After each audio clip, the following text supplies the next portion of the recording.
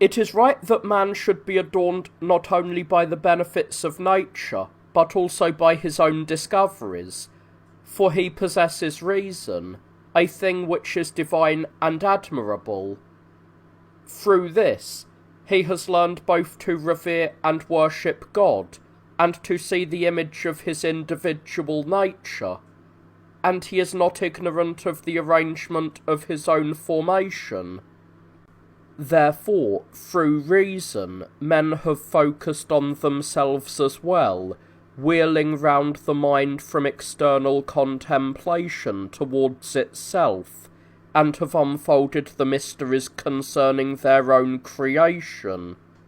Now, many are the benefits that this has given to men, and it is an excellent collaborator with nature, for what the latter left unfinished, reason has brought to completion most excellently, beautifying some things to sight, while sweetening others to taste, stiffening or softening some things to touch, making others tuneful to hearing, bewitching the soul, and enticing it to listen by the charms of its resonance.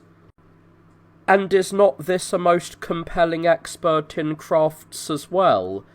From wool it has woven a robe of fine thread, from wood it has fabricated a plough-handle for farmers, for sailors an oar, and for the soldier a shield and buckler to ward off danger in war.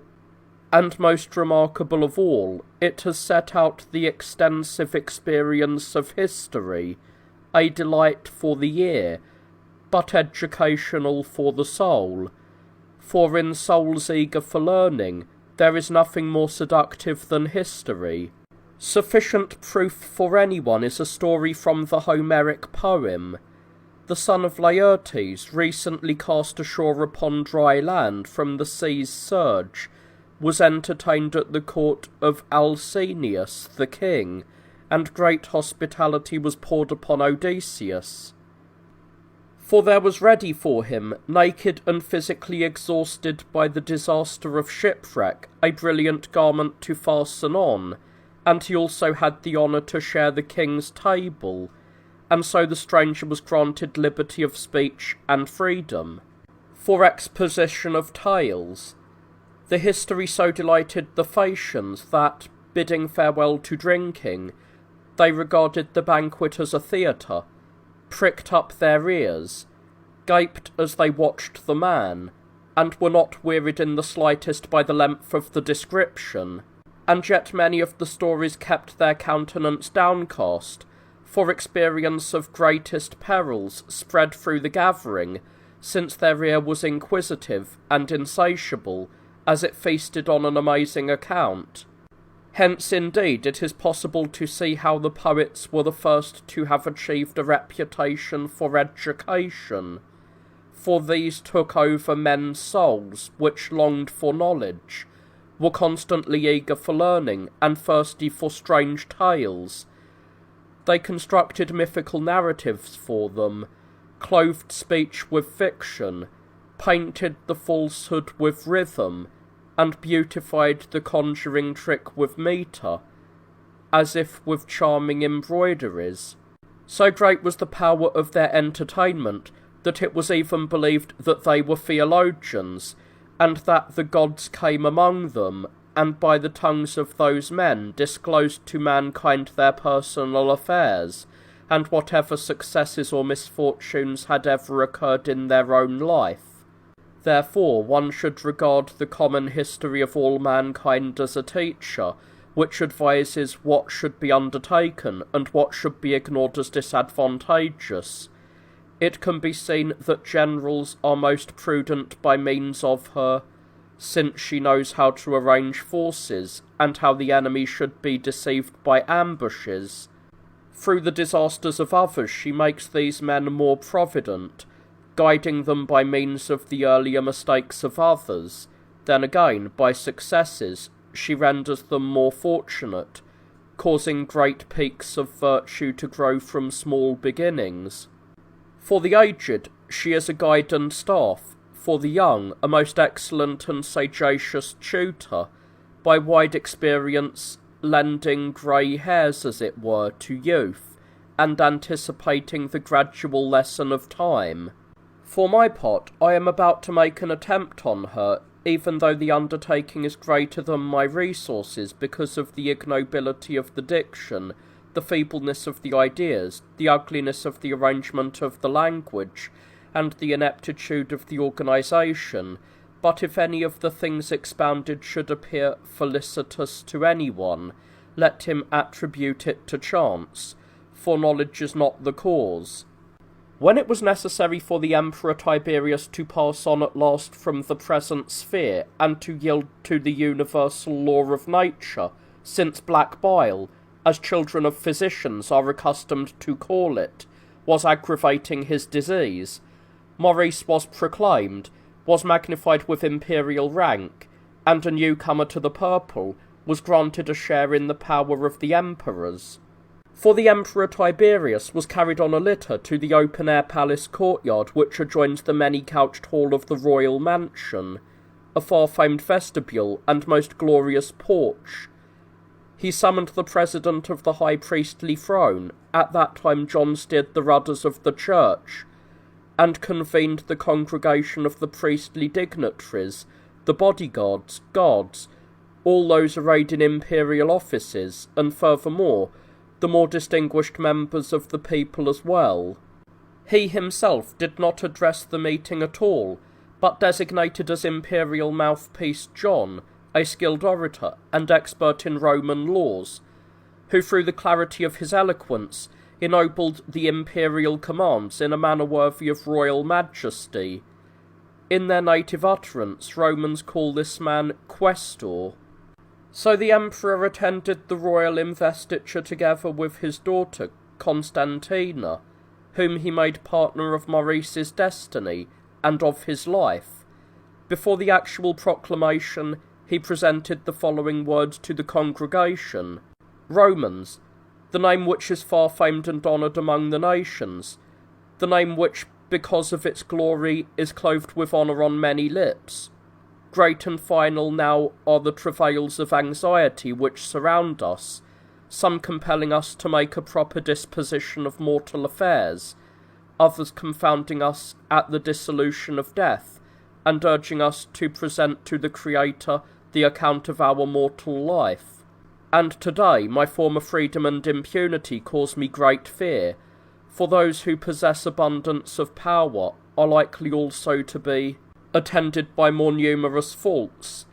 But all the same, our travails concerning the kingdom are keener and predominate, not how to resign it as quickly as possible, but how it may be properly disposed, since I did not undertake this for the luxury of power and for physical gratification. But I see that nature too, as well as fate, is wearing us down. For kingdom and children and wife are likewise burdens, the one seeking a wise leader, the next a most capable and dutiful guardian for widowhood, my daughters men to lead them by the hand because of their immature youth, and the greater weakness of female nature. Often, because of the disease, I disregarded nature, shirk her bond, and forget my children, and my wife is overlooked, as I imagine that I am already dead, and have obtained freedom from this preoccupation. But at once inexorable anxiety about the sceptre bursts in, for the struggle is not only to preserve the power that has been entrusted, but also to pass on the inheritance to others in the proper manner, for successors must be better than preceding leaders, so that they may introduce their personal correction for earlier error, or else, in short, the entire dominion must slip away, when a weaker foundation supports the kingdom.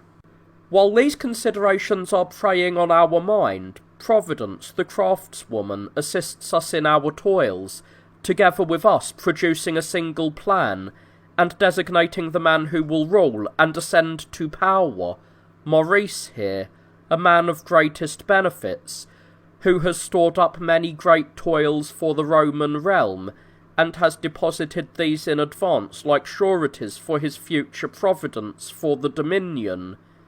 Today you will see this man as emperor, Such is the confidence that I have in this most monumentous enterprise, and my mental activities are not crippled, that I have also entrusted this man with my daughter as well as with my kingdom. Reassuring you with this great bond of nature, I will carry away this consolation for my journey to that distant exile. As a result of your experiences, while we held the reins of power and this man rode beside us with the utmost prudence, I have you as worthy witnesses to this excellent arrangement. But you pray, Maurice, make your reign a most glorious epitaph for us.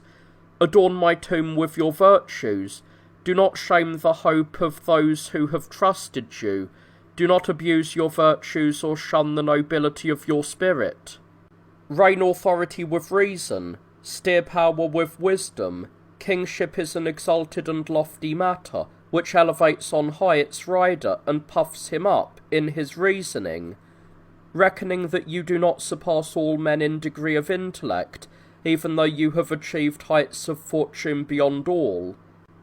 Seek from your subjects goodwill rather than fear, instead of flattery. Honour reproof as an excellent teacher, for authority does not accept advice or tolerate instruction. Before your eyes let there be justice as an assessor, regulating punishment for offenders. Like a philosopher, regard the purple as some cheap rag to dress in, and the crown to be no different at all from the pebbles on the seashore. The brilliance of the purple is detestable, and my advice is to recommend kings to be moderate in their good fortune, and not to be exuberant over and exult in the sorrowful garb of monarchy. For the sceptre of kingship professes to pursue not authority for intemperance, but glorious servitude. Let clemency guide anger, but let fear guide prudence. For nature has assigned leaders even for the bees, and has fortified the ruling bee with a sting, as if grafting onto it, as it were, no automatic power, so that it can also strike the man who does not correctly obey. But the sting is not tyrannical in the bee, rather it is a public benefit and just. Therefore we shall be imitators of the bee, unless, that is, reason has managed to grant greater examples as well. This is my paternal advice, but you will have as arbiter of your judgment the impartial authority which honours virtues and despises evil. Then, after the emperor's discourse was concluded, much weeping surged up among the spectators.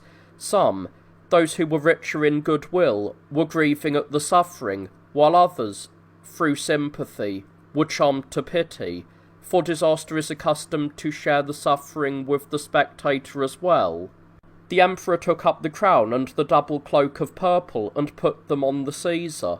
A great cry poured from the subjects in acclamation, for some, admiring the emperor for his good counsel, marvelled at their leader, others at the man who had been proclaimed, and who presented himself as worthy of such great command, but all marvelled at God, who was responsible for all these things, and had arranged this happy conjugation.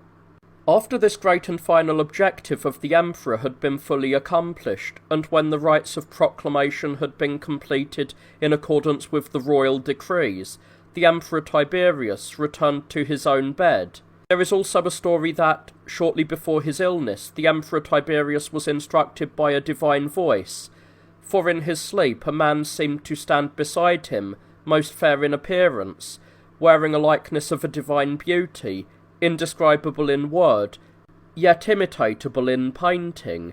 The youth had white raiment, which illuminated the place and the onlooker with the gleam of its radiance. He spoke to the Caesar, complimenting his speech in the gesture of his hand. Tiberius, the thrice holy, says this to you: the tyrant years of impiety will not come during your reign. Then the emperor woke in alarm at the apparition, rose at daybreak, and recounted to his entourage the visions of his dream. On the next day, Tiberius submitted to the universal law of nature, even though he happened to be a king. departing this life, and unloosening the soul's tent, as it were, this burdensome mortal cloak of ours.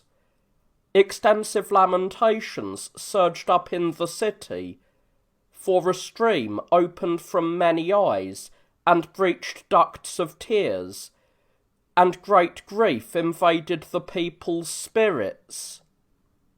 Bright clothing was rent asunder, and garments of gloom took its place.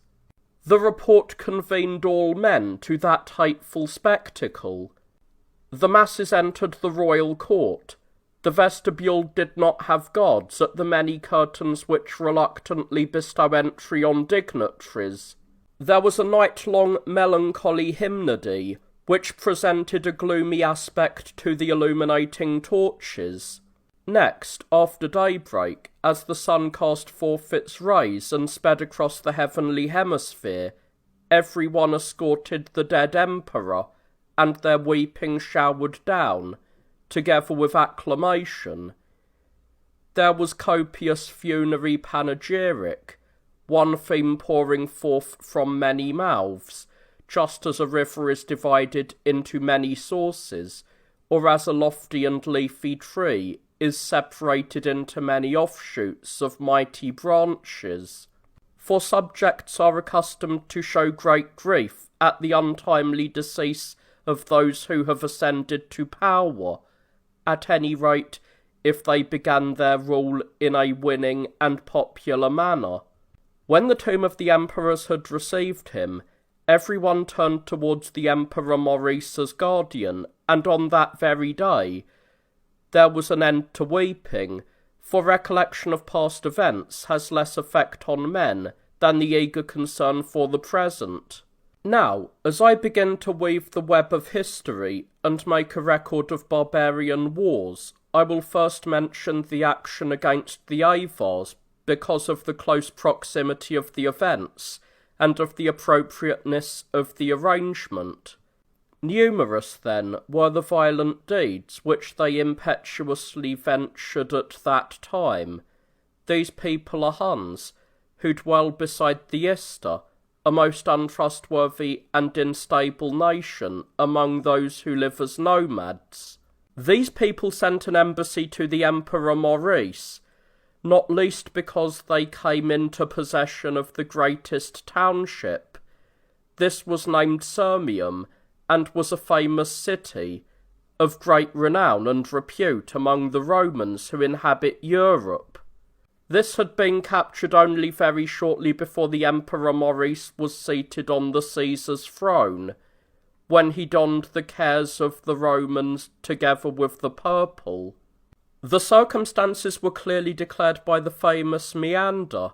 On this subject I have not the time to expound in greater detail those lengthy accounts, to relate again what has already been clearly reported, or to waste time in contrived criticism. After the city had come into the hands of the Huns, a treaty ensued, so that warfare might welcome peace and pursue quiet. The terms were most disgraceful to the Romans, for after such a monumental disaster, like a panel of judges in session, they gave the barbarians glorious gifts, as if a prize for excellence, and agreed to deposit with the barbarians each year 80,000 gold coins in the form of merchandise of silver and of embroidered cloth. The treaty did not last longer than 2 years, for the Khan of the Huns, as he is known, behaved arrogantly towards the Romans. Before the destruction of the peace, a certain rumour had circulated in his presence that creatures of most remarkable size and physique were nurtured among the Romans, wherefore he demanded from the emperor that he come to a sight of these, and the emperor quickly assuaged the love of inquiry, and granted that he come to contemplation of elephants by sending him the most outstanding of the beasts that were bred by him. But when the Khan saw an elephant, the Indian creature, he at once terminated the display, and commanded that the beast return to the Caesar, whether in terror or scorn of the marvel, I cannot say, for I would not keep it secret. He pestered the Caesar to fashion a gold couch, and to send that to him as well, for the peak of his current good fortune had raised him so high. The emperor had made the gift, and royally conveyed it. But he arrogantly assumed even haughtier airs, as if he had been besmirched by the unworthiness of the gift, and he sent back to the emperor the ostentatious gold couch, as though it were something cheap and common. Furthermore, he demanded that, in addition to 80,000 gold coins, he be paid by the Romans another 20,000 annually as well, and indeed, when the emperor angrily refused, he spurned the agreements, and threw his oaths to the winds. At once, raising the trumpet dear to war, he collected his forces, and captured by surprise the city of Singidunum, which was ungarrisoned and bereft of military equipment, because of the great peacetime indolence which had spread throughout Thrace, for peace is not watchful and does not tolerate forethought. He encountered the majority of the city's inhabitants encamped in the fields, since the harvest constrained them to do this, for it was the summer season, and they were gathering in their subsistence. But the barbarian did not capture the city without a struggle, for a very fierce engagement took place at the city gates, which resulted in many Avars being killed, and, as the saying goes, a Cadmean victory was won. The Khan ravaged many other neighbouring cities, easily and without effort in these cases, since the evil was unforeseen, and contrary to expectations. After destroying Auguste and Viminacium, these are illustrious cities in the tax district of Illyricum, he immediately encamped and blockaded Anchialus, and laid waste the surrounding villages. It is said that he did not disturb the hot water baths. A story has reached us that here the Khan's harem cleansed themselves, and that as reward for their pleasure they asked him not to demolish the bathhouses. It is said that these waters are beneficial for bathers and conducive to their health. After 3 months had passed, the Romans sent an embassy to the Khan and asked for an end to the war. As ambassador, they dispatched Elpidius, a man who had been elevated to the Senate, been governor of Sicily, and ascended the praetor's tribunal. This office is not without distinction among the Romans. They paired with him Theophylact, a man prominent among the emperor's bodyguards, whom in the Latin utterance Romans call scribo. So the two then came to the Khan at Anchialus, and asked about a treaty, as they had been ordered. The Khan did not act moderately in his crimes, but even added more wilful threats that he would destroy the long walls, as they are called. While Elpidius yielded to his words, though without pandering to his swollen arrogance, Theophylact proudly demonstrated the nobility of his tongue, espousing Roman freedom, unsullied like a chaste matron, and not corrupting it with whorish flattery. In the presence of the leading Avars, as well as the Khan, he employed the following phrases. Khan, the Romans thought that you would worship your ancestral gods, respect the guarantees of oaths, and in no way repudiate pledges and agreements, that the chariot of peace would not be overthrown by you, and in truth, that you would remember both many royal gifts and Roman kindness, that you would never have become forgetful of their benefactions, in other words, their hospitality to your ancestors, and that you would never suffer other people under your command to injure Romans. For it is fitting for leaders to be more prudent than their subjects, both in fact as well as in name, so that their superiority in power is also matched by their distinction in virtue. Accordingly, because of their peacetime benevolence, The Romans ignore your previous outrages, have become forgetful of your many crimes, and since they are distinguished from all nations by their humanity, they have not mobilized arms in a desire for retaliation, for they have valued further quiet more highly than crimes wilfully perpetrated in the past, having bid farewell to recompense.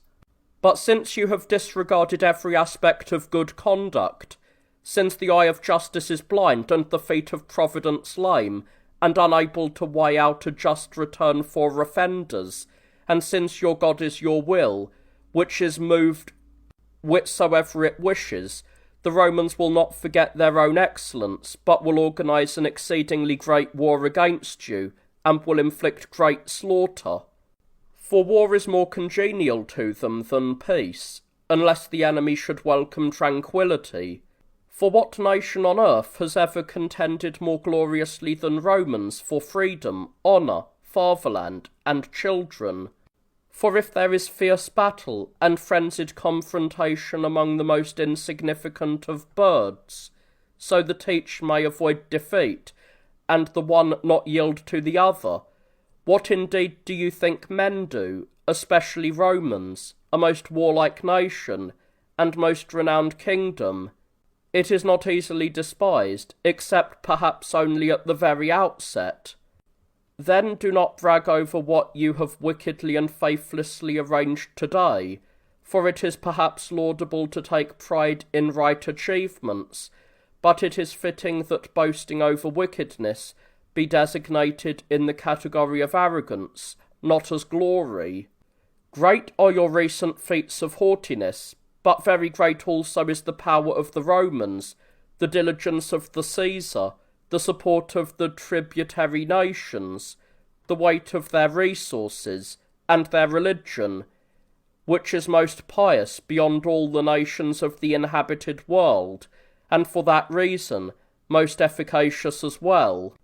You wished only to campaign against them, but the consequences you disregarded.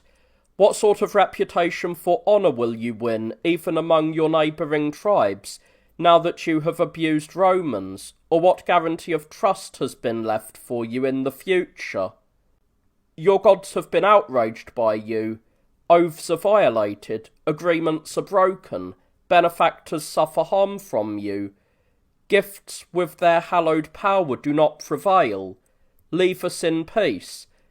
Do not change your prosperity into evil gossip by trying to outrage those who have committed no offence, except that of being your neighbours.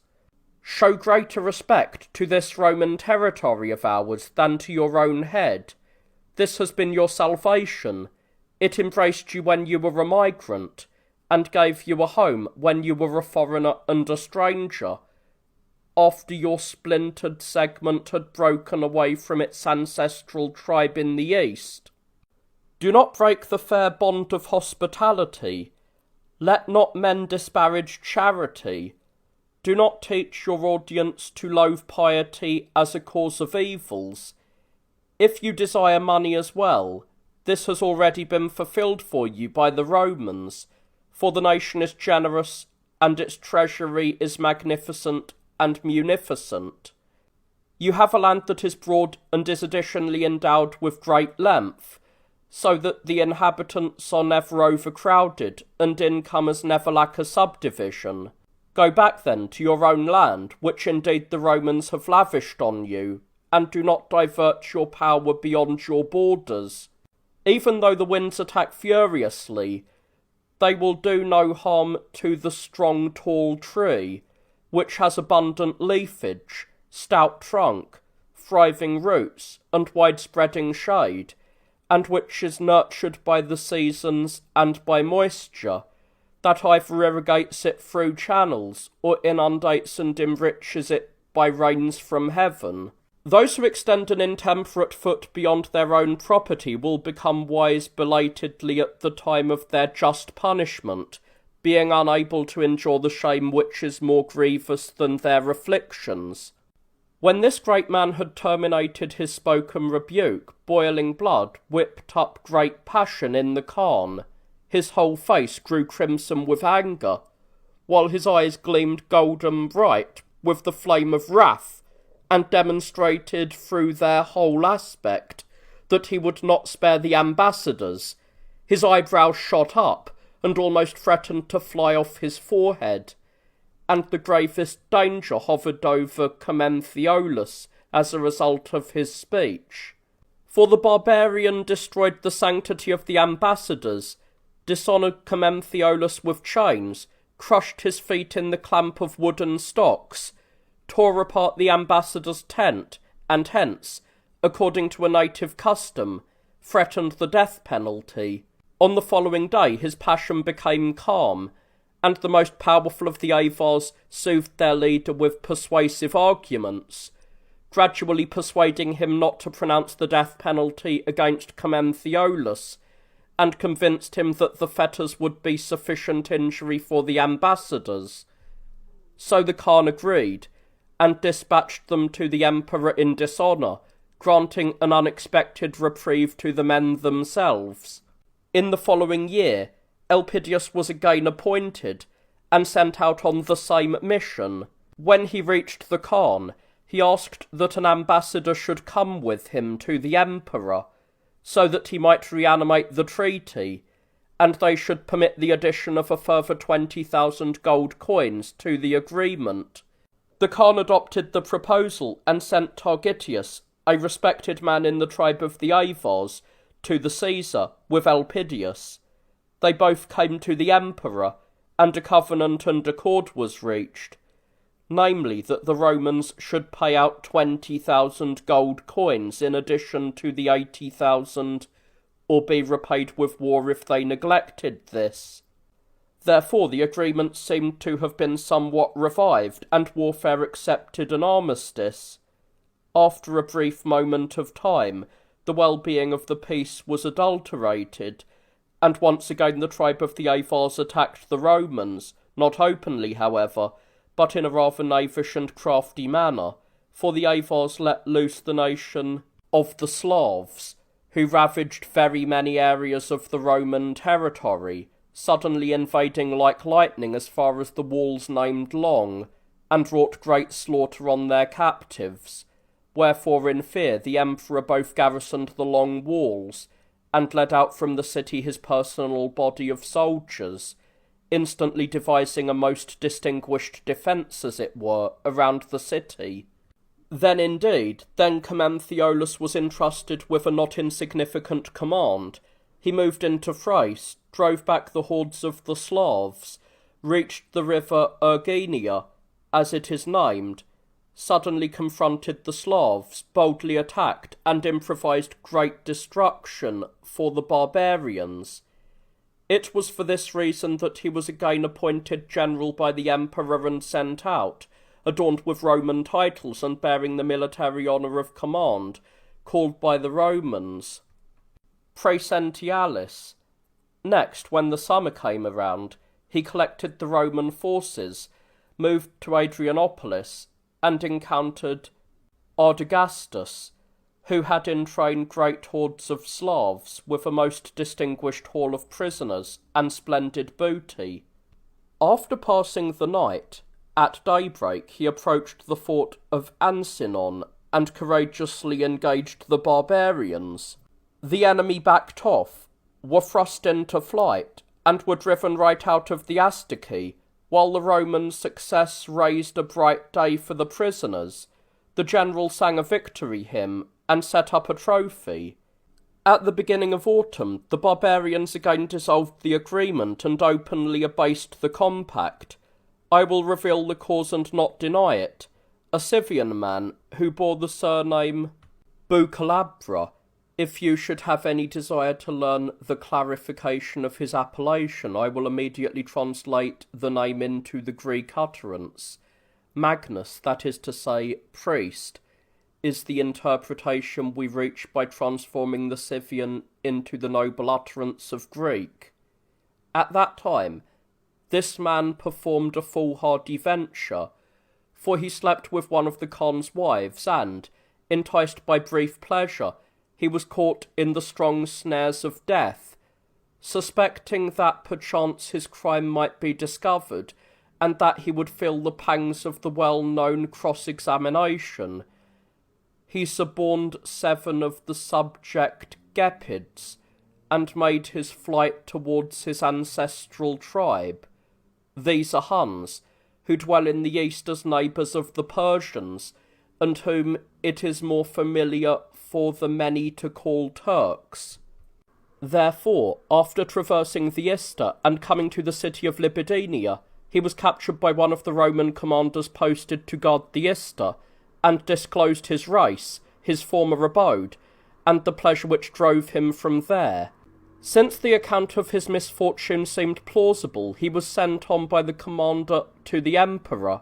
Hence the Roman treaty was thought to be severed, and the war was laid bare, while Targetius was still present at the royal city in the role of ambassador, harvesting from the Romans the annual wealth which the agreements nurtured each year from the Khan. This not unnaturally provoked the emperor to anger, since he considered that he was being thoroughly swindled by the Avars, with one Avar demanding their annual wealth and the revenues of peace, while the other was not remaining quiet, but was ravaging Europe and laying waste cities. So Targetius was banished to the island of Chalcitis, and passed 6 months in hardship. This was the limit to which the emperor's passion was inflamed, for there were threats that the death penalty would even be pronounced against the ambassador. The Khan's men ravaged all the environs of Scythia and Mysia, and captured many cities: Rheteria, Bononia, Aquis, Dorostelon, Zaldapa, Panazza, Marcianopolis, and Tropanion. The enterprise provided him with considerable labour, for he did not reduce these cities without sweat and trouble, even though he was helped along by a strong following wind, in the suddenness of the invasion, which was particularly effective because of the irresistible evil of indolence. The emperor elevated Commentheolus as general and placed him in charge of the whole command. But, since the prelude of my history has been concerned with the Huns who live beside the Ister, come and let us bestir the Persian actions on the lyre of narrative, for I will return to the proclamation of the Emperor Maurice, now that I am about to record the Median War. Let no one be angered at me on the ground that I am now regressing to earlier events, since we are not returning to the same actions, even though we are going back in turn to the same times, for the continuity of the previous narrative did not tolerate a bridle, lest by the intermediate insertion of different narratives confusion might be brought upon events. It was still during the course of the first year of the reign of the Emperor Maurice, after that glorious Persian campaign in which Tam-Khosrow was at that time leader of the Median armies, the emperor transferred John.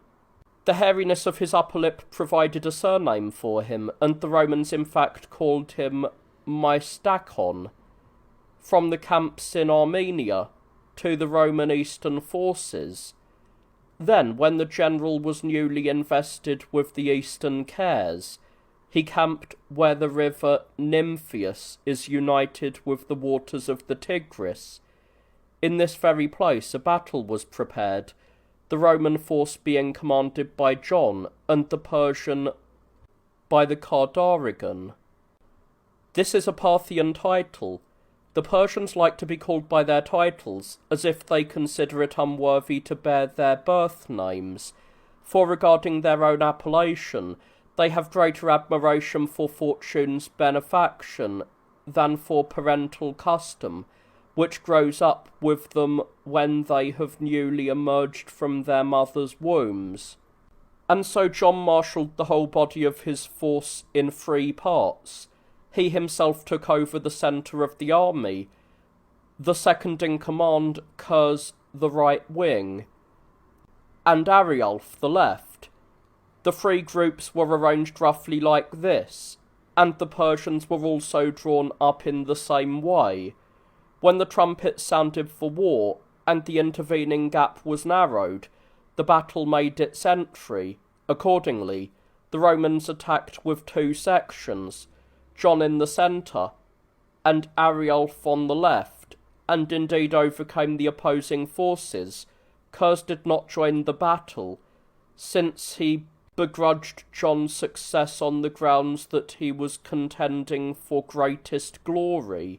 Therefore, the Persians turned back, since they feared that the opposition might perhaps press the assault more heavily.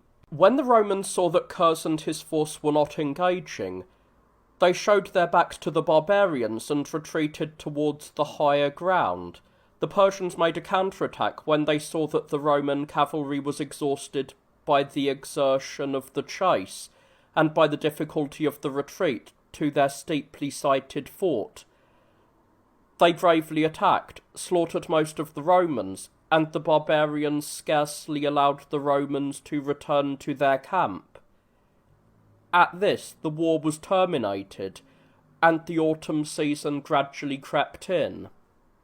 The emperor gave his father Paul, who had recently arrived in the city of Constantine, a splendid and distinguished welcome to the royal court, and on the next day the emperor was escorted as bridegroom, for he summoned to the palace John, the leader of the high priestly thrones, in the great chamber which is adjacent to the largest court of the palace. This, in fact, is named that of Augustus. He begged to be granted the Almighty's approval through the priest's intercession with God, so that the undertaking of the marriage might turn out favourably for the emperor. The priest attended to the royal wish with supplication to God, took the royal pair's hands, joined them to each other, and blessed the emperor's marriage with salutations of prayer. And indeed he set the crowns on the royal heads and shared with them the incarnate mysteries, according to the custom for those who practise this most holy and authentic faith. Next, after that, those who were distinguished with the topmost titles entered the royal bridal chamber. The emperor did not consider these men unworthy to be called parents rather than offspring, as if they had engendered goodwill. At the entrance to the palace, these men, who formed the emperor's escort, begged with acclamation that the bridegroom and Caesar should appear enthroned before the armies and bestow marriage gifts on his subjects. The royal bridal chamber had been magnificently arrayed with the circuit of the first great precinct of the palace, adorned with gold and princely stones, and furthermore, empurpled with crimson hangings of priceless deep-tinged Tyrian dye. The daughter of Tiberius, the virgin bride, preceded the emperor to the bridal throne, as though in hiding, shortly to be seen by the people, when the fine curtains were suddenly thrown apart as if at an agreed signal. At once, the emperor arrived at the bridal chamber, magnificently escorted by many white-robed men, and so he entered within the lofty curtains to escort the queen to the presence of the onlookers and to embrace her. The emperor's bridal attendant was present.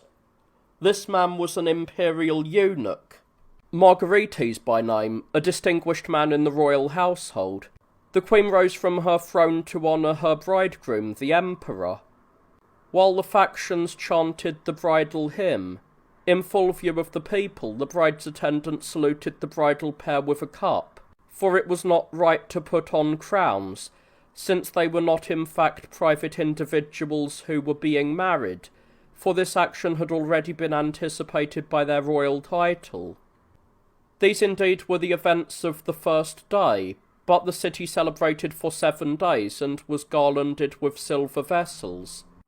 For there were deep platters, basins, cups, bowls, plates, and baskets. Roman wealth was poured forth, and a luxuriance of golden adornment, the mysteries of the household, provided a spectacle to feast the eye of all who wished. Flutes, pipes, and lyres sounded, carefree and at the same time seductive. All day long numerous conjurers paraded their individual diversions before the eager spectators, actors who abuse whoever they wish presented their humorous plays with keenest rivalry, as though in some serious business. Chariot races were performed, and the emperor entertained men of rank in the royal dwelling. In this manner, that illustrious marriage was brought to a conclusion. Since it is for the man who writes history to set forth the notable events publicly and clearly to everyone, come now, come, let us also mix the less happy fortunes with the more glorious. At the beginning of spring, in the Forum as it is called, this is an illustrious place in the city. Raging flames of fire ignited the beauty of the city, and it was impossible to control the wrath of the all-consuming fire. Nevertheless, the citizens gradually mitigated the fire's golden streams, subduing, as it were, its harshness, for the force of the wind happened to be strong, so that almost the whole of the city shared the smoke. In this very year, a certain Paulinus, a man not undistinguished in the city, who had received an excellent education, was discovered to have thrust his soul down into the abyss of witchcraft. The manner of his conviction is an unusual miracle story, and I will record this, since it is certainly wonderful. The wizard owned a silver basin, in which he used to collect the streams of blood whenever he communed with the apostate powers. This silver basin he sold to some merchants, and so the merchants paid Paulinus the price of the basin, tried to dispose of the vessel in turn, and placed it before the doors of their own shop, providing an opportunity for purchase to anyone who wished. Then it was fated that the bishop of the city of Heraclea, which the ancients once named Perinthus, was at that time staying in Byzantium, and saw the wizard's basin hung up for sale. He joyfully purchased it, left the city, and returned to his own seat. Since a bronze basin, used to receive the divine aromatics of the martyr Glyceria out of respect for the relic, the bishop exchanged the vessels. He removed the bronze one from the most holy service, but proffered the silver receptacle for the divine flow of aromatics.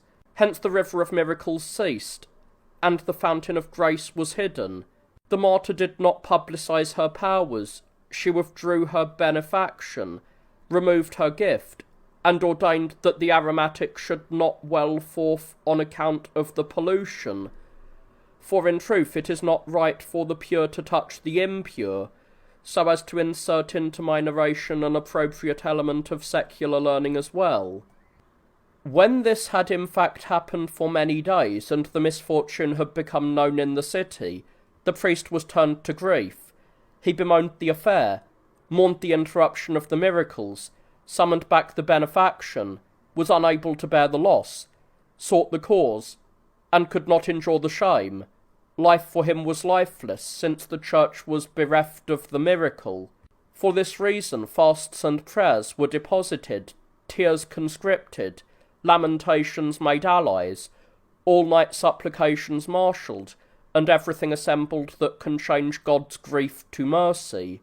Then, after God had properly both shunned the pollution and justly pitied the ignorance, the abominations connected with the basin were revealed in a dream to the bishop of the city, and so at once the priest removed from the shrine the basin which had been purchased, brought out in public the bronze one, and placed it before the relic as a pure and venerable servant, like a maiden untainted by abominable witchcraft. Next, the miracle was at once manifest again, and aromatics showered down.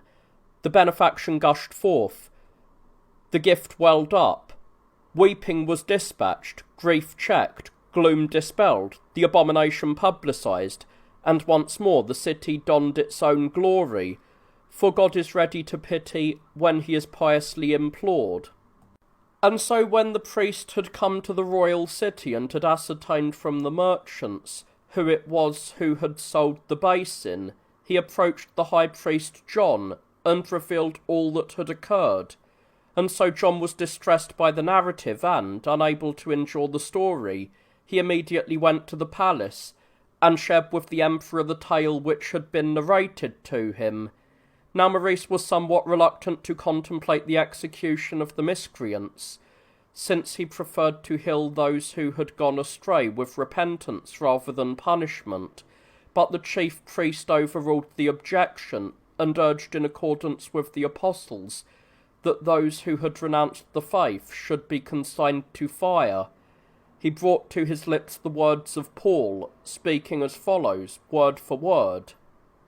It is impossible to restore again to repentance those who were once enlightened, and tasted of the heavenly gift, and became partakers of the Holy Spirit, and tasted the good word of God, and the powers of the life to come, and have gone astray, since they have in themselves crucified the Son of God anew, and made a mockery of him. For the earth which drinks the rain which often comes upon it, and produces a fitting crop for those even by whom it is tilled, partakes of blessings from God. But if it produces thistles and tares, it is reviled, and all but accursed, and its end is to be burned. Then the royal wish was less powerful, and John prevailed by his arguments. On the next day a court was convened. The wizards were examined, and ensnared by inescapable condemnation, were handed over for punishment.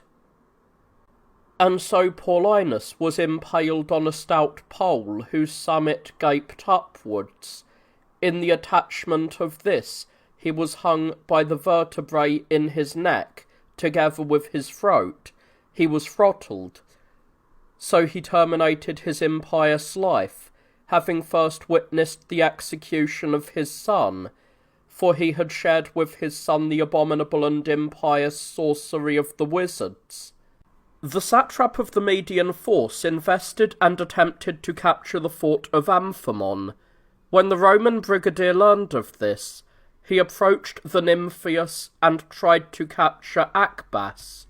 This stronghold is difficult to capture, and is impregnable by siege. The fort is placed on the neck of a mountain. There are sheer drops on both sides, and its rear side is hollowed out by deep ravines, so that in consequence the sole approach is at the front, which is fortified by a construction of close-fitted stones.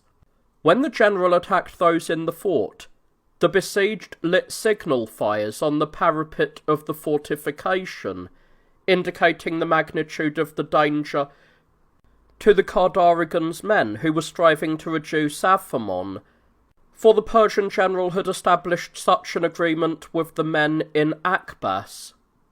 At the first hour, as the day grew bright, the Persians stood in array against the Romans.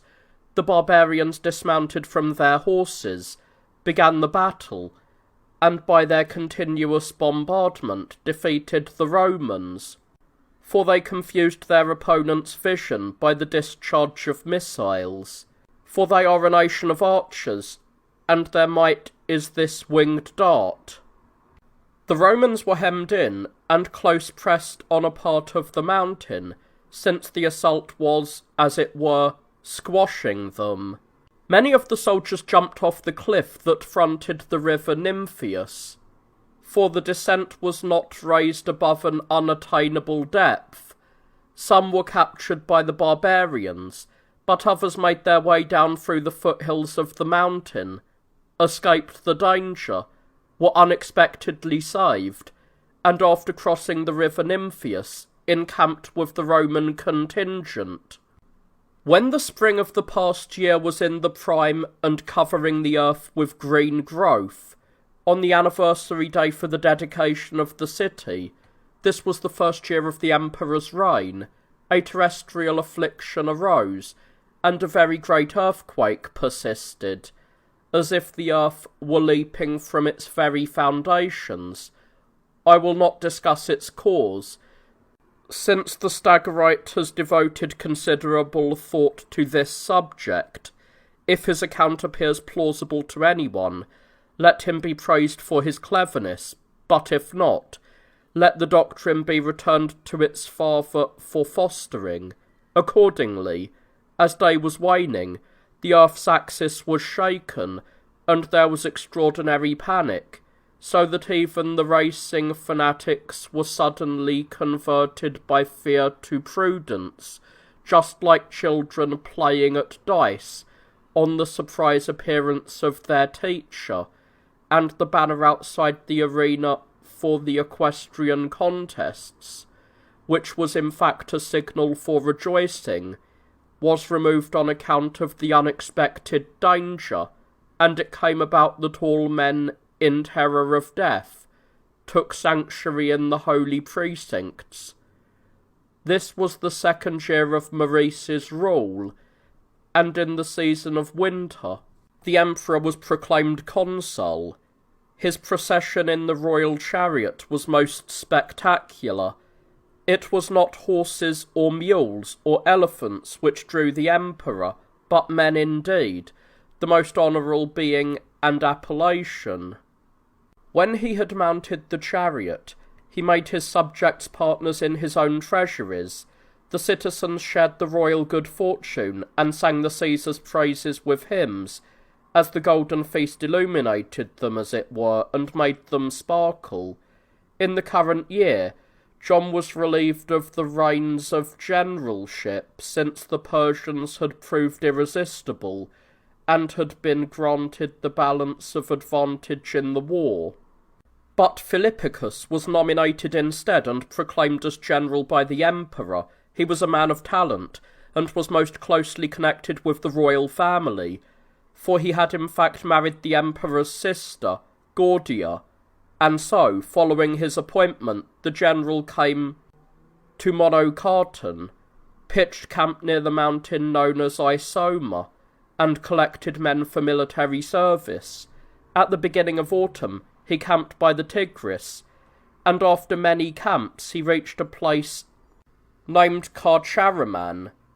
While he was as if residing there, he learned that the Cardarigum was about to move on Mount Isala by the way of the strong points of Maya Cariri.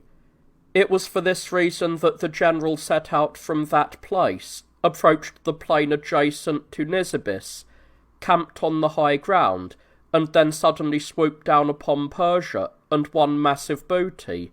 Not long afterwards, a farmer disclosed the Roman incursion to the Cardarigan. What he said was this, that he, on the one hand, was wandering in the mountains, borne along by mere hopes, while the Romans were ravaging the Median land. Then, after the Cardarigan came back, and was making some attempts to lay an ambush for the Romans, the general gathered his forces, moved camp to Mount Isala, because the region provides security to those who approach it, and assigned the booty to a most watchful guard.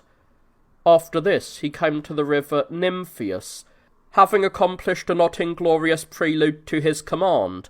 Once again, Philippicus was emboldened to attack the Median land, and he ravaged the areas by Berbais. When the Persians heard of this, they spurred on their cavalry, for which reason indeed the greater portion of the cavalry perished. Report has it that the Romans, in amazement at the enthusiasm of the barbarian approach, withdrew from the Median land, after dividing the whole contingent in two. The men with the general came to Cisarbanon, and next to Rabdion, while the other section strayed apart and unprofitably toiled along the road to Theodosiopolis.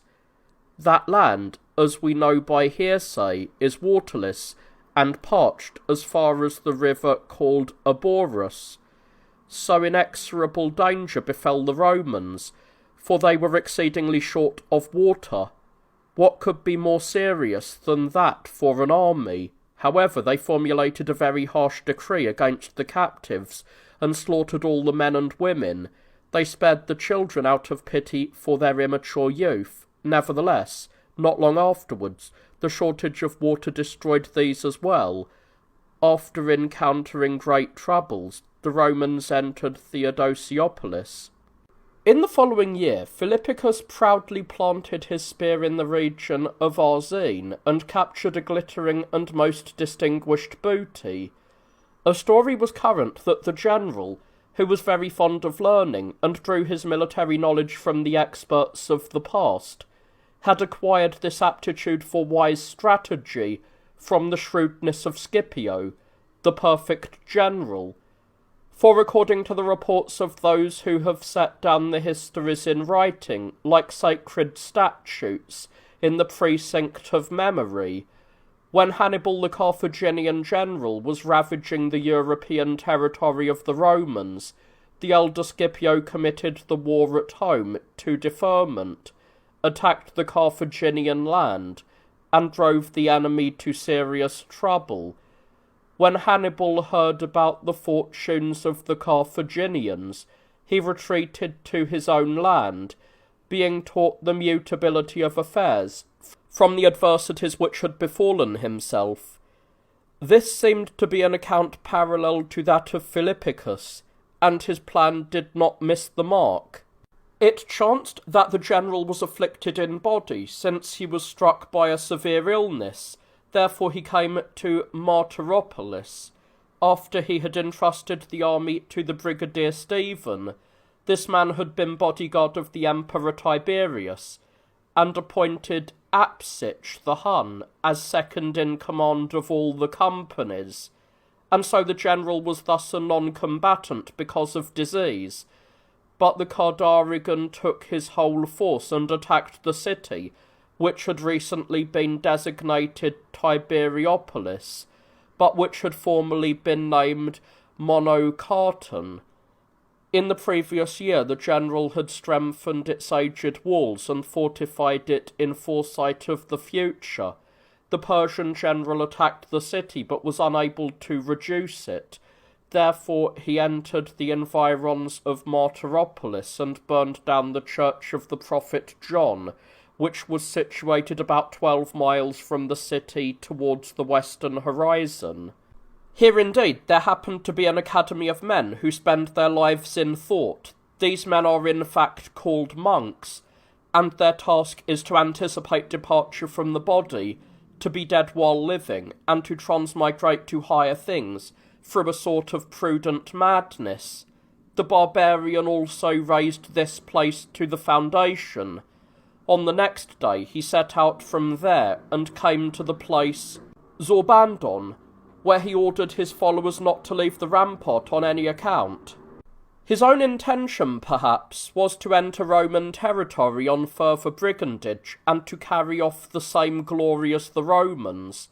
But the general shook off his illness, and broke camp, for the season of winter had apparently already arrived, and returned to Byzantium to salute the emperor. When spring emerged again, and warmth spread over the earth, Philippicus set out from the royal city. When he entered Amida, the Persians sent an embassy to settle the war in some glorious manner, for they sent the satrap Mebodes to the general, and instructed him to secure a treaty at Roman expense. Therefore the Persian Mebodes arrived among the Romans, and the general convened an assembly, summoning to his presence the brigadiers, captains, bodyguards, and the more distinguished of the fighting force. When the meeting was fully gathered, the Persians began with these words: "Enemies, may the prelude of the embassy not upset the audience, for if you change your minds, I too will alter the salutation. Dismiss war and array peace. Let spear and sword take leave as obsolete, and enlist a flute that sounds a melody, at once gentle and pastoral.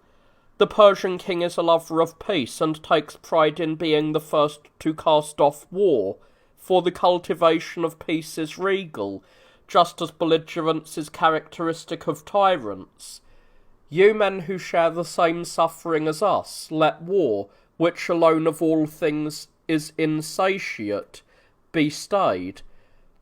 We have enriched the earth with blood, and have often observed death, for war is death's artist in my opinion, its archetype, the founder and self-taught teacher of human troubles.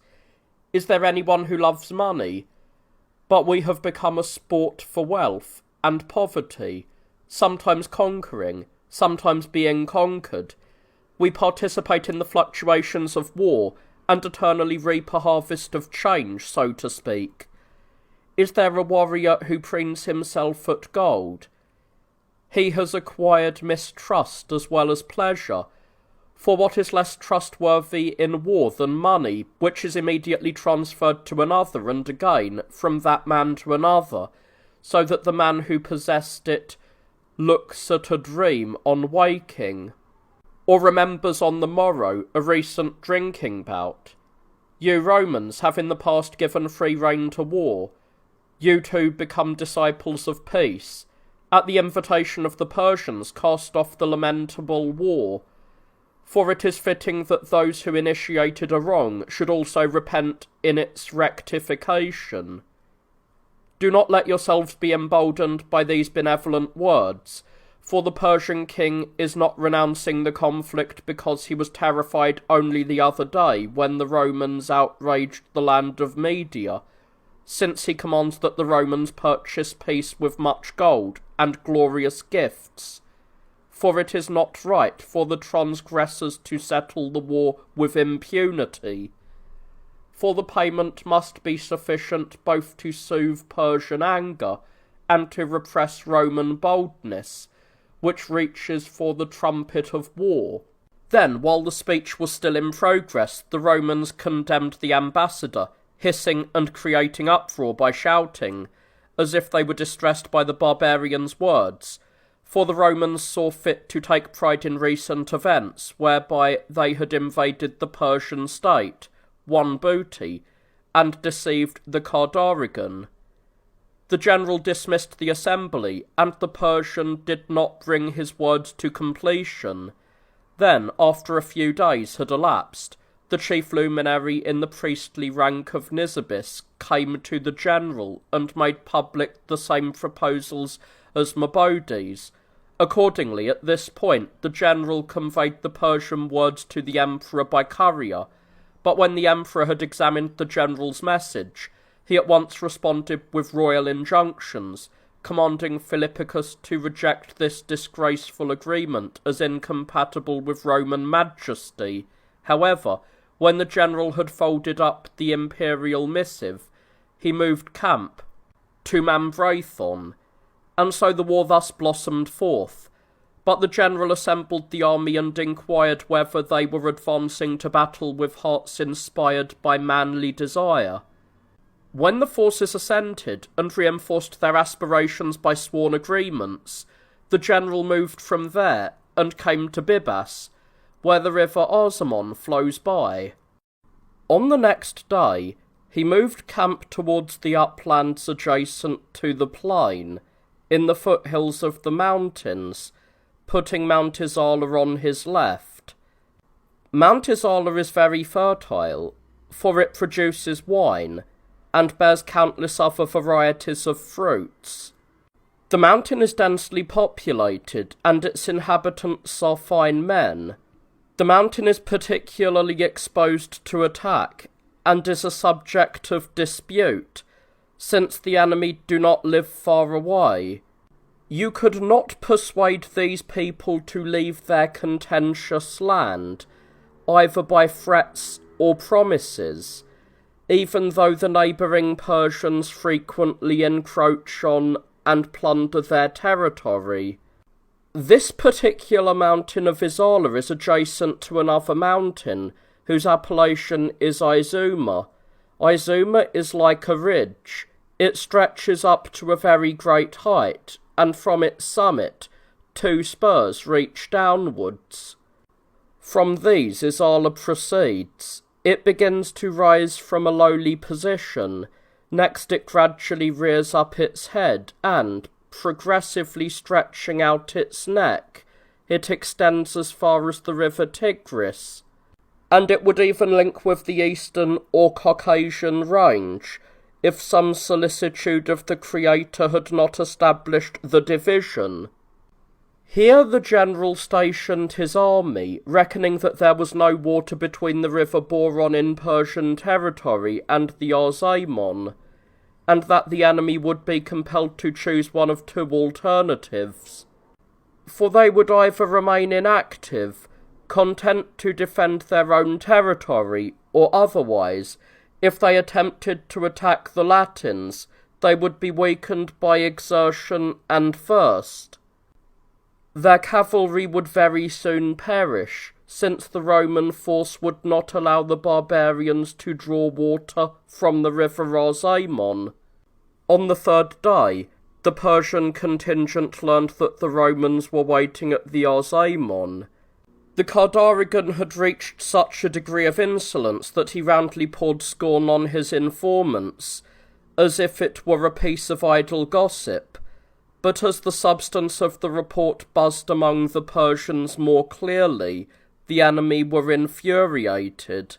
The satrap questioned the disciples of sorcery, demanded from the Magi to learn the steps of prophecy, and from those women inspired by the Pythos breath, who appeared to be impregnated by the error of the devil, he demanded a prediction of the future.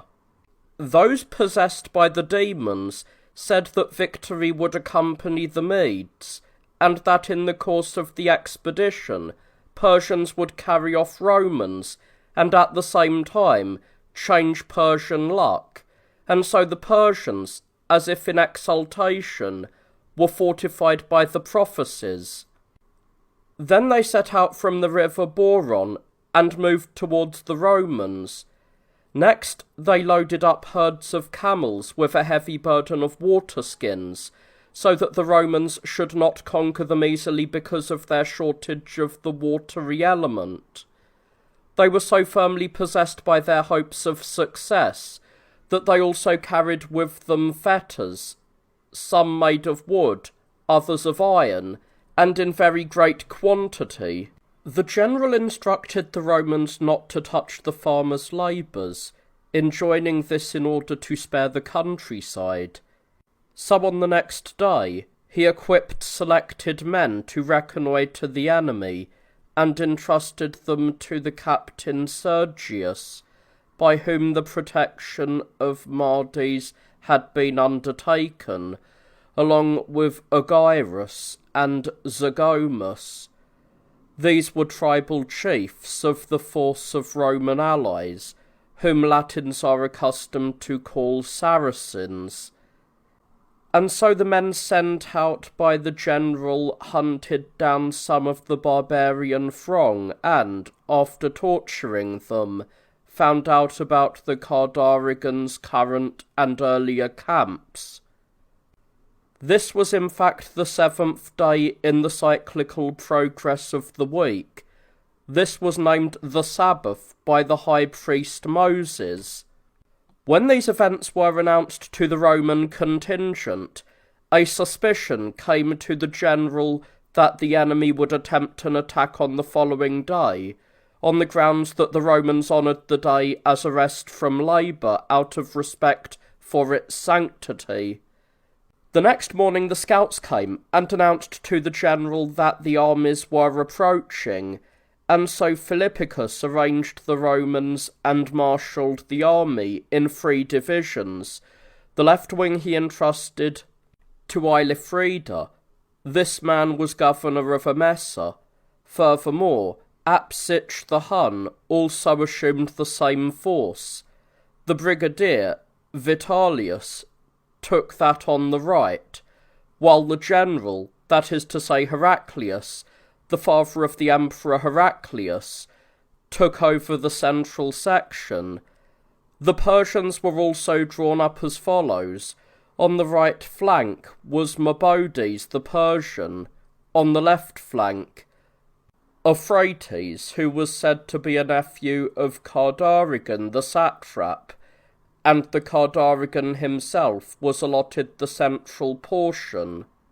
When the enemy came into view and the dust was thick, Philippicus displayed the image of God incarnate, which tradition from ancient times, even to the present day, proclaims was shaped by divine wisdom, not fashioned by a weaver's hands, nor embellished by a painter's pigment.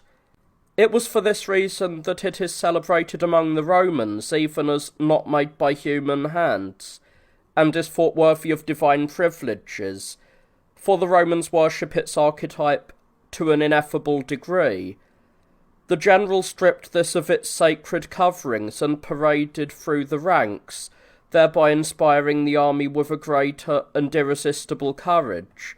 Next, when he reached the middle of the throng, pouring out an unquenchable flood of tears over the wastage of the conflict, he employed phrases of exhortation to the army. The character of his words was sufficient both to heighten the efforts of the eager and to arouse the enthusiasm of the indolent and slothful. Now indeed the trumpets echoed the call to attention, and when they sounded forth, whetted the forces for battle. The general conveyed the image of the Lord to Mardes, to Simeon, who occupied the priestly throne of Amida, for it happened that the man was staying in the fortress at that time. Those in the fort besought and propitiated the divinity on that day, and with an abundance of tears made supplications that the Romans might gain the victory in the conflict. The captains and the front ranks of the forces, or rather the tribunes, assembled and entreated the general to move to the rear of the force, for they feared that the fighting might at some stage become more dangerous for them, if they were allocated the general as a colleague in their labours. For fighting, they said, does not have clear movements, since it loves variety and takes many forms, for its nature is to be habitually changing, and it is reliable only in its unreliability. Hence, chance misfortune has infinitely exceeded successful attainment. And they persuaded the general to change his station slightly. The plain where the fighting was enacted was named Salakon, taking the same name as a nearby district. From there, Theodore, whom the Byzantines call Zetonomius, and who had also served in the office of magister among the Romans, originally drew his descent, and indeed that Solomon, the emperor's eunuch, who organised the Carthaginian war in Libya while Justinian controlled the imperial chariot. This has been recorded by the historian Procopius in the volume of his history. When the Persian lines came to grips with the Roman divisions, the brigadier, Vitellius, pushed forward more boldly than the other ranks and quickly routed the opposing force. Then he wrought very great slaughter and took possession of the Persian baggage, which Romans in their native tongue are accustomed to call toldon. Then, indeed, the victors were occupied with the booty, but the general was dismayed and angered at the sight of these acts of dishonour. Therefore he improvised a clever plan. He took off from his own head his helmet, which was distinctive and conspicuous, and placed it on Theodore Libanius, who was the general's bodyguard. Next he instructed him to beat with his sword the merchants of plunder. This in fact came about, and was of particular benefit to the formation. Since they supposed that the general was on the prowl and correcting the looter's error, they turned their attention to the battle and took their share in the labours of war. The routed opposition escaped to the central section of the Persians, where the Kardarigan was in command. So the central Persian division became deeper through the addition of the fugitive left wing, and the opposing Roman force would have had difficulty in standing their ground if they had not dismounted from their horses and engaged in hand-to-hand combat. So the centremost lines were equal to the fight, and their fighting was prolonged. As a result, it came about that the battle line stood on the remains of the dead, since the face of the earth was covered because of the continuity of corpses upon its surface. But since the evil was unending, some divine purpose gave judgment against the foreign tribe, making the battle incline to the other side, and a voice spread through the Romans with great resonance. ordering them to strike at the enemy horse. Accordingly, the Romans obeyed this particular order and overcame the opposing force. The Romans supposed that the shout had come from the captain, Stephen, and after the fighting, the Romans asked whether that Stephen had himself in fact been the originator of this tactic. But he made denial, and swore a great oath that he had never produced such an ingenious enterprise, for he was reluctant to seek glory thereby, and to distort divine operations into his personal shrewdness. The third Roman division, that is to say the left, confounded the opposing contingent, and the survivors were hotly pursued as far as the Darus, which was 12 miles distant from the site of the engagement. Then, as the Roman victory became so clear, the barbarians acknowledged their defeat and turned to flight. The central Persian section, together with its commander, fled and escaped the danger on a certain hillock. When the Romans had heard that some of the enemy were on a hillock sheltering in a state of shock from the victors, they immediately encircled the strong point and ordered the enemy to surrender. But they scorned death and swaggered to the verge of madness.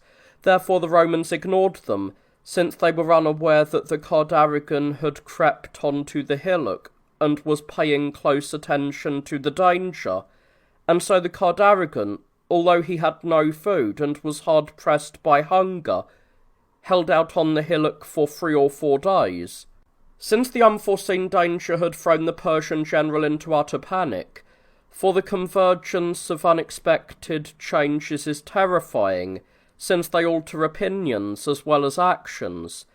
When they returned to the general, Stephen was subjected to a harsh rebuke because he had not reduced the remnant, but he rebutted the general's criticism with a defence most appropriate for a leader, saying, "I know both how to respect the limits of victory and to fear the summit of fortune, for she holds the scales which hate wrong, and she is not accustomed to tolerate success that flaunts itself more than is necessary."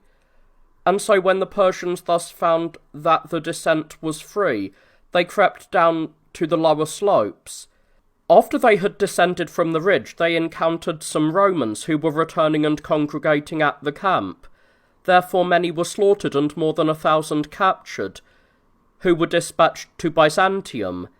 Before the approach to battle, the Cardaregan ordered the Persians to burst open those skin flasks of theirs.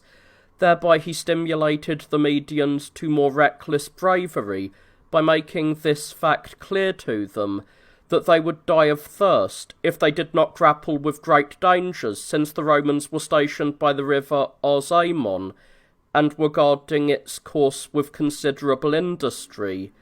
Nor indeed did his boldness stand him in good stead, for it is foolish, by trusting in the dice of fortune, to be confident at the heights of peril, and to glean favourable outcomes from previous errors. For if the opening is unwise, the conclusion too will take their course in accordance with the antecedents.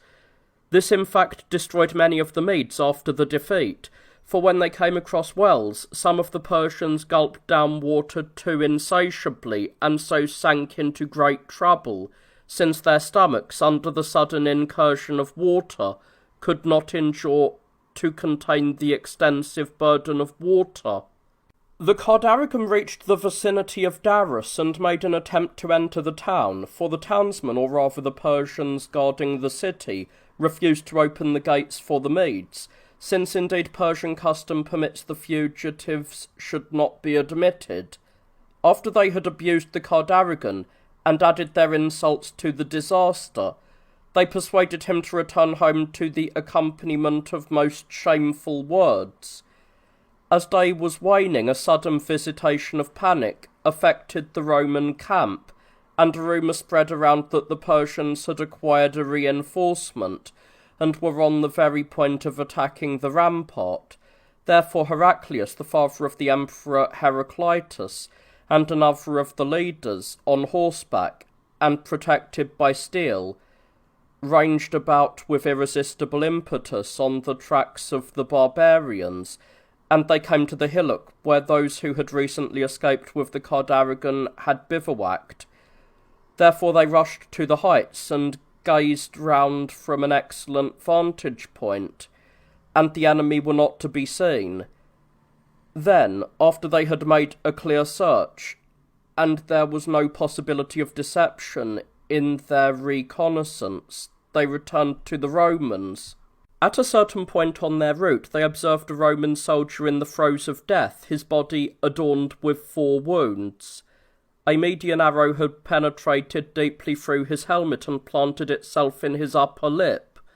Another had in turn entered his other lip from below, and was extended in antithesis, as it were, so that by means of opposing shafts his tongue was marked with a cross by the counterposed conjugation of the barbs, and hence the hero was unable to shut his 2 lips. On his left arm he also bore a spear's incursion and a further wound in the side from a Median javelin. This indeed was the epitaph even for his bravery, and so Heraclius' companions, seeing the hero bathed in his noble blood and marvelling at his courage, set him on horseback and carried him to the camp. Next they drew out and extracted the other missiles implanted in his body, but the one in his side they were unable to withdraw. For those who are instructed in these things, the skills of Chiron and Machaon, whispered among themselves that with the departure of the weapon his soul would also pass away. But that Macedonian, or Leonidas in spirit, a Callimachus, or Caenegrius, but it will suffice to call it Roman, when he heard the doctor's words, asked if the Romans had been victorious. When the bystanders assented and said that the Latins had raised the trophy, he tested their words on oath. When he had learned that the Romans had in reality gained the lighter pane in the balance of war, whereas the Persians had the opposite turn of the scale, and were being dragged down to calamity by the weight of defeat, he leapt up with a gasp, saying that the statement was a great consolation and relief for his pain, and that he now awaited death. With a nod, he fawned upon the onlookers, as it were, to withdraw from his side without mercy that far-famed Median dart. For he said that the man departing this world would never find any other such good provision to take with him among things mortal. They say that the hero was on the roll of the quarter pathway, which is the appellation borne by the men stationed at the city of Bero in Syria. When that fatal weapon was extracted from his side, that great and most noble spirit of the hero sprang forth with it, hastening to reach the Elysian land, I might say in poetic terms, but I am ashamed to besmirch with myth the dignity of the triumphs. On the next day the general held a review of the soldiery. He favoured the wounded with gifts, gold and silver decorations was a reward for courageous spirit, and he weighed out the recompense according to the extent of the perils. For some people received promotion as a prize for fortitude, another man a Persian horse, fine in appearance, yet good in battle, another a silver helmet and quiver, another a shield, breastplate, and spears. The Romans inherited possessions equal to the battle's inheritance of corpses, but at midday the general dismissed the parade and dispatched the wounded to the cities and nearby forts, so as to heal and soothe the pangs of their wounds through the gentle sorcery of the work of Asclepius. He himself took the rest of the force, and invaded Median territory, and wherever the Persians lacked foresight, they suffered severely. The Roman onslaught was irresistible and unapproachable for those who encountered it. And so the Roman general, quite suddenly, like a hurricane at sea or a violent thunderbolt, visited the district of Arzain, and he wrought havoc in the Persian state. The inhabitants of Arzain descended into the hollows of the earth, for the story is current among us, that at a depth they have constructions in the manner of cave-like houses. Accordingly, their own safety was for a time treasured up in these same underground shelters. Now indeed, the people of Arzane had stored away bread and barley cakes in these caves, which they thought to be good for defence. But after briefly beguiling perception, they were before long discovered by the Romans, when captives revealed the underground mysteries, and displayed the secret in the open. Therefore the Romans tested for those lurking underground through echoes, and the testing by means of resonances was an infallible guide that revealed the rights of the bowels of the earth. The people of Arzane, however, were led up as if from the very foundations of their fellow initiate earth, to the day of slavery, to describe in more tragic terms their tragedy. But when the Romans had finished the task of groping around in their nether regions, and the barbarians did not escape the most hateful fate, thereafter they camped near the fort of Clomaron. On the next day, 2 men deserted who were brothers in blood as well as in purpose. One was named Maruthus and the other Jovius, and the 2 were both leaders of Arzane. After they had deserted and had been accorded a friendly audience with the general, thereafter they most eagerly desired goodwill. Then, since speech most commonly takes precedence over action, they first fawned upon the general, as it were, with well-chosen discourse, and these in fact were their words of goodwill. General, if you wish the Romans to take possession of Arzane, we will show you certain places which are particularly impregnable, because they are supported by their strong position. The course of good counsel enjoins that forts be built. Such were the primary points of the barbarians' speech to the general. Their words were not inconsistent with the general's intentions, for the director of the Roman camp was eager to acquire places of this very type, but had meantime, out of uncertainty, restrained the enterprise by delaying the investigation. So when the general had received such tidings, as if he had chanced upon some godsend, with a ready enthusiasm, he dispatched his second-in-command, Heraclius, and sent along with him, as well, the guides to the strong point. And so he set out on his way, but the Cardarigum was marching against the Romans, having enrolled throngs, who were not soldiers, but men inexperienced in martial clamour. He had in addition assembled a herd of baggage animals and camels, and was moving forwards. This was a show bereft of truth, a shadow of things that were otherwise, like a marvel contrived for stage deception. Accordingly, he encountered Heraclius's party, which was progressing on reconnaissance of the country. 20 men accompanied Heraclius. They were unarmed because of their ignorance of what was to happen. No helmet protected their head, no breastplate their breast, steel to ward off steel, a bodily defence that escorts and accompanies the man it protects. For good fortune had enfeebled them, since victory does not know how to maintain the conqueror at the same fortitude. And so when Heraclius observed the spectacle, he simulated boldness and pretended to continue his forward march. When his stratagem was revealed, as the enemy were approaching and were just about to come to grips with his men, he and his party made for a high ridge. When the foe launched an onslaught against them, they moved again to another ridge, and from that one again to another, and by a succession of moves they evaded the enemy's schemes. By night, he sent a messenger to Philippicus to inform him of the barbarian approach.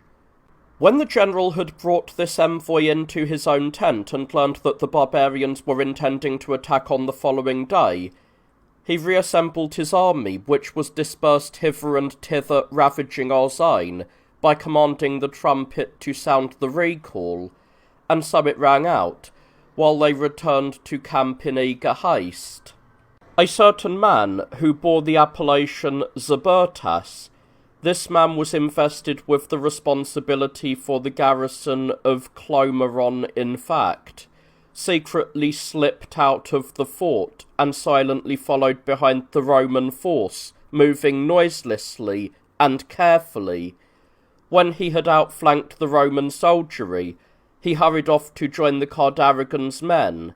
Therefore the Persian fugitive guided his fellow countrymen, leading them up to confront the Roman throng, showing them a safe place that was a defence against attacks because of the calm of its strong position.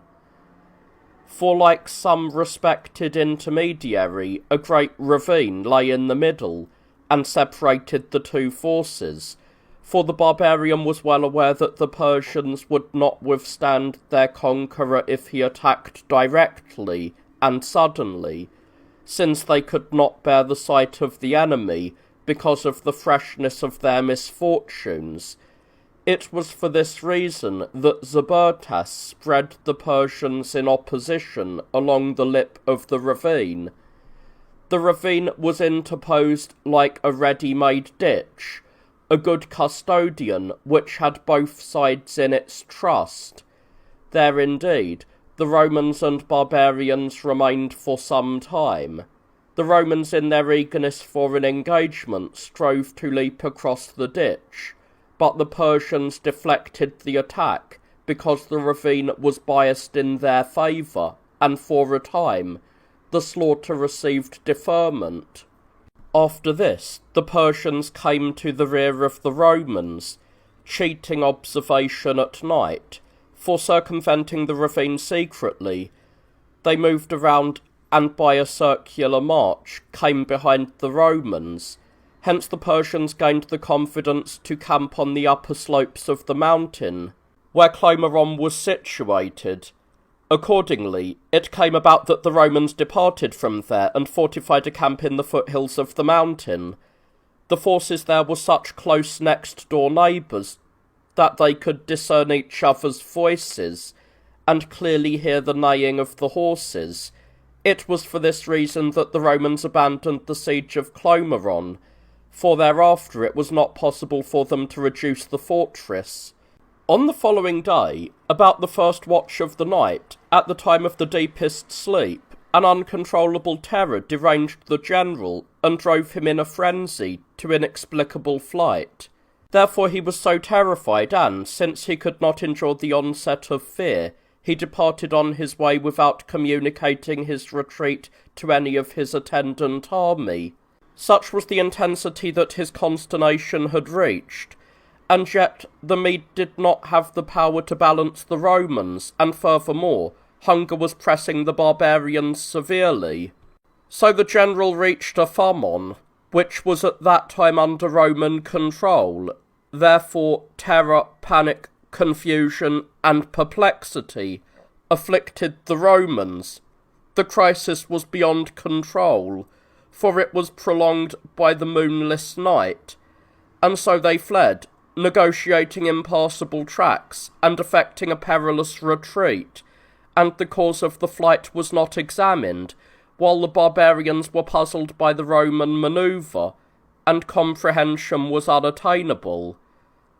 Then the troops converged on the intervening ravine, and were encompassed by extraordinary troubles, since, in the pitch darkness, the baggage animals were virtually annihilated in the ditch by slippages. As the Romans were massed together and whirled apart, pushing and being pushed by turns, it was impossible for them to find an escape from the confinement. Such trouble did the general's folly engender, and indeed, by heaven, if a mere 10 Persian slave boys, I mean those who transport the equipment from the camp, and serve the barbarians, If they had cried out on that day to the effect that the Persian army was pursuing them and was on the point of allocating slaughter, the whole Roman contingent would have perished, so as to endanger, I think, the survival of anyone to report the disaster. So great was the trouble which the womb of folly brought forth for them. Therefore, as dawn's rays were dispersing the darkness, the Roman army was with difficulty extracting itself and crossing to Aphumon. Hence the forces abused the general, and insulted him to his face. The Persians followed unhurriedly and cautiously, for they did not have the courage to come to grips openly, since it had not become apparent to them that the enemy was panic-stricken. Then, as they followed in the rear and struck the tail of the Roman force with arrows, the Medes shot as if at a butt. Such was the disorderly retreat of the Latins. Accordingly, even one of the mules that carried the general's bedding was struck by a barbarian missile, and confusion immediately arose, for the report was distorted to the effect that even the general's baggage had been taken by enemy hands. After this, the missiles flew at random and transmitted to the Romans very grave wounds.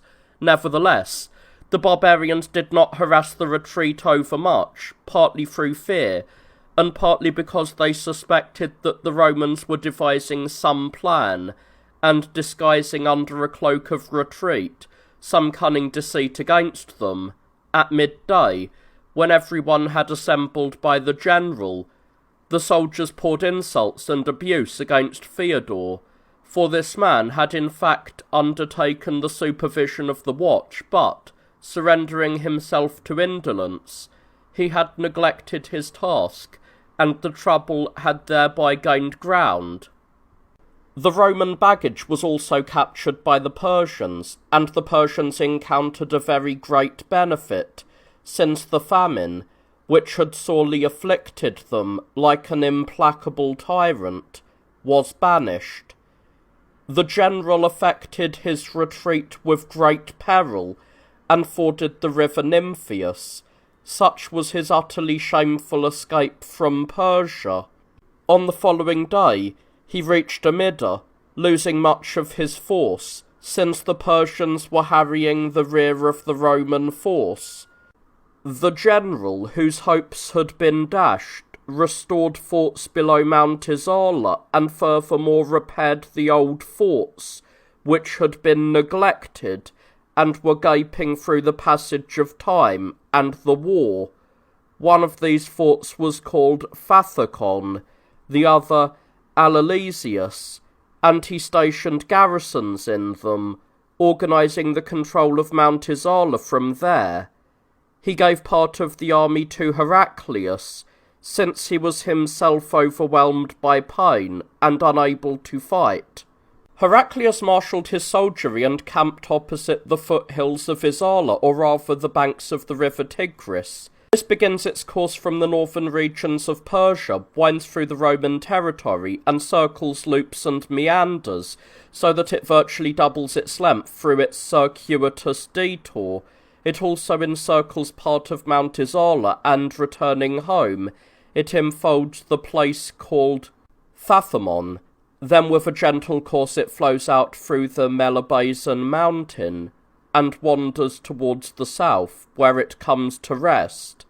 The Melibazan mountain was native to Media, and beyond it one can see the Cardusian ranges jutting out, as the geographers plausibly declare in setting out for us their perception. Accordingly, Heraclius left Phathamon, advanced towards the southern parts of Media, and ravaged the whole of that area. He even traversed the Tigris and urged his army forward, burning everything of importance in that part of Media.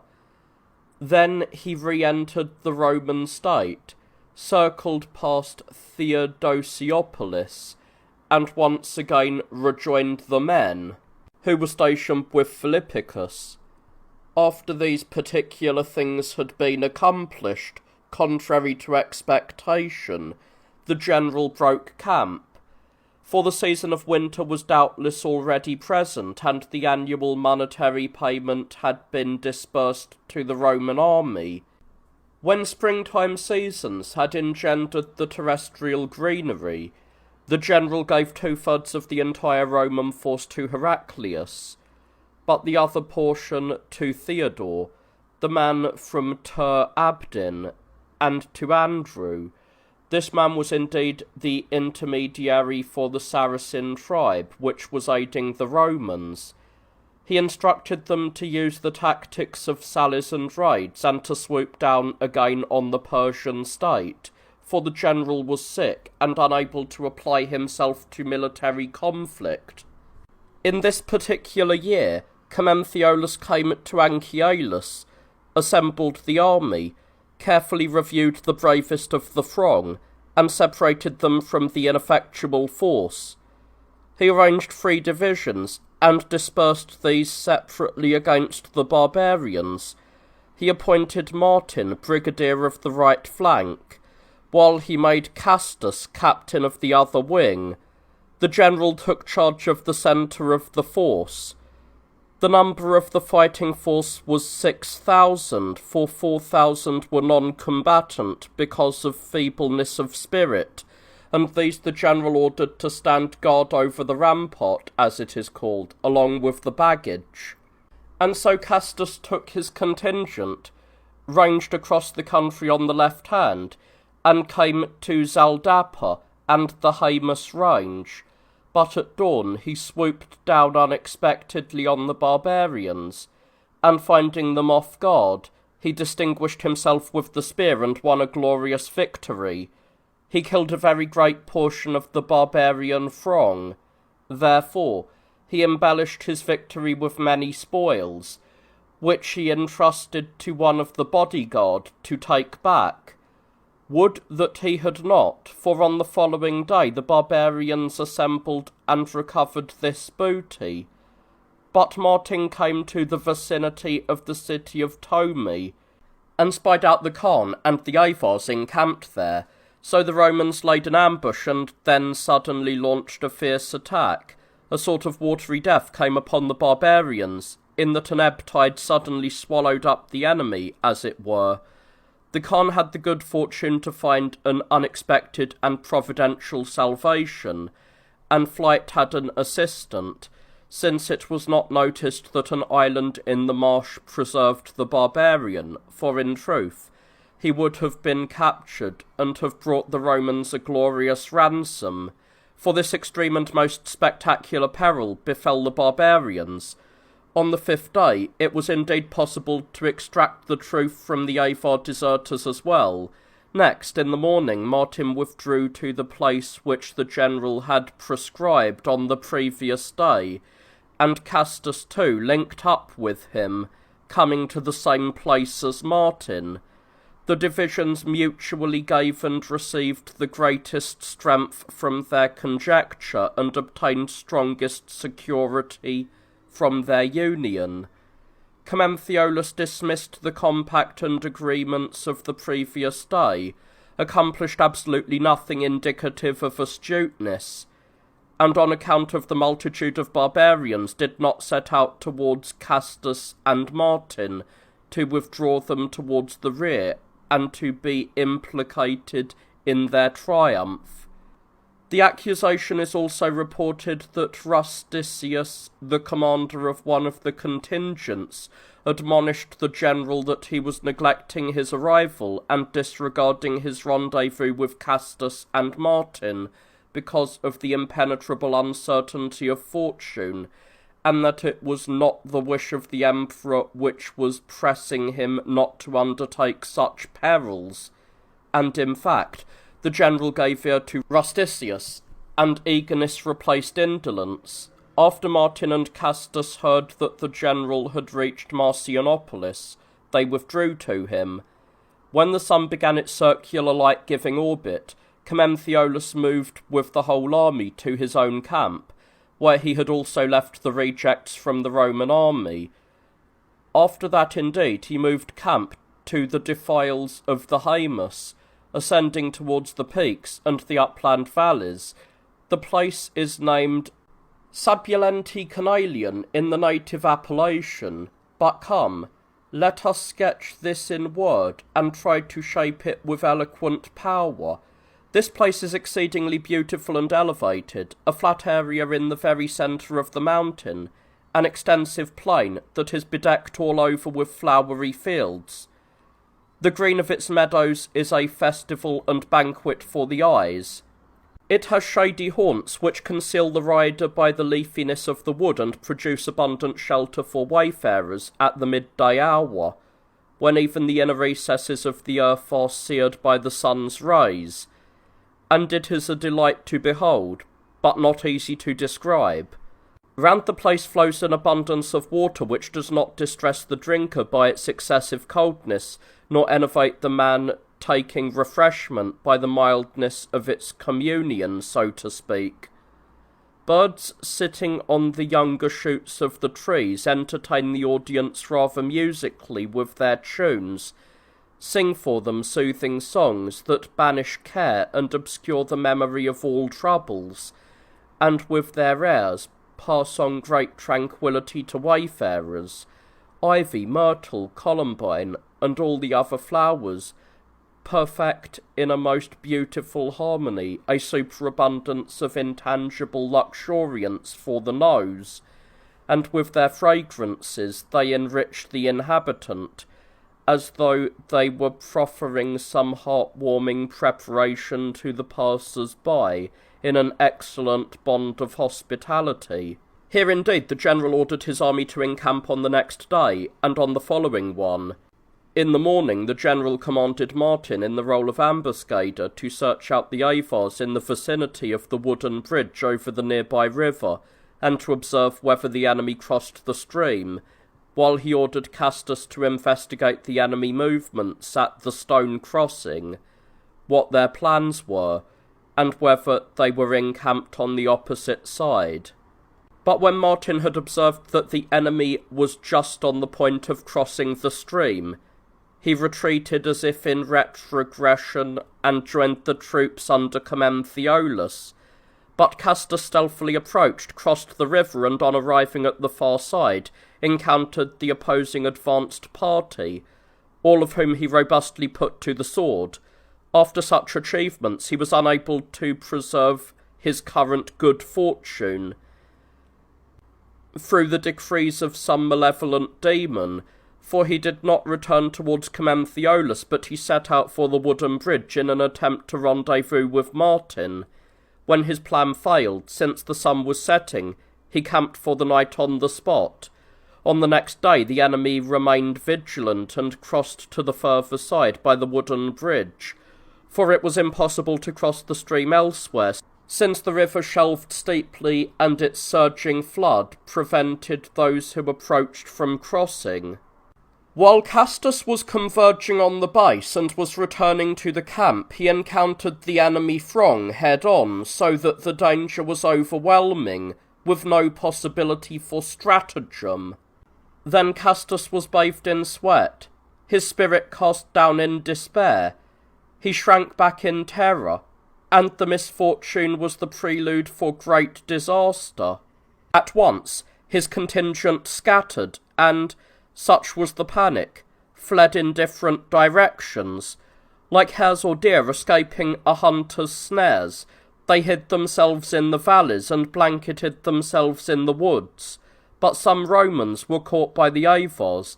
They suffered unbearable torment, underwent a variety of methods of torture, and were also threatened with a most painful form of death if they did not reveal where Castus had chanced to turn. Accordingly they confessed and pointed out Castus, hidden away in the middle of the forest, like an unpicked bunch of grapes. Therefore the brigadier was taken prisoner and became a splendid prey for the enemy. But along with Castus, a very great part of his army was also bound fast by the foe.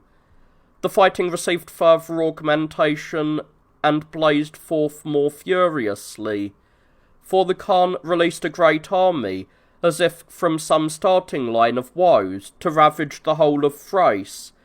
Then the enemy leapt forward to pillage through the borders of Mesembria, and next slaughtered the guards, who were heroically arrayed. There were 500 of those who were guarding the strong points.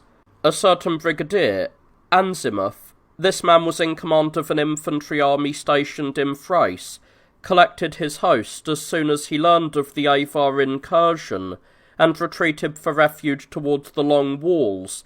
He himself was in fact at the rear of the force, pushing the army inwards. It was this that handed him over alive to the barbarians, for he was captured and became a spoil ready to hand for the enemy. Since the fool did not have his rear under guard, shortly afterwards the Khan also poured the remaining portion of his horde into Thrace, and they made their entry through innumerable points, while Commentheolus' men were marching from the left. It was for this reason that the Romans hid in the forests of Haemus, and the enemy bypassed them to scatter in several sections across Thrace. On the next day, Commentheolus summoned to his own tent the captains and tribunes and the most capable of the contingent, and communicated exactly what he intended to do. On the following day he gathered the cavalry and infantry, summoned an assembly, and exhorted the meeting not to show their backs to the barbarians, but to place everything second to courage. But one of the tribunes stood up in the middle, grumbling, and brazenly dismissed the general's instructions. He said that it would be expedient both for the army itself and for the general to withdraw to the rear, using the following words: "Men, experts in war, stalwarts in spirit, that is when opportunity is our ally, and when fortune is weighed in our favour. Men, for whom the common lot is danger, while the salvation of all is indivisible. However much cowardice is reproached, recklessness, in contrast, is equally reprehensible. Hesitation is the most exalted mark of intellect, when it does not shame good counsel, but puts prudence in good order. But before any of my words have peeped forth from their own mother, my heart, and been delivered to your ears by you as a midwife, put aside the general's trustworthiness a little, lest perchance you block your ears to advisers, lest the speaker be forestalled by an obstacle like a closed door, and lest you cast out our words before you have welcomed them in. For trustworthiness is an autocratic quality whose strength is innate, but it possesses the will like a rudder and steers its audience exactly where it wishes. Men, the general exhorts you to resist the enemy and orders you to sail head-on, the few against the many, and this even after Castus's destruction.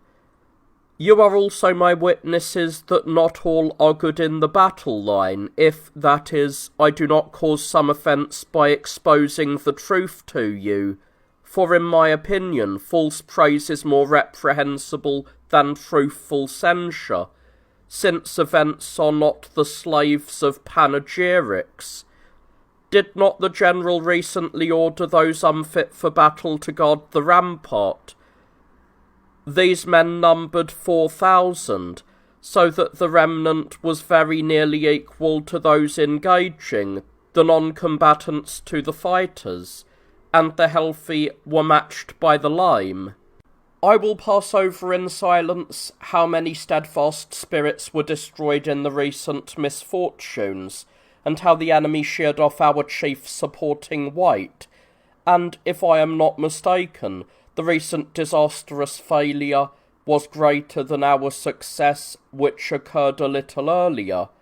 Castus killed many of the barbarians and took possession of their booty, but on the next day the barbarians recaptured it, and now I shall also tell a most ill-omened epilogue. They seized that man too, took prisoner his soldiers, and bound on a glorious triumphal crown. Castus could not escape detection when concealed in the wood. and yet a marshy island hid the Khan, and did not declare to Martin the man lurking within, but kept him concealed like some secret mystery from the uninitiated. And now, those relatively small successes delude the Emperor, and he will not dispense additional allied assistance for us, since he has not yet learned of the more recent ill fortunes. I am sure that those recent upsets which spun them around will also make the enemy more provident, and that in future they will take great care to guard their safety on account of the minor misfortunes. I have spoken enough, men, with regard to our future expediency. May fortune grant that I am disappointed in my expectation, by deploying her own personal assistance on your behalf. Then, after the tribune had spewed forth these ignoble words, and had terrified the meeting with his speech, while the multitude was quiet and aghast at his fearful descriptions, a certain veteran sprang up from the assembly, shouted in reproach at the tribune, and asked the assembly to admit a speech in opposition.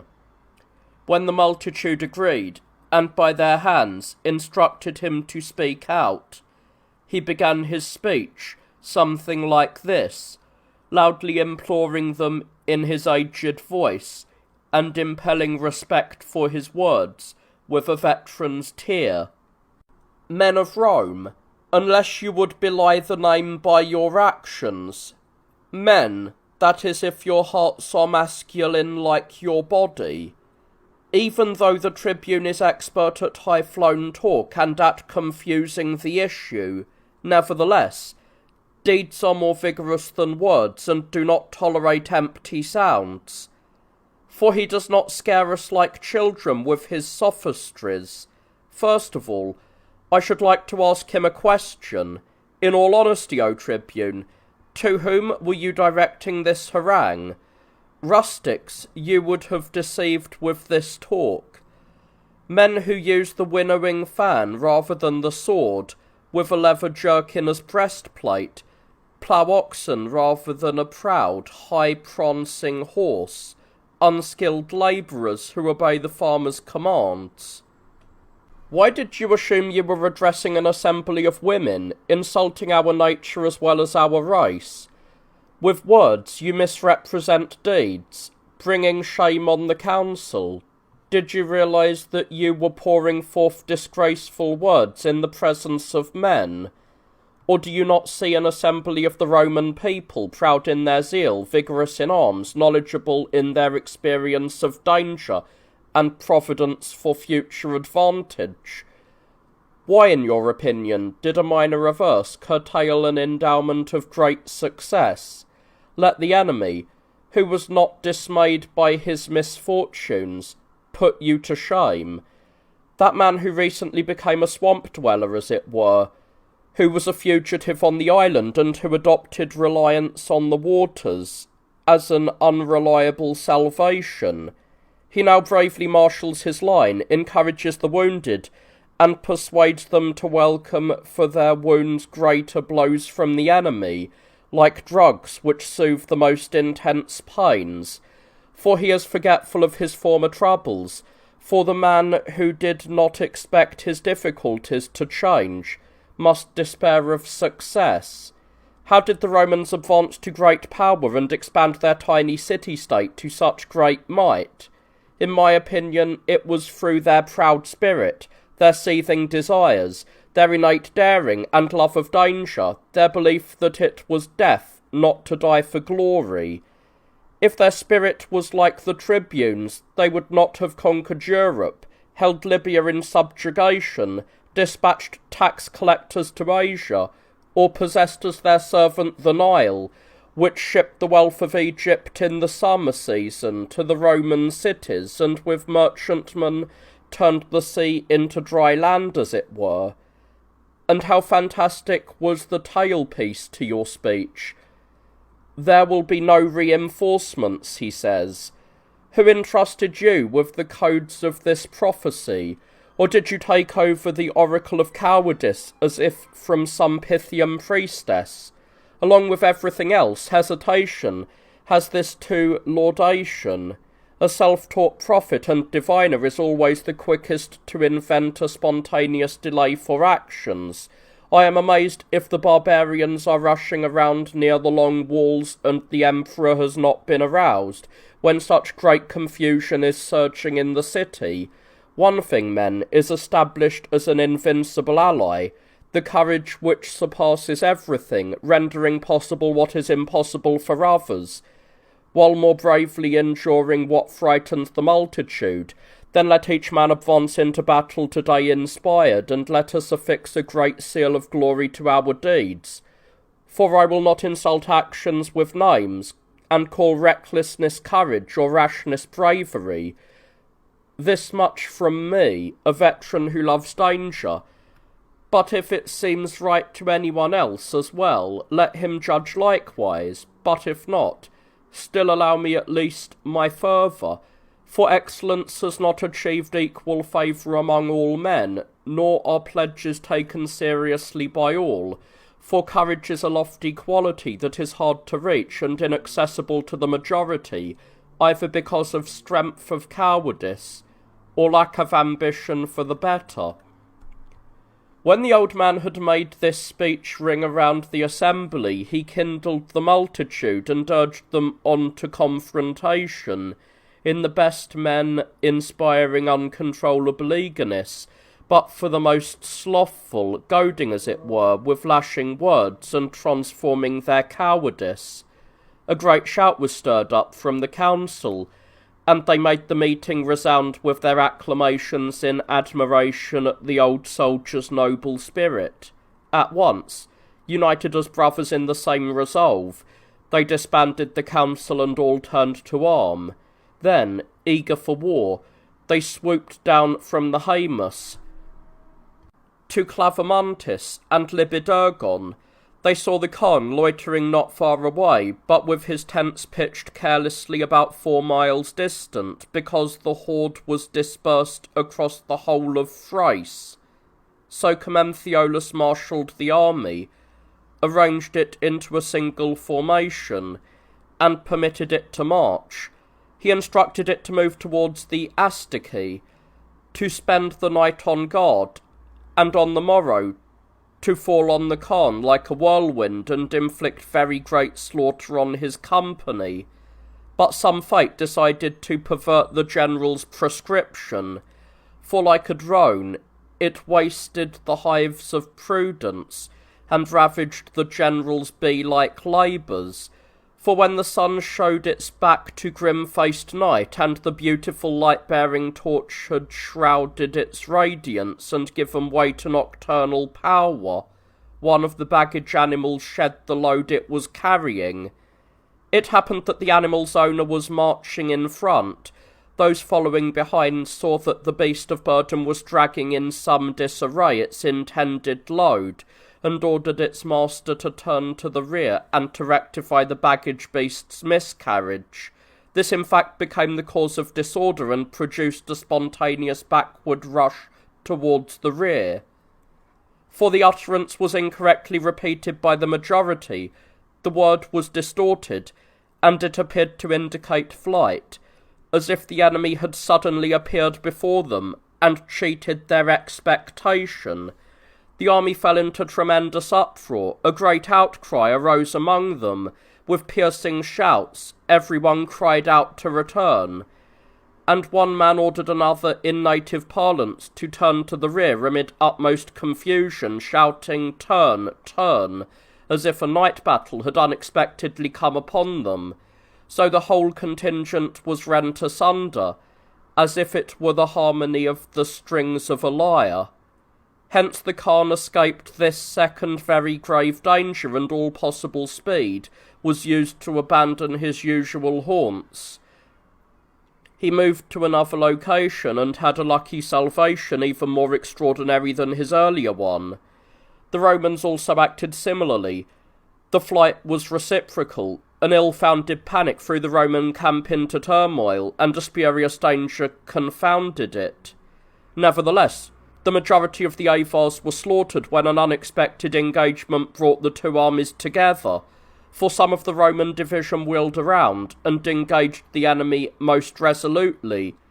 When the Kun had recovered his breath from these twin confusions, after banishing the squall caused by the attacks and gathering the barbarians, he attacked the Roman cities and captured the fort of Apieria. It does not seem to me superfluous to relate the manner, and to bestow a brief account, like an intercalation in the sequence. There was a certain soldier whose name was Bussus, a good man in battle, whose courageous spirit had won him more renown than all other heroes in combat, since he always anticipated them in danger, whenever he so much as heard a trumpet sound the battle cry. At that time this man was resident in the fort. Now Bussus decided to ride in the meadows near the fort, and next to extend his ride rather further, because his hunting would perchance be more successful. Therefore the barbarians captured Bussus, and the hunter fell into a snare. When they had him captive, they threatened to strike him with the spear. He begged them not to do this, but rather to trade his life for a ransom, since the death of Bussus and scorn of splendid gifts would not benefit the barbarians. Then the barbarians accepted the promise and did not reject the exchange. Therefore, they brought the captive to the fort and proclaimed to those within the stronghold that they would slaughter Bussus before their eyes if they did not redeem him with gifts and friendship.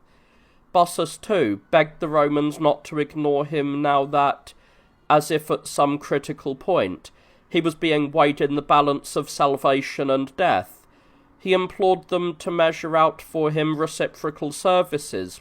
With cries and tears he recited the brave deeds which, at immense risk, he had been allocated for the benefit of the Romans. He ran off the list of his ordeals, displayed the contests that were recorded in the wounds on his body, demonstrating the manifestations, as it were, of his labours, clearly laid bare the scars of his enemy missiles, and, to sum up, demanded from his beneficiaries that, as a result of his sufferings, he obtain immunity from sufferings. They refused, since they had been corrupted by a certain man whom reports decry as having consorted in stolen pleasures with Bussus's wife. But they dismissed the barbarians in dishonour. Then Bussus, being in great danger, entreated the barbarians that his death be briefly delayed, and that as payment for the temporary reprieve he hand over the fort to the barbarians, for he thought that those who forgot a favour should suffer first, and that inhumanity should have the initial share of misfortune, so that the evil might first make its advance against itself. When the enemy had obtained a greater offer, they were better disposed towards clemency. They guaranteed on oath to spare Bussus, and not in fact to slaughter him, but to grant the power to natural death, whenever it might wish to loose his vital bond. For if the agreement was brought to completion by him, they would not inflict on him this fabricated and unnatural death. Next, Bussus taught the Avars to construct a sort of besieging machine, since they had as yet no knowledge of such implements, and he prepared the siege engine for a long-range assault. Shortly afterwards, the fort was overthrown, and Bussus exacted punishment for inhumanity by giving the barbarians skilled instruction in the technology of siegecraft.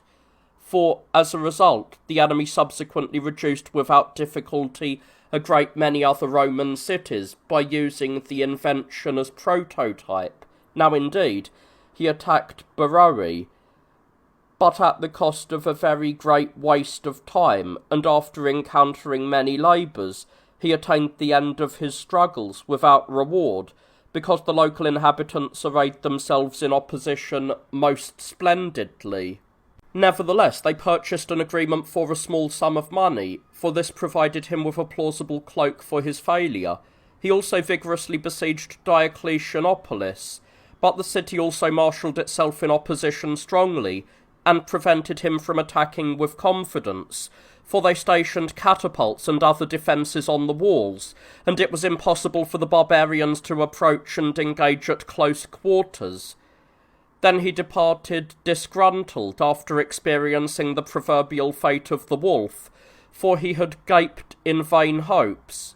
At once he moved to Philippopolis, invested the city, and strove to take it. The town's inhabitants fought back most skilfully, and inflicted many injuries from their ramparts and battlements, so that the Khan willingly abandoned the fight, respecting the inviolability of the town on account of their courage.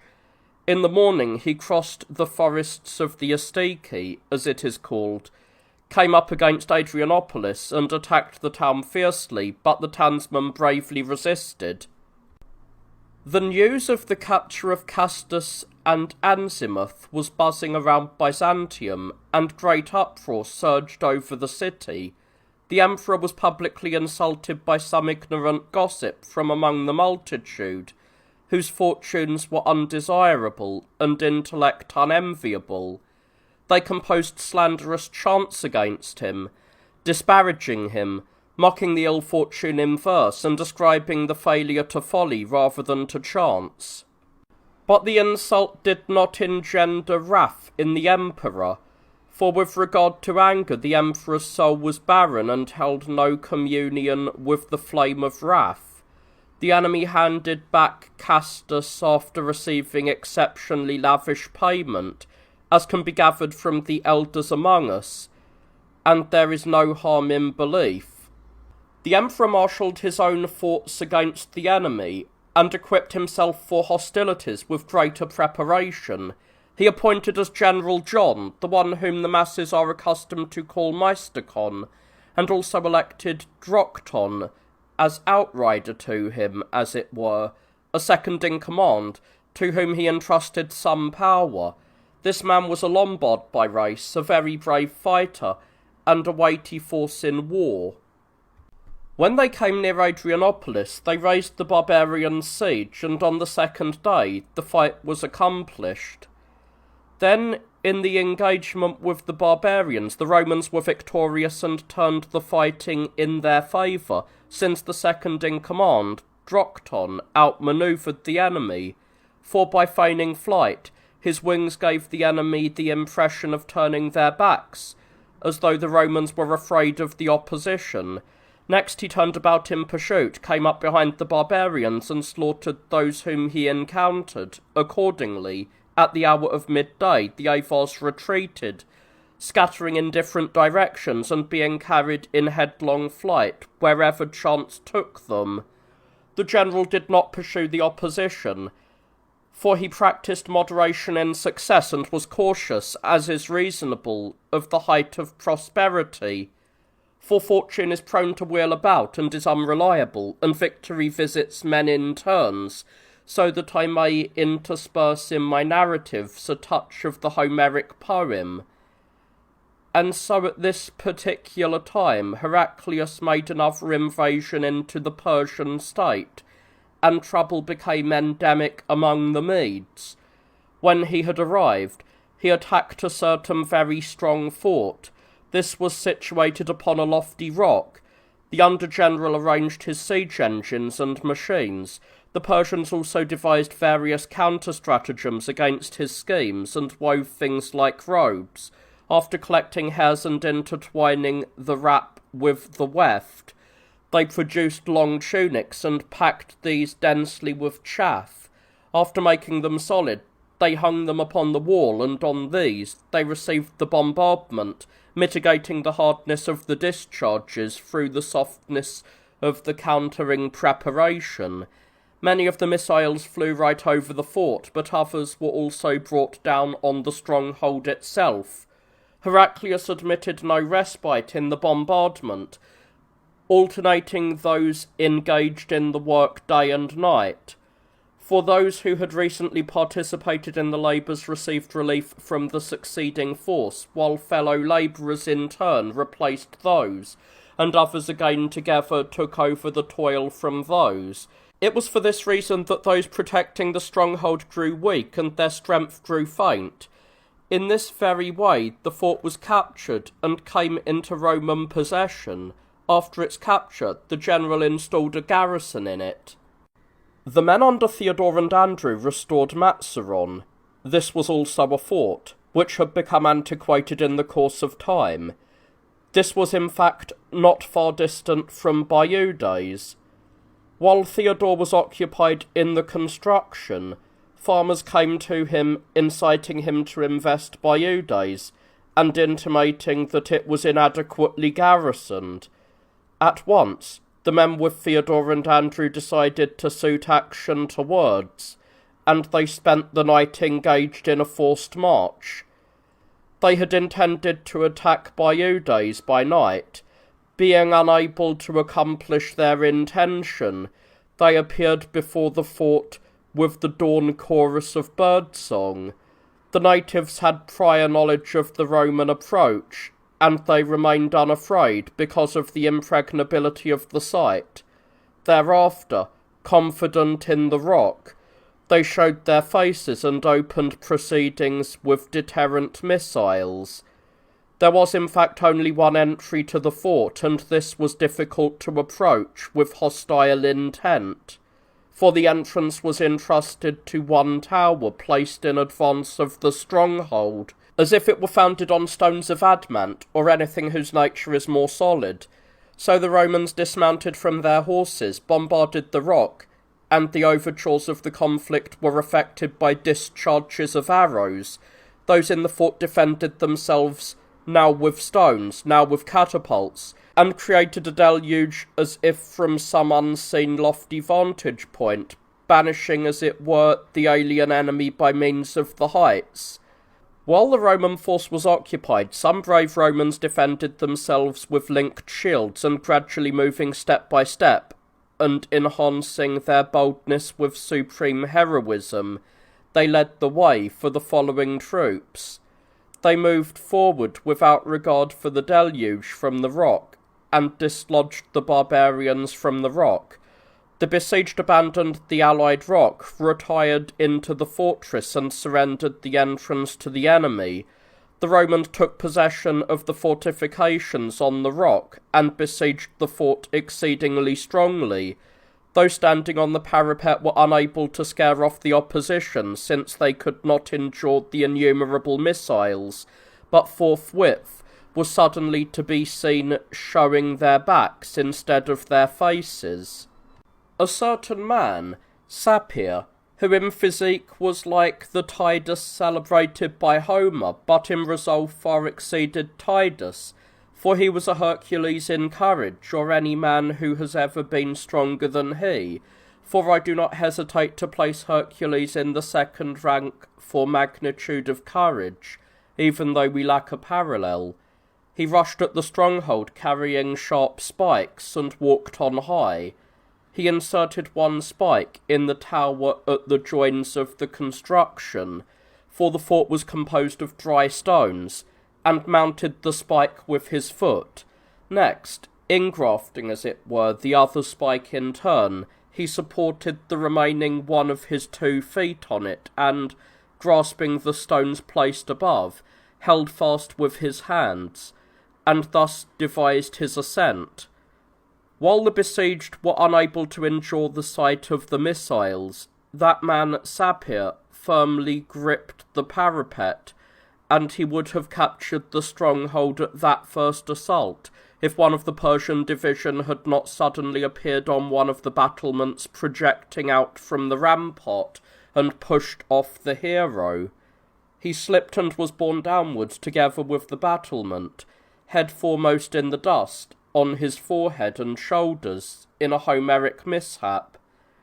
Nevertheless, he did not perish, since his comrades caught him on their shields, and saved the injured man, for the iron of the javelins had pierced him very slightly. He resolutely went back to that task, and yet again leapt up, clasping the parapet with his hands like an octopus with clasping tentacles, and held on to the parapet in a firm grip. but the Persian foe affected a stratagem kindred to the other.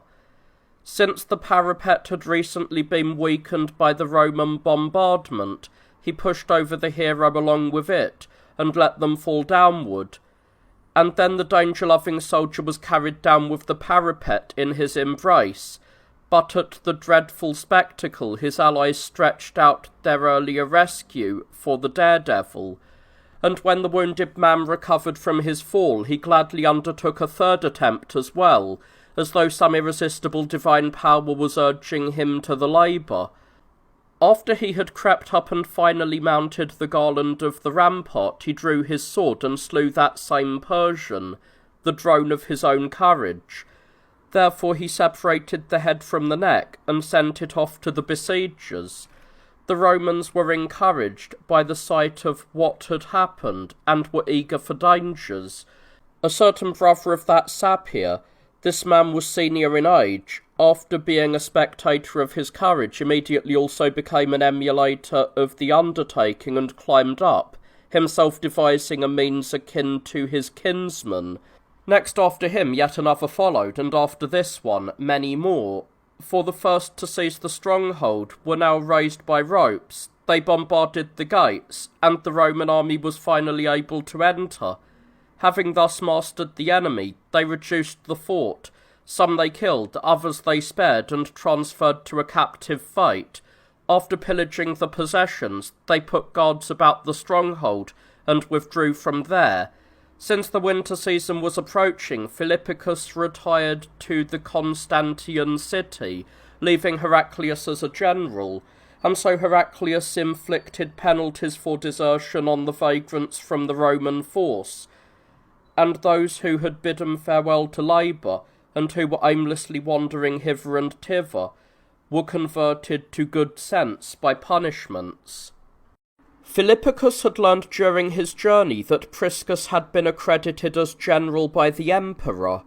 On reaching Tarsus, he composed messages to Heraclius, which indicated that, after leaving the army, he should return to his own city when he came to Armenia, and surrender the army to Narses, the commander of the city of Constantina. And through jealousy against Priscus, he disclosed the emperor's decree, which had recently reached him, and ordered that it also be revealed in public to the soldiers. The decree indeed diminished the soldiers' remuneration, and the reduction was in fact by 1/4, and it happened as the general had commanded. With the arrival of spring, the one was demoted, while the other began his command, and so Priscus, after reaching Antioch, ordered the soldiers to assemble at Monocarton. On coming to Edessa, he encountered Germanus, and greeted and embraced him courteously when he arrived from his residence, for this man had graced the throne of Damascus. He brought him to dinner and entertained him on the next day. Then, after 4 days, the general left Edessa, took with him the luminary of the priestly seat, and went to the camp. For the day was at hand on which it is customary for Romans to celebrate that saving passion, through which the only begotten Son of God, he who is co-honoured equally with the Father in nature and dominion, took the world in his care. The general's feelings were as follows, namely, that he ought not to celebrate the annual day of the resurrection in a city, while the Roman army in the open might appear to keep a somewhat gloomier feast, being bereft as it were of a city's rejoicing. It was for this reason that he took the priest with him, and moved to Monocarton. Germanus went on ahead to make known to the soldiers the presence of the general. Then after 2 days the brigadiers and indeed the whole of the battle array met the general about 3 miles from the rampart. An ancient custom was honoured in the camp, that the man who was about to assume the reins of generalship should, when the soldiers came to meet him, dismount from his horse, walk through the middle of the soldiery, and favour the camp with his salutations. when Priscus did not in fact do this, but even utterly vilified this particular ancient custom, the army did not bear the insult with moderation. On the first day of the festival the general remained untroubled, but when the third day had passed, and the reduction in the soldiers' remuneration was no longer in concealment, but became clear to the whole throng, extreme anarchy made its entry. The masses converged on the general's tent, some carrying stones, others swords, as the occasion served each man. The general came to hear of the commotion, and inquired the cause. When they gave no answer to his inquiry, except the unity of the whole array has been overthrown, the camp is leaderless, the commander Priscus was bathed in sweat, and cowered in great fear, his mind being completely at a loss as to what exactly he should do. And so he uncovered the image of God incarnate, which the Romans call not made by human hand, gave it to Elfrida, and ordered him to go around the army, so that by respect for the holy object, their anger might be humbled, while the disorder might take a change towards good sense.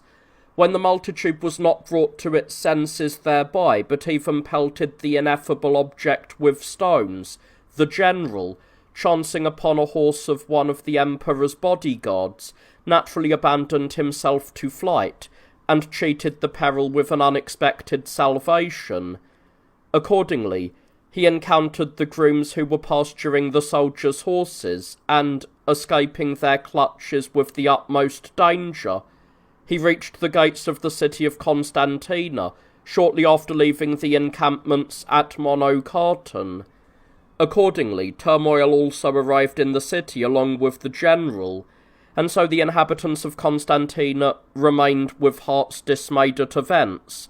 But by means of couriers, the general inscribed letters to the leaders of the cities and the commanders of the forts, that they should not deprive the soldiers of anything customary, or be cast down at heart by the sudden turn of events. He also requested that medical experts should present themselves to him, and apply dressings to the wounds on his calves, for he was in great pain from the bruises which the discharge of stones had dispensed to him. And so the revolt continued to rage in the camp, for the general's tent was torn apart, Priscus's possessions were also pillaged by the throng, the leaders of the contingents fled as well, and the anarchy increased to great evil. Shortly afterwards, the general sent the prelate of Constantina as ambassador to the camp, asserting that he was assuaging the soldiers' grievance, that the Emperor Maurice had changed his mind, and that he was bearing a royal letter, which ordered that the soldiers' stipends be reinstated at the customary level. The general Priscus blamed Philippicus, and rumoured that he had been the originator of the disorder, because he had advised Maurice to reduce the soldiers' stipends. These things Priscus compiled at random, and so the priestly ambassador went on his way, as he had been ordered. But the soldiers assembled and sanctioned the election of a general. It was for this reason that they summoned Germanus, introduced him into the council, and decided to entrust to him the reins of generalship. But when he rejected the camp's demand, they instead insisted that he comply with the election, and added threats that the punishment for disobedience would even be death. The soldiers' resolution prevailed, and Germanus was proclaimed general, after he had secured on oath matters of future expediency, that the Romans would refrain from pillaging the subjects, that the disorder would be banished. It was also agreed that they campaign against the foe. The general, fortified by these agreements, as if by impregnable breastplates, was content to lead the Romans, so the priestly ambassador came to the general and the camp, and so he urged the army to turn toward sense.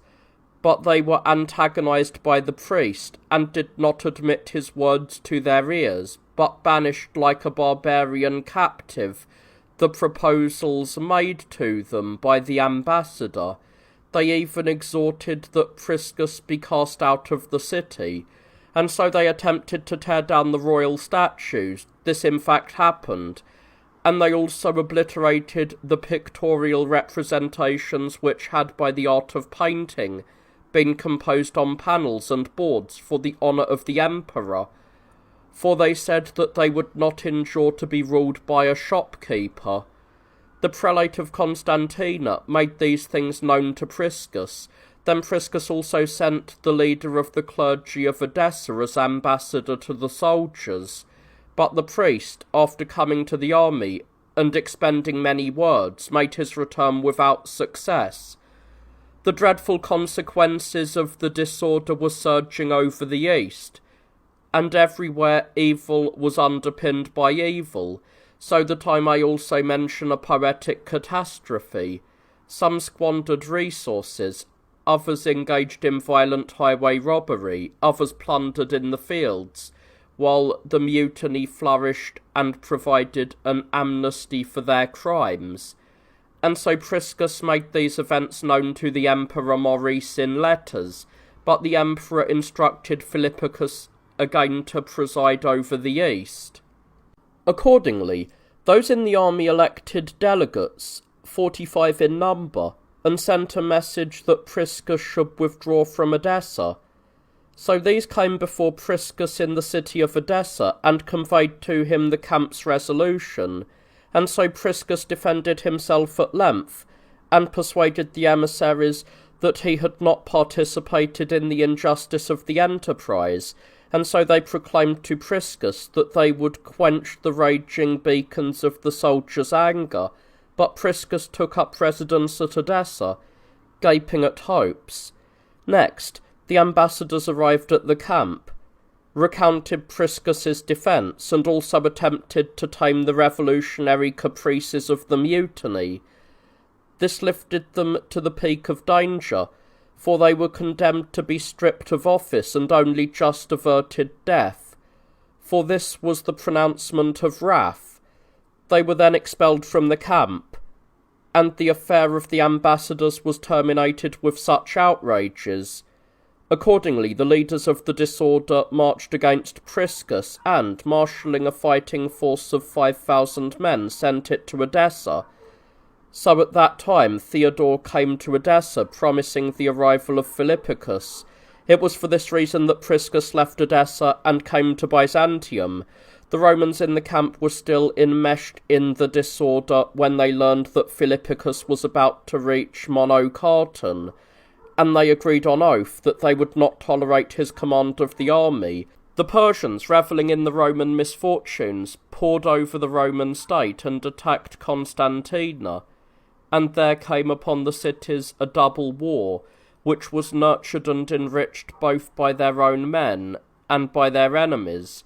So the concourse of the Romans remained without fighting, completely unconcerned, as it were, disposing its attention on events connected with someone else's business. Germanus, equipping 1,000 men from the fighting force, suddenly appeared at Constantina and liberated it from the anticipated evils. With difficulty, the general spurred on and incited the Roman contingents with speeches, assembled 4,000 men, and ordered them to invade Persia. Aristobulus, this man was in fact the head of the emperor's royal house, called that of Antiochus, visited the soldiers on a mission from the emperor. Partly by bribery and partly by persuasion, he mitigated the savagery of the mutiny. So, after the Romans were converted to peace, they moved camp to Martyropolis, and a detachment from the camp again invaded Persia. And so Maruzas, the Persian general, appeared, and provided a hindrance to the Roman attack. Accordingly, the Romans retreated homewards across Arzane and the Nympheus River, while Maruzas also followed behind the Romans. Accordingly, the Romans converged with the opposing barbarians near Martyropolis, and a most famous battle took place between Romans and Persians. a magnificent and glorious victory was accorded to the Romans. For the general of the Persians was killed, 3,000 of the Persians were taken as captives, the leaders were made prisoners of war, and only about 1,000 of the barbarian contingent reached Nisibis. Then, since the slaughter was great and glorious for the Romans, and the booty glittering, the assembled camp dissolved its hostility against Maurice, honouring the emperor with great booty, and sending to him in addition the Persian standards, which Romans call banda in their ancestral utterance. Philippicus was camped at the city called Holy, cowering in fear at the disorder, and awaiting the reversal of the anarchy. Accordingly, the winter season inherited the war in the ever-moving alternating change of the solstices, and the Roman camp was disbanded, when spring arrived and provided the earth with a gentle, happy aspect. The customary distribution of gold was dispatched to the soldiery by the emperor. The war between the Romans and Persians was flourishing and restive. As for the Getae, that is to say, the herds of Slavs, they were fiercely ravaging the regions of Thrace. The Medes encountered the Roman generals and were squandered in slaughter. The elder Rome withstood the incursions of the Lombards. In Libya, the forces of the Maruzzi were continually attenuated and declined towards abasement and exhaustion as a result of the multitude of Roman successes, and so thus they laid down their reins as well as their shields, and bowing their necks to the Romans, embraced repose, while the Phasis was not clouded by bloodshed, for its peaceful stream was for the meantime encompassed by translucent quiet, as it irrigated the Colchians, since it had nowhere acquired a Median colonist. And this, broadly, was the disposition and arrangement of Roman affairs.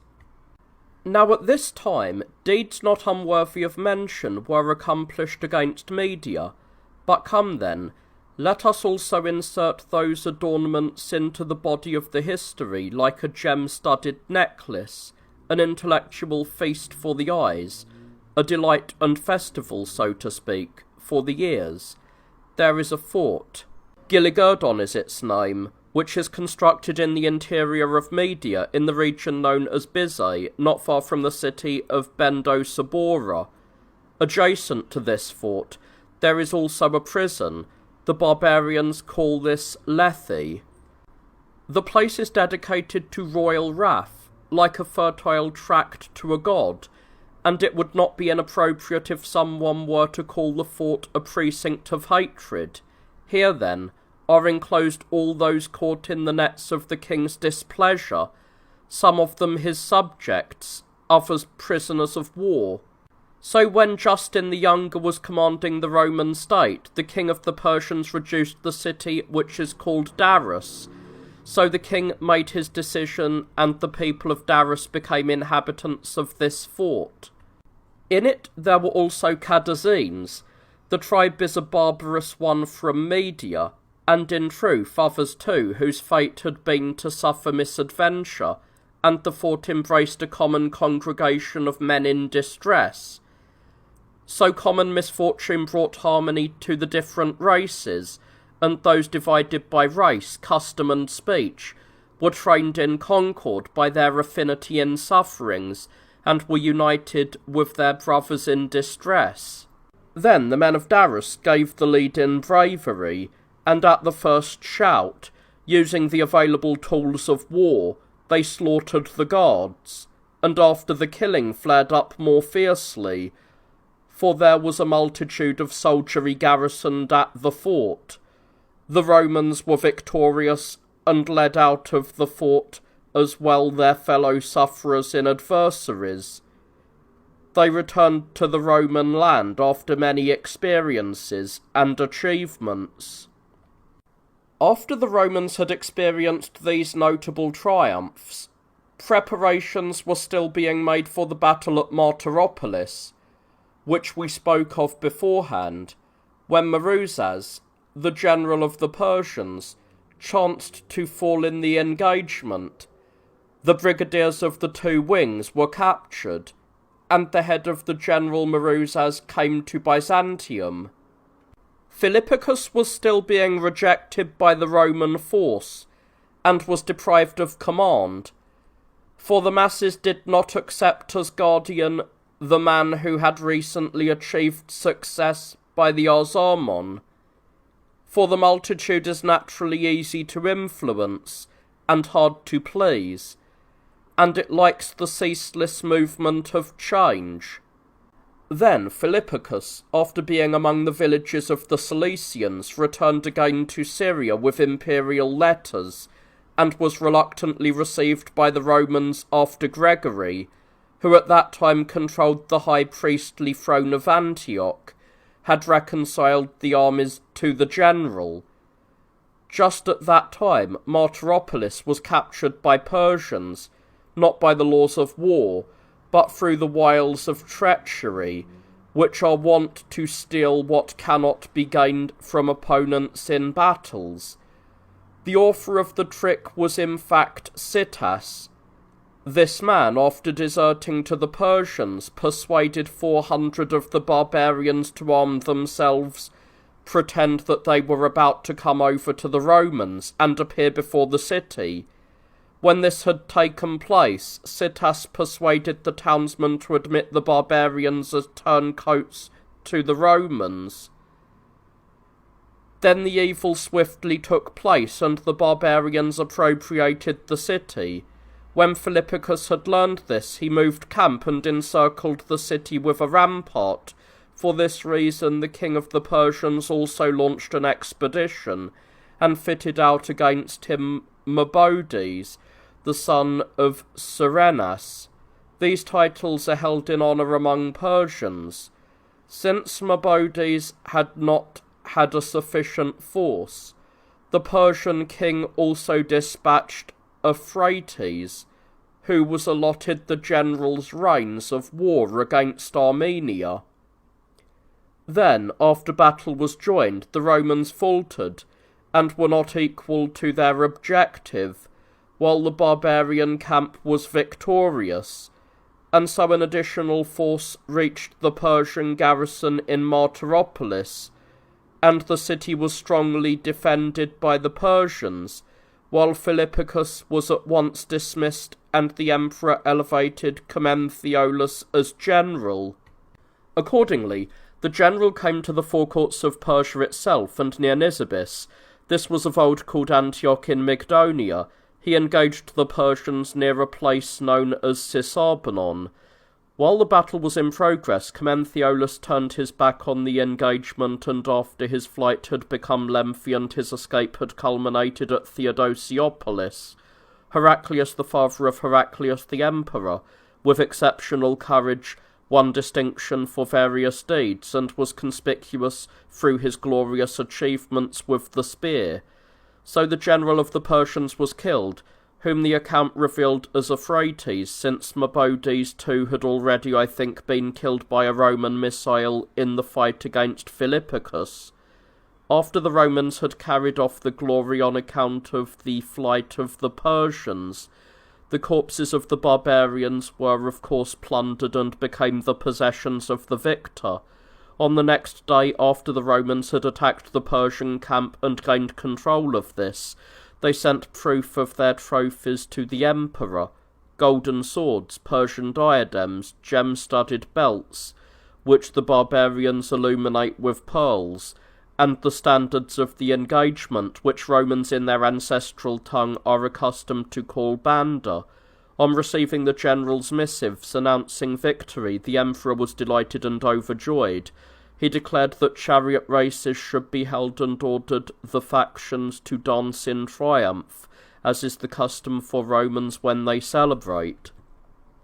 Since in our narratives we have terminated the story about Euphrates, come then, come and let us plant in the meadows of the history the Roman actions in Suania, for indeed artists who have depicted the larger and more conspicuous elements do not lay aside their masterpiece before they have depicted on their tablets the smallest elements of the whole as well. In the 8th year of the reign of the Emperor Maurice, Bahram, the general of the Persians, was dispatched with the barbarian forces against Suania by Hormisdas, the king of the Persians. Since the Persian attack came as a surprise, industry replaced indolence, for Suania was ravaged most severely, and the trouble could not be checked, for she lacked a general, since Colchis was leaderless and orphaned of a guardian, because the war was flourishing in the east. Accordingly, after the Huns, who dwell towards the northeast, and whom it is customary for the Persians to call Turks, had been outfought exceedingly mightily, so to speak, by Hormisdas, the king of the Parthians, Bahram transferred the war to Colchis, for the Persian kingdom raised its head so high that the Huns were subjected to tribute by the Babylonians, although formerly the Huns levied from the Medes 40,000 gold coins as cause for inactivity. The Turkish realm, then, had been made very rich by the Persians, and this particular nation had turned to great extravagance, for they hammered out gold couches, tablets, goblets, thrones, pedestals, horse trappings, suits of armour, and everything which had been devised by the inebriation of wealth. Subsequently, when the Turks broke the treaty and demanded that they be given more than the customary money, and that there be a heavy supplement, the Persians, intolerant of the burden of the imposed tribute, elected to make war. When the Persians won a splendid victory, affairs together with fortune reversed their flow, and the Turks were subjected to tribute by the Persians, and were also deprived in addition of the wealth which they had previously accumulated. Persian affairs flourished again, and distinguished triumphs were established for Hormisdas, for they took as booty the couches, tablets, and thrones of gold, horse trappings, jars, and everything which is marshalled for the honour of tyrants. When Turkish affairs had proceeded according to his intention, he stretched out his sword against Suania, since the Scythian array had been debilitated by the Persians. Then Bahram, who had distinguished himself in the Turkish campaign, occupied himself with Suania, securing a conspicuous booty which he dispatched to Babylonia, and moved camp to the river Araxes, which the barbarians call Eras. When the emperor had heard of these events, he appointed Romanus as guardian of the war. So when the general arrived in Colchis, which customary parlance has renamed Lazica, he took counsel with the chief priest there, set out thence, and moved camp into Albania itself. Bahram, on learning of the presence of Romans, was overjoyed, for he longed for a confrontation with Romans, since he doubtless believed that fortune smiled on him always. It was for this reason that he crossed the nearby river and made a withdrawal towards Ketone-Kun, as if he were luring the Romans into the interior of Persia. So when Romanus perceived this, he became eager to turn back, making expediency rather than zeal his business. Since the troops grumbled to themselves and were indignant and eager to move forwards, with sensible arguments the general soothed the army's swollen boldness. He had also sent out 50 soldiers to track the movements of the enemies. These encountered 2 Persian scouts who were wearing Roman dress. They deceived their captors and dismissed the idea of danger, since they were accredited as Romans. They proffered as guarantees of their story that by means of an unfamiliar track they would reveal during the night the enemy lying unguarded on their pallets. And so the Romans, welcoming destruction and misled by the promises, were captured by the Persians. After being taken prisoner, They gave response to interrogation under torture, and made everything clear to Bahram, how Romanus had lacked the confidence to invade the Persian land, and about the smallness of the fighting force with him. So when those had been captured, 3 of their number were saved, and announced the disaster to Romanus. And so Bahram forded the river and again ravaged the Roman land, while the Roman leader moved back towards the rear. On realizing this, the barbarians harried the Roman contingents, but the general collected an army from Colchis, and scrutinized the attitude of the Roman contingents, whether their hearts were courageous for confrontation.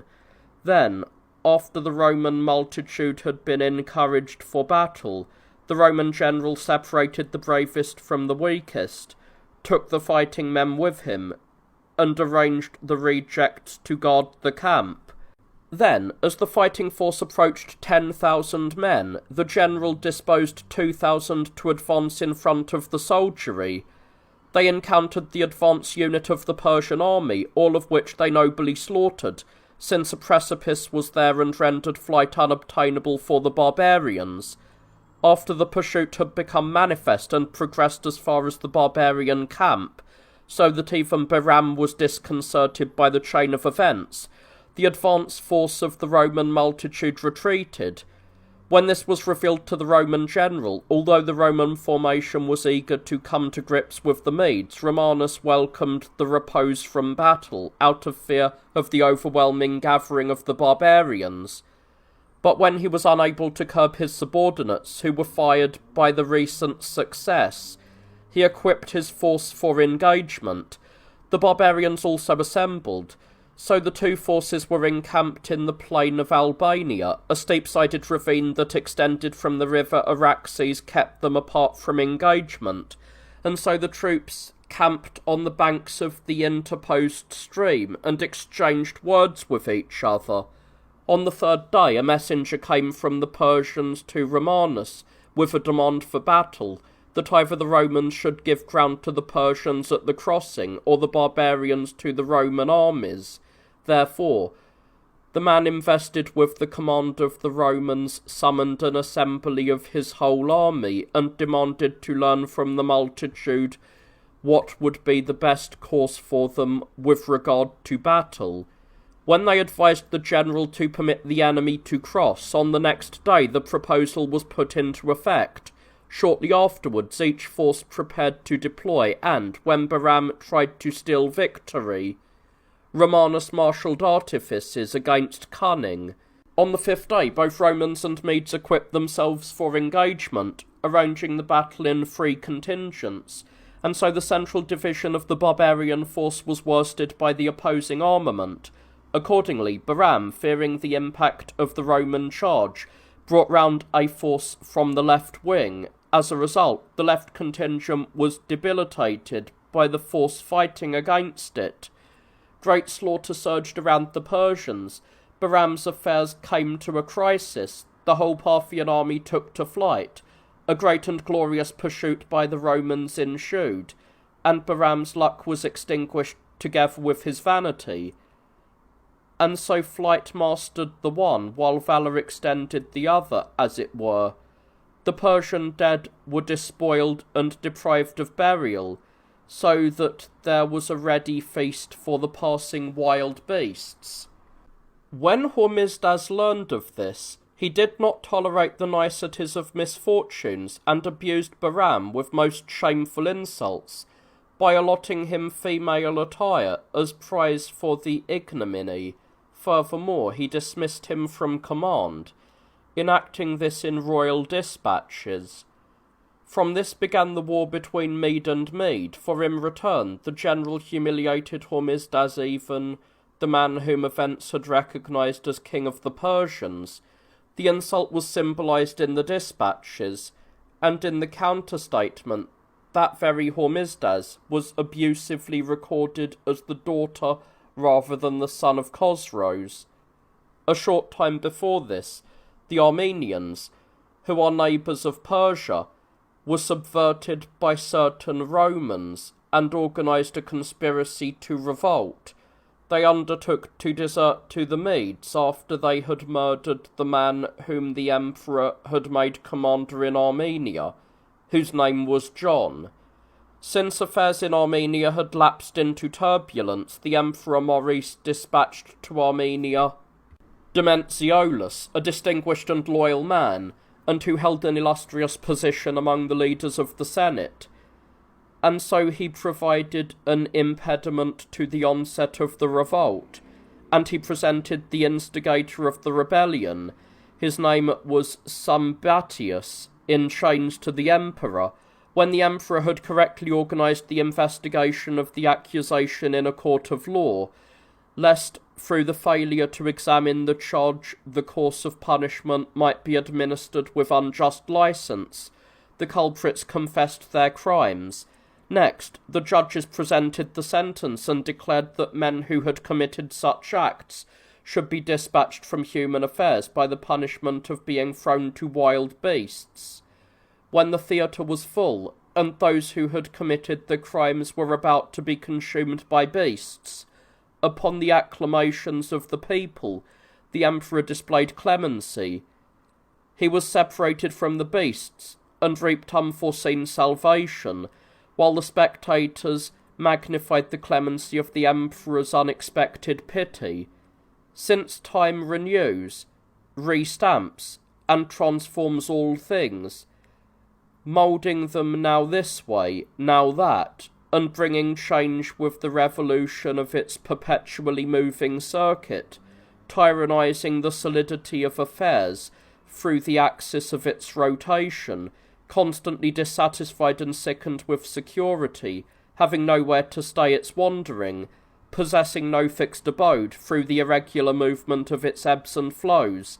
At the present time there befell in the Persian kingdom quite incalculable sufferings, which possess a narrative exposition that is not unornamented. For when Bahram did not terminate the hostility with Hormisdas, which had suddenly sprung up quite recently, the monarch of Media, whom the history has recorded as Hormisdas, ordered a certain leading Mede to go to Bahram, dismiss him straight away from office, bind him in fetters, and present him at once in disgrace at the palace.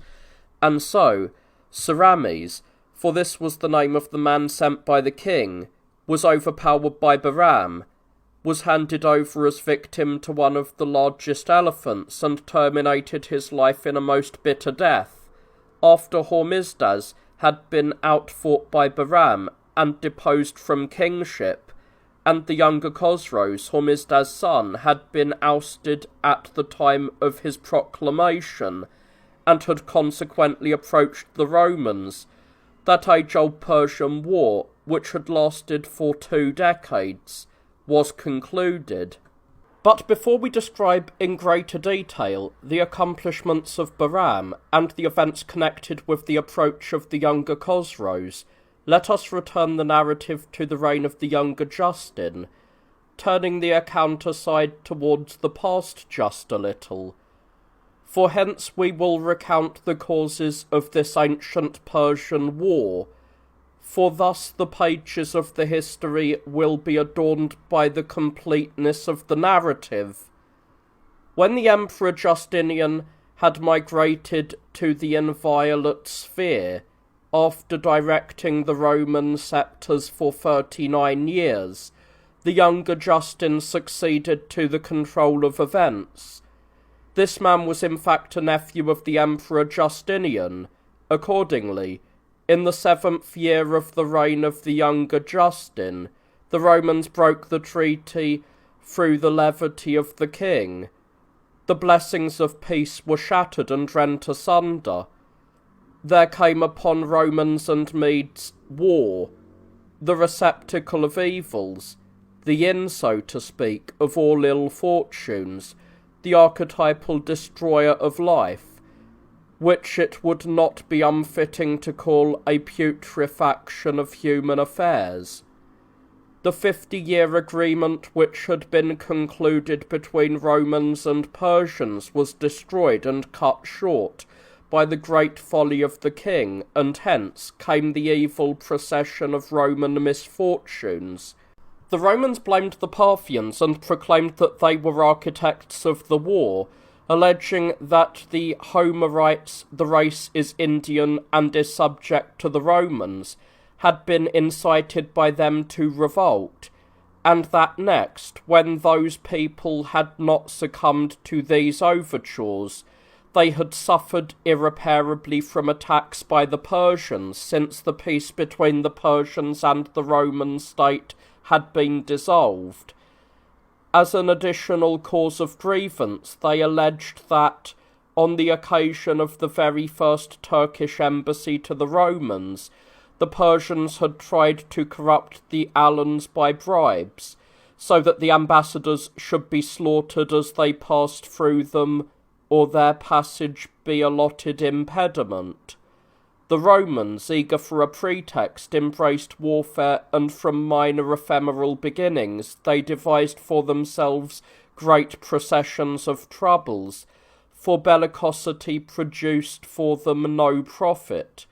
The Medes, in proclaiming that the Romans were originators of the war, adduced the following causes: that the Romans had received the Armenians, who were in fact in the category of subjects to the Persians, after they had progressed to revolt, and slaughtered Serenas, whom the Persian king had made the regional commander of the Armenian state. Furthermore, in addition to this, the Roman unwillingness to pay in accordance with custom the annual payment of £500 of gold, which the Emperor Justinian had conceded in the agreement, as if they thought it unworthy to be tributaries under the Persian king. But this was not the case, but the payments were made for the defence of the fortresses which were garrisoned for their joint preservation, so as to prevent the influx of the irresistible might of the innumerable neighbouring nations, and the destruction of each kingdom. So when the peace had been dissipated, and the treaties between Romans and Persians overturned, Justin, the Emperor of the Romans, dispatched to the east as General Marcian, a distinguished man, who was on the register of the patricians, and who was in fact not unrelated to the royal family. Then Marcian crossed the Euphrates, and came to Osroene, when summer had already passed its youth and prime. Since the barbarians had no thought of conflict, Marcian equipped 3,000 of the soldiery and dispatched them against the district whose name was Arzain. Then the force invaded, and, since the attack came as a surprise to the Medes, the Persian Empire suffered gravely during that time, for it was ravaged and plundered, and a not inconsiderable booty was carried off. In the following year of the reign of the Emperor Justin, Marcian collected his forces and made his advance from Darus. The barbarians encamped by Nisibis. The Romans and Persians came to grips near a place in Persia which is known as Sargathon.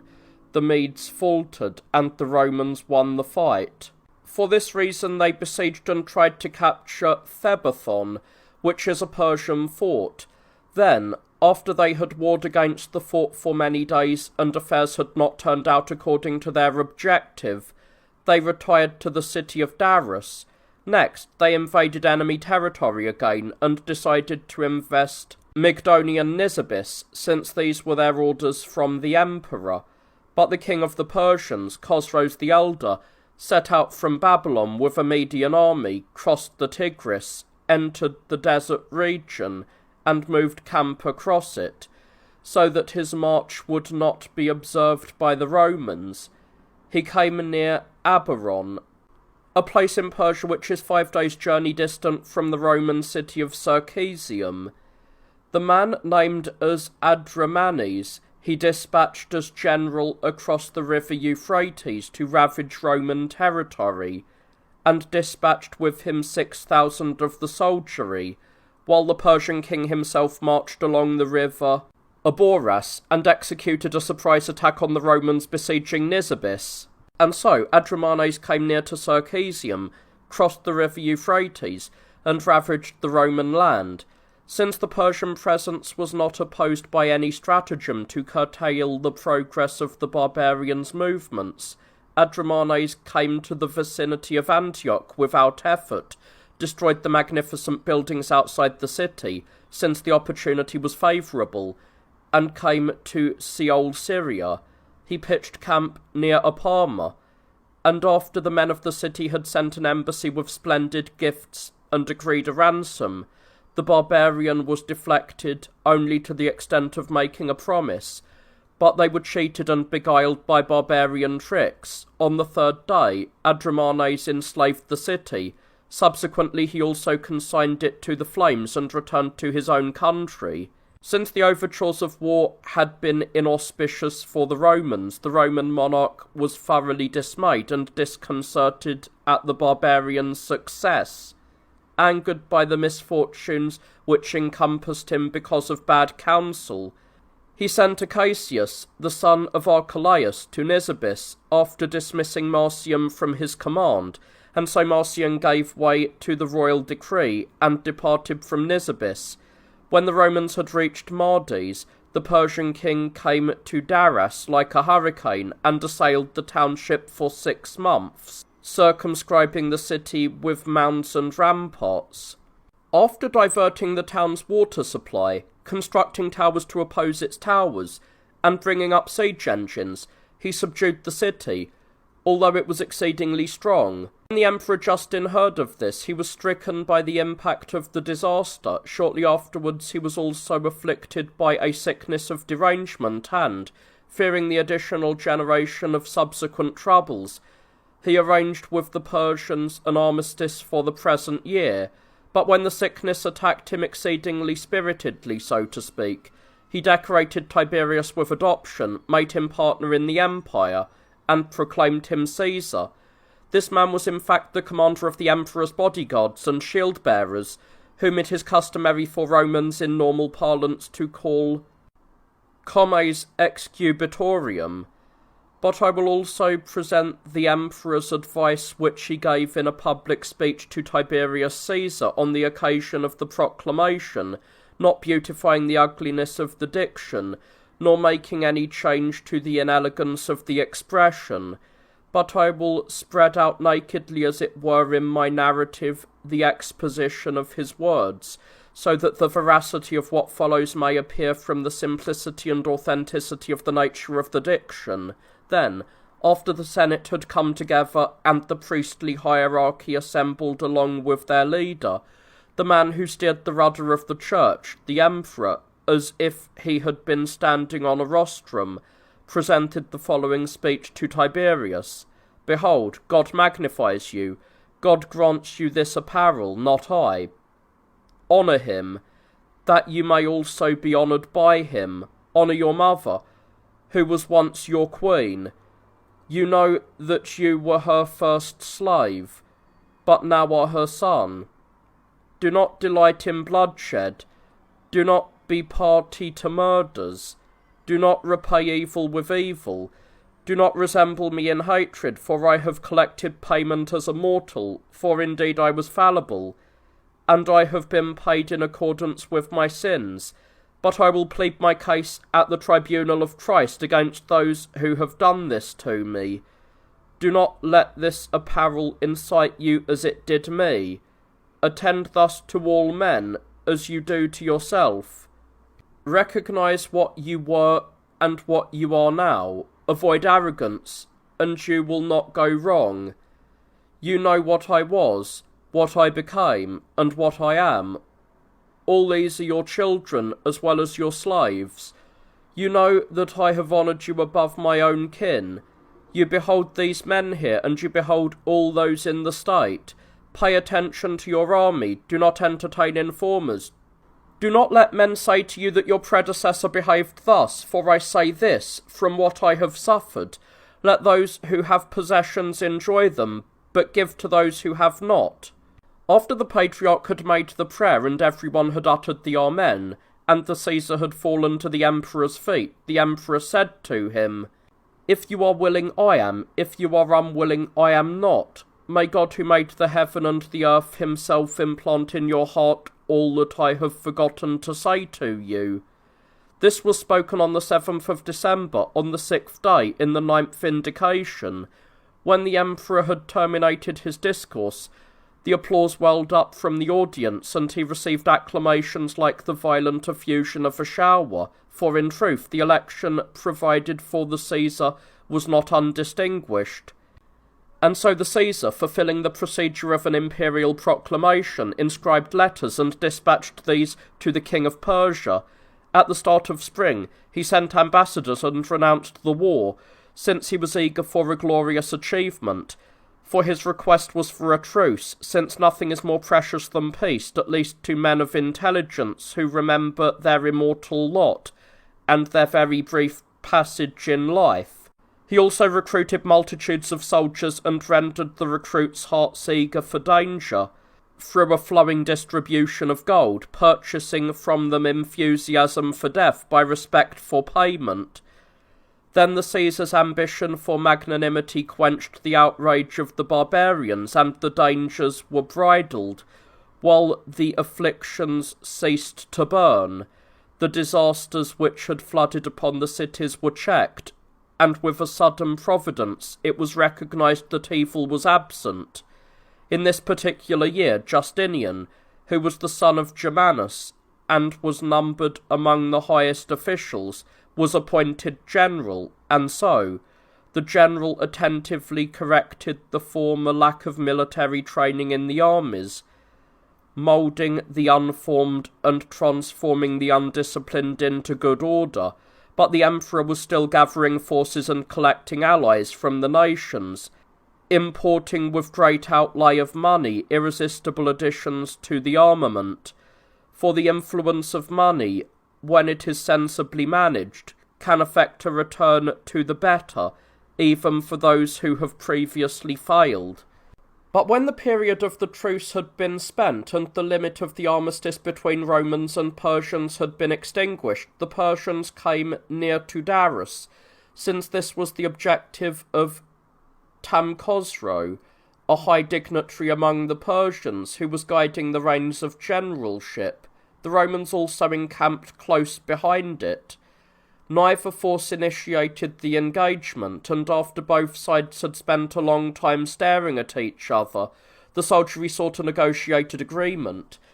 Then a treaty was made, on the terms that on the eastern front the war should keep peace, and practice in action for 3 years, but that in Armenia the conflict should be free from restraint. Therefore the Roman general marched past the city of Amida and encamped in the district of Armenia, while the Persian king also followed and crossed the Euphrates with a great multitude. When the Romans heard that the Persian king was conducting the campaign in person, the Roman spirits failed them, and not without due cause. For the royal presence had granted the Persians considerable success in their earlier actions, and had given the Romans the weaker weighing. It was for this reason that the Roman general climbed onto a mound, gathered the army around about on the plain, and began with these words: "The day now present, Romans, will be the beginning of great benefits for you, if you are persuaded by my words. Arm your spirits, I say, before your body. Let your hearts do battle before your hands. Let each brave danger for another, and you are saved. Philosophers, for I call you philosophers or soldiers, since you alone have death as your profession. Demonstrate to the barbarians that your zeal is immortal. Let your spirits be undaunted. Resolve to strike or be struck, receiving the opponent's missiles on your body, as if it were another's. Let the falling enemy stand as witness to your courage. Let their dead also narrate your triumphs. Comrades, you are my comrades both in toils and tumults, because of the war. The engagement is established as the test of courage and cowardice, and is the arbiter of souls. For this day will either convict us of effeminate cowardice, or with garlands and glorious triumphs will proclaim our manly bravery. Do not by turning your backs on the barbarians let your soul be at all affected by love of the body. Death, this sweet thing which we daily assay, is a kind of sleep, a sleep that is longer than normal sleep, but is very brief in comparison with the day that is to come. Men, be ashamed of dishonour, combined with salvation. This is an undying death, and a coward's tomb never conceals the man who has been allotted disgrace. Let not the Persian king disconcert you heroes, because of his ownership of impotent hordes, his boasting, his raised eyebrows, his stiff-necked arrogance, the conceit that he has acquired as far as words are concerned. Is not the nation haughty and pompous, procuring its power by bombastic grandiloquence? Forget the former misfortunes by recalling the supplements of allied forces. Forget the past failures which were brought forth by the general's folly, with the disorder of those under his command acting as an evil midwife. Nothing is terrible for the brave. For these the steel is fodder, as it were, while the pains of blows are a stimulant that kindles them to grasp greater dangers. Therefore guard your backs undisclosed to the enemy. Show that they are not initiated to your hind parts. I know that wounds are fonts of triumphs.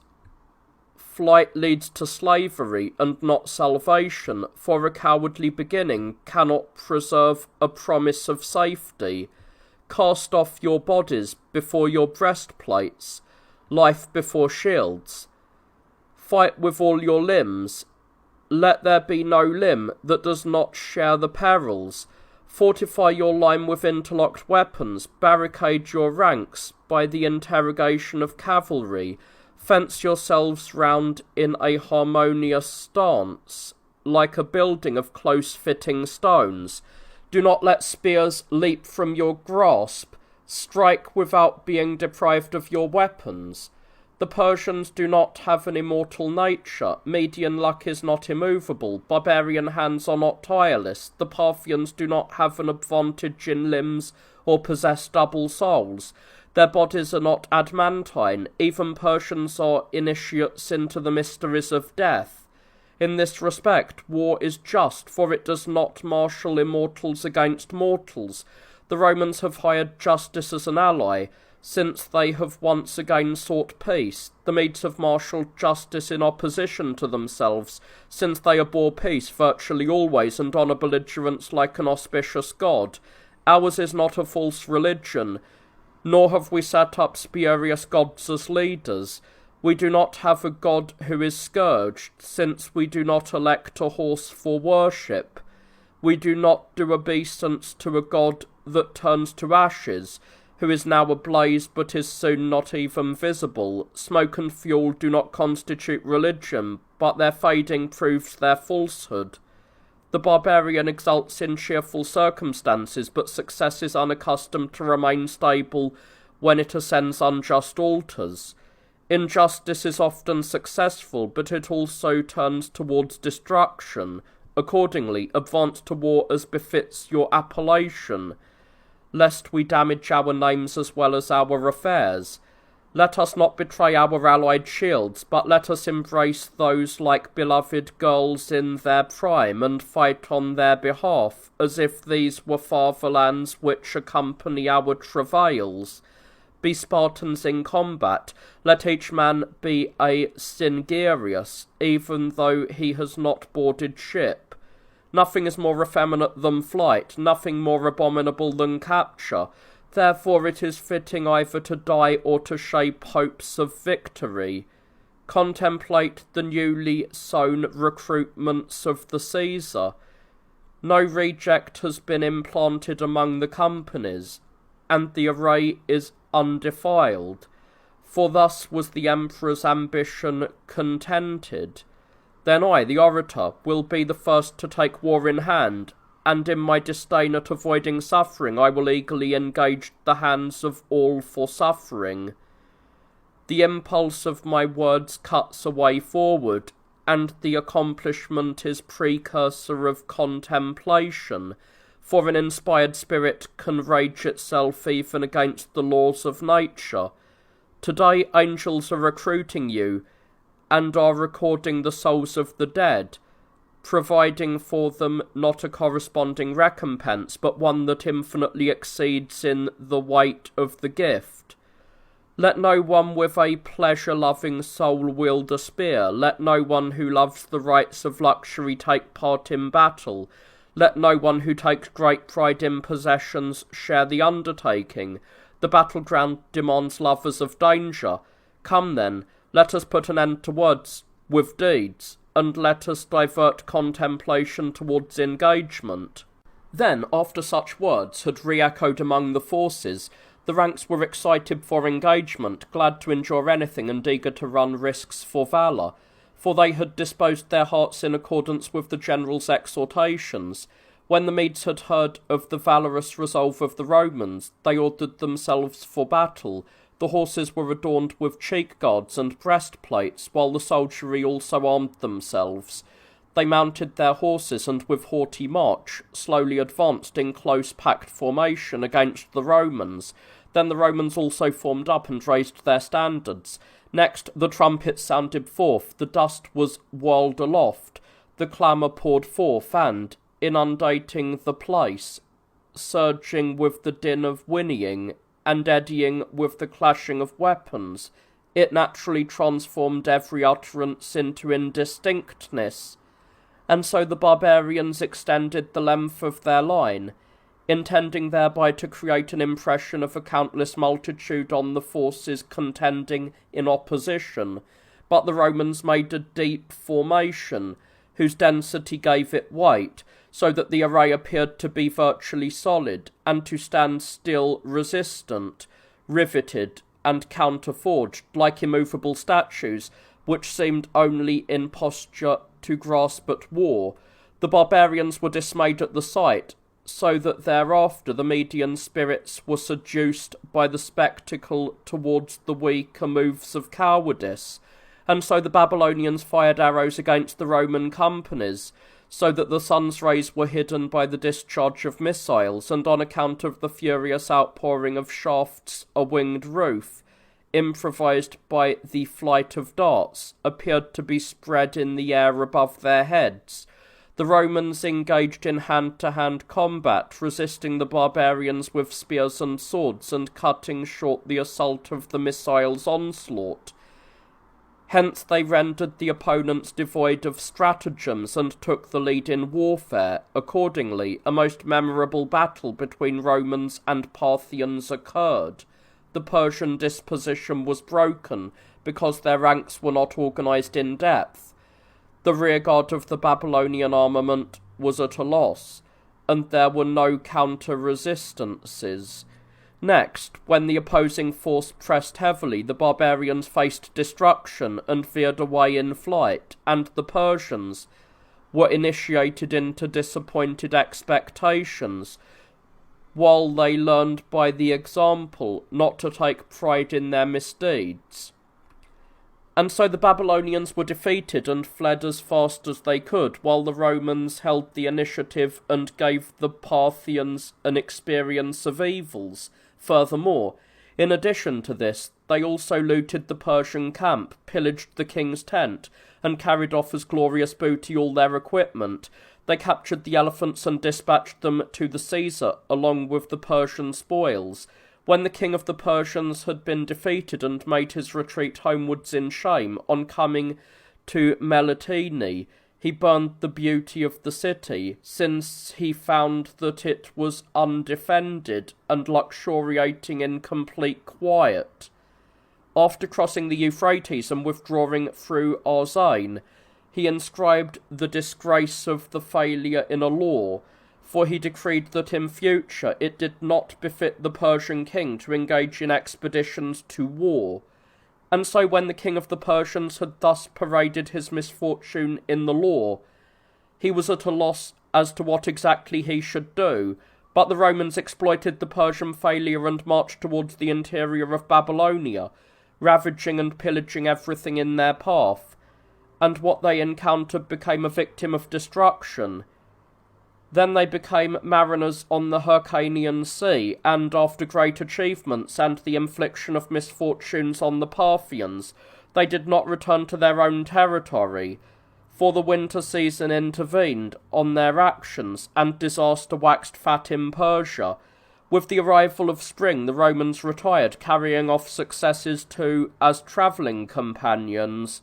And so, since the Medes could not endure the events, in their vexation they brazenly insulted their own king, for the attrition of the war and the prospect of future hardship distressed them exceedingly. For unlike Romans going on campaign, Persians do not receive payment from the treasury, not even when they are assembled in their villages and fields, but the customary distribution from the king constitutes a law of self-sufficiency for them. They administer these provisions to obtain a subsistence, and hence are forced to support themselves together with their animals until such time as they invade a foreign land. Therefore the king of the Persians, fearing the mutinies in his army, resolved to participate in discussions about peace with Tiberius the Caesar. On learning this, the Caesar decided to enter into negotiations, so he dispatched men empowered to settle the discussions concerning a concordat, having appointed as ambassadors John and Peter, who belonged to the highest rank of the Senate. They were in fact patricians, and Theodore, who was honoured and respected among Romans in his office as magister, and furthermore Chosroes dispatched Sarnacaganes, a man highly regarded in the Persian state on account of his rank, together with other most notable men, delivering through them respite to the war. At that time, then, a fierce battle was joined between Romans and Persians for Armenia, with Khosrow commanding the Babylonian force, and Justinian leading the Roman throng. The Romans fell short of their former glory. It was for this reason that the Medes rejected the peace treaty, and their love of war was rekindled again, since they were incapable of moderation because of their recent successes, and so the ambassadors, after accomplishing their objectives to the extent of discussions, went homeward, abandoning the embassy bereft of peace. When events had turned out thus, Tiberius the Caesar appointed as his general Maurice, who was at that very time leader of the emperor's bodyguards, and dispatched him to the province of Armenia.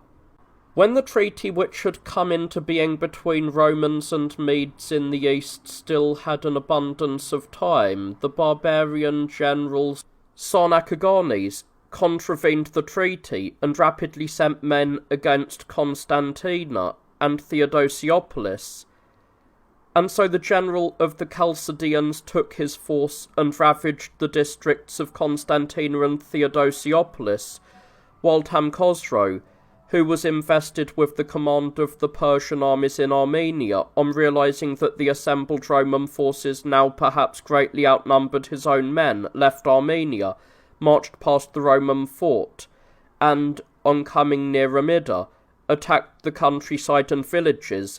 Next he returned home by way of Arzain. The Roman general Maurice, seeing that the barbarians had left Armenia and were engaged in ravaging on the eastern front, set out with his whole army and arrived in the land of the Persians.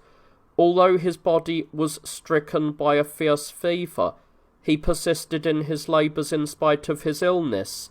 So the Romans invaded Arzain, and, since there was no resistance, they reduced the very strong fort whose name was Aphumon, razed some other forts, and administered great slaughter to the Persian state.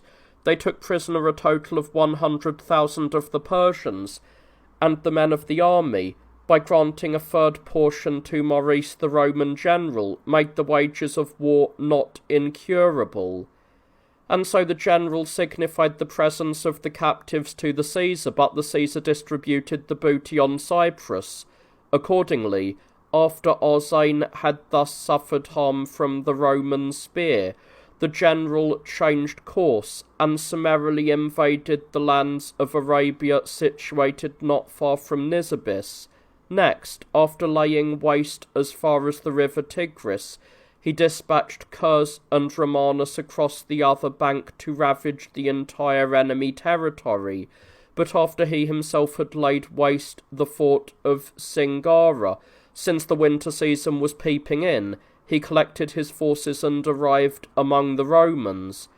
In this particular year, Justin, the emperor of the Romans, withered away from disease after encountering great punishments for his violent deeds.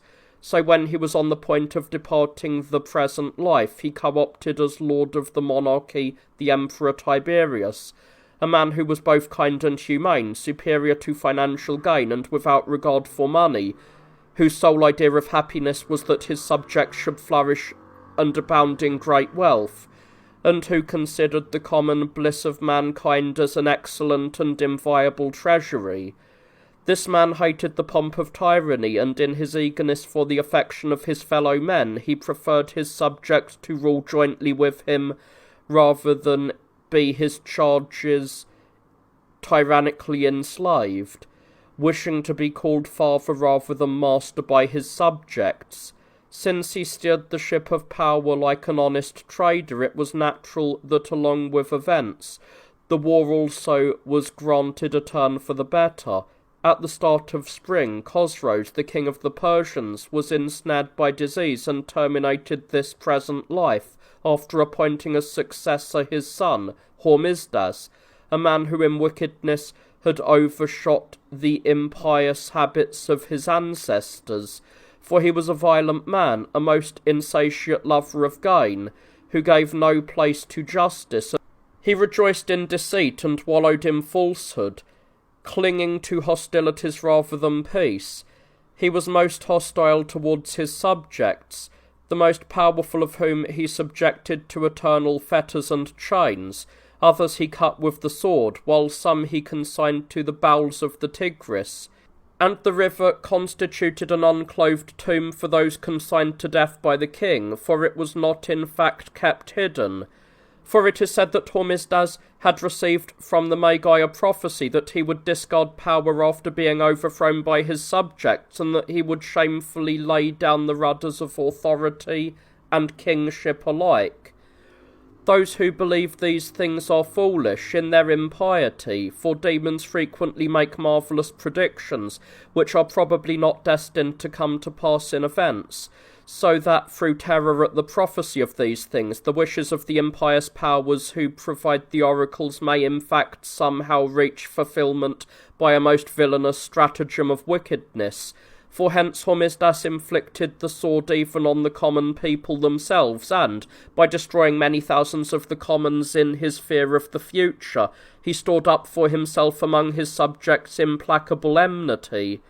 He also reduced military pay by a tenth, and compelled the army to face great dangers, so that through the destruction of the Babylonian force his royal throne might remain established free from revolt. So Hormisdas donned the tyrant's diadem. In his bragging and arrogance he cut short normal procedure, as though he did not deign to send the ratification of his proclamation to the Emperor Tiberius. And so the Emperor proclaimed to Hormisdas an end to the war, asking for peace to be made on equal terms for both sides. But he insulted the embassy and demanded that the Romans should openly pay tribute, that the Armenians and Iberians should be among his subjects, the Romans making this provision for him, and that the Caesar should make no further requests for Darius, even though his father Khosroes had been willing to respond to discussions with the Caesar on equal terms, and had not rejected the restoration of Darius to the realm of the Romans. When Hormisdas' arrogance was made plain to the Emperor Tiberius and summer had again arrived, Maurice collected his forces and reached Persia after sending Romanus, Theodoric, and furthermore Martin to the far side of the Tigris to lay waste the interior of Media. And so they invaded with the mass of the army and pillaged the fertile and most fruitful areas of the Persians. After spending the whole of the summer season in the slaughter of Persians, they ravaged Media and wrought extensive destruction. With the arrival of winter, the Roman leader came to Caesarea in Cappadocia, but as the summer came round again, he arrived in the east with the whole Roman army at the city of Circesium. Next, he subsequently hastened through the desert of Arabia to reach the land of Babylonia, and then to steal a victory by the shrewdness of the enterprise. In this he was accompanied by the leader of the nomadic barbarians. His name was Alamandarus, who, they say, revealed the Roman attack to the Persian king, for the Saracen tribe is known to be most unreliable and fickle. The mind is not steadfast, and their judgment is not firmly grounded in prudence.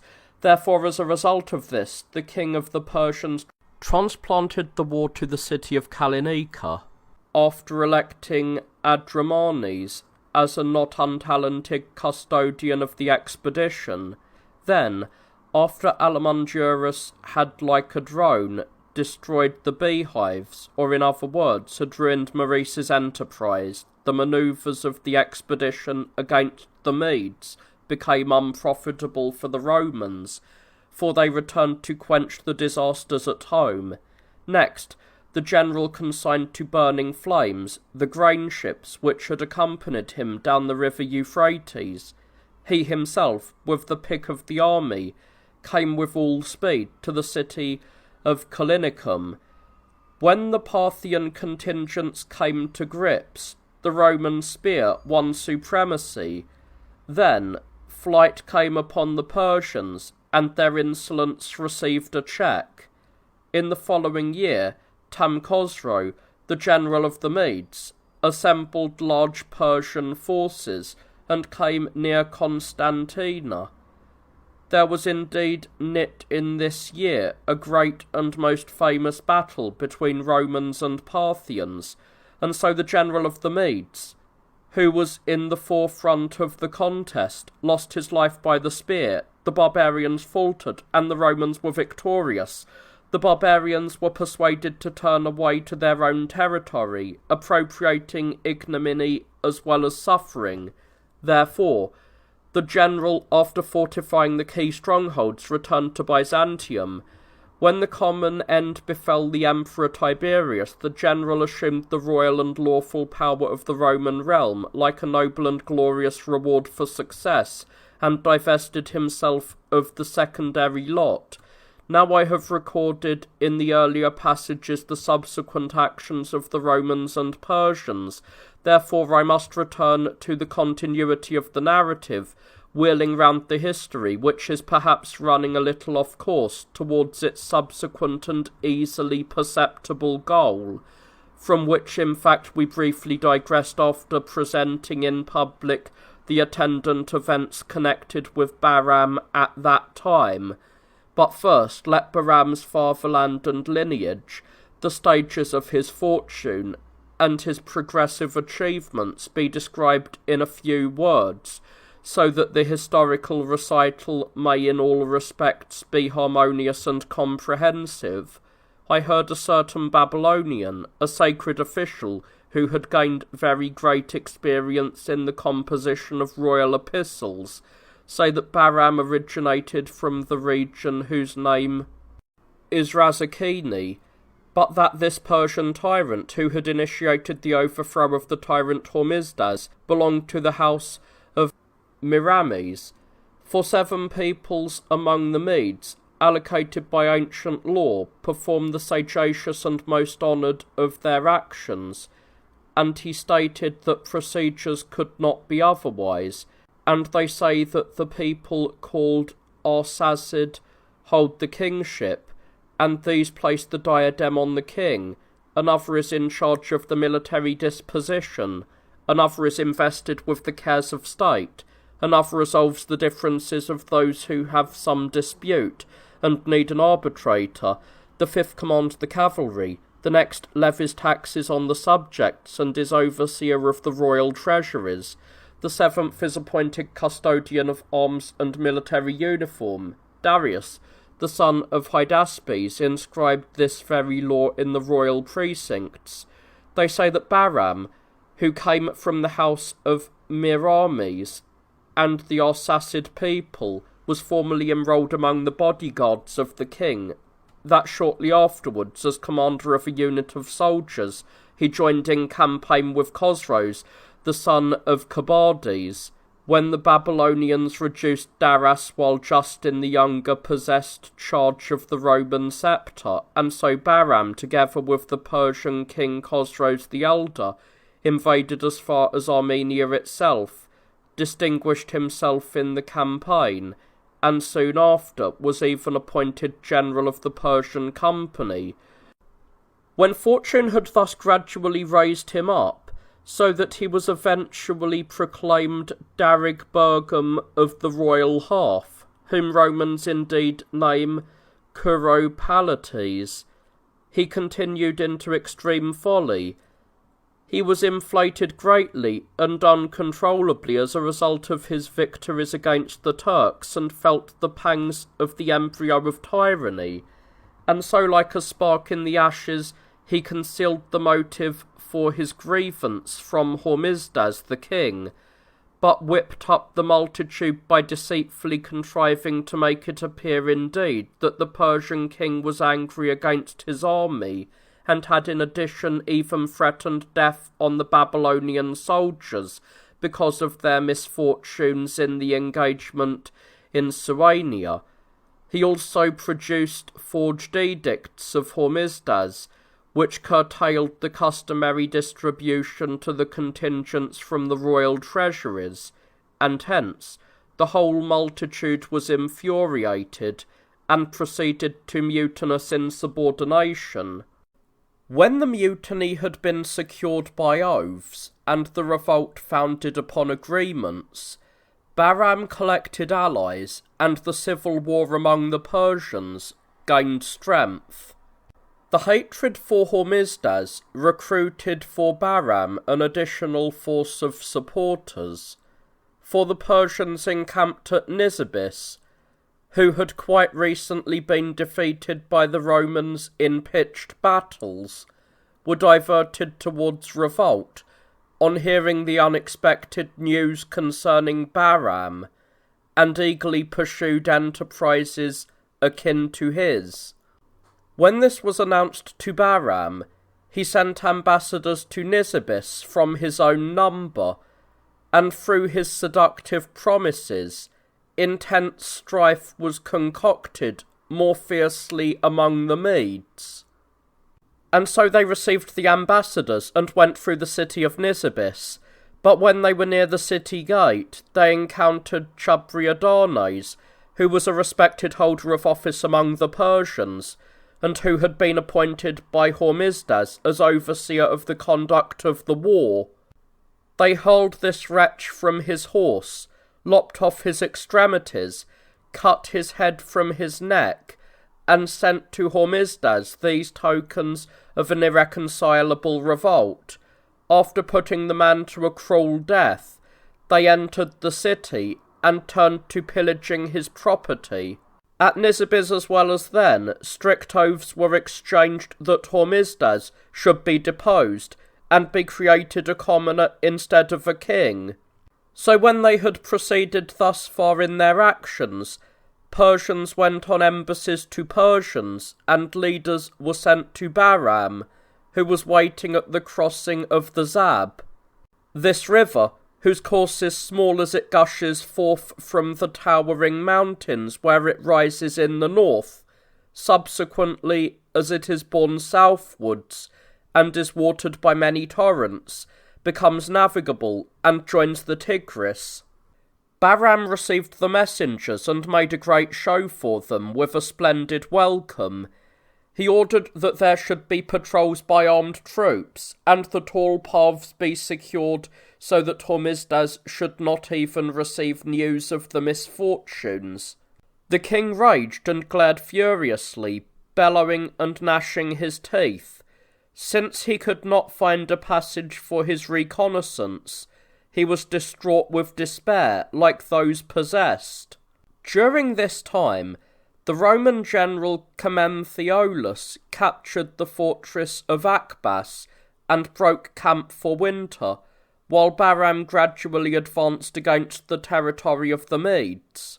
But Hormisdas collected forces from the nearby districts, and appointed the Persian Theophylact as commander of the campaign. In the Roman tongue, His name signifies the title of Magister, and so Pherocharnes asked the king that Zadespras, whom Hormisdas had bound and put away in prison, should be released from his chains to join him on the campaign. This man had in fact been condemned to prison by the Persian king because he had been caught appropriating a considerable sum of money from Martyropolis. Hormisdas was annoyed by the request, but Pherocharnes persisted in his demand until the king's will was overcome and Zadespras was released from his fetters.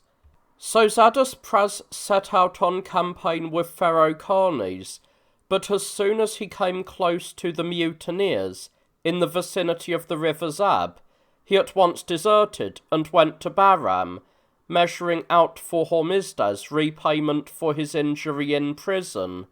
Then, after this had happened, Bahram was greatly elated, and expected that all the opposing army would also come over to him.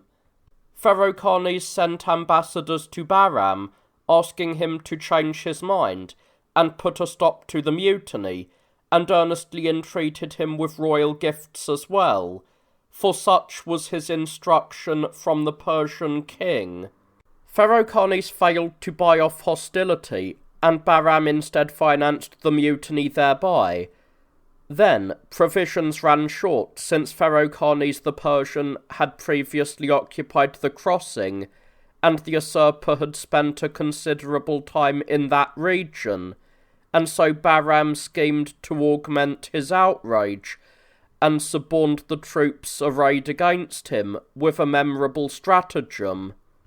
For he sent to the opposing force messengers who declared that the opposition was acting misguidedly in taking up arms against injured parties, and reminded the Persians of Hormisdas' harshness, his cruel actions, and unjust impiety. He laid bare Hormisdas' infidelity and, in short, marshalled an extensive and most compelling list of Hormisdas' crimes. For enmity is ever fond of accusation, and from small beginnings can fabricate great mountainous charges. When Pherocharnes' troops heard these claims, their minds were changed, and they longed for revolution, despising the honourable and honouring the wicked. And thereafter they no longer made accusations of mutiny, but they regarded the enterprise as lawful, with justice as the source of the deeds. Then Zowarab, this man was leader of the Dilimnite tribe, together with the younger Sarames, who at that time was enrolled in the general's guard, but who subsequently became commander of the bodyguard of Khosroes the king, strove for different fortune, and conceived an extraordinary longing for a change of affairs. They formed a conspiracy, and in a surprise attack murdered Pherocharnes by night, with absolutely no opposition. After this had happened, everyone turned to pillaging the general's possessions. Then on the 5th day, news reached the Persian king of the fate which had recently befallen his general, accordingly Hormisdas, who was dismayed by the increase in his troubles, set out from Media, where he had been lingering, and approached Ctesiphon, collecting his remaining forces and applying his attention as best he could to his own defence. When the inhabitants of the royal cities came to know of these events, they were panic-stricken, and in their utter amazement at the revolution in affairs, were at a loss as to exactly what to do, for unexpected news is accustomed to create confusion in the soul, and to import a complete overthrow of rational thought when it is thrust on the ears with sudden advent. On the 3rd day, the prisoner Bindaris, the son of Aspabides, and a relation by birth to Khosroes the king of the Persians, who had resided in prison in chains, being punished without reason by Hormisdas, was led away from detention by Bestam, who was in fact his brother, with no one present to prevent it. When Bindaris had found respite from his misfortunes, This mob from Ferocanes' army burst into the palace at about the 3rd hour and encountered Hormisdas. He was sitting on the royal throne, his attire that of a tyrant, and very costly, the gold gem-studded tiara gleaming brightly with its inset of rubies around which ran an abundance of pearl. Glistening in his helmet, and emerald green, he amplified his splendour, so that the eye of the beholder was all but petrified by insatiable amazement. His trousers were gold-decorated, costly products of the weaver's hand, and his apparel was as luxurious as his arrogant appetite desired. And so the king asked Bindoes how his removal from detention had occurred, about his bold manoeuvres, and what the improvisation of the attendant force meant. But he, in full hearing of the king, railed and blasphemed against Hormisdas, since his tongue was no longer curbed, because security for free speech ensured from the disorder. Then, since no one hissed Bindoes down, nor was present to censor him and spare the royal dignity, Hormisdas asked the officials whether the state of affairs pleased them. When everyone jeered at Hormisdas, Bindoes grasped Hormisdas by the hand, lifted him from the throne, stripped the diadem from his head, and handed him over to the bodyguard for detention. And thus Bindoes' fortune was reversed, and Hormisdas suffered for his deeds, learning that one should not injure those who have done no wrong. When his son Chosroes heard that Hormisdas had been deposed from the kingship, he departed from his customary haunts, and made his escape to Adrabiganon, in fear of the perils that had befallen Hormisdas, since he suspected that the misfortunes would perhaps transfer to him as well. And so Bindoes tracked Chosroes' movements, but when in his quest events went according to his will, and he had Chosroes in his grasp, he asked the boy to return to assume the royal throne, and so Chosroes returned to the palace after receiving a binding guarantee of good faith. On the next day, Hormisdas sent a message from prison, which indicated that he wished to make a speech to the advantage of the Persian state. He requested the attendance of the satraps, officials, dignitaries, and all of the royal bodyguard, since his subject was not concerned with trivial talk. Accordingly, when this had been announced to the leading barbarians, an assembly took place at the palace, and Hormisdas too was led from prison, so that his proclamation might be brought to fulfilment. Then, after the gathering had been organized in the palace, Hormisdas stood up in the middle and began as follows: "Spectators, would that you had not been the engineers of my royal misfortunes, for then you would not have acquired a king who was both orator and prisoner. Men, you are now haughty enemies, but were once subjects who obeyed in fear. Spectators, would that you had not come forward this day as attendants and witnesses of such troubles. If weeping should recede, I shall utter words which will again invite weeping, for I see you revelling in these misdeeds, clapping your two hands, gnashing your teeth, with lying sneers on your faces, immoderate in laughter, unbounded in insults, and, if I am not mistaken, treating the venerable institution of kingship as an occasion for amusement. For present among you, on display in your midst, as a prisoner flogged by the masses, is the man who was recently revered as a god, the man who was swathed in purple, now clad in rotten rags, the man who was daintily adorned with gold and pearl, now afflicted and abused by an iron chain, the man whose hair was well groomed, and who was perfumed with myrrh, now subject to shameful discomfort, bestial in appearance from filth and dust, from running eyes and matted hair, the man who was encircled by countless varieties of foods, now starving and almost deprived even of chance crusts, the man who resided in gold-roofed chambers, lounging on golden couches, revelled in resplendent cloaks and wallowed in magnificent robes, now cooped up in prison and cast down on the earth, with no scraps of cheap garments to wrap around him. But I see that the fame of my ancestors too is besmirched this day by your impious actions against me.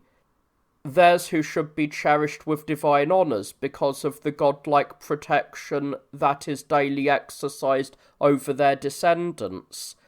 But although you have overthrown the law of nature, set at naught the institutions of power, trampled down the order of monarchy, obliterated the regulations of justice, and banished retribution for violence, I will not forget my royal excellence, but out of goodwill for the community of my race, will describe what is advantageous for the Persian state. Satraps and you who are assembled at this royal palace, mobilize a united policy against the mutiny.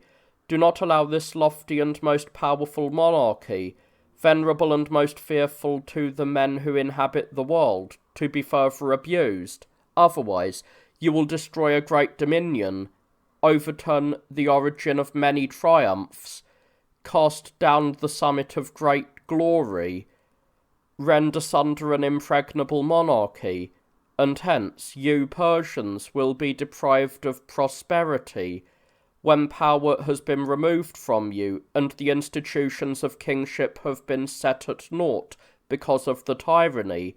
For discord is the precursor to disorder, disorder is anarchy, anarchy which takes its origin from tyranny is the start of dissolution.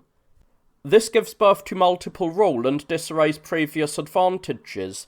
Through unstable authority and divisive discord, it destroys the unity and harmony of the dominion, and compels the friends of tyranny to suffer rather than to do in all things.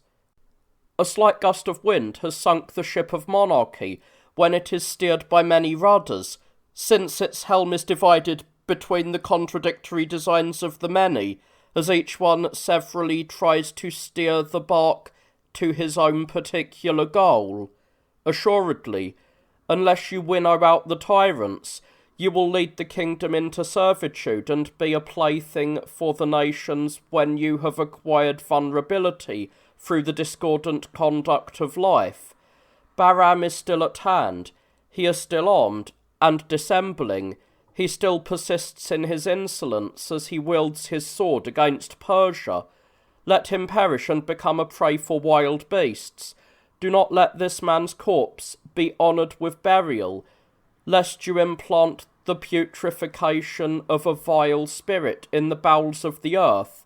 Let Khosroes too strip the diadem from his head. He does not possess a royal spirit. He is not adorned with a leader's intellect. His mind is not authoritative. His impulses are uncontrolled. His temper is naturally ferocious.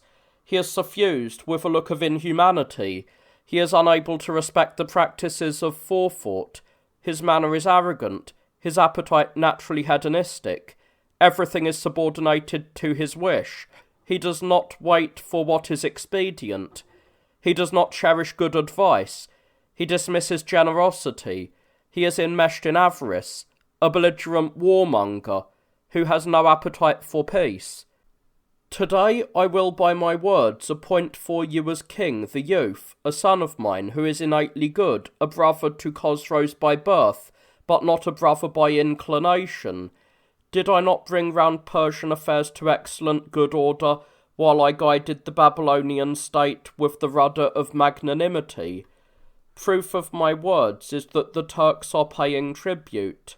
The Dilimnites have surrendered their necks and weapons to us. The Romans have lost famous cities, and bewail their new fortunes with the loss of the old. I, who accomplished all this, have also suffered because of the mutability and instability of fate.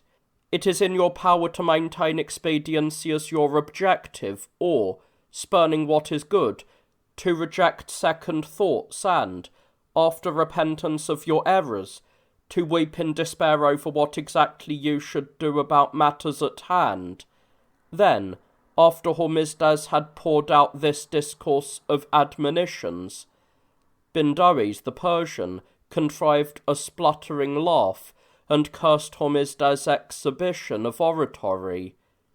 He stood up in the middle, and addressed the assembly roughly as follows: "Fellow kinsmen, comrades, tyrant-haters, that is, you who do not tolerate tyrants continuing to make laws, even now that he is a commoner, this tyrant does wrong. He still assumes the language of authority, undertakes to give orders, acts the king in oratory, ordains laws on the rostrum, denounces generals, rejects monarchy, and appoints the next ruler. He has everything at his disposal, more even than the munificence of dreams could bestow on the deluded, and yet he is incapable of realizing this much, that those who in their actions have failed to arrange their own affairs skilfully are not naturally reckoned in the category of advisers. How then will he deposit for us a truly sound and trustworthy guarantee for his proposal? Or did he not trick us by pledging his own fate as security, since he wished to see us as fellow prisoners, and as participants in the same sufferings, although we are innocent? For as subjects of tyranny, we did not share his crimes. How is it that he has stirred his voice against tyranny, that man who left no Persian custom free from tyranny, who ruled like a bandit, who adulterated his power with violence, who poured down a deluge of murders throughout the whole period of his rule, who with corpses almost made the Tigris dry land, the man who created an abundance in tombs, fattened the sword on blood, and procured a dearth of men, so that by fortifying wickedness through depopulation, he might obtain immortality for tyranny. The man who has not judged advantageously in his own affairs is an arbiter for children's intellect. Abandon this absurdity, Hormisdas. Tyrants do not lecture after their overthrow. Men who have become subjects do not make laws. Men condemned to death do not act as advisers. Since then, it is not open for you to tyrannize your subjects in the future. Like a coward, you have practiced an outrage against your children by choosing to wrong the elder through the younger, so that there may never be any respite for your wickedness. The Turks are made our tributaries, but this was not the product of your intelligence. Persian deaths and the courage of generals have gloriously constructed these achievements of forethought. The Romans have been stripped of cities and towns, but the Persians will not be persuaded, for the deeds do not correspond to the words. Or are they not waiting at our threshold, toying at warfare, and with a sudden swoop, showering an endemic slaughter on the Persian army? And because of your bellicosity, there is no hindrance. Your treasuries are full of gold, but the cities, mansions, fields, valleys, and farmsteads are also full of lamentations. It has been the common fate to share the same misfortune, so that you yourself, showered by wealth, may take your fill of a most ill-fated prosperity. Depart from here, then, having paid the penalty for your crimes. Let the destruction of one man be a lesson in prudence, and let this be a most equitable law, a salvation for those to come. For the proclamation of kingship does not herald a feast of pretension, but an irreproachable superabundance of good management. And so the assembly jeered at Hormisdas, insulted him, disparaged his forthright speech, and were moved to extreme rage. Infuriated, they glowered, and revelled in the gusts of bravado. In a great outburst of indignation, they brought to the middle Hormisda's son, that unfortunate youth, then slaughtered him in full view of Hormisdas as gratification for their wrath. But this was not the limit to the occasion they provided for malevolence, but they also placed Hormisda's wife in the middle, and sliced her in pieces from the bladder, the sword exacting a wicked judgment on her limbs, and so such destruction of his wife's life in open audience, together with his wretched sons, constituted the material of tragedy, when Hormisdas had been an indubitable witness of that ill-fated story. He was allotted blindness, and this was for him the moral, as it were, of his misfortunes. For after they had heated iron needles to glowing point by placing them in closest contact with fire, they thrust them into the pupils of his eyes. Thus, with a torture of molten eyeshadow, they adorned Hormisdas and decreed on him permanent darkness for the future, since they suspected that he might perhaps escape and provide trouble for the Persian state, for they clearly remembered what Kabades had accomplished after laying down the Persian sceptre, for this Kabades had been the father of Khosroes, the former king of Persia, but since he was a murderous man who exercised power violently and converted monarchy into tyranny, the Persians deprived him of office, shut him away in prison, and committed him to be nursed at the bosom of hardship. His wife made frequent and regular visits to him each day, tended him with her ministrations, and by her advice persuaded him to endure with equanimity the acts of unfavourable fortune. Now the commander of the prison, who was an officer and held authority over a company of soldiers, fell in love with the wife, so Kabades, when he heard this, urged his wife to share the governor's bed and endure every squall of fortune that befell her. When this had happened, the watch relaxed, the strict guard was slackened, and vigilance became slave to indolence. Hence, Kabades procured a transformation of his troubles, dressed himself in his wife's clothing, and escaped from the prison, leaving behind his wife dressed in his clothes. Then, in the company of Theophylact, a most trusted friend, he approached the Hun tribes, whom history has almost universally recognized as Turks. He was then entertained most hospitably by the king of the Hephthalites, and he acquired very considerable forces. He defeated his opponents in battle, returned to the palace, and regained power, and so Kabades measured out for Theophylact the recompense for the bond of friendship, and decorated him with the most preeminent offices, while he savagely exacted punishment from those who had injured him. It was with these particular events in mind that the Persian satraps pecked out Hormisda's eyes. So, when the assembly had fully vented its rage, Khosroes was led up to the royal throne, and standing in the golden apse, as is the custom at Persian proclamations, he received royal homage, while acclamations washed around his ears.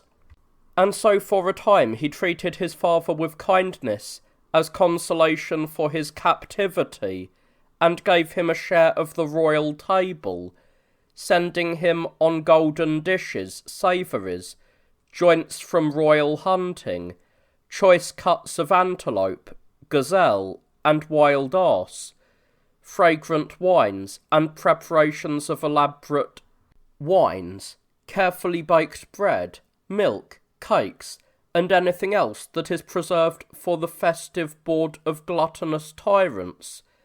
But Hormisdas spurned the king's generosity, and most boorishly insulted those who ministered to him, for he naturally condemned despicable pity, and rejected insolence which feigned piety.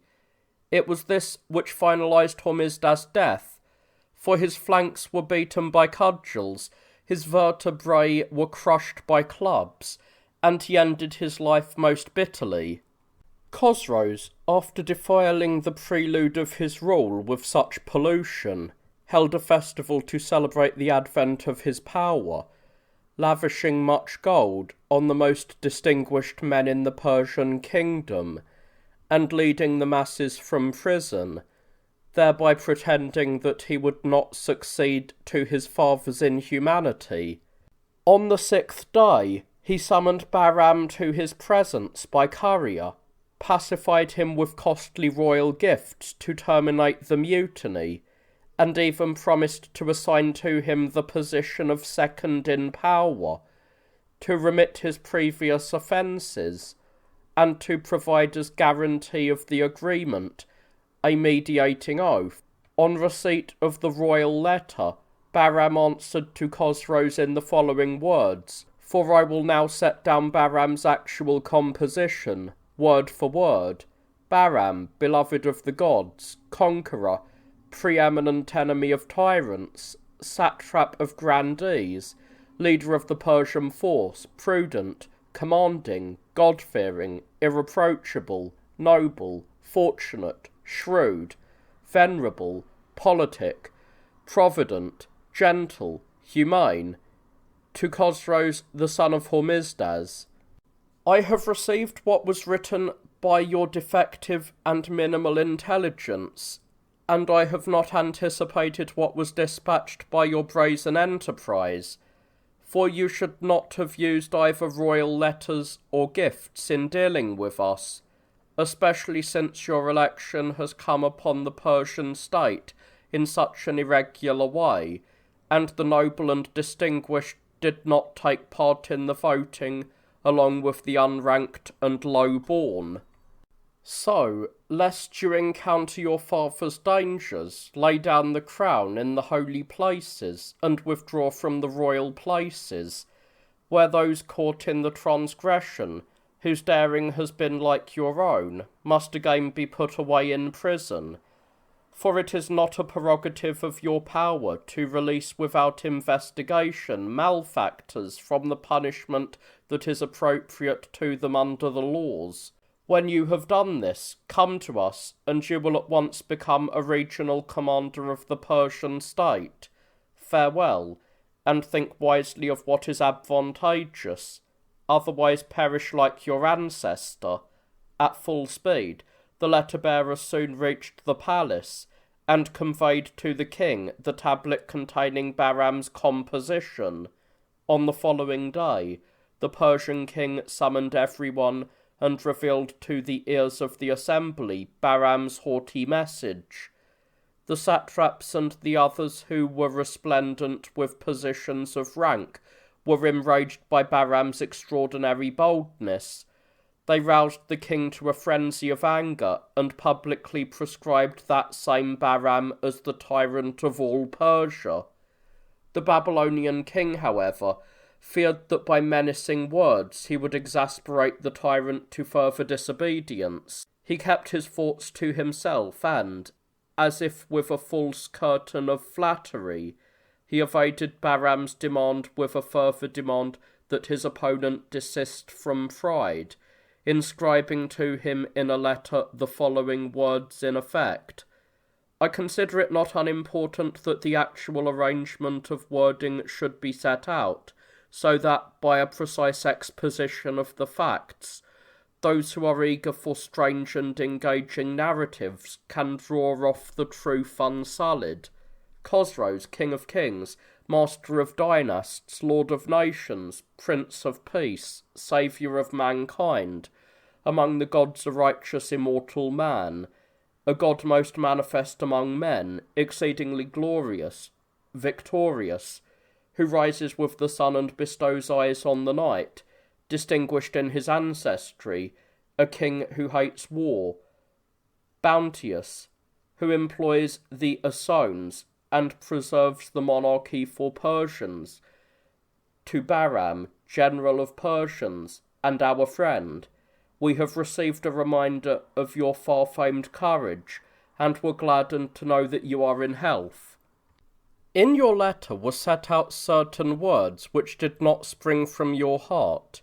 It was perhaps the drafter of the letter who, drunk on much wine, and enfolded by unmeasured sleep, composed vain absurd dreams.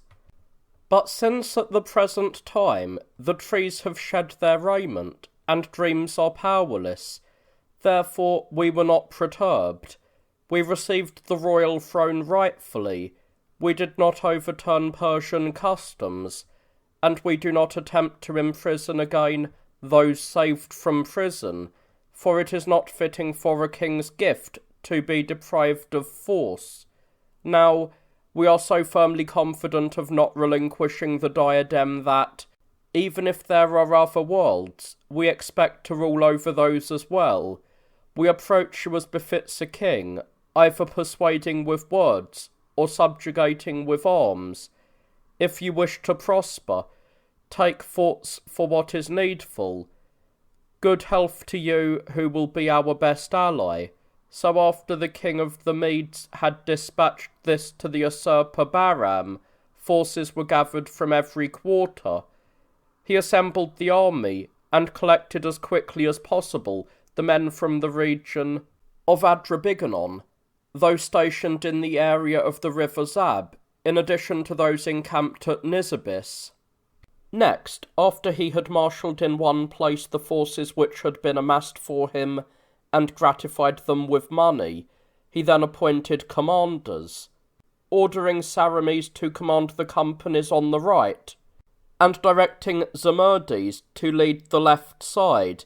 He ordered Bindaris to take the central division, and to hold the rearguard. Then the Persian king set out from the royal capital, and came to a central plain, where there ran a river, flowing in the middle between the two forces. Then the two armies took up their positions on the banks of the river, and many messages from Khosroes and Bahram were ferried across from first light until the rising of the evening star, but their discourse was scattered on the air. When peaceful fortune had completely failed to grant a resolution, battle was knit, and fighting gave birth to a visitation of great troubles. Then sallies now occurred, and skirmishes, and those very actions which are the bellicose preludes of the engagement. So Bahram surrounded himself with a ditch, and made other dispositions for the safety of his fighting force. But Khosroes lacked the courage to circumvallate himself on the plain. Throughout the day his appearance suggested eagerness for battle, but when night fell, he protected his forces by containing them within the city. Consequently, a serious loss of morale befell Khosroes' contingents. But when the cowardice of the opposing force had become clear, thereafter Bahram was encouraged not to steal the victory, for he thought it wrong that those whom it was possible to coerce openly should make accusations of deceit and sully his triumph because of trickery. But Khosroes put to death certain people whom he suspected of associating in the tyrant's undertakings. On the second day, he observed that the spirits of his forces were downcast, and he therefore looked to flight and made advanced preparations for the escape of his harem. With matters standing thus, since Khosroes refused to meet him in an engagement, on the seventh day, Bahram organised a night attack when there was no moon, and assaulted Khosroes' contingents. Accordingly, there was fearful consternation, and great confusion immediately arose. At first, the enemy directed the slaughter against the baggage animals, but then the massacre switched to Khosroes' allies as well, and, after many had been slain, the army changed its opinion, deserted to Bahram, and united with his forces. Now Khosroes was unable to endure the climax of his misfortunes, and with a handful of bodyguards, he escaped from this great and most unexpected peril as fast as his feet would carry him. And having thus been ousted from his kingdom, he left Ctesiphon and crossed the river Tigris. He was in despair about exactly what to do. Some advised him to approach the eastern Scythians, whom we are accustomed to call Turks. others to save himself in the mountains of Caucasia. Thus Chosroes was at a loss as to how to evaluate the advice. Accordingly, he very properly entrusted the reins of his flight to the supreme God, after looking up to heaven, and turning his thoughts to the Creator, disregarding the false gods, and placing none of his hope in Mithras. He naturally decreased the swift slide of his perils, and by changing faith he also changed fortune towards the better.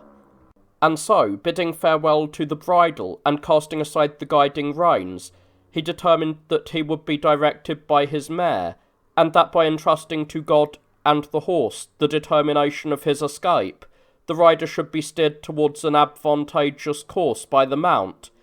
For thus the occasion consented to improvise for the world a mighty occasion for actions. And so that royal mare carried its fugitive rider into the desert. After crossing this and going along the river Euphrates, he drew near to the forts of Aberon and Anathon, which were subject to tribute under the Persian state. Setting out from there, Chosroes came to the vicinity of the city of Circesium. He encamped 10 miles away, and sent messengers to Circesium to make known his arrival, his changed fortune, and his flight to the Caesar. He asked to be returned to his own country, and sought to win support from the Romans. So it was in the 3rd watch of the night that his messengers approached the gates. When the ambassadors had indicated to the gatekeepers the reason for their passage through the wall, those responsible for the gate watch quickly came before the city's commander, and with all haste reported the turn of affairs to the commander. The commandant of the fort was called Probus, so at dawn Probus brought Chosroes into the city and entertained him with courtesy and hospitality. He accorded the utmost humanity to Chosroes' wives, who were carrying infants at their breasts, and with strict propriety he looked after the bodyguard and attendants, of whom in fact Chosroes had 30. On the 2nd day, Chosroes, the king of the Persians, asked Probus to send a written embassy to the Caesar, and after composing a royal message, he dispatched it to the emperor via Probus. On the following day, Probus made Chosroes' presence known to the general Theophylact, who was residing at Hierapolis, and also sent to him Chosroes' written request to the Caesar. Theophylact gave the couriers a report to carry to the emperor of the events which Probus had revealed to him at Hierapolis. On hearing the news, the Emperor Maurice was delighted. He revelled in the improvised prospects. Removing the Persian seals, he sought to comprehend and discern precisely what was written on the tablets. The substance of the Persian king's request was in effect arranged as follows, for I will set out the petition word for word, without adorning its phraseology, so that, through its uncultivated diction, we may see an undistorted reflection of the motivation for the request. Chosroes, king of Persians, greets the most prudent king of the Romans, the beneficent, peaceful, masterful, lover of nobility and hater of tyranny, equitable, righteous, saviour of the injured, bountiful, forgiving. God effected that the whole world should be illuminated from the very beginning by 2 eyes, namely by the most powerful kingdom of the Romans and by the most prudent sceptre of the Persian state. For by these greatest powers the disobedient and bellicose tribes are winnowed, and man's course is continually regulated and guided. And one can see that the sequence of events is consonant with our words. Since then, there are certain malignant and evil demons abounding in the world who are eager to confound all God's excellent dispositions. Even though their enterprise does not achieve its result, it is right for God-loving men of piety to take the field against these, having received from God a treasury of wisdom, and the strong arm and weapons of justice. Now in these days the most malicious demons have attacked the Persian state, and accomplished terrible things, mobilizing slaves against masters, subjects against kingdom, disorder against order, and disadvantage against expediency, and supplying weapons to every opponent of goodness. For Bahram, that abominable slave who was exalted and glorified by our ancestors, failed to contain his great glory, but has shied away towards destruction, wooing kingship for himself. He has confounded the whole Persian state. Everything which he accomplishes and endeavours is in order that he may quench a great eye of power, and that thereby the fierce malevolent tribes may gain authority and power over the most meek kingdom of the Persians, and then subsequently thereby in the course of time gain irresistible might, which will not be without great injury to your tributary nations as well. It is then fitting for your peaceful providence to give a saving hand to a kingdom that is being ravaged and coerced by tyrants, to support a power that is on the point of dissolution, to establish in the Roman state the cause of salvation, as if it were a universal trophy, and to proclaim yourselves the founders, saviours, and physicians of the Persian state. For the most powerful rulers ought continually to accomplish all that is in the interest of justice, thereby even when they have departed the present world, they will have eternally incorruptible praises for their magnanimity, and will establish an example that servants ought not to take arms against their masters. It is then right that you should guide the current irregularity of affairs in the Persian state, for thereby the Romans will receive through you a more glorious reputation. These words which I write do I, Chosroes, address to you, as if I were in your presence, I, Chosroes, your son and supplicant, for the chance course of events will not make you disregard what is proper to my rank and title. May the angels of God, who grant blessings, preserve the kingdom for you, free from disgrace and tyranny. While the Caesar was reviewing this embassy, Bahram bestowed favours on the satraps and Babylonian nobles, and demanded their allegiance. He assumed all the royal accoutrements which Chosroes the Persian king had in his train, and came to the palace. He selected from the army picked men for an expedition, and ordered them to track down Chosroes, and bring them to his presence in chains. Now these failed to accomplish their orders from Bahram, but encountered Bindoes, who was a staunch supporter of Chosroes the Persian king. They disgraced him with chains, and brought him to Bahram on the 7th day. Bahram, although he was appropriating the Persian kingdom, and was consumed by lust for it, did not openly exhibit the machinations of his heart, since he feared that he might meantime be discovered to have organised the whole course of his actions for this precise reason. He desired his rule to be affixed by senatorial decree, and the proclamation of his power to be clothed in a certain legal force, thereby contriving for himself that his kingdom be beyond reproach, and furthermore that his undertaking be unopposed.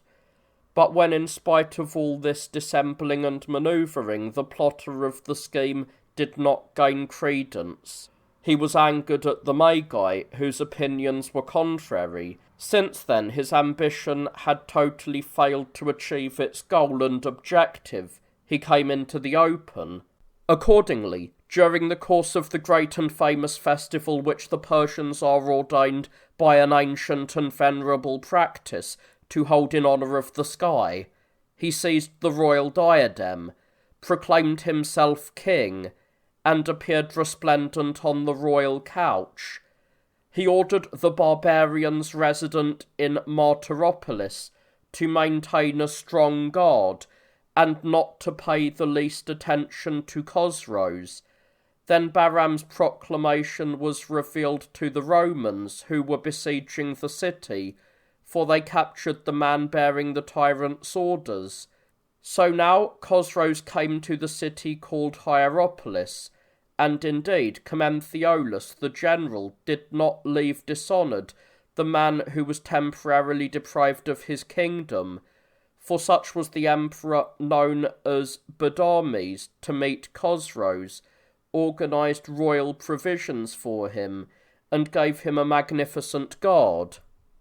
On the 9th day, Chosroes dispatched a satrap known as Mirogdan as messenger to the Persian garrison in Martyropolis, to notify them of the change in fortune, and that it was wrong for them to be in possession of the city, since the magnanimity of the emperor had remoulded the Persians into non-combatants and friends. From among the Persian notables he dispatched Bestam to Armenia, ordering him to go to Adrabiganon and establish for him the allegiance of the Persians living there. These were the actions which he thus performed in public, but with his innately knavish disposition, which placed all things second to deceit, he scorned the law of hospitality, and cast underfoot the guarantees of friendship, by sending on the 5th day a messenger to the Chalcidians encamped at Martyropolis, ordering them to maintain their guard most strictly, and to pay no attention to his public instructions, for the Persian nation is worthless, and from the outset their life is one of treachery, humbug, and boasting. Then, since he had encountered a temporary delay in returning to his kingdom, Chosroes tried to approach the Roman emperor, now Maurice, when he realised Chosroes' objective, prevented him by a royal letter from coming to his presence without regard for reputation, but effecting for Chosroes the advancement of his interests, for he considered that Chosroes must not travel far from the Persian state, lest Bahram might thereby establish his tyrannical enterprise more firmly. At the start of spring, Chosroes sent ambassadors to the emperor, and so on the 3rd day the emperor convened a royal assembly and received the open homage of the ambassadors. Then, when silence pervaded the meeting, and the emperor had granted the Persians permission to deliver a speech, the most distinguished of the ambassadors, giving his speech a preliminary enrichment of tears, and thereby trying to capture the emperor's pity, began with these words: "Thrice greatest king, if the request were from your closest friends, the occasion would possess propriety, the manner eloquence, the argument persuasion, the suffering mercy, the theme its justification, the necessity swift arrival of assistance, the embassy respect, and in a word, the sufferings would possess pity to match even the disasters with which they were identified. But since all these things, along with everything else, have escaped Persia's grasp, it remains either for Chosroes to be bathed in benevolence through your virtue, or for the Medes to destroy a great kingdom by tyranny. I am well aware that one of those not initiated into the rites of good sense might say that it would benefit the Roman state for our Babylonian nation to lament long in perdition after casting aside its kingdom, power, and great strength, and for Roman power to wax fat in unmolested peace. He would be ill-informed about what is disadvantageous to Roman might. For it is impossible for a single monarchy to embrace the innumerable cares of the organisation of the universe, and with one mind's rudder to direct a creation as great as that over which the sun watches.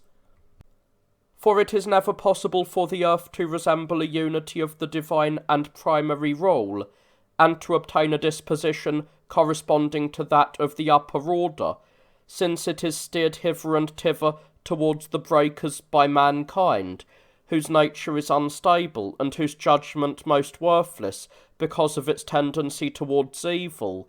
Therefore, even though the Persians were to be deprived of power, their power would immediately transfer to other men, for events will not tolerate lack of leadership, nor such great fortune lack of direction.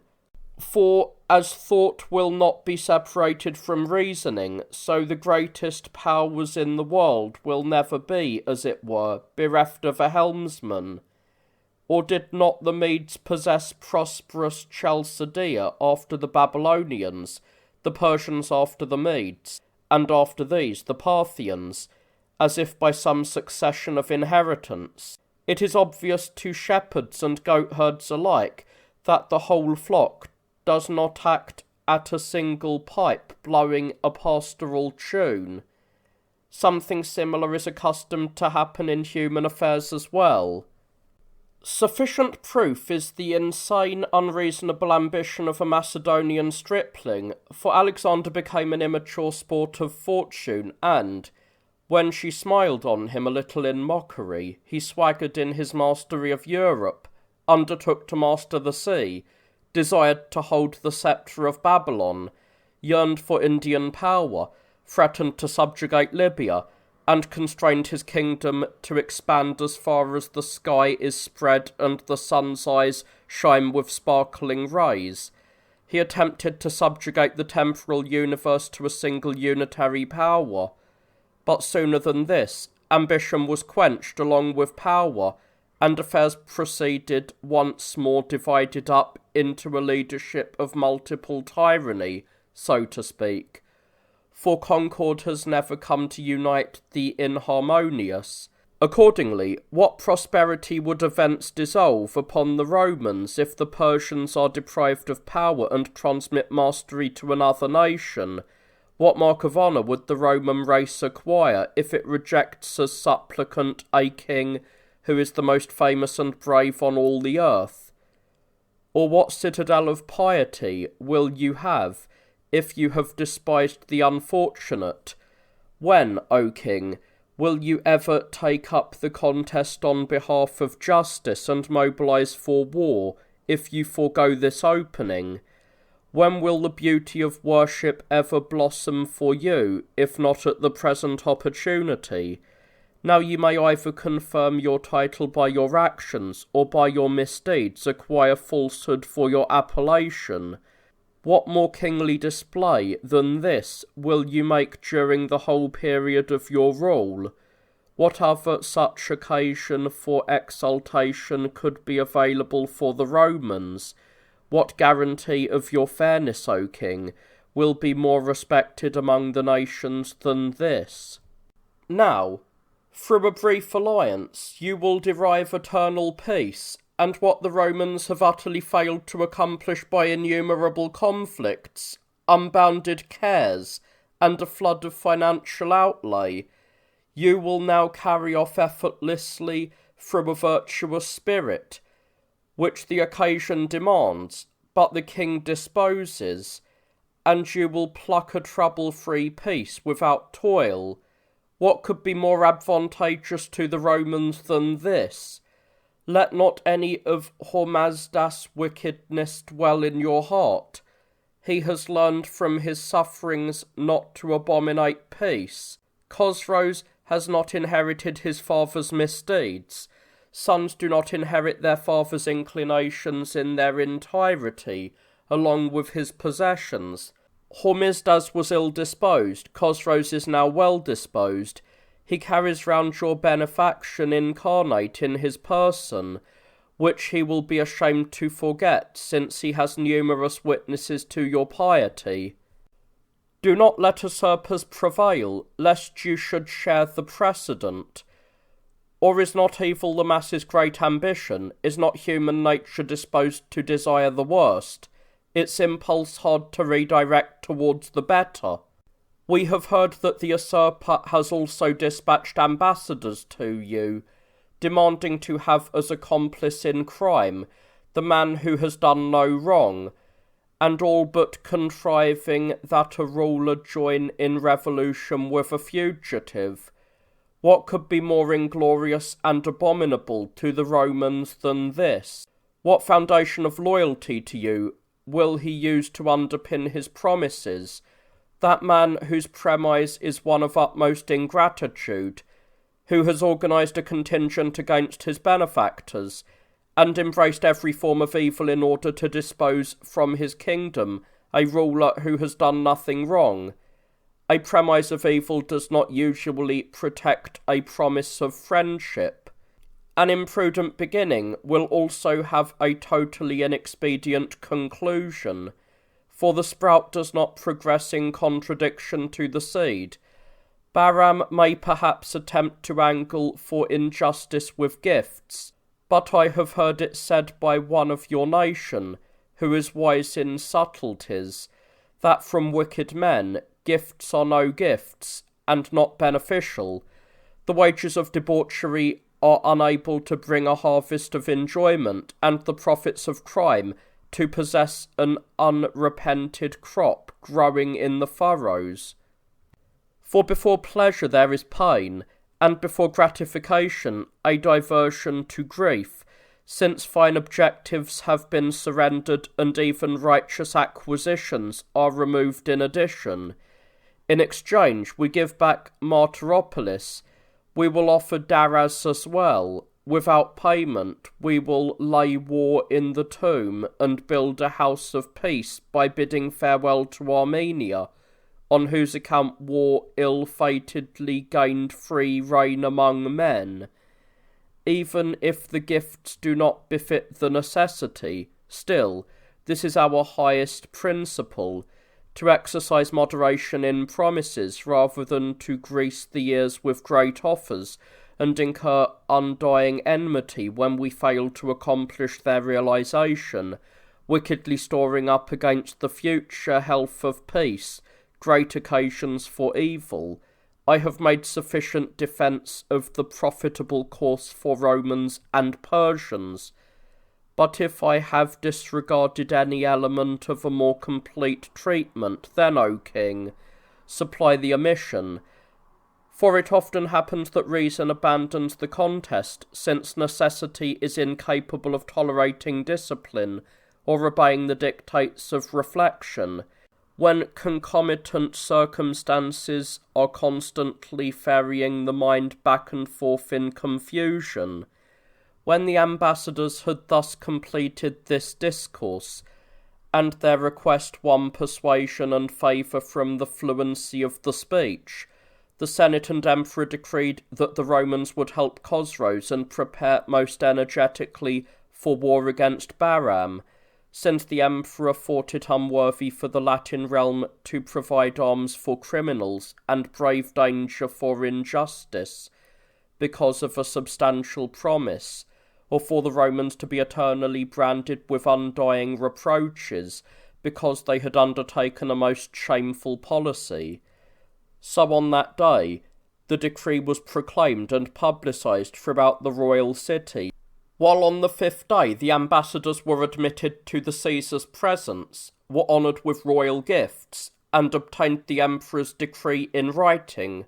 Furthermore, the emperor dispatched Chosroes, together with the ambassadors, Simon, Chosroes, and the others whom the Romans had already captured earlier in the course of the war, and so when Chosroes had pursued the contents of the Caesar's missive, and rejoiced at the Romans' virtue, he left Hierapolis together with Commentheolus, and came to the city of Constantina.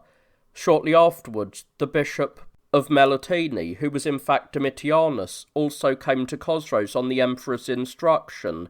This man, who was connected by birth to the Emperor Maurice, was a priest by office, but more than priestly in the ordering of his life, pleasant in speech, quick in action, and most shrewd in counsel. He was accompanied by Gregory, the leader of the priesthood of Antioch, for this too was the emperor's decision, and his word was translated into deed.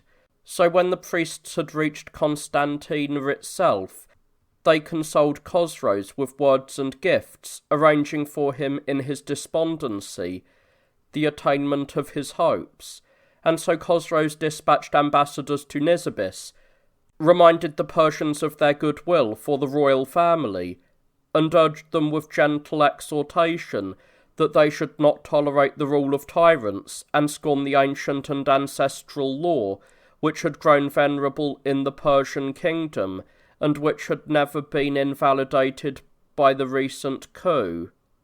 But when Bahram was informed that Chosroes was safe, that he had been hospitably received by the Romans, and that this had been sanctioned by the emperor through the ambassadors, he sent ambassadors to ask the emperor not to provide any assistance to the fortunes of Chosroes, and promised to surrender to the Romans the city of Nisibis and the territory as far as the river Tigris. Now Bahram's deceit was to no avail, for he could not corrupt the emperor's sanctity. A few days later, he was revealed in his swollen pride to be cheating his allies, a burden on Persia, and insatiate in his enterprises, as he exacerbated the savagery of his tyranny. And so the most eminent satraps in his force secretly united in a plot to assassinate Bahram, and to restore the affairs of the Medes to tranquillity. Now the leaders of the plot against Bahram were Zamurdes and Zoanambes, the Persian. These same men also selected as many other associates as possible from the Babylonian army, and formed their conspiracy. They surmised that it would be to their advantage to have as a collaborator Bindoes as well, who was confined in custody by Bahram, and they accomplished their desire in action. They suddenly burst into the prison, released Bindoes from his bonds, chose him as leader of the plot, and, during the night, attacked Bahram in the palace. Now in the second watch of the night, Bahram became aware of the conspiracy, arrayed his guards, and ordered them to arm, prepared the troops which had recently reached him from foreign nations, and stoutly resisted his assailants. A fierce night battle took place. Bahram gained the upper hand and captured the originators of the enterprise. Once day had grown bright, he chopped off the functional parts of their limbs, and then, after spreading out the remainder of their bodies, he allowed them to be trampled by the elephants, and to obtain this all-consuming death. Now, Bindoes, together with his companions, unexpectedly escaped disastrous peril, and came as quickly as possible to Adrabiganon. So he encamped there, collected a large number of Persians, and, as it were, tamed the rebels to espouse Chosroes' cause. On the 10th day he sent a messenger to John, whom the Romans were accustomed to call Mysticon, informing him of the recent actions, and seeking to learn how Chosroes' attempted rapprochement with the Romans had fared. And so John conveyed the news by letter to the emperor, and detained Bindoes' ambassadors, while he awaited the outcome of this report to the emperor. The Emperor Maurice commanded John to ally himself wholeheartedly with the supporters of Chosroes' cause, and to give them complete assurance of proper behaviour, so that Bahram's tyranny might tend to lose strength. On the previous day, Bestam, whom Chosroes had sent to Armenia, reached John, and so John revealed Bindoes' presence to Bestam, and with the greatest joy imparted the significance of what had befallen Bahram. And so Bestam was overjoyed at the news, and sent a messenger to Chosroes to inform him of these facts.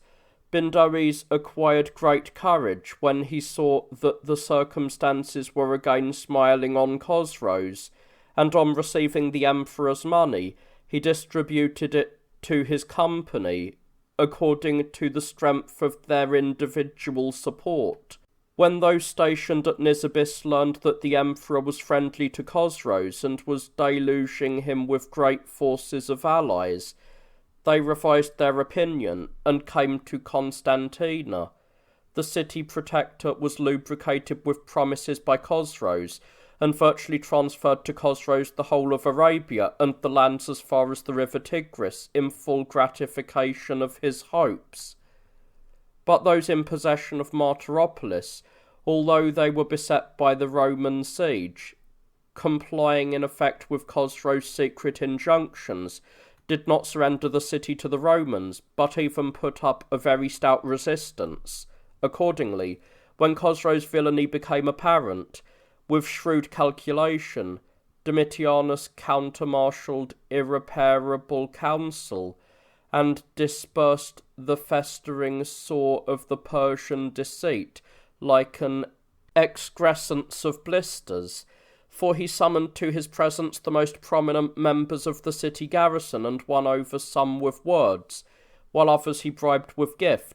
He reminded them of the Roman siege which confronted the city, of Chosroes' request for the emperor's assistance, and of the uncertain fortune which beset Bahram. So great was the power of his speech, that those holding Martyropolis were divided in their opinions, willing but with reluctant heart. For let me now use the Homeric tongue to portray his thoughts. Next he dispatched to Martyropolis the chief eunuch, whom Romans are accustomed to call Praepostius, and who had been seconded for his royal bodyguard. With Chosroes the king had changed his mind. The Persians arranged a truce with the besiegers and withdrew from the city. Then, after the leaders had arrived at Constantina, Sitas too was discovered in their midst, the man who had by trickery handed over Martyropolis to Hormisdas, the Persian king. And so Domitianus indicated to Chosroes that he was engaged in impiety towards his Roman benefactors in trusting a traitor who had wrought great injury to the Romans. He reminded him that Sitas had also been a friend of Bahram, and that it was most inexpedient for him to esteem a faithless murderer, lest the massed Roman troops might perhaps do away with Chosroes himself, as well as Sitas, and Bahram gain respite from his struggle. Chosroes concurred with this, bought off the immediate crisis with flattery, and delivered Sitas to Commenthiolus. On the second day the general tortured him in full view of the army, handed him over to the fire, burnt him alive in the flames, and exacted punishment from Sitas for his misdeeds. And so Domitianus, in a manner befitting a priest, busied himself to the greatest possible extent with matters concerned with the recovery of the city, and he handed over to the general Commenthiolus the Romans who had conspired with the barbarians for the capture of the city. Then, after these had undergone punishments worthy of their crimes against their country, the priest inaugurated the festival for the city's salvation, and arranged a feast for its gloriously victorious martyrs. Standing on the lofty pulpit of the church, he chanted a new victory hymn to Christ, and addressed words such as these to the ears of the assembled people. Not only in wars and engagements and battle arrays does David sound the war cry on his trumpets, but also on the famous day of feasting does he trumpet to the supreme God. For it is fitting for God to be hymned even on the instruments of war, since he is supreme commander of the battle array and a strong and powerful champion in wars. And from where glory is born, it is no doubt essential that praise also should surely proceed. Come, let us also sound the war cry, are not caused by density of intellect to be ordered to honour God with the limbs of unreasoning creatures. So let us arrange a festival, not extending merely as far as the altar rails, but unto the upper hierarchy of God himself, whose high priest, for ever after the order of Melchizedek, exists and is honoured, being seated on the right hand of the Majesty. For in truth, he has acted mightily with his arm, humbling peaks of arrogance, casting down the mighty from their seats, and once more inscribing against Babylon the greatness of the Spirit. For lions are enslaved, serpents choked, Bel and Mithras sold into slavery, and the fire mitigated, the fire which could not even conquer the clothing of the martyrs, although it was liberally sprinkled with tar and pitch. Once again, the right hand of the Lord has acted powerfully by condemning the pride of the Chaldeans, writing his proclamation not on a wall, but in heaven. The sceptres of Babylon are rent asunder, the throne of insolence is cast down, the wine-sodden kingdom abased, the humbled are once more honoured, and the conquered hold sway. Once again the city made barren by war can be seen rejoicing like a mother in the blessing of children. Let no one don raiment unworthy of this royal festival. Let us all wear white attire in purity of life, lest by dressing our souls in an apparel unworthy of the feast, we may appear unworthy of transformation and receive the judgment consequent on failure. Celebrate, celebrate, O city of exaltation, for your light has come, and the glory of the Lord has risen upon you. This the Holy Spirit declares to me, and I rejoice at the pronouncement. And the present glory has surpassed its former brightness, for in ancient bygone times you had acquired companies of martyrs overflowing every path and highway of your vitals. Your return is more glorious than your capture. For what trickery stole, fear has now surrendered. What the villainy of a barbarian monarch wickedly despoiled, a most public slavery now excellently repays. The slave has dispatched this as an offering to you, O martyrs, in his search to gain as allies those whom he had earlier godlessly disregarded, being taught piety by failure, just as the Pharaoh of old was brought to honour God by beatings and admonitions. This, martyrs, is your offering from the Babylonian tyrant and foreigner, the fugitive from his own kingdom, who is now obedient to the Roman rather than hostile. For such great deeds have you executed against your enemies. The tyrant was confounded at these things, and fear and trembling came upon the earth. For he who was from the beginning has punished the heathens, and this is the transformation of his right hand. From the very peak of heaven is it going forth, and its end is as far as the bounds of the earth, and we have beheld its glory full of grace and power. As the prophet says, let the neighbouring rivers clap their hands. Now let the Euphrates, in accordance with its name, rejoice at the splendours of its creator, and let the Tigris transform its ferocity into benevolence, for it has been liberated from the debauchery of slaughter. Let us sing a song of salvation to the Lord. Let us sing to him together with his martyrs a victory hymn. Let us proclaim his glory by the rivers of Babylon as we exult in the Spirit, for we have not been condemned to Jewish lamentation, nor been reproached by the shame of captivity at the hands of these brigands. Let us appoint the Lord as leader of the festivity, lest we forget the upper Jerusalem, and lest our tongues stick in our throat, because it wickedly fails to magnify the wonders of God.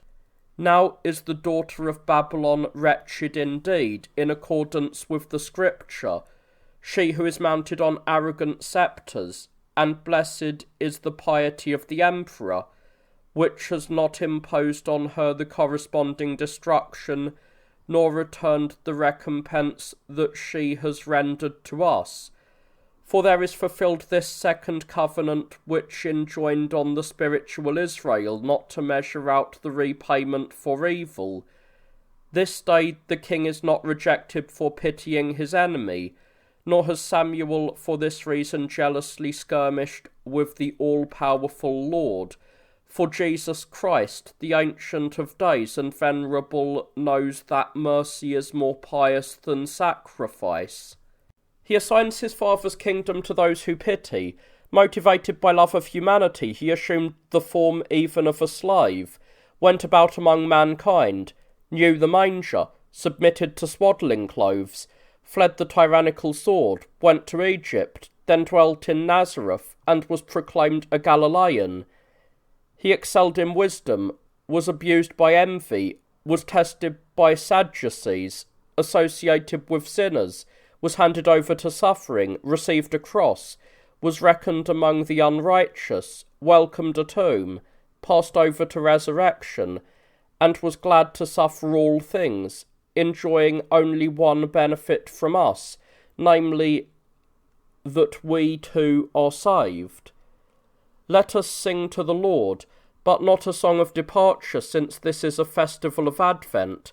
Both city and church are restored, ancestral law is renewed, true faith is strengthened, and I behold Christ celebrating in the centre of the church, and bearing round on his shoulders the symbols of victory.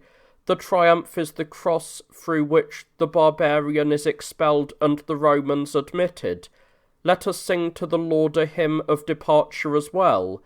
For like a boar from a thicket, from the city is banished the Babylonian tribe, which had attempted to trample underfoot the holy things, and raged to tear apart the pearls of faith with their nails.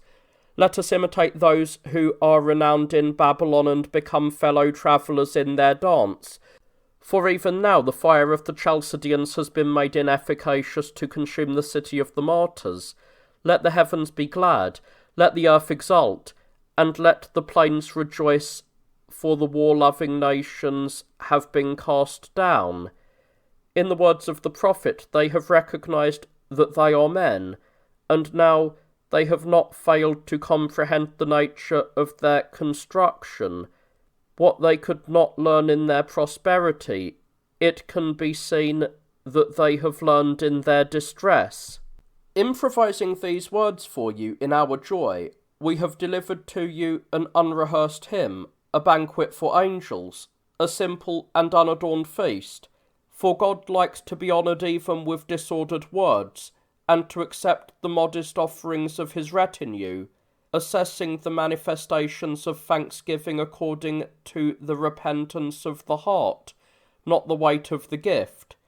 Now let us not cease from praising the Father, nor rest from adoring the Son as God by nature, nor refrain from honouring the Spirit as being by nature one of the three persons. For God is the Trinity, to whom be glory without end from countless ages unto ages. After the priest had pronounced his discourse of highest praise in such a manner, the congregation applauded the noble sentiments of the speech, and many tears mingled with joy flowed over the church because of the compunction of his words. The festival was prone to tears, although it had no cause of suffering. For thus did the occasion, which was free from sorrows and grief, summon up tears. And so the priest, after offering the bread and consecrating the wine in the incarnate mysteries, blessed the congregation through the partaking, and in such a way the city celebrated with festivals for 7 days.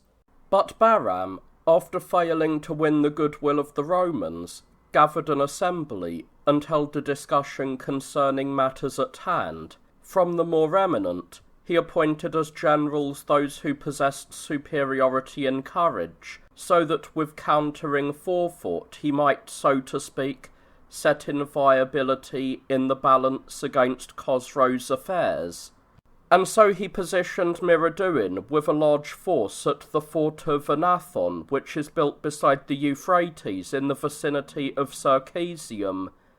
And to Nisibis and neighbouring Arabia he also dispatched Zadus Prates, who had quite recently been Pherocharnes' fellow campaigner. And so Zadus Prates left Babylon and dispatched messengers to Solcarnes to give notice of his arrival at Nisibis.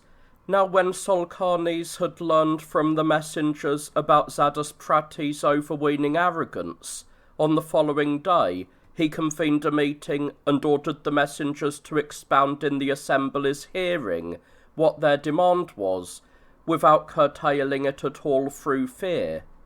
Confusion then ensued in the assembly. Everyone reviled Bahram. Sulcanes abused and dishonoured the messengers, and dispatched them to Chosroes afflicted with inescapable chains. Chosroes solicited Sulcanes with promises, urging him to make proper disposition of the visitations of fortune, but Chosroes himself was dispirited by despair, and intimidated at the tyrant's attacks. Then reverence for holy religion came upon him, and he again transported his mind to the supreme God. He supplicated Sergius, glorious among martyrs, whom the nomad tribes are also accustomed to revere, to assist him in his troubles. He solemnly promised to offer as first fruits of victory the famous symbol of the Lord's Passion. This is designated a cross, to fashion it from beaten gold, and to cover it with pearls and radiant Indian stones, for in his necessity the occasion had made him implore more piously. But Sulcanes accomplished an extraordinary enterprise most worthy of narration, and killed the enemy commander through a courageous plan. For he equipped Rosdas, who was also called Hormizdas by the Persians, with a cavalry troop, and dispatched him against the multitude arrayed in opposition, but he strictly ordered Rosdas to entrust the accomplishment of his enterprise to trickery, and so Rosdas diligently followed Sulcanes' orders, and approached the enemy. On the second day, Zadusprates arrived in the district of Charka, a village which is alike most productive and well populated, and when night fell, he camped near it. He felt suspicion of an enemy sighting, in case they might perhaps come upon him suddenly, and he exercised forethought for the protection of his body. Therefore, divorced from fear, he apparently passed the night revelling in the tower located in the place, whose structure consisted of unhewn stone. Then Rosas came up close to the general, and, when he had discovered the place where in fact this man was resting for the night, he took a guide and advanced. After approaching the fortification, he ordered one of his force to run ahead to tell the general that there was a messenger from Bahram bringing him reinforcements. And so in the middle of the night he came to the makeshift fort, and, deceiving the gods in their native tongue, he demanded that they proclaim the news to the general. Then those watchers received the message with joy, and transmitted the word to Zadusprates, as if they were hurrying over some favourable matter that merited urgency. And so Zadusprates, who was still wine-soaked and half-drunk, had his sleep interrupted. Carelessly accepting the report, he told the Persians to take courage, and ordered them to open the gate of the fort. This indeed became an exemplary and self-chosen death for him, which had folly as the origin of peril, and so Rosas' troops streamed into the fort and made free with their swords. On seeing the unexpected calamity, the general went to the roof of the turret and sought to elicit security from his captors, but when they threatened to destroy the fort, he surrendered. They returned to Sulcanes carrying Zadusprates' head, and all that chance had allowed them to appropriate by trickery. And so Sulcanes, taking pride in these preliminary duties, dispatched to Chosroes at Constantina the head of the opposing general, and the riches which his good counsel had effortlessly looted, and so Chosroes abandoned his ill-omened expectations, divorced despair, and converted his prospects to a more favourable outcome. At about this time, the soldiers dispatched by Bahram to Anathon also rebelled, killed their commander, and sent his head to Chosroes. So Chosroes, on seeing that he was being crowned by the concurrence of these particular successes, delivered a guarantee for the future from what had already occurred, and confessing that the Christ who is reverenced and honoured among the Romans is the greatest God of all, he repudiated his former religion with unrestrained tongue. On the 10th day he sent some of his leading followers to the Emperor Maurice, and indicated the transformation in his attendant circumstances. He asked him to put a stop to delay among the allied forces, and to assist with all speed, and that he be provided by the Emperor with a financial endowment, guaranteeing to return the loan to the Romans once he had recovered his own kingdom. The Roman Emperor bestowed on him the massive sum of money, in addition to the military alliance. Then Chosroes wrote a receipt for the loan, dispatched it to Maurice, and received the abundant financial wealth. This he divided up and distributed among the attendant Persian forces. Now Gregory, the leader of the Eastern priesthood, left Constantina and moved to Antioch. Shortly afterwards, Chosroes ordered Sarames to go to the emperor with an appeal that the Caesar remove Commenthiolus from his commanders general, alleging that Commenthiolus had insulted him, and had vitiated the recruitment of allies by delays. Then Sarames came to Byzantium in accordance with his instructions, and recounted his mission to the emperor, and so the Roman emperor demoted Commenthiolus from the leadership of the return to Persia, and gave the command to Narses, who was in fact the general's bodyguard. Then, at the beginning of spring, the new general, taking with him Chosroes, and accompanied by the man who was at that time Bishop of Melitene, whom report has revealed as Domitianus, moved to Mardes, a fort 3 parsangs distant from the city of Daras. And so the men of Nisibis in Arabia, all the other potentates, and the commanders of the contingents, proclaimed Chosroes king. They handed over kinsmen to guarantee their oath, and made advanced preparations for Chosroes' return to his kingdom. And so the Persian king arranged for these to be guarded by Romans. Then the general set out from there for Daras, and encamped. When Chosroes beheld his allied Roman forces glorying in might, and equipped with arms in wondrous array, he gave no place at all in his calculations to his former suffering, and migrated to new hopes. Accordingly, the barbarian king entered the city, and installed himself in the walled precinct at the notable shrine of the city, where the Romans performed the mysteries of religion. This was an excessively boorish and insolent action, since he was still labouring under necessity, and his affairs lay on the sea of chance. Now the inhabitants of Daras were enraged by his move, since the elder Chosroes had made no move to insult their religion after he had captured the city. Therefore Domitianus, unable to endure the insolence of the barbarian, threatened to take the forces and return to Constantina. Then Chosroes, being dishonoured thereby and regretting his rashness, dispatched some of his most distinguished followers to Domitianus, and begged him to show mercy on repentance. And so the priest, after inflicting a suitable insult on the barbarian, returned to Daras, having expelled Chosroes from the precinct. On the 6th day, the emperor sent to Chosroes at Daras a gemstoned belt, a royal crown, and golden couches and tables. He organised a royal escort for him from his own guardsmen, and generously handed it over, lest he should appear contemptible to the Romans and Persians through lack of a kingly retinue. So Chosroes was encircled on every side by a royal bodyguard equal to that with which Romans are accustomed to honour imperial sceptres. So when the Medes saw the great strength lavished on Chosroes by the emperor, they changed their views, bade farewell to the tyranny, and came over to Khosroes. Bahram's support weakened day by day, while for Khosroes, events proceeded according to his wishes, as his forces were swelled.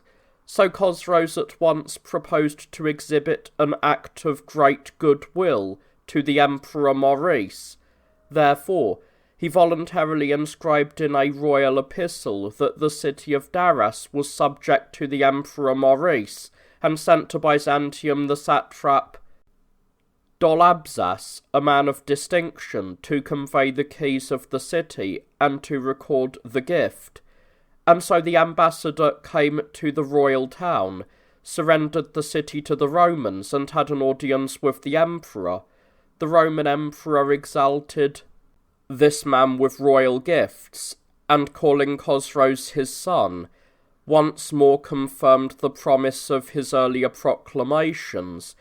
Khosroes safeguarded his wives and children in the Median city of Singara, since the city was very strongly fortified because of the conflict, and was most difficult for the enemy to capture, as it was rendered naturally unapproachable by siege, because of the dearth of water supply.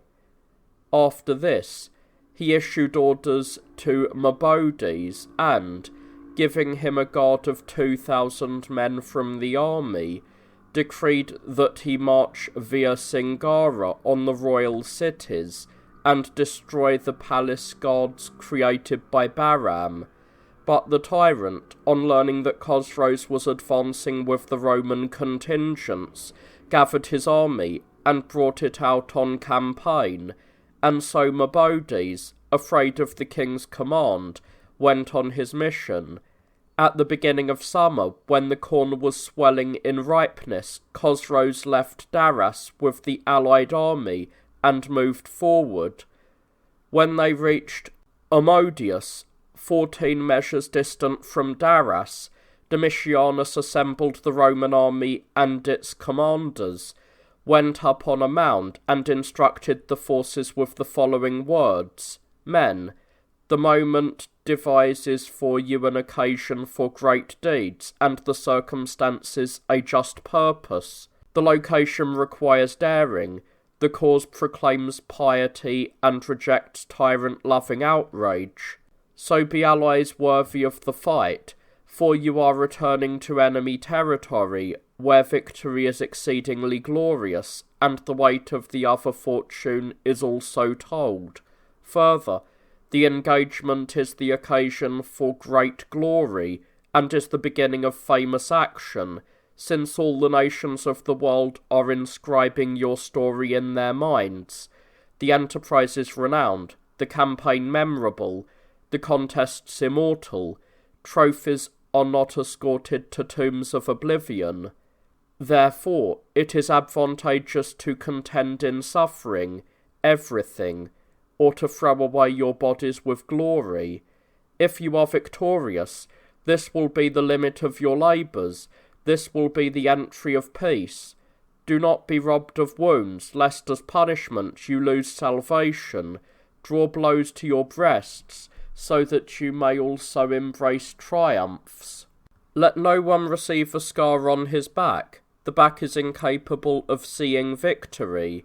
In the contest be united in spirit more than in body, comrades in toils, but not in cowardice. Let him who has not taken up the inheritance of danger be disowned. In death reach out for victory. Trophies are bought with wounds and blows. Sloth provides no glory. There is nothing sweeter than death in war, for if there is no advantage in growing old and being struck down by wasting disease, assuredly it is more appropriate for you heroes to die in the battle line, while you are young, reaping glory for your tombs, for nature is unable to make fugitives immortal. Let the body not fear to be stripped of life. Life has not found a place free from destruction. Nothing in the present world is a great stranger to sorrow. Everything is mingled with grief. a most tyrannical necessity governs human life, do not be amazed that a brief allotted time enriches life's boundary, and that great scope is provided by it, which gives authority to ease, while men stray after pleasures. Be brave in spirit, rejoicing at the change of events, for the king of Babylon has come among us, led in slavery together with Persia's fortune, and along with his body, he has all but handed over to us his power as well, making religious piety the summit of his hopes. The Persians do not welcome the tyranny. Bahram is seated on faithless altars, for he is not endowed with royal birth. Therefore, since he has encompassed the foundation of his power with laws of insolence, he will soon be overthrown, for violence is incapable of existence without contention. Lay up these things, recorded in unformed letters, in the storehouses of your heart, and let not the purport of my speech be poured away and scattered to the winds, lest you may be assigned shame which is more grievous than failure.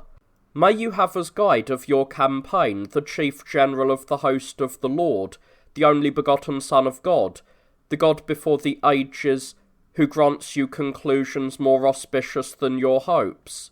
So when he had cast these words upon the ears of the forces, the Roman throng was filled with a divine inspiration. Fortifying their eagerness with irresistible strength, they were in a frenzy to proceed thereafter to the decisive action itself, being whipped up for combat by a prudent madness, for even the power of words can scorn death. Then they departed from there and moved forwards. Chosro's bodyguard was drawn from the Romans, since the protection of his fellow countrymen did not gain his confidence, and so Domitianus returned to the Roman Empire, after confirming Narses as commander of the campaign. The army pitched camp near the river Mygdon. Cerames preceded the army, gathered stores of provisions, and prepared sufficient food for the requirements of the allies. On the third day the Romans reached the Tigris itself, and for the time being delayed any further advance, while they awaited the Roman forces in Armenia. But Chosroes, after marshalling in good order 1,000 of his personal guards, commanded them to cross the river and seek out what was the strength of the opposing force. And so these forded the river, and came to the river Zab. On hearing that Brisachios, who had been sent by Bahram with a considerable force to spy on the Roman approach, was camped in the vicinity, they marched on him, attacked suddenly in the first watch of the night, won the battle, and captured Brisachios, whose ears and nose they chopped off with a cleaver, and sent to Chosroes the king. Chosroes was greatly elated at the good fortune of his attack. After discovering the intentions of the enemy, he incited the commander of the Roman force not to squander the opportunity which was offering them invincible success. For this reason the forces crossed the stream and entrenched their camp at the place known as Dinabadan, where Chosroes feasted the Roman and Median leaders. When the dinner was already in progress, Brisachios was led in chains into the middle, with his nose and ears mutilated. After he had been the victim of the diner's jests, the king, as though favouring the banqueters with a memorable dinner-time spectacle, in an unspoken injunction, commanded his attendant bodyguards with a gesture of the hand, and put the man to death, for it is not the custom for Persians to speak while feasting. And so they stabbed Brisachios, and killed him as they had been ordered.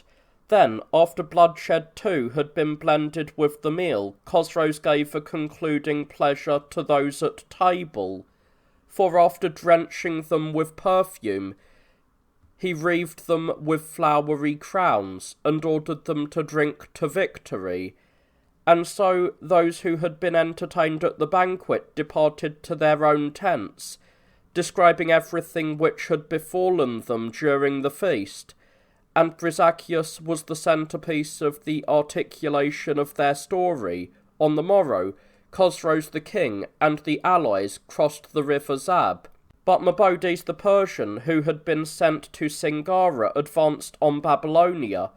On approaching the royal cities, he sent to the overseer of the royal treasury a message that he should prepare a great supply of food and set aside a suitable grant of money, since the allied forces were converging on him in large numbers, and that death would be the punishment for sloth.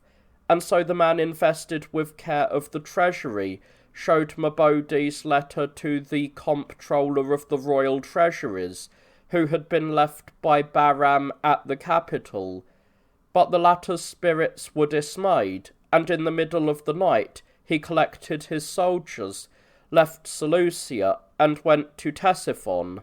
It is said that the Seleucus called Nicator constructed Seleucia between the two rivers, one of which, the Tigris, discharges its full flow into the Persian Sea, while the other, the Euphrates, is divided into three on reaching this region, and, losing its own name, is called by different appellations. One of its offshoots disappears after being dissected, as it were, into great channels and ditches. This is also what makes that particular region very fruitful. The second branch flows on into Babylonia and spreads over the Assyrian marshes to form a lake. The third flows through the vicinity of Seleucia and empties into the Tigris, providing impregnable security for the town, since it fortifies the city with its pools of water, as if with a rampart's garland. On the second day, after Mabodies had heard that Seleucia was unguarded, he approached it by night, ordering the Romans to give the battle cry and talk in their native tongue, and to strike with the sword indiscriminately and at random anyone they encountered. And so the inhabitants of Seleucia were stricken by irresistible fear, and willingly surrendered the city to Mabodies. As a result, extraordinary confusion prevailed, so that even Ctesiphon was afflicted by the panic, and a rumour reached the barbarians living in the adjoining city that Seleucia had been captured by a Roman army. Then, in their terror, they held a mass assembly, and without argument determined to surrender to the Romans. And so he left his refuge in that place and came to nearby Antioch, which Chosroes, son of Cobades, had constructed after capturing Syrian Antioch, and to which he apparently transplanted the latter's population. After occupying Ctesiphon, Mabodies took charge of the royal treasuries, and proclaimed and heralded Chosroes as king, as if he were present. Ctesiphon is the greatest royal capital in Persia. It is said that the Emperor Justinian provided Chosroes, son of Cobades, with Greek marble, building experts, and craftsmen skilled in ceilings, and that a palace situated close to Ctesiphon was constructed for Chosroes with Roman expertise. And so the barbarians who inhabit Babylonia, eager for change, preferred Chosroes' cause, but Mabodies sent a message to Persian Antioch, written in Roman script. The letter ran as follows, word for word: "For I consider it right that the exposition of the actual arrangement of words should be set forth exactly as it was.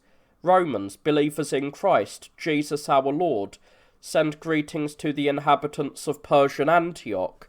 We have not accepted this labour either in obedience to the Emperor's command or swayed by Chosroes' promises, but we have come to this land in order to rescue from the entrails of Persia you who have grown old in misery.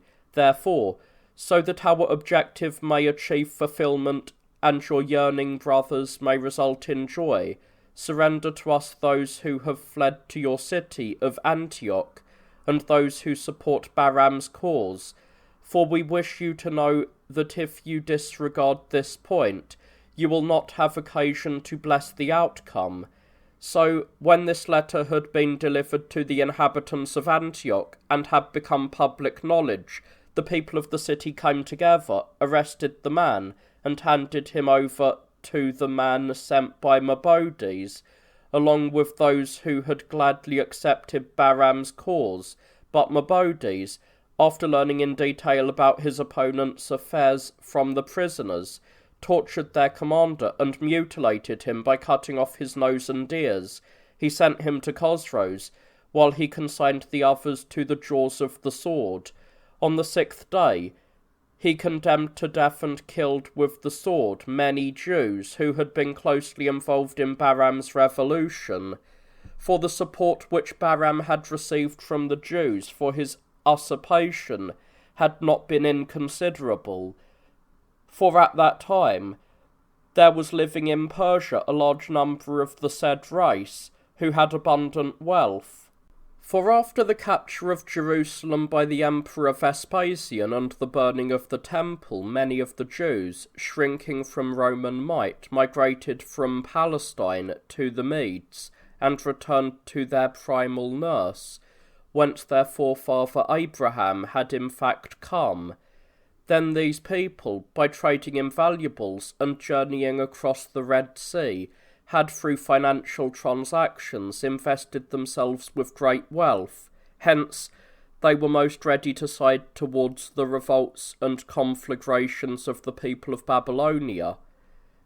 For they are a wicked and most untrustworthy race, trouble-loving and tyrannical, utterly forgetful of friendship, jealous and envious, most immutable and implacable in enmity. So Mabodis subdued these and handed them over to a variety of deaths.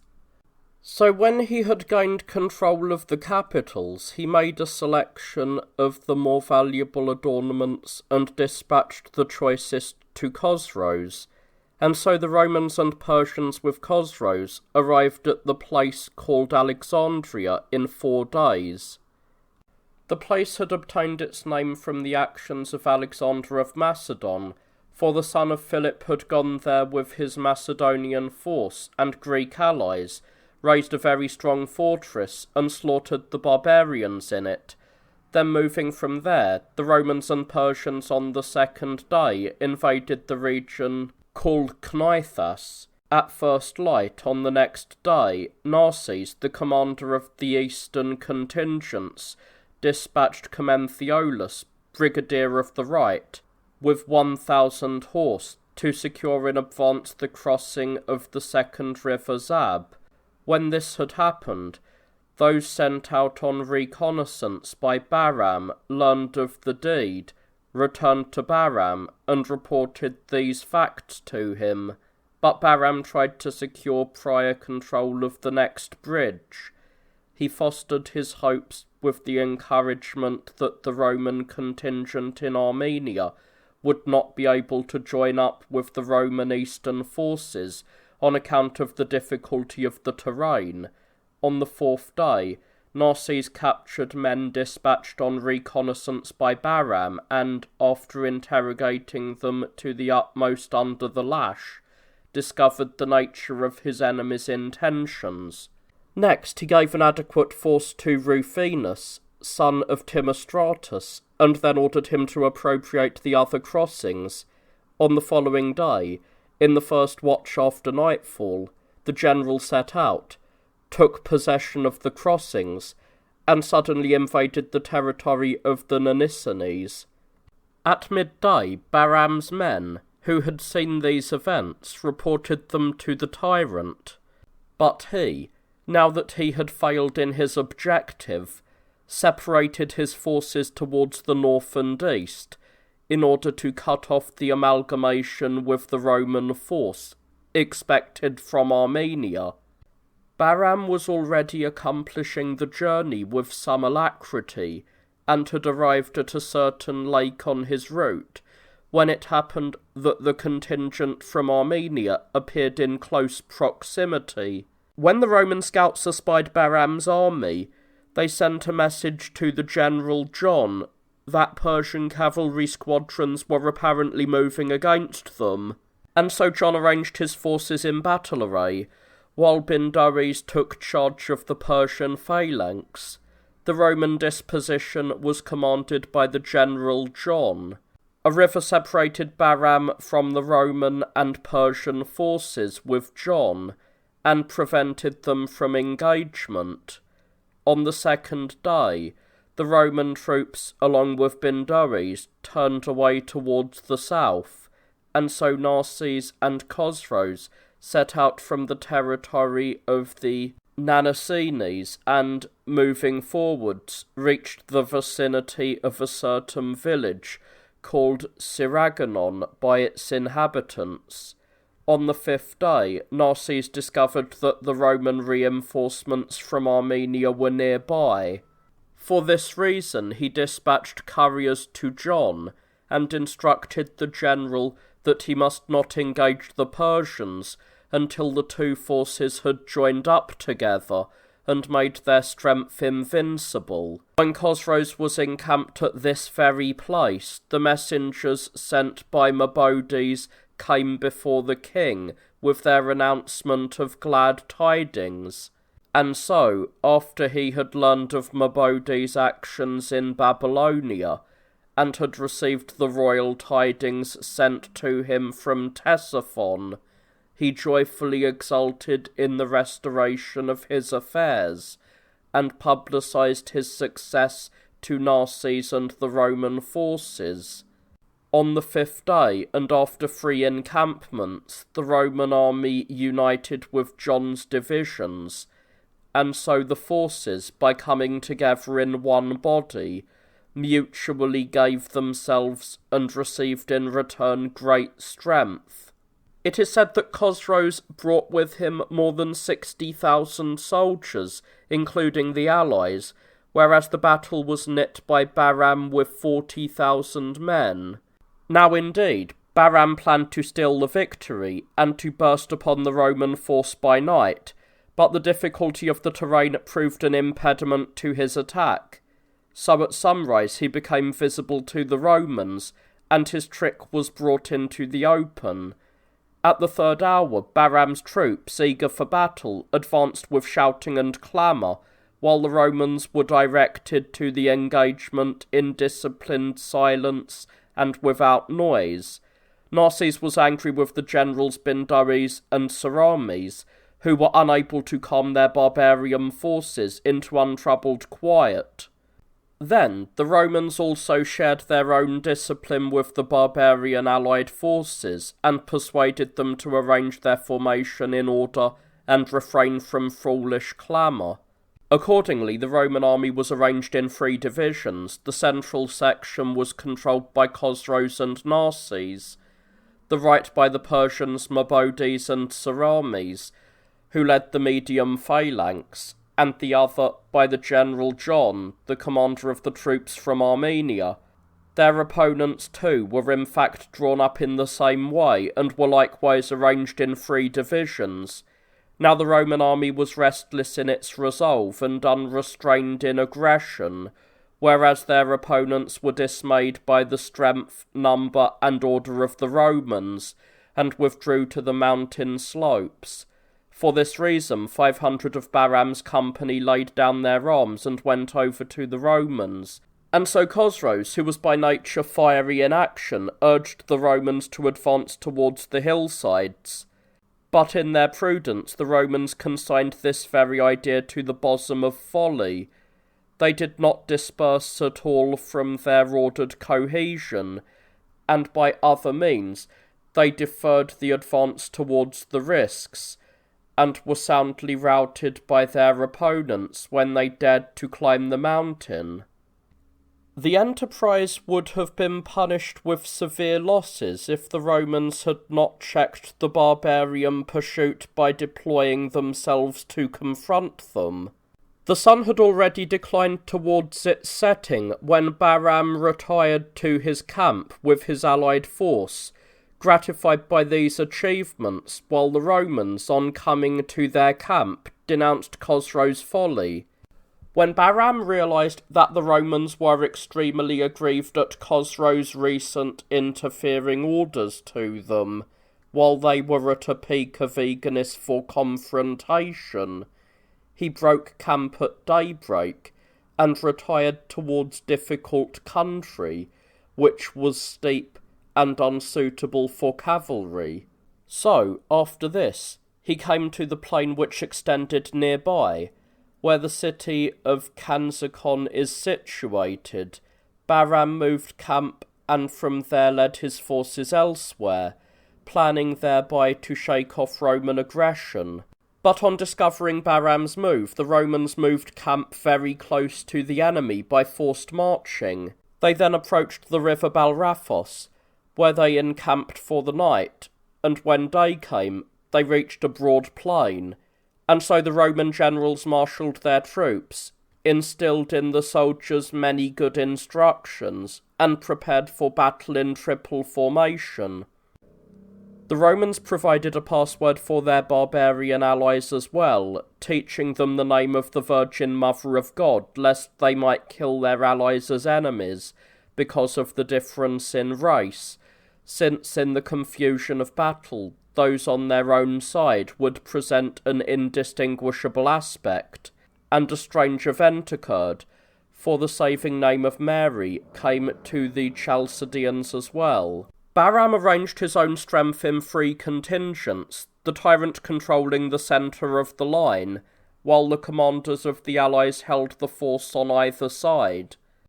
Then indeed, he arranged for elephants, the Indian beasts, to be led forward as a sort of bulwark for the cavalry, and he mounted the bravest of his fighting force on the beasts, and prepared to fight.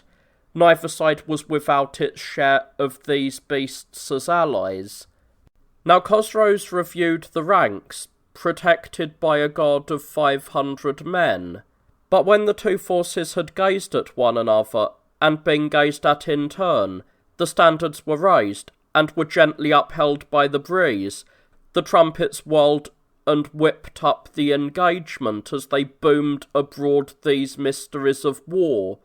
Finally, the middle ground was cut anew, and bereft of its proper bounds.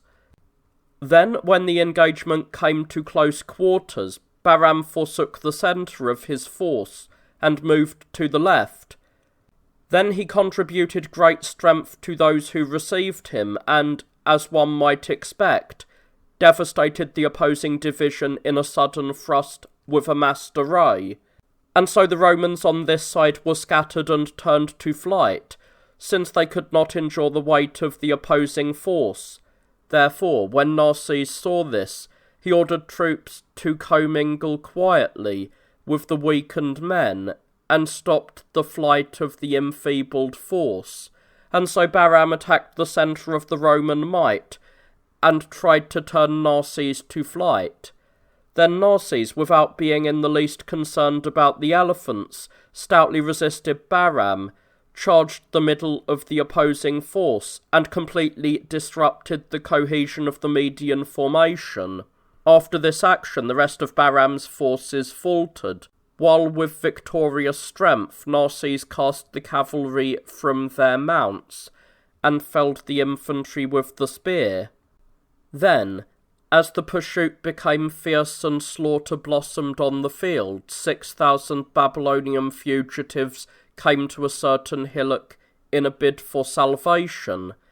But the Romans encompassed the hillock, and overpowered the fleeing force. Then they took many prisoners, and led them in chains to Chosroes. And so the Persian king handed over some to the jaws of the sword, while others he presented as toys for the feet of the beasts. When he had learned that some of the captives were of the Turkish race, he sent them to the Emperor Maurice to publicize Roman strength, and offer the Emperor first fruits of victory. On their foreheads was inscribed the sign of the Lord's Passion, which is called a cross by the ministers of the Christian religion. So the Emperor inquired what was the meaning of this mark on the barbarians, and so they declared that they had been assigned this by their mothers, for when a fierce plague was endemic among the eastern Scythians, it was fated that some Christians advised that the foreheads of the young be tattooed with this very sign. The barbarians in no way rejected the advice, and they obtained salvation from the council, but the Romans, for I would redirect my account towards its goal, took as booty the tyrant's tent, wives, children, gold ornaments, and royal trappings, and so they gave the more valuable items to Chosroes, but he gloried in the spoils, and proceeded to greater arrogance. When the sun declined, the Romans observed that the barbarians seated on the elephants were hurling missiles and using their bows. Therefore they encircled these, won a second battle, captured the beasts, and handed them over to Chosroes. Then, after the battle had been brought to such a conclusion, the Romans returned to their own camp, as night was apparently already rising over them. On the next day, the Roman army assembled at dawn and despoiled the corpses of the slain. Then, after acquiring great riches, they went to Chosroes' royal tent. The commanders of the Roman army marshalled 10,000 men to track down Bahram, appointing as their brigadier the commander of the division from Chalkis. They gave the barbarian allies to Bestam. Then, after camping on the battlefield for 3 days, Chosroes and the Romans withdrew on the 4th, because they could smell the corpses and were unable to endure the choking stench. So they came to the vicinity of the city of Kanzakon. Chosroes the king, priding himself on these felicitous events, held a victory feast for the Romans. He remained on the couch, enjoying the music of strings and flutes, as is the custom in Persian victory celebrations. He lingered in that place until the 10th day, when he learned that Marinus and Bestam had returned to him from the pursuit of Bahram, and he realized that the rout of his enemies was unmistakable. He directed the Romans back to their country, while he gathered the Persian contingent and entered Babylonia, having shown utter disrespect to his Roman allies, and so the Roman generals expounded a spoken moral to the barbarian, that he should not forget the kindness and salvation which he had received from the Romans. Then, after depositing such words with him, the Romans returned homeward. But Chosroes, in fear that an assassination might perhaps be organised against him by his countrymen, asked the Emperor Maurice to send 1,000 of the army for the protection of his person. A story has reached us that Golinduc came to Hierapolis at that time, during the return of Chosroes to his kingdom. But let it be declared of the woman in the poet's words, who and whence. For indeed, let us not exclude the story about her which is adorned with the greatest glories. Now this woman was born in Babylonia of the race of the Magi. Her father was a distinguished satrap who levied Persian taxes. When she reached her prime, of the age which is bright for marriage, he gave her away to a prominent man. Once, when she was dining with her husband, it seemed that she suddenly became paralysed. Next, her body remained motionless, and sensation somehow returned to her much later. When the witnesses of the suffering, if indeed this divine ecstasy should be represented as suffering, inquired what it was that had befallen the young woman, she replied as follows: "Great indeed are the punishments I have seen stored up on our threshold, and a luxuriance of great blessings ministered to those who adore the greatest God, whose worship by the Christians is established as a subject for mockery among the Persians." Now her husband derided his wife's words, but when indeed he realized that her resolve to change her religion was unshakable, he decided to thrash her to her senses. He even threatened that she would be punished with death, as it is customary for the Persians to do to those who reject the doctrines of the Magi. And so divine love gave wings to her mind. She sealed her ears, as it were, and let his words be scattered on the winds. Then there also came to the woman an illumination of another and greater divine manifestation, for an angel brighter than radiance in form and raiment stood before her, once again revealed to her the vision of the future, and predicted her husband's imminent death. And so the woman's husband laid down his life in accordance with the angel's prophecy, while the woman departed from Babylonia and came to Nisibis, where she encountered the Christian priests and confessed the greatness of the Spirit. So they initiated her into those truly divine and ineffable doctrines of the Christians. When this was revealed to the Magi, they went in search of the woman. So they came to Nisibis and in flattery made preparations more elevated than her rank, attempting thereby to lead the female astray. But when they were defeated and their speech was ineffectual, they locked up the woman for a long time in a harsh prison. Then, since God oversees all things, and at no time leaves himself without a witness, with the assistance of the guardian angel she departed from the prison, and came to the land of the Romans, and so, journeying as far as Jerusalem, she proclaimed the manifest and indescribable greatness of God, after offering up prayers at the most holy tomb of the great God, even our Saviour Jesus Christ, and venerating with adoration the cross of the Passion. She returned to Hierapolis. She made many predictions about what would befall Chosroes, and revealed his approach to the Romans before the commencement of the events. After conducting her life like an angel, and arranging the considerations of soul and body as befits the saints, she departed from this world, binding on with undefiled triumphs the crown of endurance. The Roman emperor dispatched bodyguards to Chosroes. Then the Persian king called to mind the decisive assistance which he had received from above, and he dispatched as a gift to Sergius, most glorious among martyrs, a gem-studded cross made of gold, the one which Chosroes the son of Carbades, when he reduced the city, had taken as booty and deposited in the place of the Persians, while the Emperor Justinian was still in control of the Roman sceptres. So on this cross Chosroes fashioned at its head another cross of pure gold, and inscribed on it the reason for the offering. He sent a letter written in Greek characters to the Barbicon, as it is called, along with the treasure, and the letter was also signed with the royal seal. The contents of the letter were in fact the following terms, for I will not alter the original wording.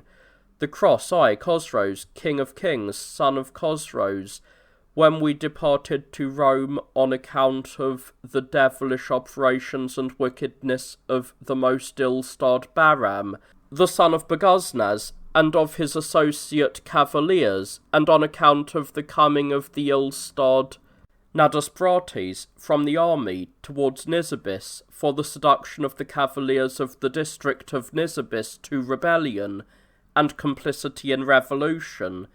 We also sent cavaliers with an officer to Charcha, and through the fortune of the most holy and renowned Saint Sergius, when we heard that he was the granter of petitions in the first year of our reign, on the 7th of January, we petitioned that if our cavaliers should kill or defeat Zadasprates, we would send a gold bejewelled cross to his shrine, because of his most holy name. And on the 9th of February, they brought before us the head of Zadasprates. So, since we were successful in our petition, because each part was unambiguous, to his most holy name, the cross which came from us, together with the cross sent to his shrine by Justinian, Emperor of the Romans, which was brought here in time of estrangement between the two states by Chosroes our father, King of Kings, son of Carbades, and which was discovered in our treasuries, we have sent to the shrine of the most holy Sergius. And so the satrap delivered the cross and the king's letter according to his instructions. In the following year the Persian king proclaimed as queen Cyrem, who was of Roman birth and Christian religion, and of an age blossoming for marriage, slept with her, and thereby debased the customs of the Babylonians. In the 3rd year, he entreated Sergius, the most efficacious in Persia, that a child by Cyrem be granted to him. Shortly afterwards this came to pass for him, and once again he naturally honoured his benefactor with gifts. Using Greek expressions, he dispatched a letter. The letter was as follows, word for word: to the great martyr Sergius, Chosroes, King of Kings. I, Chosroes, King of Kings, son of Chosroes, have dispatched the gifts accompanying the pattern, not for the sight of men, nor so that the greatness of your most holy name might be known from my words, but because the truth about events has been recognized, as well as the many favours and benefactions which I had from you. For it is my good fortune that my name should be carried on your holy vessels. During the time when I was in Berthomes, I petitioned you, Holy One, to come to my aid, and that Cyrem conceive in her womb. And since Cyrem is a Christian, and I a pagan, our Lord does not grant us freedom to have a Christian wife. So on account of my gratitude to you, for this reason I disregarded the law, and I held and hold from day to day this one among my wives as legitimate, and thus I resolved how to beseech your goodness that she conceive in her womb, and I petitioned and ordained that if Cyrem should conceive in her womb, I would send to your most holy shrine the cross that she wears. And with regard to this, both I and Cyrem have this purpose, that we should have possession of this cross in remembrance of your name, Holy One. And we have resolved that for its value, although this does not extend beyond 4,300 standard milliresia, 5,000 standard coins should be dispatched in its place. And from the time when I had the said petition in my mind, and made these calculations, until the time we came to Rezan Khosron, 10 more days did not elapse, and you, Holy One, not because I am worthy, but because of your goodness, you appeared to me in a dream at night, and thrice declared to me that Cyrem had conceived in her womb. And in the dream itself I thrice answered you in return, and said, Thank you, and because of your holiness and charity, and because of your most holy name, and because you are the granter of petitions. From that day, Cyrem did not know what is customary for women. I was in no doubt of this, but trusted in your words, even because you are holy and a true granter of petitions.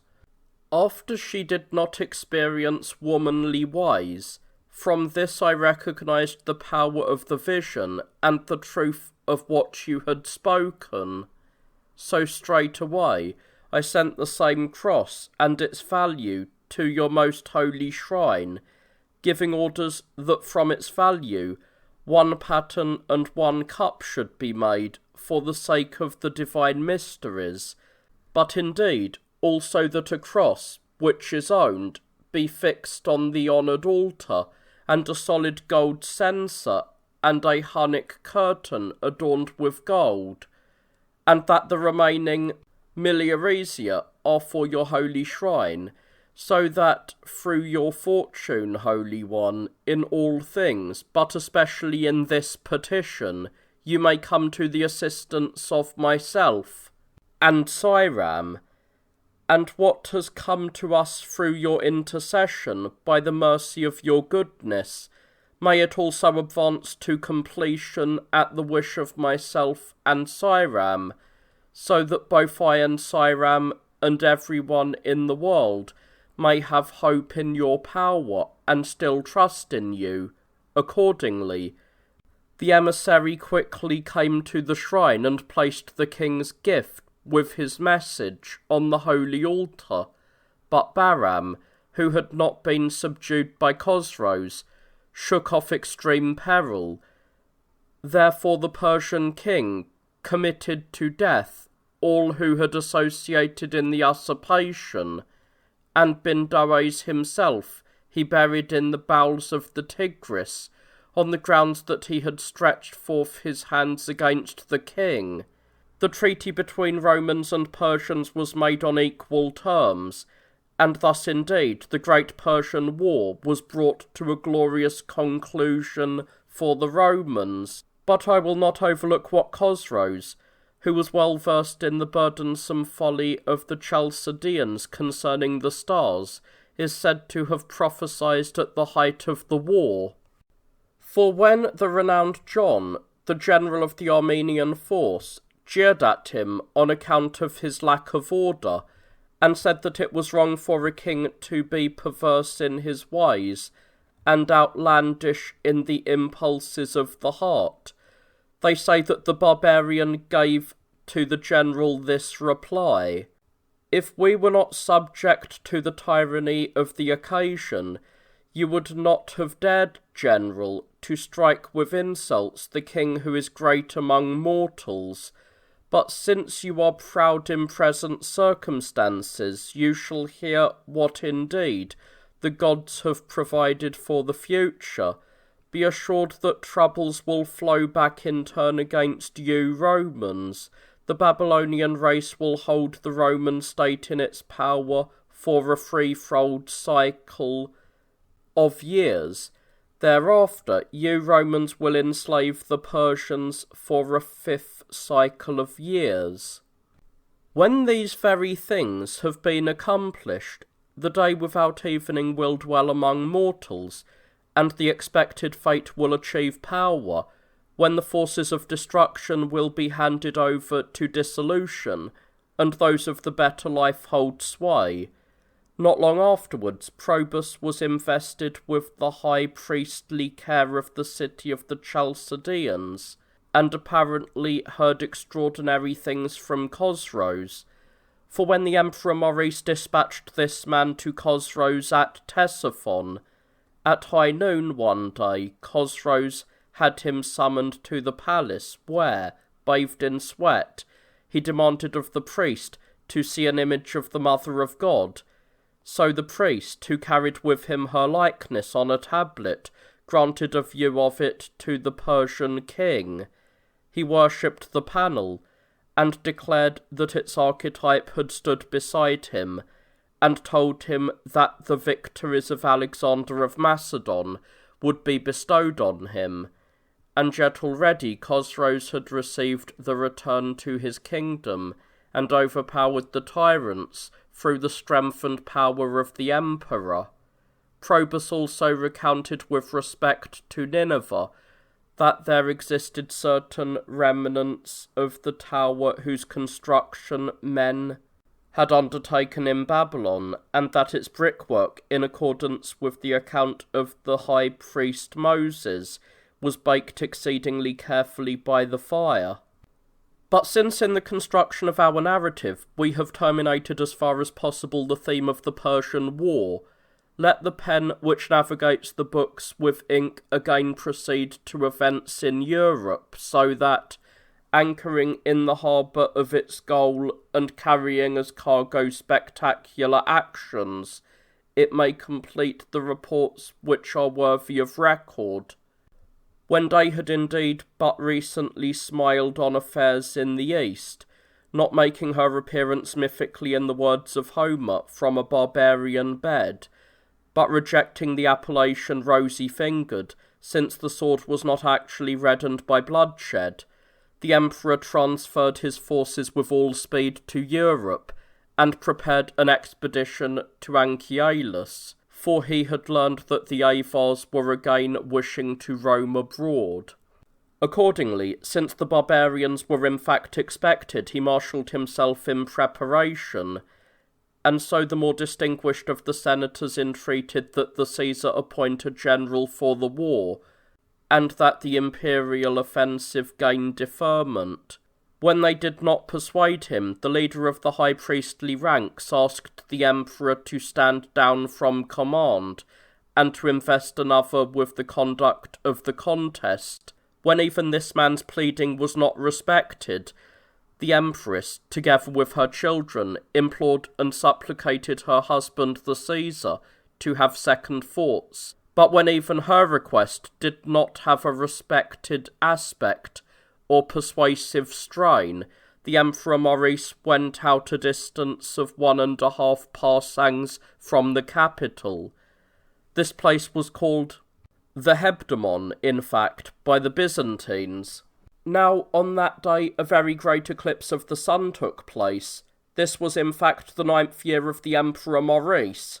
There followed also violent gusts of wind, a fierce southerly, so that even the pebbles of the deep were virtually churned up by the turbulence of the swell. And so, on hearing that the Persian Deluzes had come to him, the emperor hastened back to the royal city, settled the embassy's petition as skilfully as possible, and once more set out on the object of his expedition. Since he was also eager to obtain some divine guardianship to accompany him on his campaign, he spent the night in the great religious precinct which had been constructed by the Emperor Justinian. The shrine is dedicated to the name of the wisdom of God. Accordingly, since no dream vision appeared to him, he prayed with the army at the house of the Mother of God outside the city, spent the day in religious celebrations, and partook of the God incarnate banquet. The church is known as that at Pegi.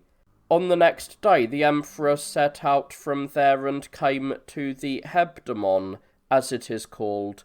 On the 6th day he reached Rhegium, where a countless throng of beggars gathered and asked for a gift from the emperor. And so the emperor enclosed the massed throngs in the palace there, judged them worthy of charity, and by dividing up a quantity of silver, beguiled the affliction of poverty for the assembled multitude. When dawn came he sounded the trumpets and began the journey. Then, on coming to Ramphus, he was escorted by his bodyguards, and the formation stretched out at length. The emperor was delighted by the bearing of the formation on his escorting force. The soldiery walked behind, while the wood of Christ's cross was raised aloft on a golden pole, and preceded the emperor and the attendant force. At the 2nd hour an enormous beast, which was in fact a boar, came at the Caesar. Then the royal horse was thrown into confusion at the beast's sudden approach, and rebelliously struggled to throw its imperial rider from his seat. But the emperor sat most firmly, holding the bridle, and in spite of itself the horse became obedient. Casting off its terror at the sight, it changed its mind, and was governed by the reins once more. And so the beast was not attacked by anyone, and in its irresistible might had an unpunished passage, while after the disappearance of the beast, the emperor traced on his forehead the sign of the cross, as it is customary for Christians to do at miracles. He continued on his march, wondering at these truly extraordinary events which attended him. Accordingly, when the emperor came to Salimbria, he set out by sea for Perinthus, which more recently men have been accustomed to call Heraclea. Then swift-sailing ships were at hand, which had nothing lacking for royal embarkation in the completeness of their equipment. Accordingly, at the start of the emperor's voyage, violent rain fell, and uncontrollable blasts of wind ensued, so that the oarsmen and rowers bade farewell to their oars, stopped rowing, and entrusted the boats to fortune. The emperor, together with his 50-oared ship, avoided wreckage, and escaped to an unexpected salvation in Dionion. In this very place the emperor spent the night, and, when the sky cleared in the morning, he mounted the royal horse, and came to Heraclea. Then he entered the precinct of the church of the martyr Glyceria, bestowed the greatest honours on the precinct, and provided funds for the transformation to new beauty of those parts of the church burnt down by the Avars, he marshalled his forces and left the city. Next, after moving 4 parsangs, he encamped at sunset in a certain place whose site was flat, which was well populated, and abounded in a wealth of provisions. In this very place the emperor sited his camp. While the emperor's attendants were surrounding the royal tent with screens as protections for the sake of propriety, a woman screamed out. Her cry re-echoed and was emitted more frequently, for birth pangs were afflicting the woman, and so one of the emperor's bodyguards went out to stop the female's cacophony, but when he reached the cottage and learned the cause of the cry, the woman gave birth. The offspring happened to be a deformity of nature, for the child had no eyes, eyelids, or eyebrows, and its hands and arms were abnormal and misshapen. At its hip it had a tail appropriate to a fish. Now the bodyguard recounted the nature of this particular spectacle to the emperor, and dragged in the father, the mother, and the child. And so when the emperor had viewed the monster, he questioned the monster's parents about how this had ensued. After learning nothing at all from the parents, he terminated the inspection and commanded that the child be killed. And so the child's mother was sent away, but the child greeted the sword. On the 2nd day the emperor moved on, marched to the place called Anation, and built a camp after a journey of 2 parsangs. At this particular place, the most distinguished of the royal horses, which gleamed with golden trappings, suddenly fell, ruptured itself, and perished. But since in all these signs he saw omens of ill-fated and exceedingly terrible affairs in prospect for him, the emperor was sorely distressed, and in fear of the future was prematurely disturbed by the present. On the next day a herd of deer encountered the emperor himself in the course of his march. Now the emperor's attendants shot the animals with bows and spears, so the largest of the herd of deer was struck, and a fierce pursuit from the hunters naturally occurred. As the sun was sinking, and the hind was bounding away and escaping the hunt by the speed of her feet, the rest gave up, but one of the emperor's bodyguards, and a man of Gepid race, persisted in the chase.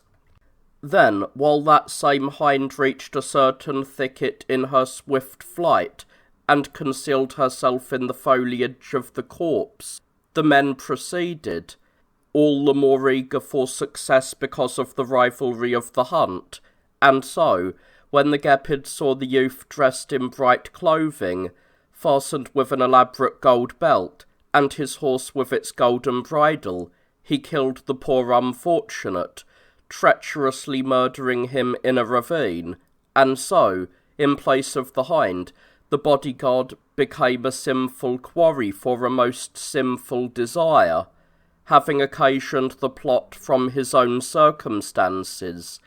For the gold decoration, a decorated travelling companion and fellow journeying plotter became for him nets and snares and toils. In the first watch of the night, the perpetrator of the murder returned to the camp, while the emperor and his companions were despondent in their uncertainty, since they did not see the bodyguard anywhere at all. Then a farmer encountered the horse as it was wandering aimlessly, and brought it back to the camp. So the emperor suspected that this man was responsible for the murder, and handed him over for examination under torture. On the following day, 3 men, Slavs by race, who were not wearing any iron or military equipment, were captured by the emperor's bodyguards. Liars were their baggage, and they were not carrying anything else at all, and so the emperor inquired what was their nation, where was their allotted abode, and the cause of their presence in the Roman lands. They replied that they were Slavs by nation, and that they lived at the boundary of the Western Ocean. The Khan had dispatched ambassadors to their parts to levy a military force, and had lavished many gifts on their nation's rulers, and so they accepted the gifts, but refused him the alliance, asserting that the length of the journey daunted them, while they sent back to the Khan for the purpose of making a defence these same men who had been captured. They had completed the journey in 15 months, but the Khan had forgotten the law of ambassadors, and had decreed a ban on their return, since they had heard that the Roman nation was much more famous, as far as can be told, for wealth and clemency.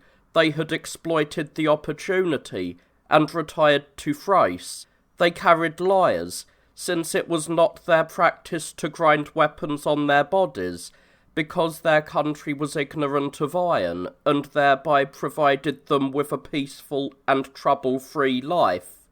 They made music on lyres, because they did not know how to sound forth on trumpets, for they would quite reasonably say that for those who had no knowledge of warfare, musical pursuits were uncultivated, as it were. And so, as a result of their words, the emperor marvelled at their tribe, and judged that those same barbarians who had encountered him were worthy of hospitality. In amazement at the size of their bodies and the nobility of their limbs, he sent these men under escort to Heraclea.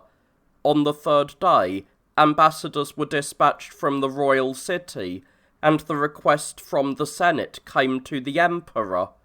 Its purpose was an endeavour to secure the return of the imperial expedition, and so the emperor utterly rejected the embassy, and ordered the ambassadors to go back. On the fourth day, the emperor redirected himself forwards. A number of soldiers came upon a narrow bridge, and encountered difficult marshy terrain, so that the crossing was hard to traverse. Nearby was the source of the river, which the local inhabitants call Zarogypsus. The force was in disarray near the crossing. Clamour sprang up by the bridge. Surprised shouting came upon the multitude, and some were pushed over the edge by the crush in the throng. The emperor dismounted from his horse, took up a staff, and became the architect of order. By commanding the masses to refrain from pressing, he provided fluency for the march, and by the removal of the confusion he gradually showed safety to the soldiers. And so the emperor thus passed the whole day at the bridge without food, and provided a way through in the difficult terrain. When the sun sank towards its setting, he encamped 2 miles from the bridge. On the next day, he sighted camp at Anchialus, and, after making a stay there for a total of 15 days, he returned to the imperial city on the news that ambassadors had reached Byzantium from the Persian king. On the third day, the ambassadors from Celtic Iberia arrived at the imperial city. These are in fact called Franks, in more modern parlance. The names of the ambassadors were Bossus and Betus. These had been sent to the emperor by the monarch of their nation, whose name was Theodoric. He requested to join in alliance with the Romans on agreement to levy tribute, and to undertake the war against the Khan for gifts, and so the emperor honoured the ambassadors with gifts, and instructed that the alliance should be offered to the Franks without payment, since he would not tolerate the Roman nation to be subjected to tribute by the barbarians. The Khan demanded from the Caesar that the agreement receive a supplement, but when the emperor did not grant to the barbarians' words their objective of a hearing, he at once received war in return. Therefore the Khan ordered the Slavs to construct large numbers of boats, so that he could control the crossing of the Ister. The inhabitants of Singadanum ravaged the Slavs' labours by sudden attacks, and consigned to flames their nautical enterprises. It was for this reason that the barbarians besieged Singidunum. The city reached the extremity of disaster and had feeble hopes of salvation. But on the 7th day, the Khan ordered the barbarians to abandon the siege and come to him. When the barbarians became cognizant of this, they left the city carrying off 2,000 gold daraks, a gold-inlaid table, and clothing. Therefore the Khan moved 5 parsangs, camped at Sirmium, and organised hordes of Slavs in timber operations, so that he could cross the river Sayos, as it is called, by boat. And so he pressed on with the campaign, while they provided shipping in accordance with his order, for such are the things which fear of appointed officers can accomplish. So shortly after the barbarian had acquired skiffs ready for use, the barbarians crossed the adjacent river, and so the Khan marshalled a detachment of his force and ordered it to hasten ahead and give the Romans a frightening encounter with authority. On the 5th day, he came to Bononia. The emperor appointed Priscus as commander in Europe, and equipped him with an improvised force. And so Priscus made Salavinius second in command, furnished him with 1,000 cavalry, and ordered him to occupy in advance the secure strongpoints. And so he enclosed the passes of Procleane, pitched camp, and bivouacked. On the 5th day, when he was beyond the strongpoints, he encountered the advanced party of the barbarians. Accordingly, recognizing that he did not possess a force sufficiently strong for an engagement, he made his escape once more to the safety of the strongpoints. When the barbarians attacked the passes, their advance received a check, since the opposing Roman expeditionary force provided an impediment to the barbarians' moves. And so in consequence there came about a fierce engagement between Romans and barbarians. Then the battle lasted all day, and although many were slain by the barbarians, the Roman second-in-command gained the upper hand.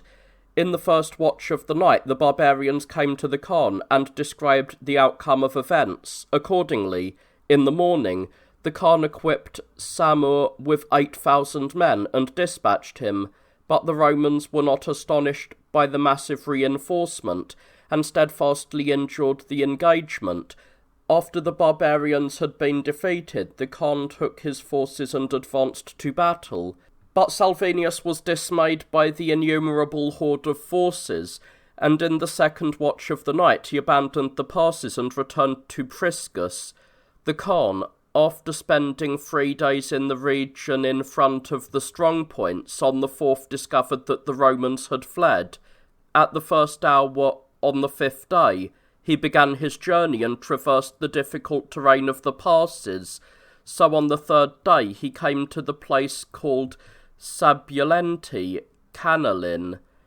Next he reached Anchialus, and setting out from there he came to the church of the martyr Alexander, which he gave as prey to the all-consuming fire. After moving 3 miles, he encountered those sent on reconnaissance by the Roman general, and so the barbarian investigated under torture what the captive's objective might be. He groped around for the cause of their journey and became aggrieved at his inability to learn the unadulterated truth, for they frustrated him with fictitious stories. After the 5th day had passed, he transported his camp to Drizipara, and made an attempt to reduce the city, but since the citizens arrayed themselves bravely, on the 7th day the barbarians constructed siege engines. So violent uproar afflicted the city, and, as their hopes of safety were tossed at sea, they resorted to a pretence of boldness. For, opening the city gates, they threatened to spurn the rampart and do battle with the barbarians on equal terms, and so, after effecting their deployment to the extent of orders and formation, they were stricken by cowardice and did not go out of the city, but the barbarians were prevented from attacking by some divine solicitude, for at midday they imagined they saw countless Roman divisions in close formation, moving out of the city and hurrying to the plain in eagerness to do battle and die in combat. Then the Khan was glad to flee precipitously. The opposition was an illusion, a boogeyman of a vision, and a bewilderment of perception. On the 5th day, the Khan reached Perinthus, which Romans call Heraclea. When Priscus suddenly saw the barbarians, he provided no delay to the assault. Accordingly, after engaging the Khan's troops for battle, he turned his back on the enemy forthwith, since he could not endure the impact of the fight, because of the abundance of the opposing force. But the Roman general retired to Didymotikon with the infantry. After this, he came to Sirlon and took over the city as a refuge for his forces, but the barbarians invested the city and vigorously besieged Priscus. So when the emperor heard of this, he was greatly dismayed, fearing the outcome, and derived extreme confusion from the news of the occurrence. But on the 4th day, he proposed a plan which was inspired by sagacity. For issuing a summons to one of his bodyguard, he ordered him to allow himself to be captured by the barbarians, and to declare that he was carrying imperial letters to Priscus, so that the barbarians, after reading these as if they were some sort of godsend, would become personally cognizant of the purport of the contents, and that as a result they would be terrified and deceived into retreating homewards. The wording of the message was in fact like this: to Priscus, the most eminent commander of the combined forces in Thrace, the enterprise of the sinful barbarians has inflicted no disturbance whatsoever on our piety. On the contrary, indeed, it has made us even more concerned for their destruction. And let your eminence know this, namely, that the Khan is obliged to make an ill-fated and ignominious retreat with numerous losses to the country which he was assigned by the Romans. For this reason your eminence shall stand firm in the city of Tazerlon, together with the most fortunate army, and shall resolve that the accursed Avars wander around. For we have sent by sea ships and an army to go to the households and take everyone captive, and consequently the accursed Avar leader may be forced ignominiously and with a heavy punishment to return to his own land from our state. And so the fictitious messenger delivered the command to completion. For this reason your eminence shall stand firm in the city of Sirlon together with the most fortunate army, and shall resolve that the accursed Avars wander around. For we have sent by sea ships and an army to go to their households and take everyone captive, and consequently the accursed Avar leader may be forced ignominiously and with heavy punishment to return to his own land from our state. And so the fictitious messenger delivered the command to completion. On the 7th day he was captured by the barbarians, and voluntarily delivered the royal missives. But when the Khan had learned its contents in his native tongue through an interpreter, he was foxed by the message. In extreme terror, he arranged terms with Priscus for a minimal sum, and returned to his own country as quickly as possible, for the force of the deceit misled the barbarian most masterfully. Disbanded Romans streamed into Thrace and found subsistence in the villages. At the start of spring, the general was sent by the emperor to the Ister, so that the Slav races, by being prevented from crossing the river, might unwillingly provide security for Thrace. For the emperor told Priscus that the barbarians would not remain quiet unless the Romans kept a very strict guard on the Ister, and so Priscus took charge of the cavalry force, while Gentzon was ordered by the emperor to command the infantry troops. Thus in the middle of spring the Romans assembled near Heraclea. On the 7th day the general gave orders to move camp. He held a review of the allies, counted his forces, and made their annual distribution of money. So he set out from there, and after 4 camps came to Drizipera. After waiting there for a total of 15 days, he reached Dorostolon in 20 camps, and so the Khan learned by report of the Roman offensive, and hence dispatched ambassadors to Priscus. So when the ambassadors came to Priscus, Cock, who was the barbarian, began the embassy as follows: "What is this, O gods? Among those for whom devoutness is appropriate, impiety has newly been established close at hand. The Romans have broken peace, the law of treaties is debased, guarantees of agreement are scorned, respect for trust is squandered, the mediating oath has perished. The Ister sees a spectacle of war, a camp, and Priscus arrayed in armour, him who recently escorted the peaceful marriage between Avars and Romans. You do wrong, Caesar, in impiously stealing the battle. The enterprise is not royal, nor the design authoritative, but it is a robber's plan, and an act accursed by the people. Either lay down the adornment of your crown, or do not corrupt the decorum of authority. You have administered baseness to the barbarians. We should not have known about treaty breaking, if we had not found you as teachers of deceit. Those whom war has not discovered at rest, neither has the eye of peace beheld demobilization. In making war you do wrong, in making peace you are aggrieved. And when is your assurance of love for unwarlike quiet preserved? Have respect for the recent clemency, General. We preserved you to be friends, not enemies. Alas, for that clemency, which has brought forth grief and danger. Those who derived salvation from us are now measuring out that contrary sum in return. We make war with the gods on our side, since the citadel of oaths is besieged. The better is tyrannized by the worse, treachery has free rein, deceit is entrusted with leadership, and insults have openly taken the field. And so, General, if you feel shame and admit your error, you will obtain only disgrace in punishment. Otherwise you will have the requital as teacher to inflict repentance together with misfortune. Then, after the termination of this speech, although the force was distressed by the address, Priscus granted pardon to boldness and forgiveness to barbarian words. Therefore, he offered no rebuttal to rashness, but declared that he was undertaking war against the Slavs, for the agreement and truce with the Avars had not in fact concluded the Getic war as well. On the 12th day, the general constructed ships and crossed the river. On hearing that Ardagastus was sending the Slav hordes abroad to obtain booty, he delivered his attack in the middle of the night.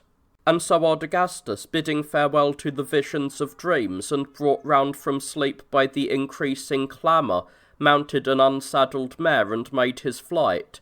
Now the barbarian fell in with Romans, and, dismounting from the mare, engaged in hand-to-hand fighting. But when he could not withstand the might of opposition, he took to flight across some rough country. So as a result, Ardagastus had the advantage in moving, since he had a physique that was accustomed to this. Less favourable fortune came upon him, and the barbarian fell over the stump of a huge tree. Hence he would have been, for his pursuers, an earnestly desired prey, if a river had not been his salvation, for he swam across and escaped from danger. And so the Romans made the Slav hordes a feast for the sword, and ravaged Ardagastus' territory. They put their captives in wooden fetters and sent them to Byzantium, but Priscus became a cause of disorder among the troops, for he undertook that the emperor should obtain the first portion of the booty, the emperor's eldest son the second. Then that the rest of the emperor's offspring should also be allocated shares, exporting the greater part because of the abundance of the royal progeny. So since the Romans were insulted by their attenuated spoils, mutiny visited them and confusion reigned. So the general shuddered at his deed, condemned the proposal in repentance of his previous ideas, and gave the victor's prize to second thoughts. Then, at daybreak, he summoned the commanders of the forces and persuaded them with a web of words that he had done nothing improper on the preceding day. Then, after the leaders of the contingents had unanimously sanctioned what the persuasive speech had established, the masses congregated around the general, and so the general began to address the Romans as follows in their ancestral tongue. Men, friends, soldiers, allies, who are heroes in battle but civilians in disorder, if you will reconcile your ear and set straight your heart, I will begin with admonition, but my words may perhaps even cause some affront as I repair the error of your ways, for indeed in this it is right for the commander not to fear speech in any way, for the reason that friendship is endangered. Why is it that you have recently combined against us with wanton and, as it were, exceeding insolence? I have caused offence by taking your spoils for the Emperor. You are aggrieved at having your triumphs displayed. Everyone is indignant against the general because he is bequeathing your heroism and trophies to the city, emperors, and people. What witness will you have to proclaim your heroic deeds? Who will be spectator of your labours? Where are we to dedicate the tablets of glory? How, whither, when, and to whom are we to proclaim your bravery? For if you shall be witness to what is recorded, your toil will be discredited, your successes rejected, your trophies a fable, the elaborate guarantees of your accounts insincere, since your story will be isolated and persuasiveness be in short supply. You who treat death like philosophers, who have chosen both to suffer and to do all things, would you not despise booty for the sake of goodwill? Will you not concede the spoils as tribute, so that you may extend your applause? Why are you enslaving your souls to avarice? You who are eager to subjugate the enemy and to purchase victory at the risk of your life. Love of possessions cannot form a foundation for glory, nor yet can ambition for money preserve the appetite for praise. So either abandon the one, or do not debase the laws of soldiery. So while the general was still in full flood of words, a Roman speaking the Attic of Themistocles, applause sprang up among the troops, hostility turned to goodwill, blame to praise, jeering to approbation, and all was transformed and altered. For the might of the tongue can rule nature, impose laws on necessity, rechannel processes of thought, change fortune, and transform, mould, and fashion everyone to obedience. Then, after his speech had prevailed, Priscus sent off the fruits of their labour to the emperor, placing a guard of 300 men on the booty, and appointing Tatima as their commandant. And so Tatima began the journey to Byzantium, but on the 6th day he encountered Slavs, and came into unexpected danger, for at midday, while he was encamped carelessly and at ease, and the horses were grazing the grass, the barbarians attacked, whereupon a cry was raised, the Romans made a stand without their horses, and Tatima rushed forward with a few men. On his coming close to the barbarians, great disaster befell him, for being unable to endure a fight at close quarters, he had turned to flight, when he was struck by untimely missiles, and with difficulty escaped the peril. So when the Roman infantry had come up and saved Tatima, thereafter they undertook battle against the Slavs. Then, after a fierce fight, the Romans overcame the Slavs, wrought great slaughter, captured 50 barbarians, and returned to the camp, having preserved Roman booty from the Slavs. And so Tatima, his body more or less healed, reached Byzantium and brought with him a most distinguished booty. Accordingly, the emperor was delighted at these occurrences, and kept vigil at the city's greatest shrine of God. Then, with the populace, he made prayers of supplication, and asked the divinity to grant more glorious trophies. The commander Priscus ordered men to move ahead on reconnaissance. On the 2nd day, he did not detect enemy in the area. Therefore he commanded Alexander to march at dawn into the region beyond the river Helibasia. And so Alexander crossed the adjacent river and encountered Slavs. But the barbarians, on beholding enemies in sight, made their escape to the nearby marshes and the savage woodland, while the Romans tried to catch them. But when they reached the mire, they fell into overwhelming difficulty, and the whole contingent would have perished if Alexander had not quickly extracted the Romans from the swamp, and so the Brigadier Alexander encircled the place and tried to consign the barbarians to fire, but the flames languished and grew feeble because of the damp conditions, and Alexander's attack was inglorious. Now, there was with the barbarians a Gepid, who had once long before been of the Christian religion. This man deserted to the Romans and also pointed out the means of entry, and so the Romans gained control of the entrances and overcame the barbarians. Alexander inquired by interrogation what was the captives' race, but the barbarians, since they had fallen into mortal desperation, declared that they welcomed tortures, disposing the agonies of the lash about the body as if it were another's. But the Gepid described everything and revealed events in detail, saying that the prisoners were subjects of Mucosius, who was called Rex in the barbarian tongue, that this Mucosius was encamped 30 parsangs away, that he had sent out the captives to reconnoitre the Roman force, and that he had also heard about the misfortunes which had recently befallen Ardagastus. He advised the Romans to make a sudden attack and to catch the barbarians by the surprise of the onslaught, and so Alexander came to Priscus and brought the barbarians, but the commander consigned these to slaughter.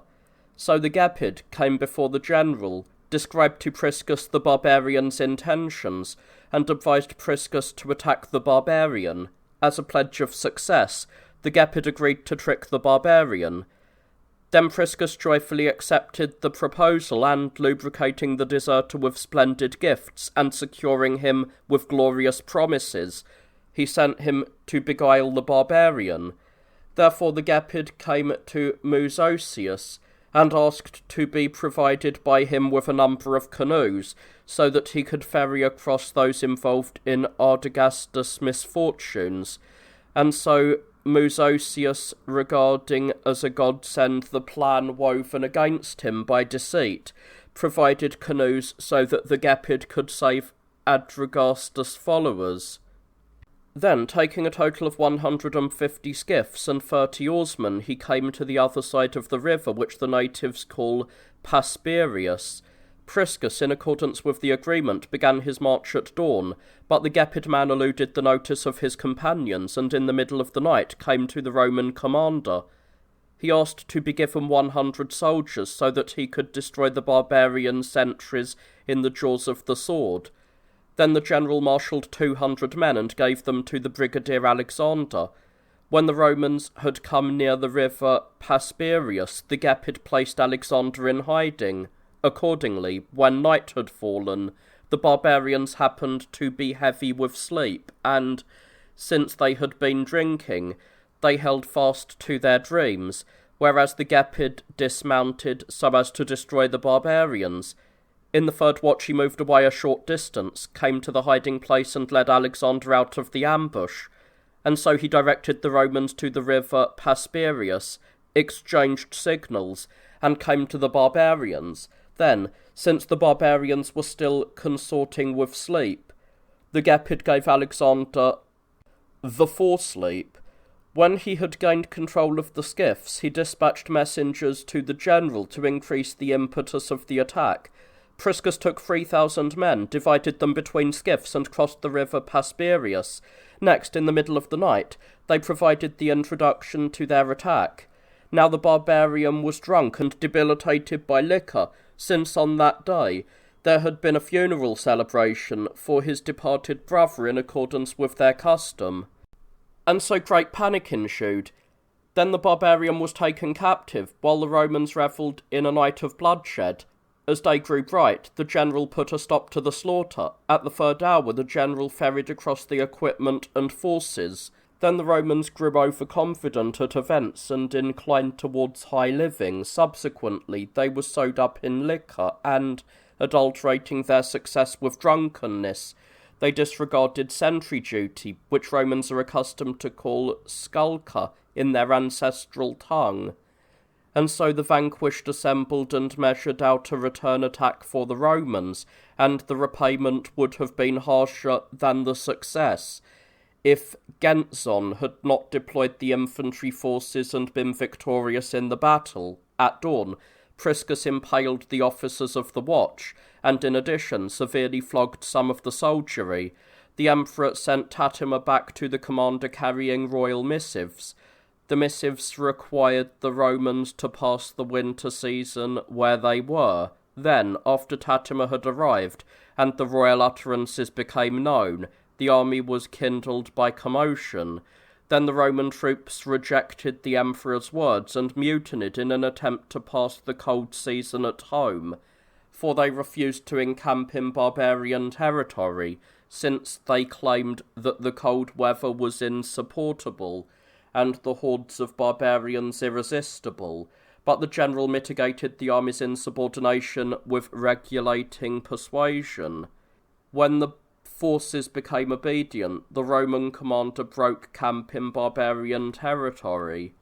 Now, at about this time, through some divine solicitude, the man who had committed the murder at Anchialus during the pursuit of the hind by many of the emperor's attendants, it is not beside the point to describe as well the causation of the active providence which daily traverses the whole world, watches over mortal affairs with its untiring eye, and always administers to mankind retribution for acts of violence. The author of the murder was caught in the net of justice, for after a time he came to the royal city and gave the embellished gold belt to a certain craftsman, who worked in gold to melt down.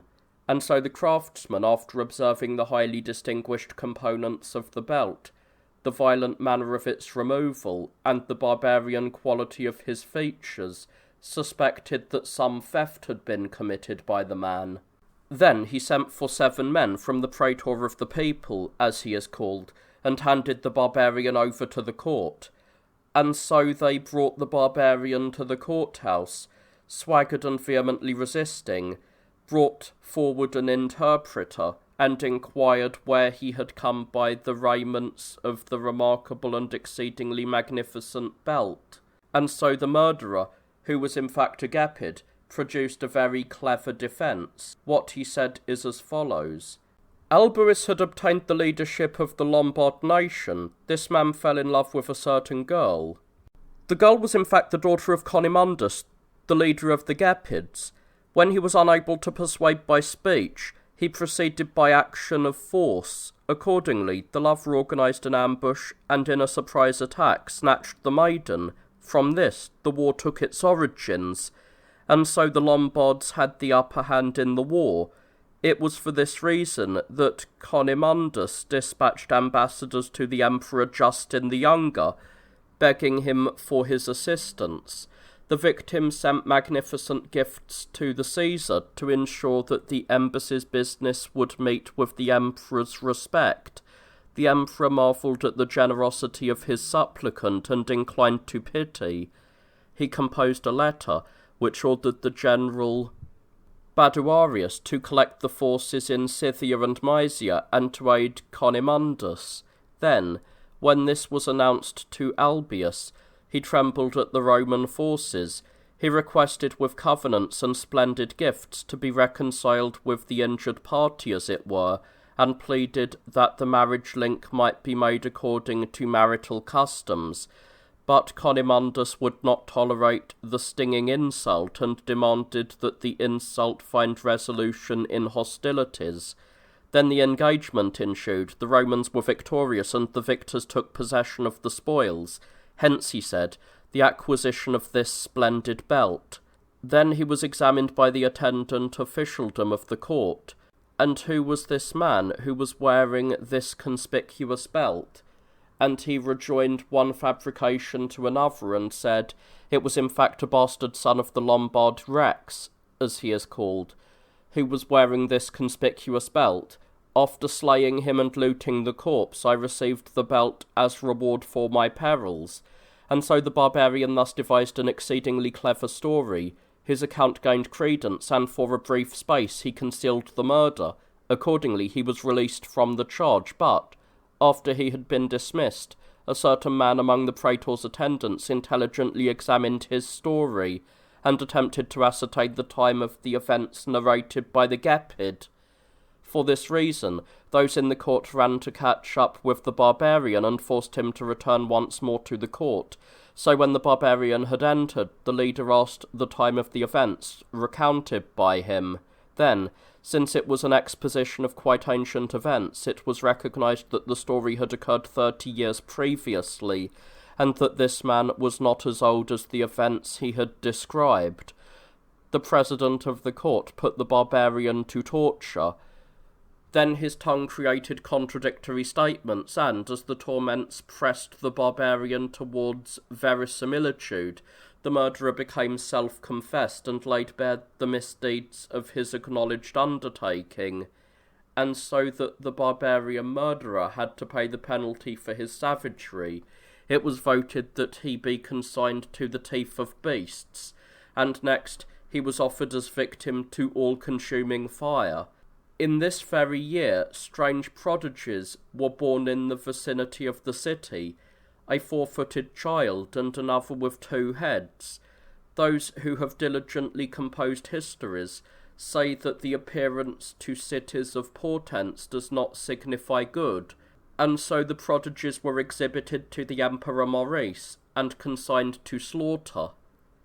But the emperor dismissed the commander and made his brother, whose name was Peter, leader of the Roman forces.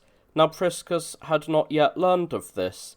Therefore he took his forces and crossed the river, because the troops angrily refused to delay in barbarian territory, since they feared that the barbarians might perhaps attack suddenly and carry off the booty.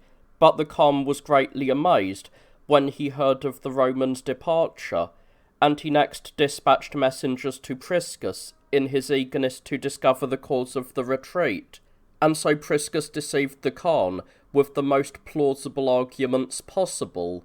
But after 3 days it was reported to Priscus that the Khan was about to undertake an attack on the Roman forces, and that he had ordered the Slavic hordes to cross the Ister, for he was in fact indignant and annoyed by the extensive successes of the Roman forces.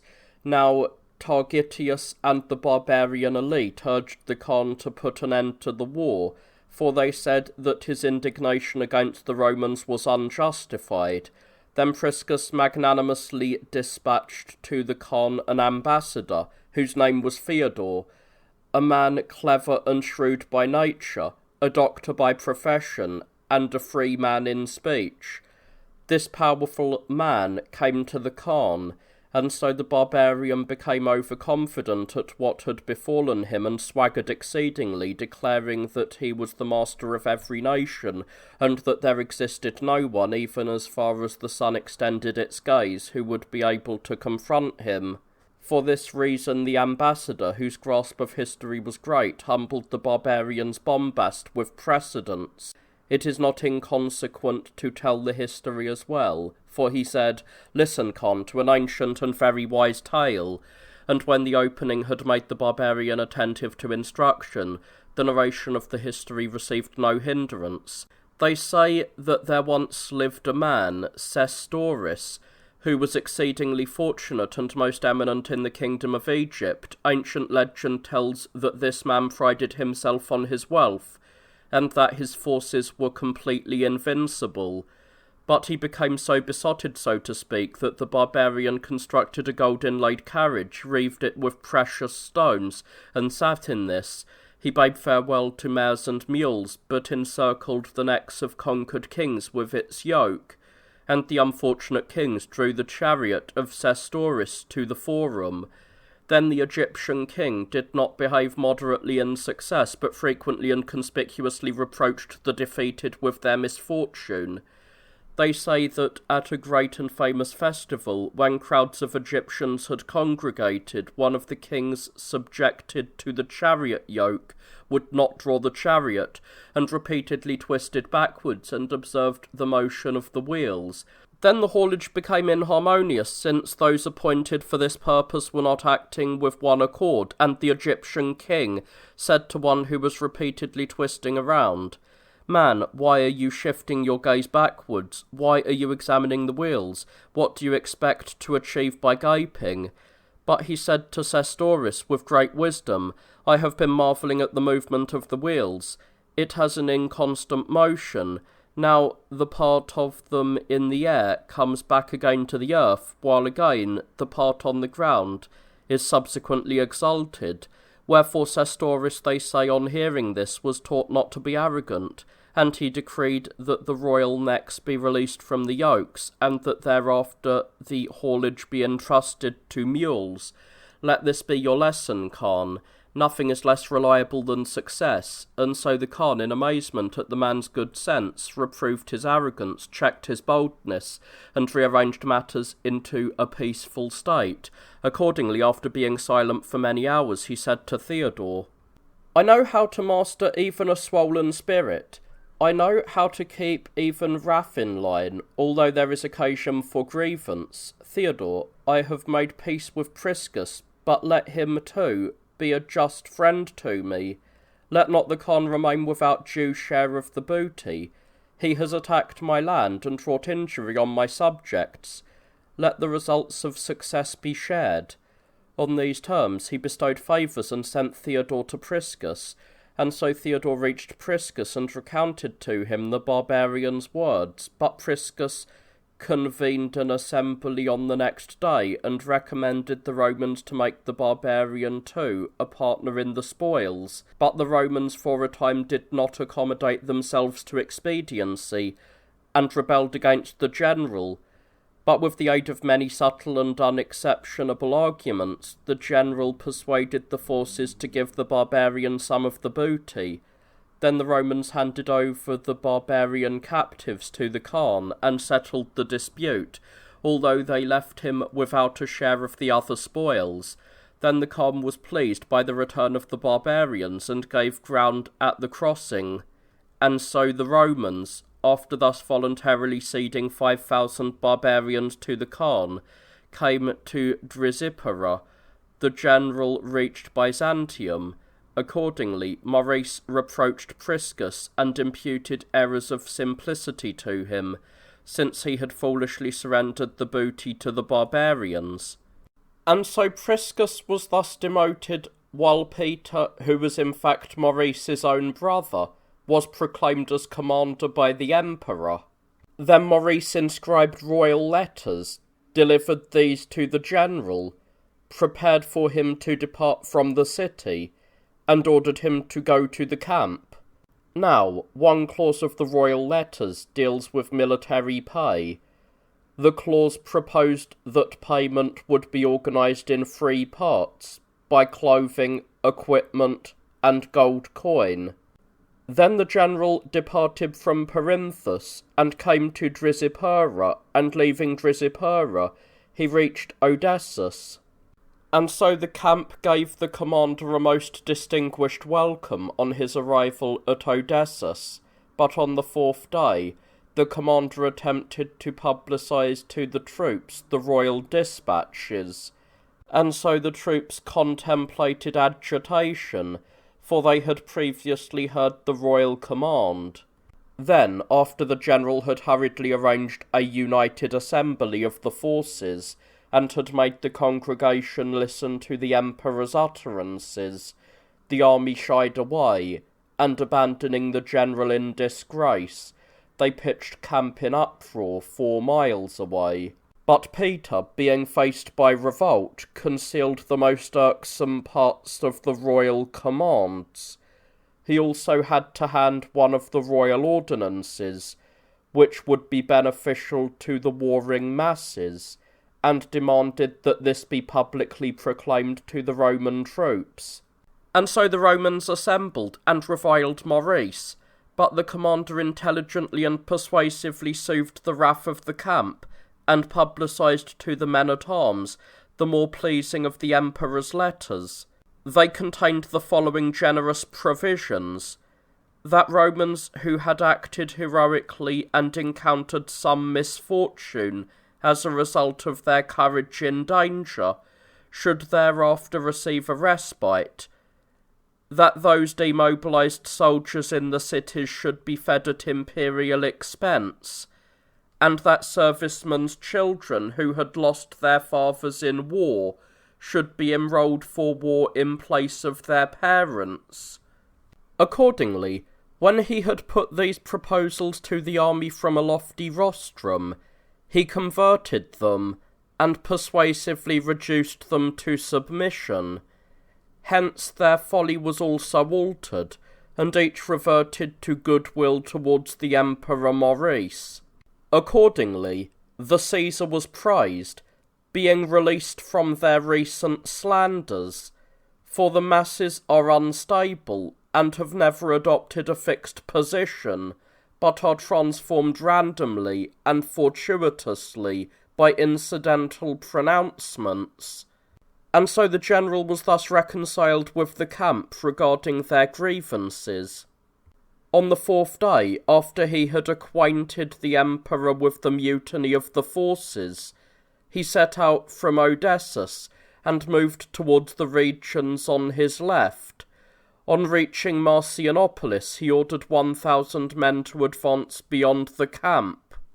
These therefore encountered 600 Slavs, who were escorting a great haul of Romans, for they had ravaged Zaldapa, Aquis, and Scopi, and were herding back these unfortunates as plunder. A large number of wagons held the possessions they had looted. When the barbarians observed the Romans approaching, and were then likewise observed, they turned to the slaughter of the captives. Then the adult male captives from youth upwards were killed. Since the barbarians could not avoid an encounter, they collected the wagons and placed them round as a barricade, depositing the women and youth in the middle of the defence.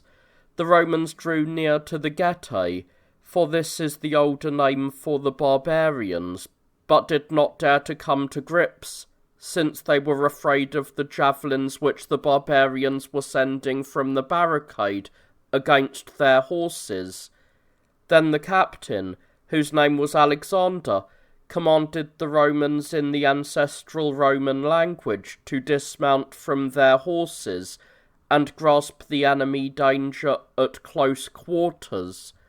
Now the Romans dismounted from their horses, approached the barricade, and gave and received in turn discharges of missiles. Accordingly, while the battle persisted on either side, a certain Roman burst in, went up and climbed on to one of the wagons that formed part of the barricade protecting the barbarians. Then, standing on it, he struck those nearby with his sword. Then an inevitable peril came upon the barbarians, for thereafter the Romans broke the barbarians' barricade. The barbarians renounced salvation and slaughtered the remaining portion of the captives, but the Romans resolutely attacked, and with difficulty at long last slaughtered the barbarians by the barricade. On the 2nd day the victors recounted these occurrences to the general. On the 5th day the general came to this place, when indeed he had seen the accomplishments of the advance guard. He rewarded the heroes with gifts. On the following day Peter came to a thick grove in search of hunting.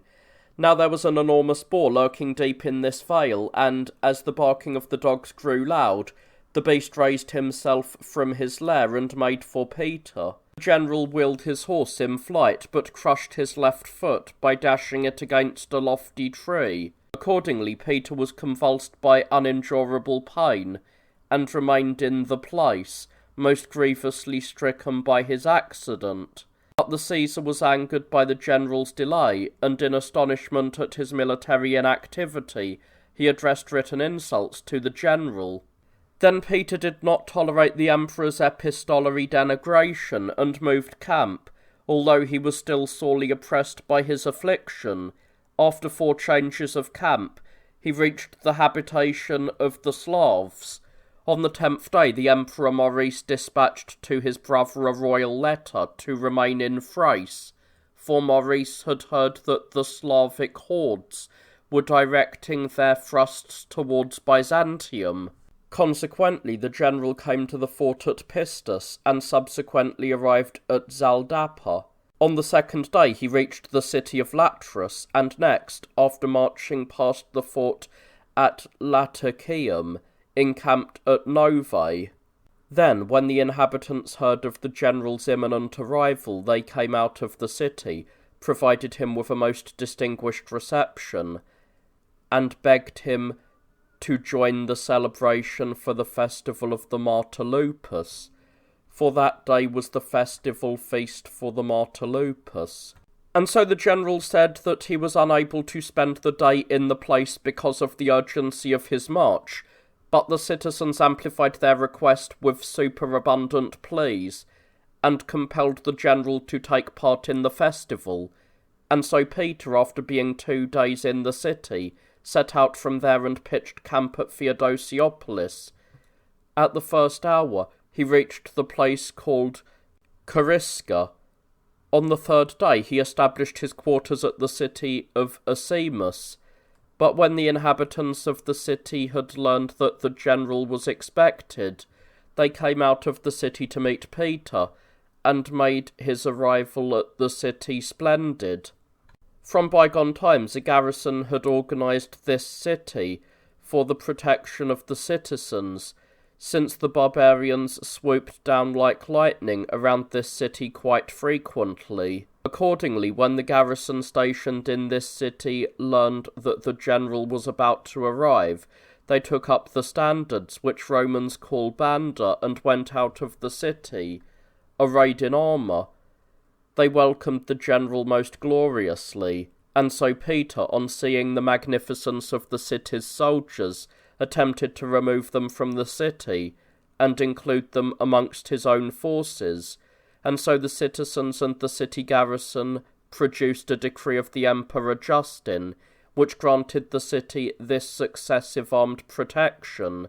On the morrow the commander made objection and hastened to remove from the townspeople those posted for its protection. For this reason the soldiers in the city took refuge in the city's church. On hearing this, the general ordered the bishop to bring them out of the sanctuary. When the priest angrily refused, the general dispatched the brigadier, Gentzon, with a body of soldiers, to expel by force those who had taken refuge in the church.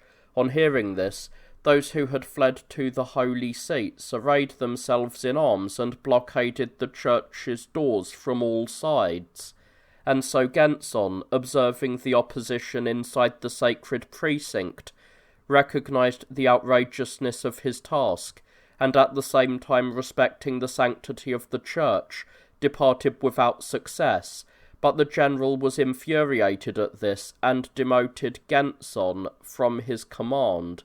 Gentzon was leader of the infantry force. On the following day he summoned to his own tent one of the emperor's bodyguards, whom Romans call scribo, and prescribed for him a shameful undertaking. He demanded that the city's bishop be dragged in dishonour to the camp. When the citizens had witnessed this, they all assembled together, and forcibly thrust out of the city the man dispatched by the general against the priest. After closing the gates in the wall, they hymned the emperor with acclamations, and covered the general with insults. Peter was encamped in a fortified enclosure about a mile from the city, but since his enterprise was disgraceful, he left the city, and proceeded to march forwards, escorted by great curses from the city. On the 6th day he marshalled 1,000 men to reconnoitre the enemy, and these encountered 1,000 Bulgars. Now the barbarians were marching off guard, since there was peace between the Romans and the Khan, but the Romans, on the general's decision, used their javelins against the barbarians. The Bulgars dispatched ambassadors to negotiate an end to the fight, and to advise the Romans not to destroy the peace. The officer of the contingent dispatched the ambassadors to the general, who was 8 miles from the spot.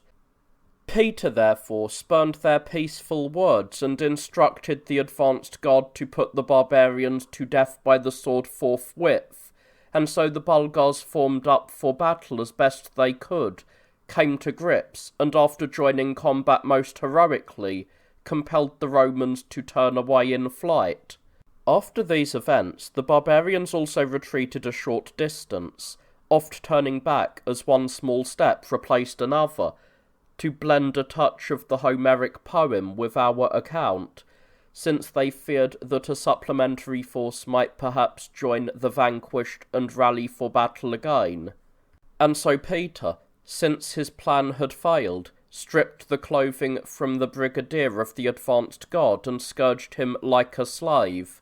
Then the barbarians came to the Khan and disclosed to him the sequence of events, and so the barbarian dispatched ambassadors to Peter and reproached him for the apparent breach of the truce.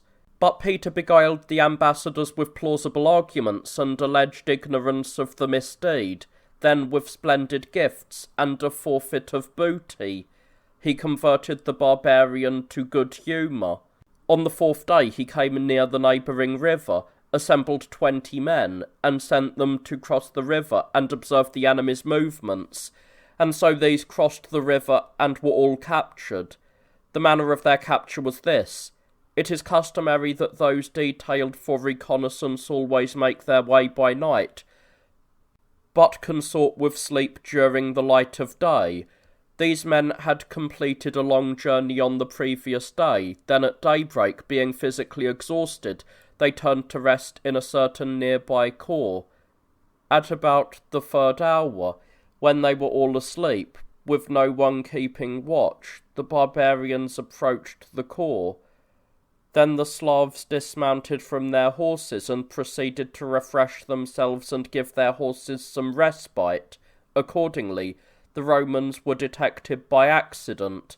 The poor wretches were taken captive and interrogated to reveal what the Romans had planned, and so, despairing of safety, they recounted everything.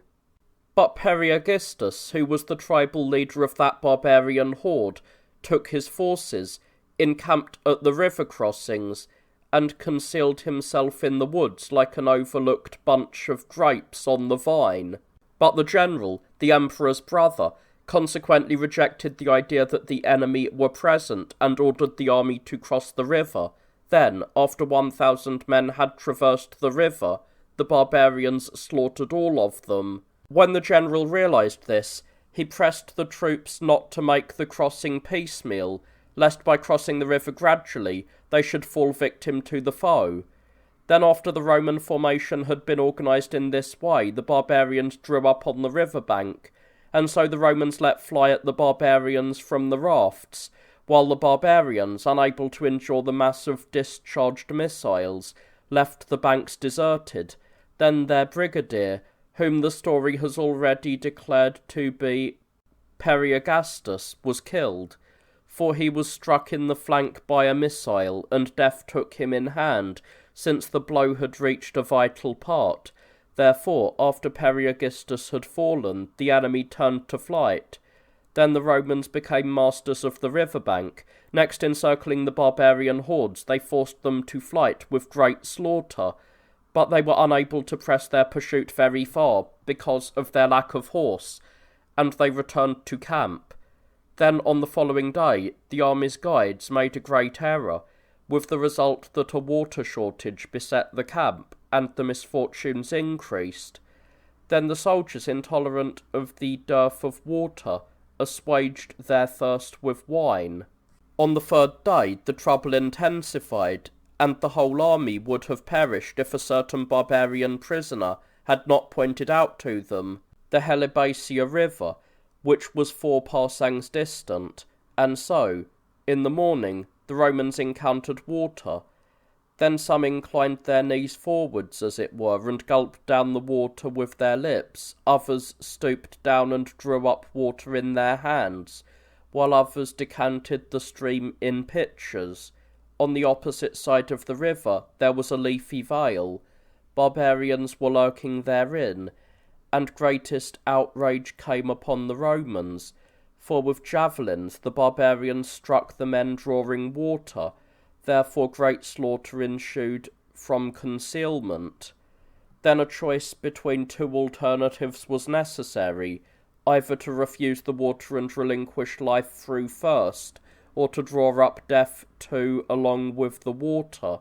But the Romans assembled rafts and traversed the river, so that the enemy might soon be detected. When the soldiers reached the other side, the barbarians suddenly attacked and overcame the Romans, and so the defeated Romans turned away in fright. Then, since Peter had been outfought by the barbarians, Priscus became general, and so, after being demoted from command, Peter came to Byzantium. Now, 4 years earlier, for we come back to the older events of history, John, the helmsman of the Church of Byzantium, departed this life. Because he had completely outfought the pleasures, mastered the passions, and become emperor of the stomach, he was called Nestiutes by the Byzantines. It is also reported that a contract was drawn up for the loan of a large sum of money from the Emperor Maurice, and that his personal prosperity was pledged as surety in the terms of the loan. After the priest had departed this world, the Emperor Maurice discovered, on investigating the chief priest's possessions, that the man had practised indigence. He was overjoyed at the priest's supreme righteousness, and he willingly tore up the contract which had been arranged shortly before. For they say that the emperor discovered that the priest possessed nothing other than a wooden pallet, the cheapest of woolen blankets, and an unsightly cloak, for the man was ill-clad, but resplendent in frugality of life.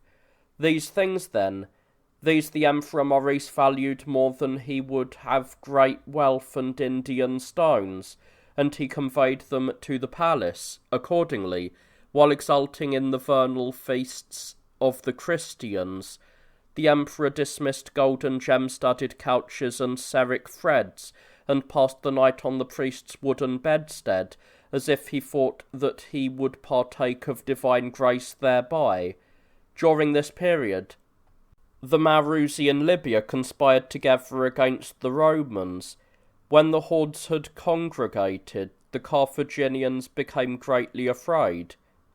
And so Gennadius, who was in fact at that particular time the general of Libya, on seeing that an attack was being organised against him by an innumerable mob, outfought the barbarians by guile, for he pretended that everything which the barbarians desired had been accomplished, and after divesting the barbarians to relaxation, he attacked them while they were feasting. Accordingly, there was much slaughter and a glorious booty, and the Carthaginian war was concluded. And so affairs in Libya were thus fairly and favourably settled for the Romans. In these days, a comet appeared in the firmament. Now concerning these stars which appear to come into existence, the philosophers have had recourse to meteorological causation, which Stagirites and Platonists have inscribed on Helicon in the volumes on memory, while astrologers and certain historiographers declare that they presage future troubles. But after bestowing upon our delayed narrative a discussion of these matters, let us constrain our history to strike for its goal. At the beginning of spring, Priscus left Byzantium. Then he assembled his forces in the Astici, and on reviewing the number of the force, the general discovered that a great multitude of the Romans had perished. Accordingly, he attempted to make Peter's failures clear to the Emperor Maurice. Nevertheless, he was persuaded by certain advisers to conceal the errors. Then, after making a total of 15 camps and crossing the river Ister, on the 4th day, the general reached Upper Novae.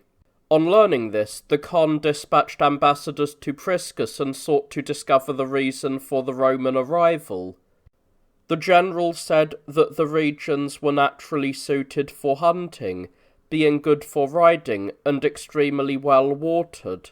But the Khan made plain that the Romans were entering foreign territory, that Priscus had broken the treaty, and that the peace was being covertly disrupted by him. Then Priscus said that the soil was Roman, but the barbarian replied that the Romans had lost possession of this by arms and the laws of war. Then, when the Khan was quarrelling and disputing about these regions, they say that Priscus reproached the Khan with his flight from the east. But since we have made reference to the Scythians, both those in the Caucasus and those who face northwards, come then, come, let us interrupt our history and present, like an intercalated narrative, the events which attended these very great nations during these times. When summer had arrived in this particular year, he who is celebrated by the Turks as Khan in the east dispatched ambassadors to the Emperor Maurice. He composed a letter and inscribed it in victory praises. The latest salutation was as follows, word for word. To the King of the Romans, the Khan, the great lord of 7 races and master of 7 zones of the world. For this very Khan had in fact outfought the leader of the nation of the Abdalai, I mean indeed of the Hephthalites, as they are called, conquered him, and assumed the rule of that nation. Then he was greatly elated at the victory, and making an alliance with Stembiscagan, he enslaved the Avar nation. But let no one think that we are distorting the history of these times because he supposes that the Avars are those barbarians neighbouring on Europe and Pannonia, and that their arrival was prior to the times of the Emperor Maurice. For it is by a misnomer that the barbarians on the Ister have assumed the appellation of Avars. The origin of their race will shortly be revealed. So, when the Avars had been defeated, for we are returning to the account, some of them made their escape to those who inhabit Taugast. Taugast is a famous city, which is a total of 1,500 miles distant from those who are called Turks, and which border on the Indians. The barbarians whose abode is near Taugast are a very brave and numerous nation, and without rival in size among the nations of the world. Others of the Avars who declined to humble a fortune because of their defeat came to those who are called Korean. This nation is the closest neighbour to the men of Taugast. It has great might in battle, both because of its daily practice of drill, and because of endurance of spirit in danger. Then the Khan embarked on yet another enterprise, and subdued all the Oghur, which is one of the strongest tribes, on account of its large population, and its armed training for war.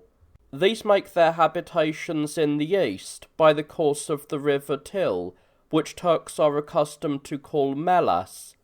The earliest leaders of this nation were named Var and Chuni. From them, some parts of those nations were also accorded their nomenclature, being called Var and Chuni. Then, while the Emperor Justinian was in possession of the royal power, a small section of these Var and Chuni fled from that ancestral tribe, and settled in Europe. These named themselves Avars, and glorified their leader with the appellation of Khan. Let us declare, without departing in the least from the truth, how the means of changing their name came to them.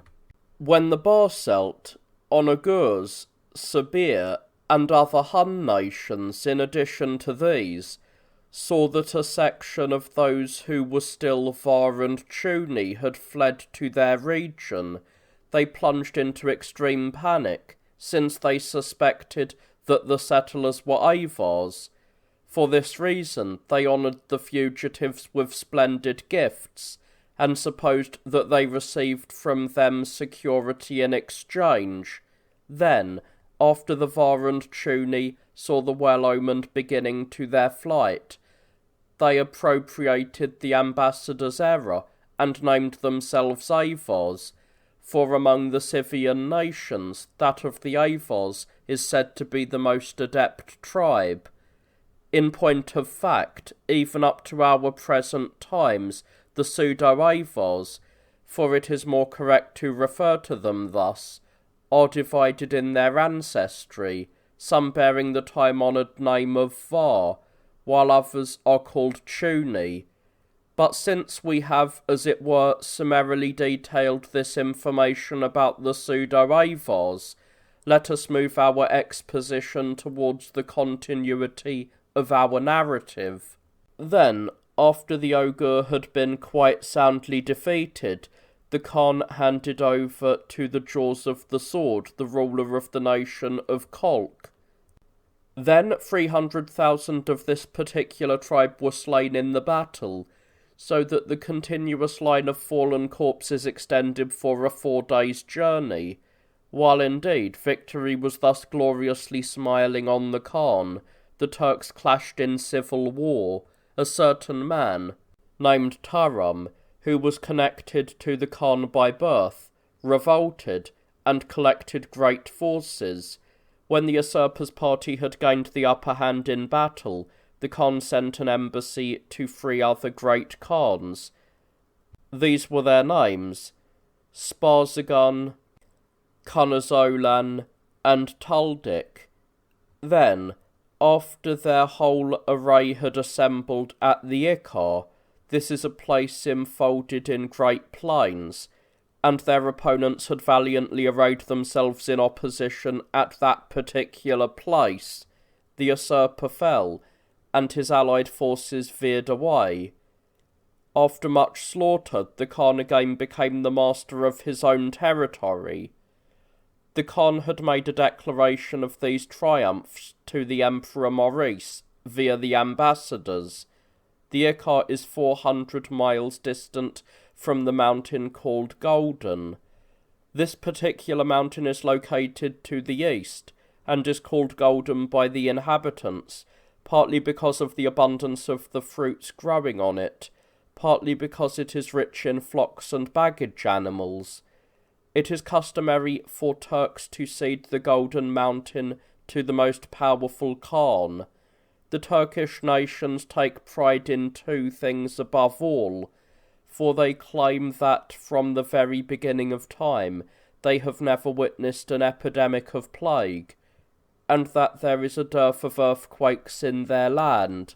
But Bakath, a city founded once, long ago, by the Onagurs, was raised by earthquakes, and Sogdoain has experienced both plagues and earthquakes.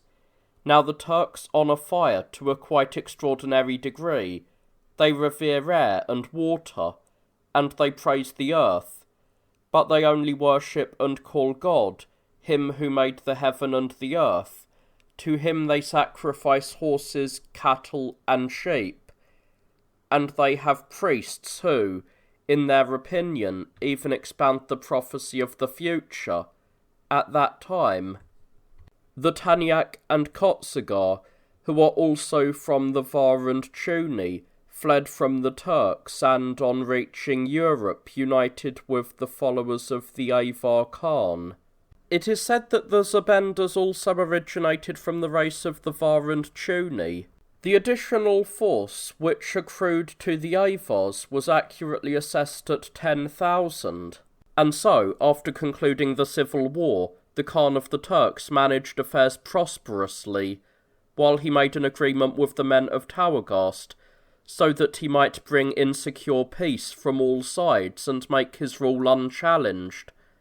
The regional commander of Tawagast is called Taisan, which signifies son of God in the Greek tongue. The realm of Tawagast is not troubled by discord, for lineage provides them with the selection of their leader. Statues are the cult of this nation, the laws are just, and their life is full of discretion. They have a custom, which resembles law, that males should never embellish themselves with gold adornment. even though they have become owners of a great abundance of silver and gold as a result of their large and advantageous trading. A river divides this Towergast. Now once long ago the river was interposed between two great nations who were mutually hostile. The dress of one was black, and the other scarlet-hued. Then in our times, while Maurice was in possession of the Roman sceptres, the black-robed nation crossed the river and joined battle with those wearing the red clothing. Next, having gained victory, it became master of the whole dominion.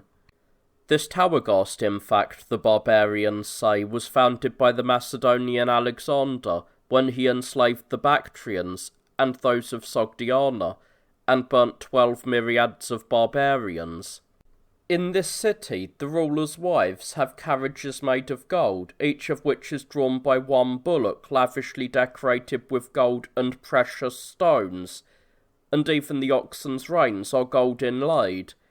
And so the man who has assumed the dominion of Towergast used to pass the night with 700 women. The wives of the nobility of Towergast use silver carriages. There is a report that Alexander also founded another city a few miles away, which the barbarians name Chubdan, and that when the leader dies, he is mourned for ever by his wives, who have their heads shaved and who wear black clothing, and that it is the custom for these women never to leave the tomb. Chubdan is divided by two great rivers, whose banks nod, so to speak, with cypresses. The nation has many elephants. They associate in trade with the Indians, and they say that these Indians who face the northern regions are actually born white. The worms from which come the serric threads are possessed by this said nation in very great numbers, and are in turn possessed of varied colour. The barbarians eagerly practice the husbandry of said creatures. But, so as not to misdirect our narrative away from its goal, this is enough about the Scythians around Bactria, Sogdion, and the Melas River. On the 10th day, for we will return to the affairs of Priscus, messengers came to the general's tent. Then Priscus heard that the barbarian was raising the walls of Cingidanum, and was forcing the population to abandon their home, and to make settlements in enemy land. Therefore, with no concession to delay, Priscus sailed along the river, and berthed at the island of Singan, which is situated in the Istas stream, 30 miles distant from the city of Cingidanum. And so Priscus disposed his forces about the island, brought up swift-sailing vessels, which the multitude is accustomed to call dromons, and came to Constantiola. It was in this area that he encountered the Khan, and the general held a discussion with the barbarian about Cingidanum. Now the barbarian sat on the riverbank and gave his answers, while Priscus conducted the conversation from his station on the vessel. Accordingly, the Khan is said to have begun the discourse, and to have spoken to Priscus. "What are you doing, Romans, in the land which is mine? Why have you extended your steps beyond what is proper? The Ista is foreign to you, its swell hostile. This we have won with arms, this we have enslaved by the spear. Away with folly, Priscus.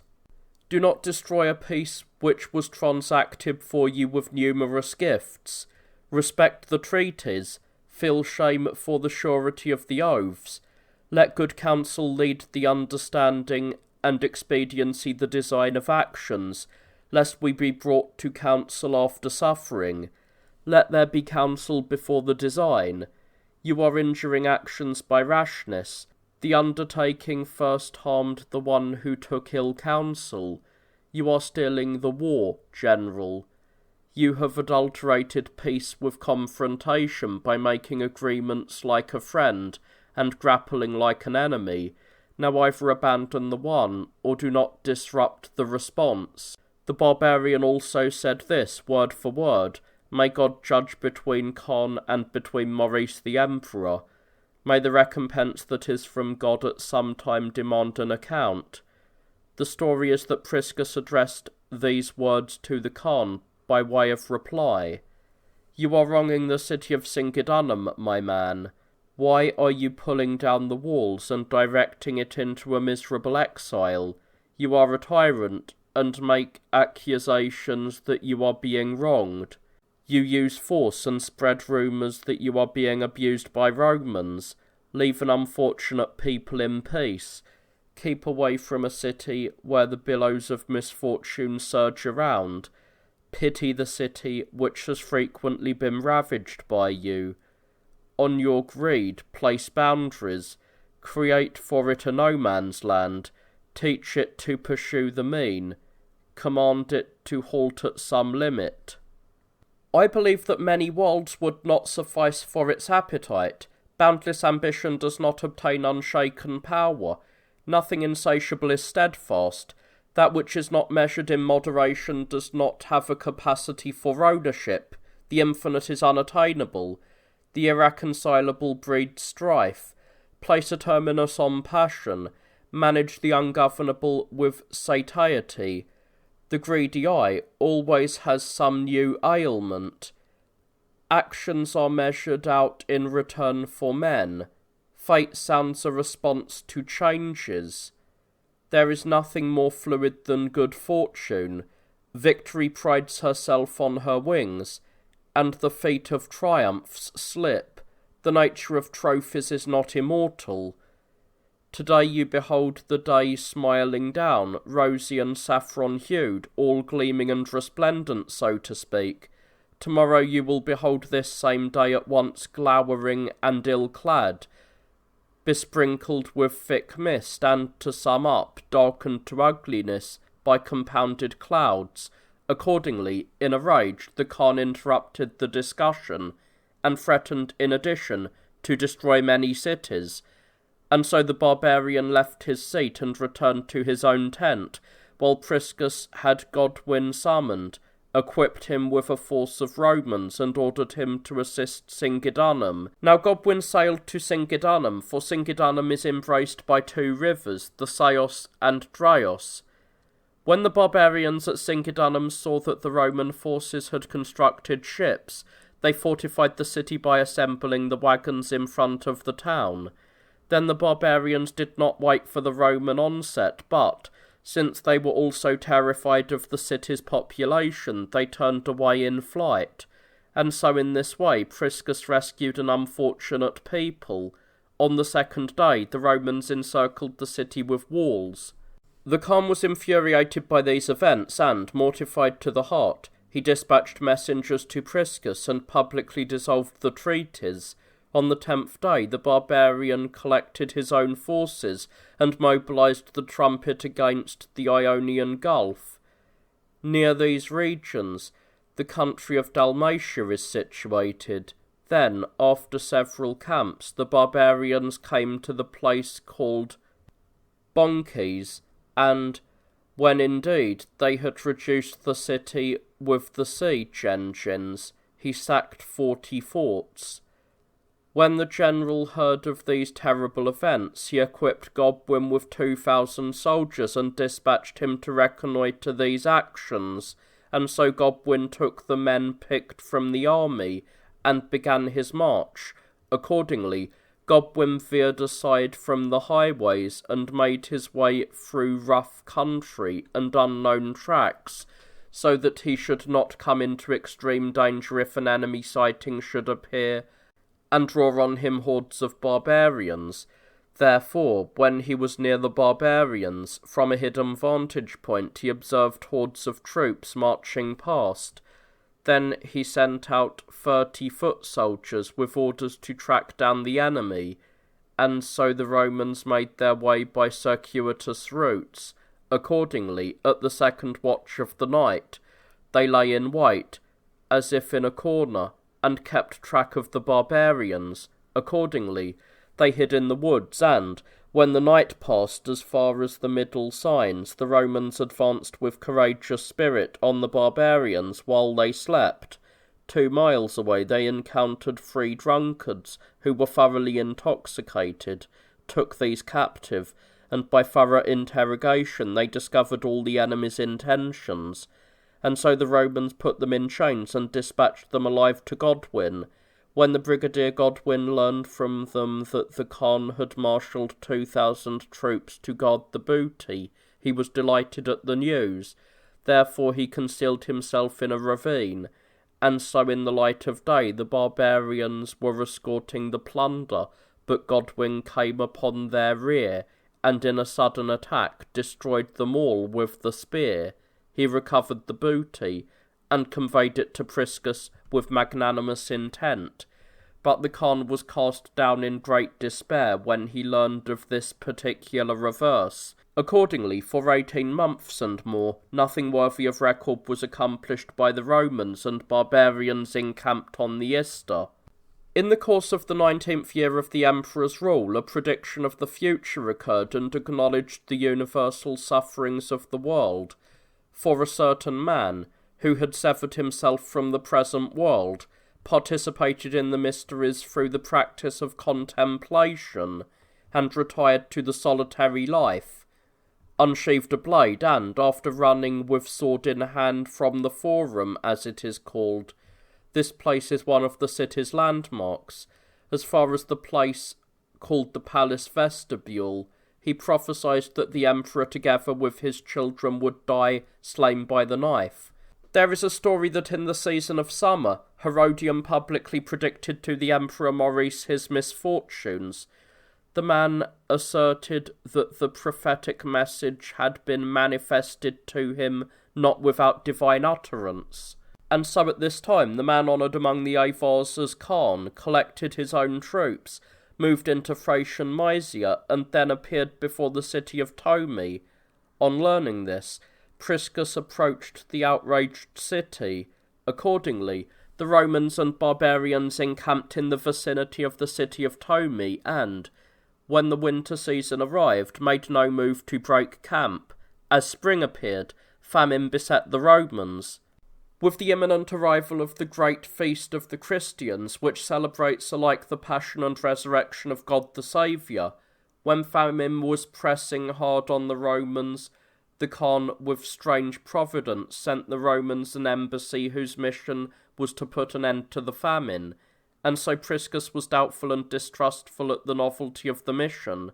But when Romans and barbarians had given and received in turn guarantees, by arranging a 5-day truce, they effected immunity from fear. Accordingly, the Khan supplied the starving Romans with wagons of provisions. For this reason, the instance of this barbarian charity has remained established right up to the miraculous tales of the present day.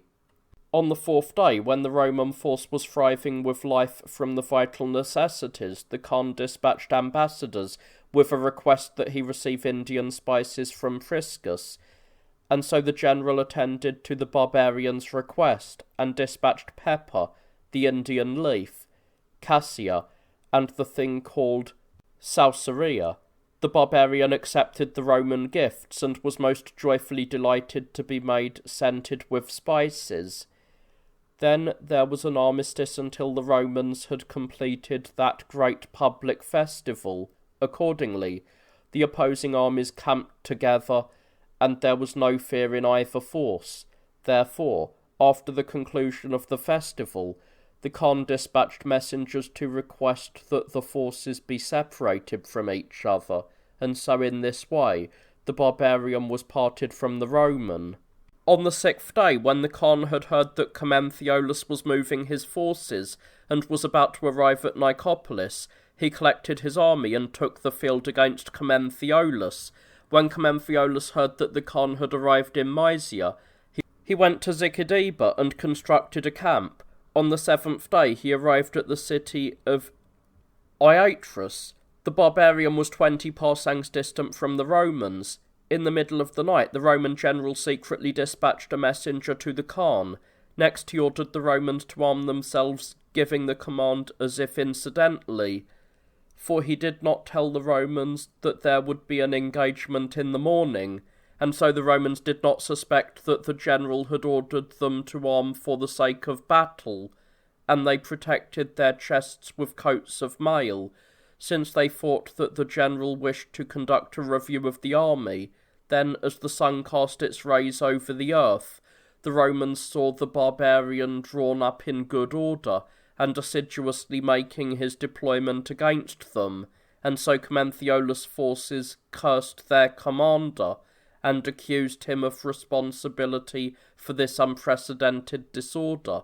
Accordingly, utmost commotion arose, while the barbarians waited 2 miles from the Roman troops. Accordingly, when the Romans observed that the barbarians were putting into postponement their attack, they all armed themselves in proper military fashion, and there was an opportunity for them to correct their harmful oversight.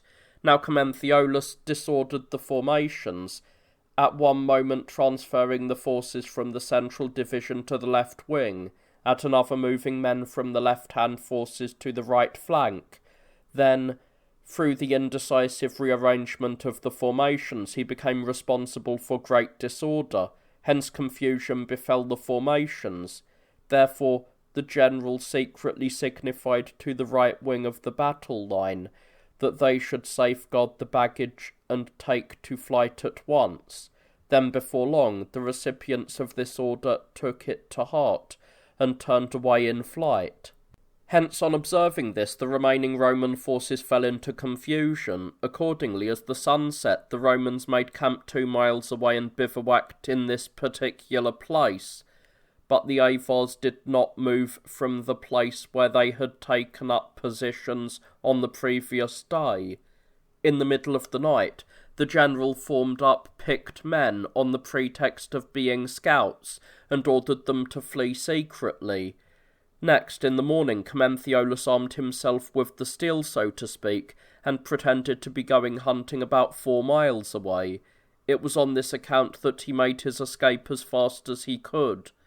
Then at midday, the camp became aware of Commenthiolus' folly, and when they had perceived that the general had turned his thoughts towards flight, they traversed the nearby river and fled 40 miles from the camp in utmost disarray.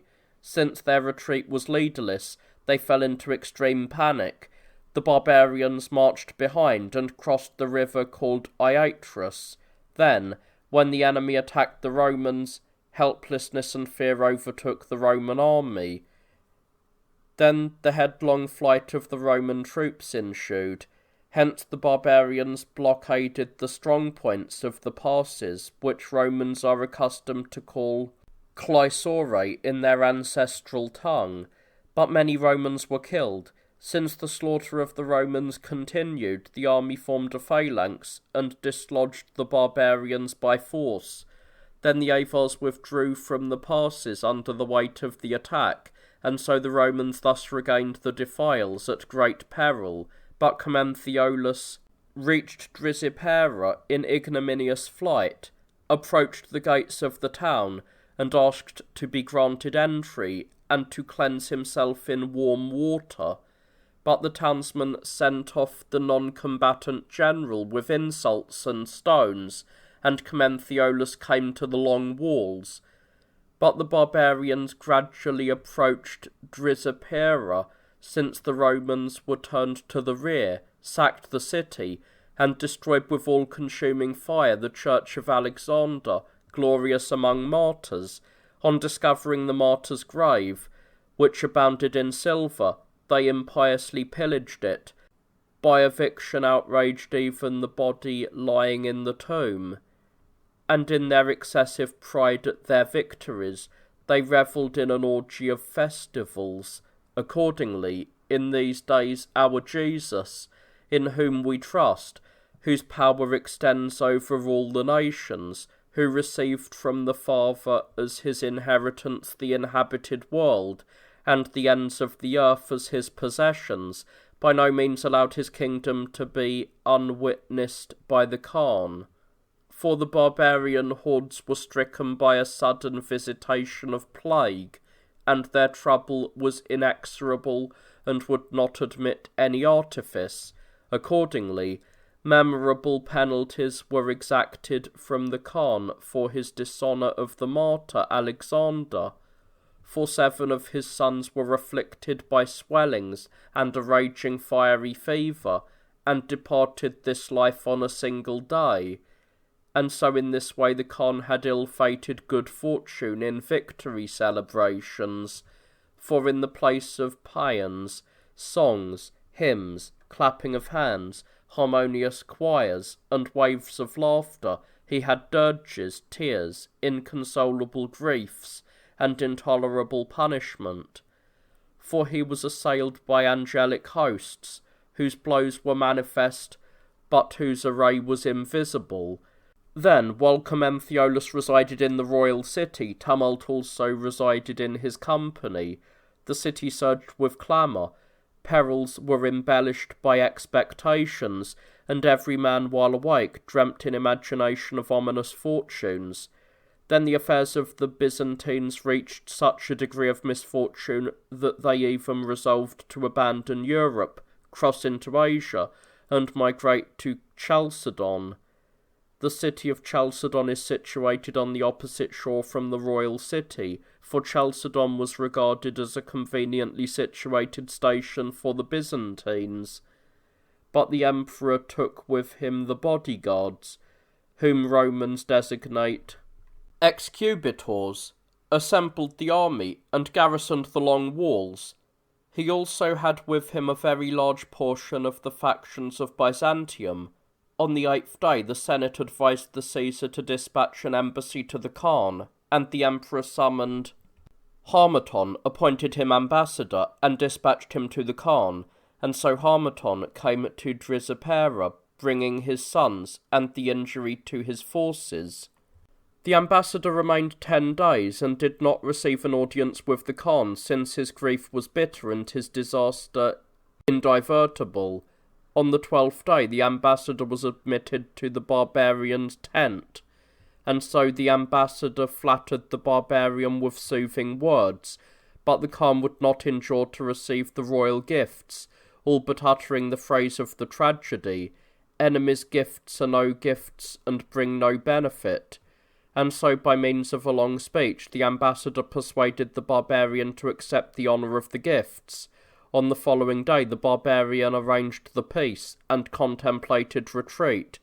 The Khan spoke as follows, word for word: "May God judge between Maurice and between Khan, between Avars and between Romans, for he accused the emperor of rocking the peace, and his words were not wide of the mark, for in fact the Romans, as counterfeiters of peace and artificers of war, fell into the previously recounted misfortunes. For the conclusion of evil beginnings produced grievous manifestations. The Ister was agreed as intermedium between Romans and Avars, but there was provision for crossing the river against Slavs. The peace payments were also increased by an additional 20,000 gold solidi. On these precise terms, the war between Romans and Avars reached a conclusion. In this very year, when Menas was serving as the Egyptian prefect, there was a manifestation of certain marvels at the streams of the Nile, for the controller of the Egyptian dominion had to visit the Delta, as it is called, a place which derives its appellation from the shape of the land. Then, at about the 1st hour, when the commander was proceeding by the river bank, a man of astounding size rose up from the bowels of the river. His visage resembled that of giants, his stare was piercing, his gold hair was mixed with some grey, his cheeks were like those of men in good physique who frequent wrestling schools. His loins resembled those of sailors, his chest was broad, his back that of a hero, his arms strong, but only as far as his bladder did he present the history, while the watery element concealed the remaining limbs of his body. for he was like a man ashamed to display his genital organs to the spectators. On seeing him, the commander of Alexandria shrewdly assailed him with oaths. What he said was this: if this was a visitation of certain demons, let the apparition conclude the spectacle harmlessly and welcome quiet, but that if some solicitude of the Creator had displayed this particular vision, let him not terminate the contemplation until everyone had taken his fill of the marvellous sight. According to report, that very being was the Nile, whom poets' utterances are accustomed to represent, and so that Nile creature, for I have not yet dared to call it a man, continued in public view, conjured by the oaths, and provided for all the manifestations of his body. At the third hour, there also rose straight up from the belly of the waters a creature of female form, for her nature was revealed by her appearance, her breasts, the smoothness of her face, her hair, the whole disposition of her visible body, her embracing and unwinding. The woman shone with youthful bloom, her hair was much blacker than womankind's. The creature had the whitest face, a fine nose, a hand with lovely fingers, graceful lips, her breasts were plump, and on the phantom her nipples seemed to have newly peeped out a little in maturity. But the watery element protected the woman's genitals from investigation, concealing the mysteries of the bed from the spectators, as if from those uninitiated into the secrets. And so the attendant officials and the commander enchanted their eyes until sunset.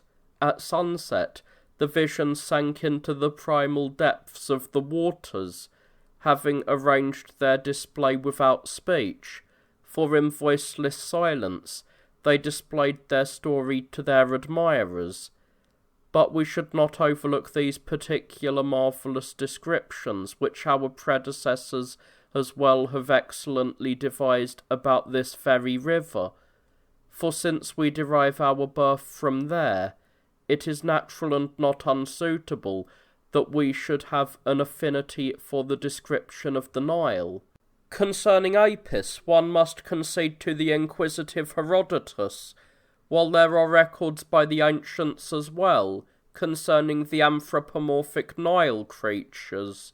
What is signified by the presence of these, the Lydian dared to declare, he who is much more recent than the others, and who was well known during the times of the Emperor Justinian. But we will disregard the continuity a little and describe the summer risings of the Nile, setting before our audience in a noteworthy record the more distinguished descriptions of the historians. The Nile is the greatest of all the rivers in the inhabited world.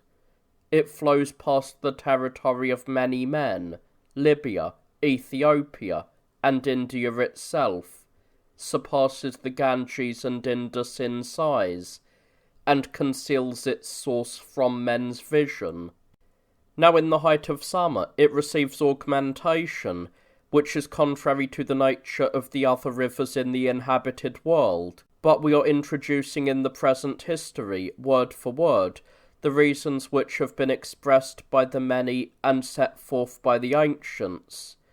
Now Hellenicus and Cadmus, and even Hecatius, had recourse to mythical assertions, while the inquisitive Herodotus, who had much experience of history, if ever a man did, tried to provide the explanation for this, but is discovered to have pursued contradictory suppositions.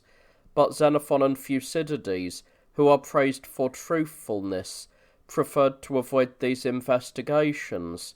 Ephorus and Theopompus, who above all men devoted themselves to these matters, completely failed to understand the truth. They did not realize the explanation, not because of negligence, but because of the peculiarity of the country. For from remote times until Ptolemy, who was called Philadelphus, these regions were completely and utterly foreign, and dangerous for those who entered. But after the aforementioned king had campaigned against Ethiopia with a Greek force, the facts about this region have become known exceedingly, so to speak, more accurately. Now the priests of Egypt assert that the Nile takes its formation from the ocean which flows around the inhabited world. There is no truth in what they say, but they resolve the problem with another, advancing as proof an explanation which stands in need of much proof, and leaving their description bereft of confirmation. But those troglodytes who migrated from the interior regions, who are also known as Bolgi, say that there are certain phenomena connected with these regions from which one might deduce that the stream of the Nile is constituted from many sources which combine at a single spot, and in point of fact, they say that it is naturally most fertile, beyond all rivers throughout the inhabited world. But those who dwell on the island called Meroe, this is situated in the stream of the Nile, have called the river Astapous, which signifies, when translated into the Greek language, water out of darkness, for these assign the nature of this river to incomprehensibility. Now Thales, who is called one of the seven sages, says that the Etesian winds blowing against the mouth of the river prevent the stream from flowing out into the sea, and that for this reason it becomes full and inundates Egypt, which is low-lying and flat. It is easy to demonstrate the falsehood of this explanation, even though it appears to be plausible, for if the statement were true, then all the rivers which have mouths facing the Etesian winds would experience a similar rising. Anaxagoras, who is called the physicist, held the opinion that the melting snow in Ethiopia was the cause of the river's fullness. Even the tragic poet Euripides believed him, and incorporated this in his poetry. Now this assertion, we say, does not require much opposition, since its falsehood is obvious, for it is impossible for snow to accumulate in Ethiopia on account of the excessive heat, for in general, in those regions there is no frost, nor cold, nor, in short, any sign of winter, and in particular at the summer solstice.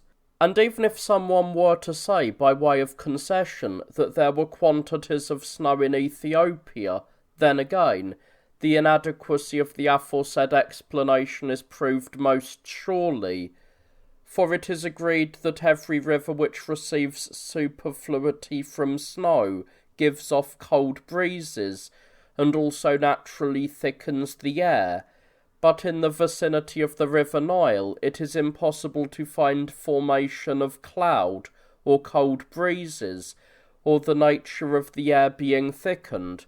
Herodotus says that the Nile is of the size it appears during its fullness, but that in the winter season the sun, as it travels over Libya, draws up to itself accumulations of moist essence from the Nile waters, and hence in the winter season the river becomes less, but that when summer is present and the sun makes its way towards the north, it dries up and reduces the rivers native to Greece, and that for this reason the fullness of the Egyptian river at the summer solstice is not extraordinary, but out of respect for the man's love of learning, we will not denounce his mistake in detail. For if this were consonant with the truth, then assuredly the sun would also draw up from the other rivers of Libya, and the rivers of Libya would also endure experiences akin to those of the Nile. But in truth, it is impossible to see anything of this sort in the rivers of Libya. Therefore, the historian has extemporized his explanation. Democritus, the brother of physics, maintains that in the winter season a mass of snow descends on the north, but that when the summer comes this is dissolved by the hot vapour. Hence, he says, a great thaw occurs, and for this reason many very thick clouds are produced in the higher regions, since an abundant exhalation is being raised aloft.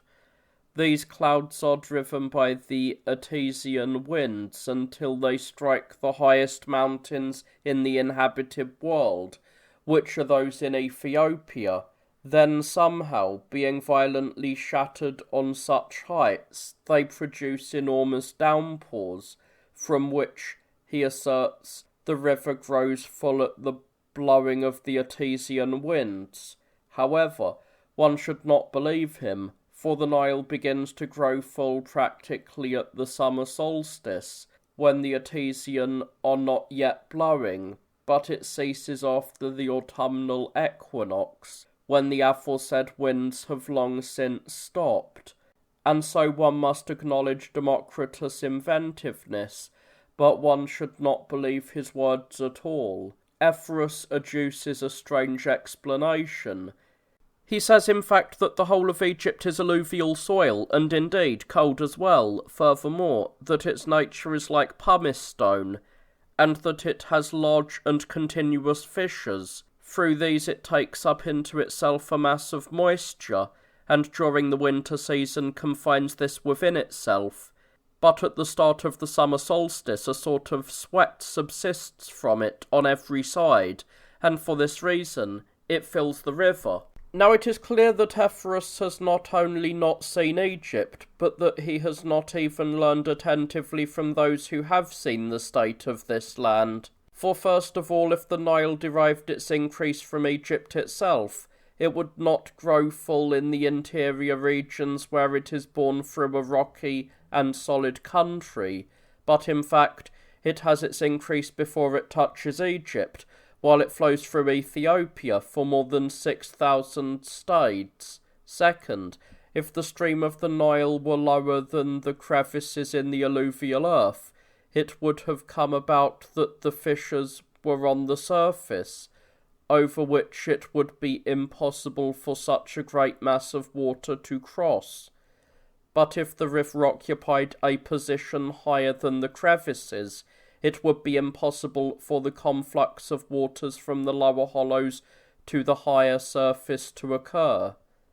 In general, who would consider it possible for the sweat from the crevices in the earth to introduce such great increases in the river that practically the whole of Egypt is inundated by it?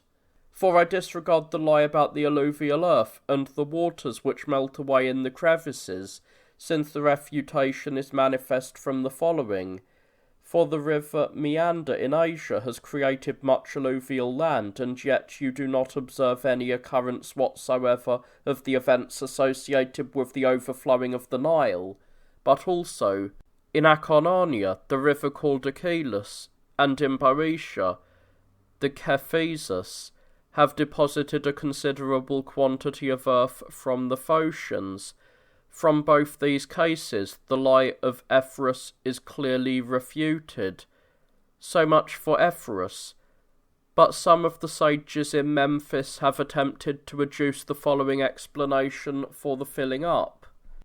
They say that the earth is divided into three parts. One part is that of our inhabited universe, for such one must call it. Another is antipathetic to these regions in its seasons, while the third lies between these and is commonly uninhabitable on account of heat. Now, if the Nile made its ascent during the time of winter, it would be clear that it received the conflux from our zone, because it is during these times in particular that heavy rains occur among us. But since, on the contrary, it grows full during the summer, it is plausible that winter storms are being generated in the opposite regions, and that the excess of the waters in those regions comes to our inhabited world. Hence, too, No one can reach the source of the Nile, as the river would be carried from the opposite zone through the uninhabitable one. A further testimony of this is the exceptional sweetness of the water of the Nile, for they say that it is considerably boiled down during its passage through the hot zone, and for this reason it is sweetest of all the rivers, since indeed it is natural that the fiery sweetens the moist. But we also will answer this, for we say that it is impossible for a river to be carried up from the opposite inhabited world into our own earth, and particularly if one were to suppose that the earth is of spherical form.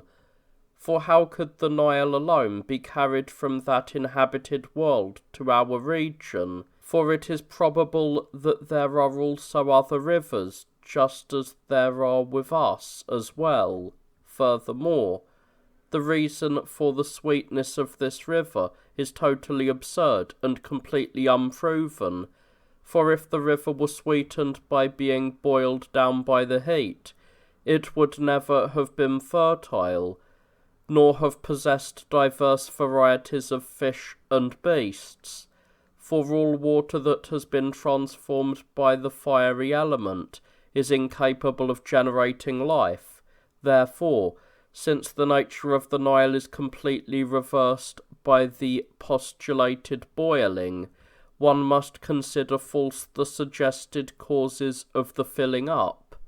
Euripides says the following, that during the summer season the subterranean waters are cold, but that counterwise in winter they are hot, and that this is clear from the observation of deep wells, for at the height of winter the waters of the deepest wells are found to be warm, but the opposite when summer is present. Wherefore it is also reasonable that the Nile is small and contracted during winter, because the heat under the earth consumes much of the watery essence, while rains do not occur in Egypt. Whereas in summer, when there is no longer subterranean consumption in the regions deep down, its natural vigour reaches fullness without hindrance. But one must also reply to this.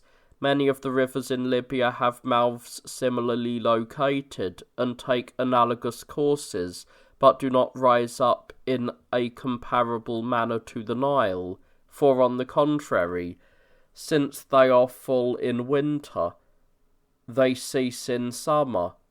They refute Euripides' falsehood. Agatharcides of Cnidus has alone mastered the borders of the truth, for he says that each year in the regions of Ethiopia there are constant heavy rainstorms from the summer solstice until the equinox, which occurs every autumn.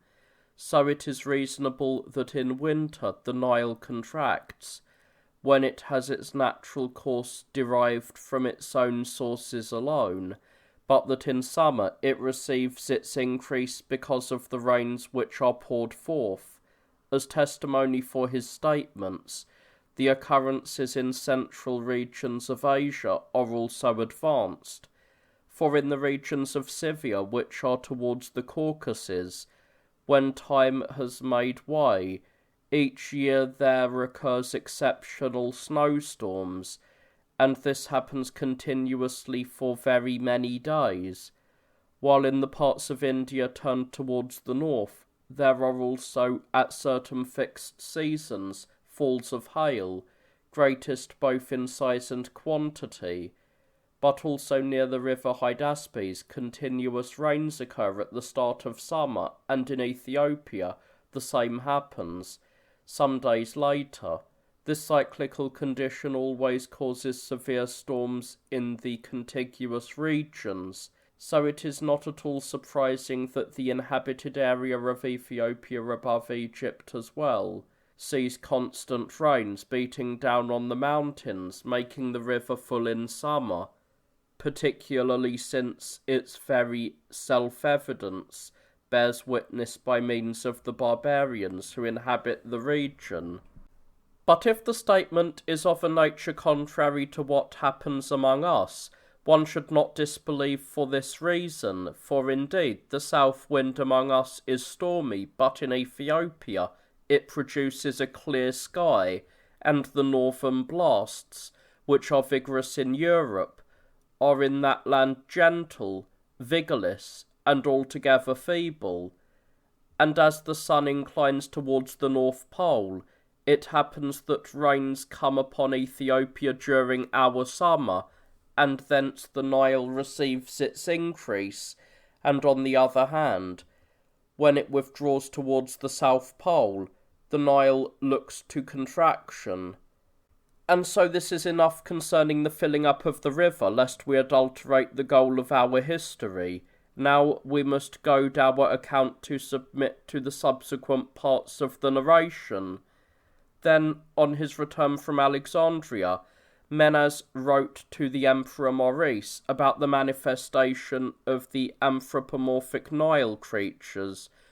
On hearing this, the emperor was exceedingly downcast in spirit.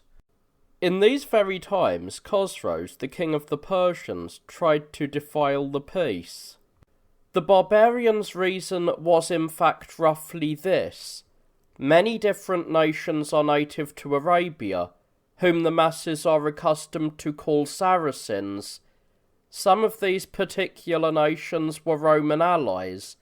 A subdivision of these went into Persia during the time of the peace, and in their sally ravaged certain parts of Babylonia. Hence Chosroes decided to be aggrieved. For this reason, the Emperor Maurice dispatched to Persia as ambassador George, who held the responsibility for the tax collection of the eastern cities. Romans call this man Praetorian Prefect. And so Chosroes, in indignation at what had happened, affronted the ambassador, and engineered for him a long delay in the barbarian country. So George spent many uncomfortable days in Persia, without gaining any access to the king. Then, since Chosroes' affairs were still subject to strife, the barbarian sensibly took the view that he should not in the meantime initiate war against the Romans. Then the Babylonian king admitted George into the palace. And so George, having the moment as his ally, persuaded the barbarian not to dissolve the peace treaty.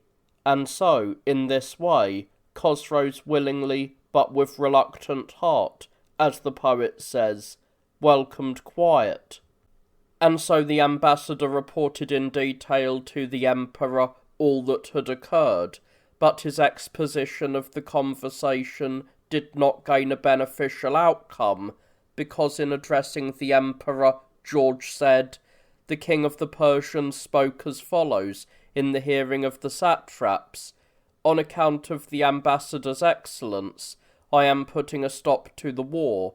On hearing this, the emperor grew angry with the ambassador, and the success of his mission was perilous for George. For in truth, speech that is not regulated by moderation can provide great misfortune for its practitioners. But when the Khan, for let us return to events in Europe, had crossed the Ister, while returning home because of the peace, the Roman forces in Thrace sent ambassadors to the Emperor Maurice with accusations of treachery against Commentheolus, the general. Then fierce dissensions arose in the royal city, and the emperor appointed arbitrators for Commentheolus and the ambassadors. In fact, when the judicial assembly took place, and the emperor pleaded with the ambassadors, the indictment received a check, and Commentheolus again became general. When summer came round, he left the city. Since the Romans had resolved their grievance with the general, Commentheolus collected the army, came to the river Ister, and united with Priscus at Singidunum. On the fourth day, an assembly of the armies was held, and after Priscus had made a speech, the peace between the Avars and the Romans was severed, for the Emperor Maurice had ordered the generals by a royal command to contravene the treaty. Then, since the peace had been publicly broken, the Romans came to Viminacium, which is an island located in the streams of the Ister. On this island, Commenthiolus appeared to fall sick. While the Romans were crossing from the island to the mainland, the Khan learned of the movements of the Roman camp, and so the barbarian gathered forces and ravaged Roman land, while to the 4 sons which he possessed he entrusted forces and instructed them to guard the crossings of the Ister. And so the barbarian's sons attempted to guard the crossings of the Ister in accordance with the command, but the Romans fabricated rafts, as they are called, and with one accord traversed the river. Then, in a battle which took place on the river banks, the Romans overcame the opposing forces. But Commenthiolus, along with Priscus, made his quarters at Viminacium. His dilatory reluctance to engage was by no means unconvincing, for he slashed the veins of his hand with a doctor's knife, and at the outflow of blood his cowardly non-combatants became respectable, as it were. Then, although the Romans had been ferried across the Ister and constructed the camp, Priscus did not leave the island, for he was reluctant to join battle without Commenthiolus. But since the Roman force was lacking a leader, the barbarians made raids on their camp. The Romans sent messengers to the generals at Viminacium and pointed out their danger. Since Priscus refused to deal with the task without Commenthiolus, and the barbarians were pressing very strongly, Priscus persuaded Commenthiolus to depart, and he himself undertook charge of the dangers. Therefore he left Viminacium and came to the Roman camp. On the 2nd day, he ordered the ships to leave the banks of the Ister and move their anchorage close to Viminacium, for Priscus feared that, while their boats were stationed by the river banks, the Romans would perhaps make frequent crossings to the island, and that consequently, through the fragmentation of the Roman force, the rampart would be less strongly guarded. Then, since the barbarians were impatient for battle, on the 4th day in the morning Priscus ordered the Romans to arm. Having organised his dispositions as best he could in 3 divisions, he initiated military operations.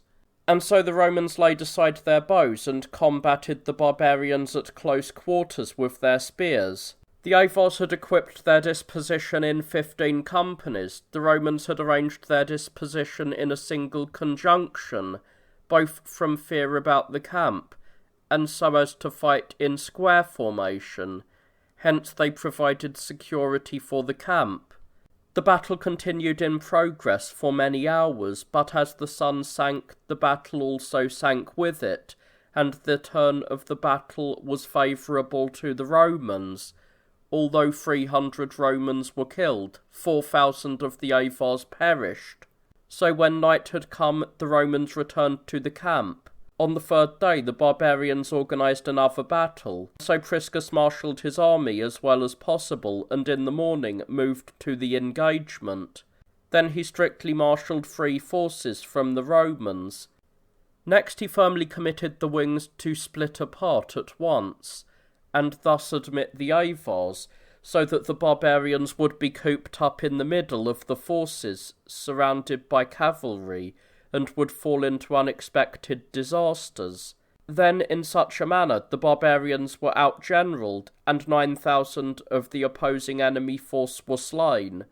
As the sun sank, the victors returned to the rampart. On the 10th day, the general heard that the barbarian had again arrived for an engagement.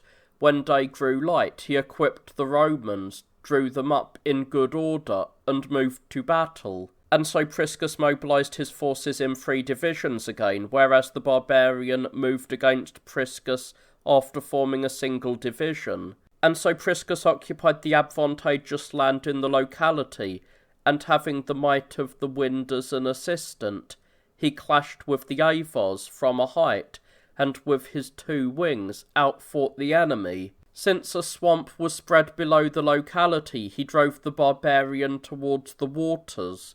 For this reason, the barbarians were beaten back amid the shallows, had the ill fortune to confront the swamp, and drowned most horribly. Then, after a great multitude had perished in this swamp, and the Khan's sons were drowned there, Priscus procured the most glorious victory. In this battle, then, 15,000 barbarians were annihilated, and so the Khan, who survived at great peril, came to the river Tisius. On the 13th day, the barbarians assembled a force. When he took the initiative for a fourth battle, and the Roman general had heard of this, Priscus encamped at the river Tisius. Accordingly, a day for battle between the two forces was determined. When the appointed time had come, at the first hour Priscus marshalled his forces in inverse order, placing the left contingent on the right, and the centre on the left.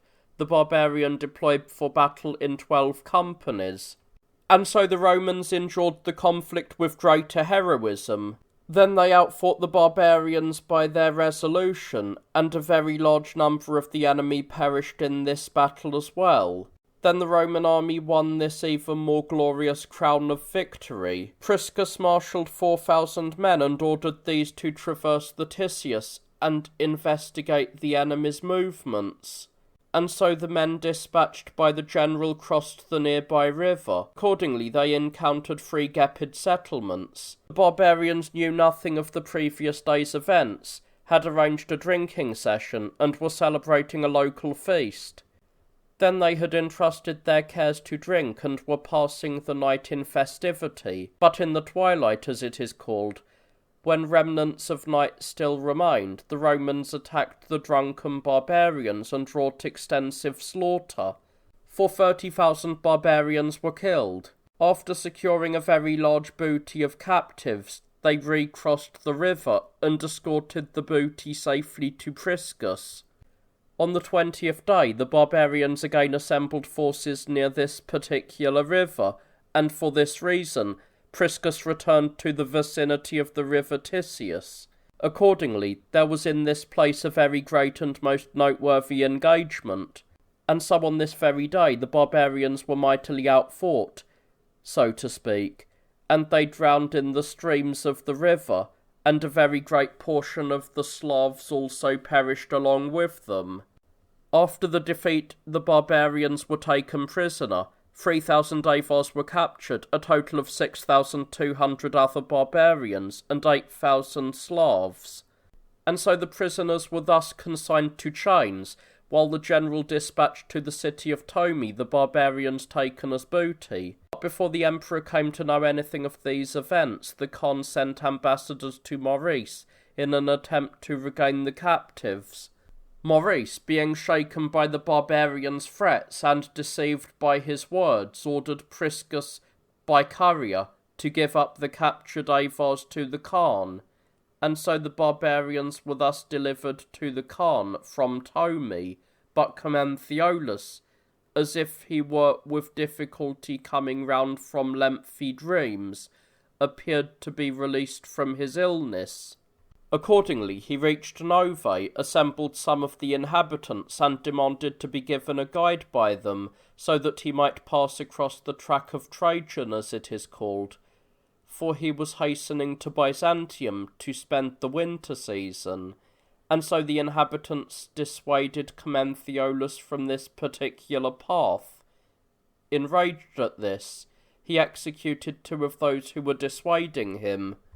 And so the men of Novae declared to Commentheolus that they did not have anyone to show the way, but that 12 miles distant there was an exceedingly ancient old man, a total of 112 years old, whom they guaranteed knew the track of the Emperor Trajan, as it is called.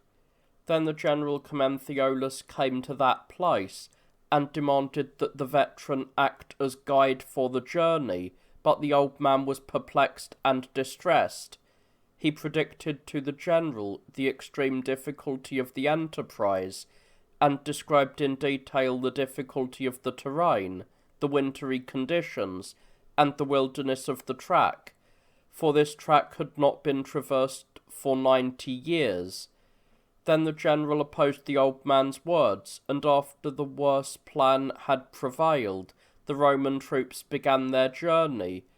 During these very days there was a visitation of an abnormally severe cold, a heavy frost occurred, and the biting wind pressed strongly, so that many of the force and the greatest portion of the baggage animals perished. So Commenthiolas was most thoroughly execrated when he reached Philippopolis. Then he remained there for the whole of the winter season, and at the beginning of spring he came to Byzantium. In the following summer he was again proclaimed general by the Emperor Maurice. In the 19th year of the reign of the Emperor Maurice, there was no action between Romans and barbarians. In his 20th year, the Emperor Maurice appointed his own brother Peter as general in Europe.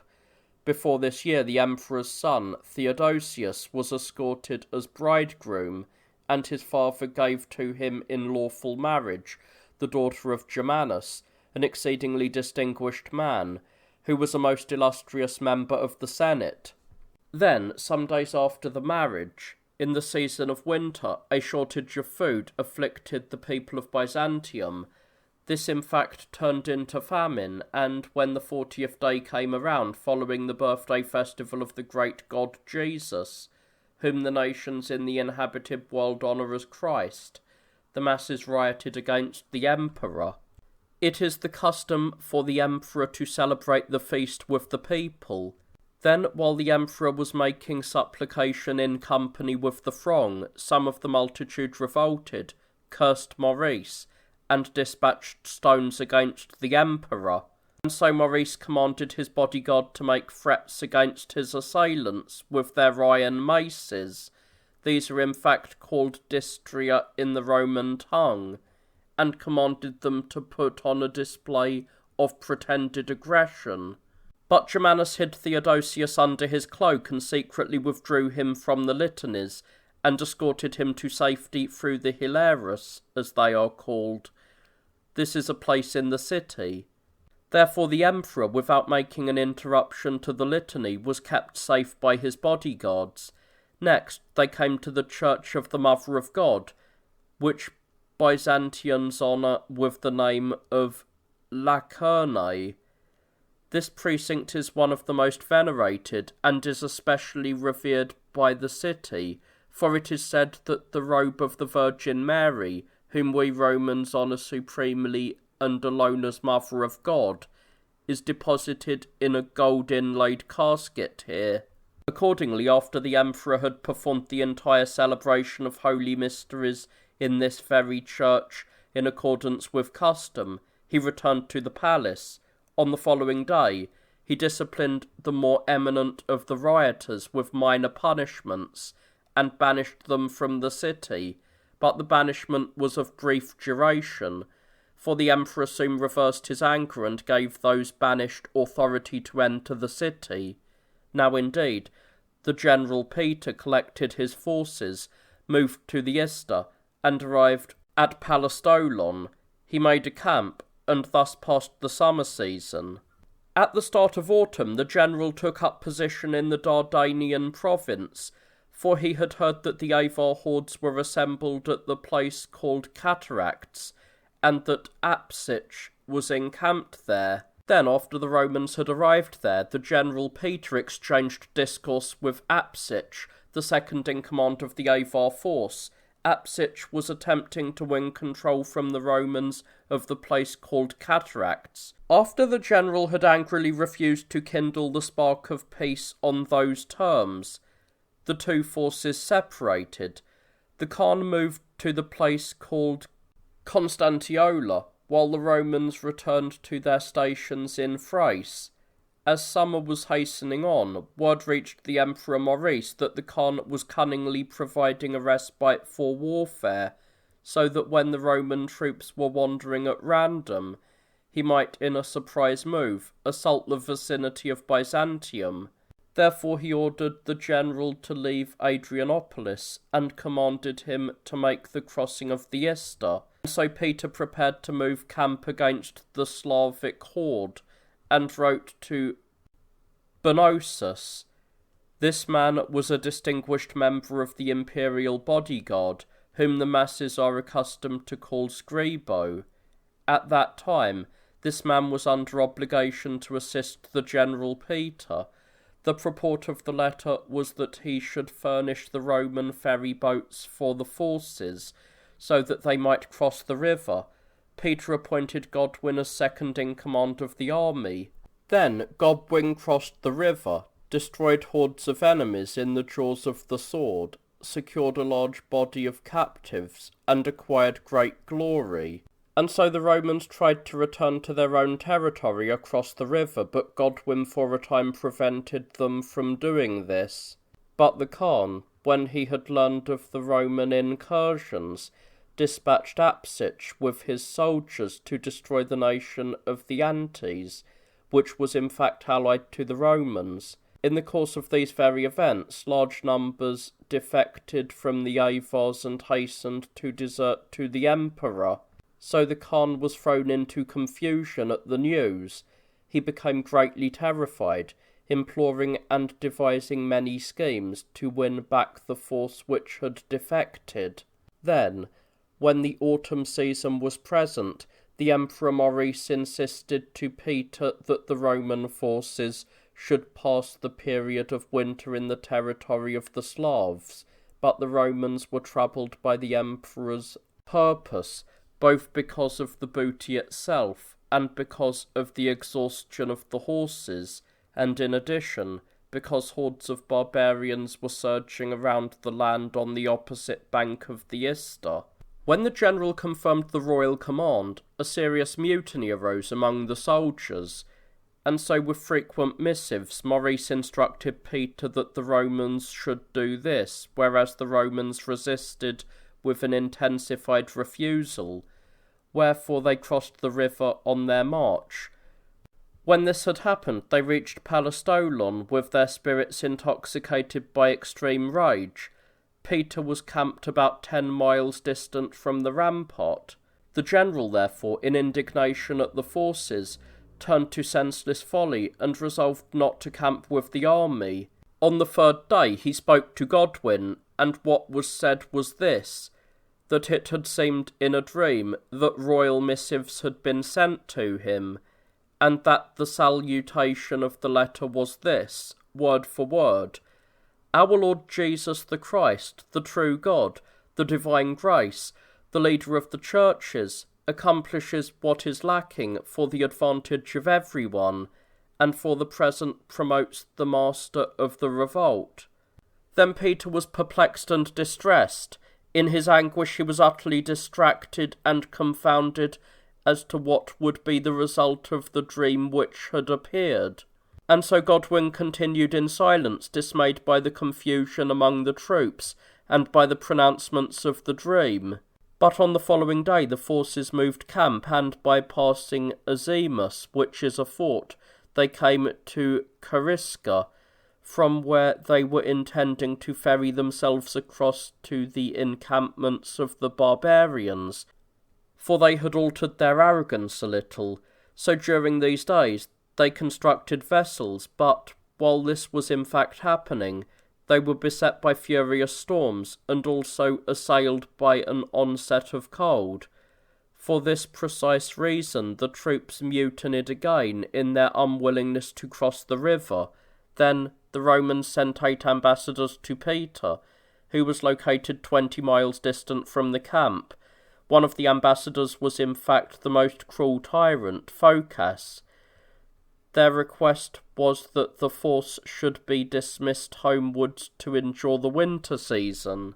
The emperor insisted to Peter by courier that he lead the forces across the river and attack the land of the barbarians, and that the Romans derive from there the provisions for the camp, and thereby provide for the treasury an interruption of public maintenance. And so the general summoned the ambassadors and promised that he would come to them on the morrow and provide a solution to their grievances. Accordingly, he sent for Godwin and addressed to him the sentiments of men in despair. "Precipices of danger surround me. The Emperor's command is hard to escape. It is both impossible to oppose, and even harder to obey. An avaricious manner brings forth nothing good. Avarice is a citadel of evils. By such affliction is the Emperor stricken, that he may perhaps soon lose his life, so that I may also spice my speech with a phrase from the Homeric tragedy. This day will be the start of many evils for the Romans. I know, and am convicted." Then Peter became tearful, and interrupting his speech on account of his tears, he approached the camp. So, on the following day, he assembled the brigadiers of the entire force, and revealed to them the Emperor's letter. But the leaders of the army contingents told the general that the soldiery were unwilling to make the crossing to the further side, and they presented the cause in the form of an exposition. When Peter confronted the masses with his speech, a massive squall of rage assailed the army. For this reason, the forces retired from the camp, and convened an assembly by themselves. When the army officers observed this, they retired in fright, and came to the General Peter. The troops also held another assembly on the day after, appointed the centurion Phocas as commander, and, raising him aloft on a shield, irregularly acclaimed his promotion. When Peter had heard this, he turned his thoughts to flight, and made the events known to the Emperor Maurice, and so Maurice summoned the ill-omened messenger into the palace, and in seclusion made inquiries about the sequence of events. Then he was distraught by anxieties, and engulfed in great helplessness. Nevertheless, he concealed the arrival of the news, in dissemblance held a series of chariot races, as if he were dismissing the worries of the revolution, and informed the people in the stadium, through heralds, that they should not be distressed by the senseless disorder of the soldiers. And so the supporters of the blue gleaming colour cried out in rhythm to the Emperor, as follows. For indeed, let us make a record of the actual composition word for word. O Emperor, the God who ordered you to rule will subjugate to you every one who wars against your kingdom. But if, my benefactor, it is a Roman who offends you, he will subjugate him to your service without bloodshed. On the fourth day the Emperor summoned to the palace the faction leaders, whom the multitude is accustomed to call controllers of the factions. These men were called Sergius and Comas. He inquired the precise number of the faction members, and so Sergius inscribed on a scroll the arrangement of the supporters of the verdant colour, who were in fact a total of 1,500, while Comas drew up the 900 members of the opposite persuasion, for the Roman masses had sunk into passions for the two colours, and thereby extreme trouble came upon our world. Since as this raging madness gradually increased, the Roman fortunes perished, and so, when the Emperor heard that the tyrant had arrived, he dispatched ambassadors in an attempt to make the disaster wither away, as it were.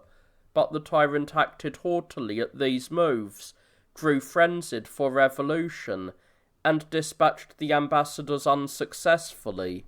But Maurice ordered the factions to guard the Theodosian walls, which ancient report says were built by Theodosius, the son of the Emperor Arcadius. Now, a few days earlier, Germanus, this man was father-in-law of Theodosius, the Emperor's son, took with him the son of Caesar Maurice, for riding and chariot driving at Calicretia. This is a place outside the city which is exceedingly, so to speak, luxuriant, and so Maurice provided a royal equipage for his son Theodosius.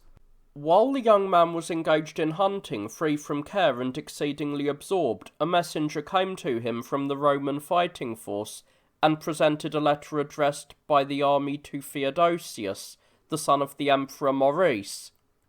Its purport was that either Theodosius himself should assume the authority of power, or that the imperial might should be fastened upon Germanus, for the Roman forces would no longer tolerate the direction of the Emperor Maurice.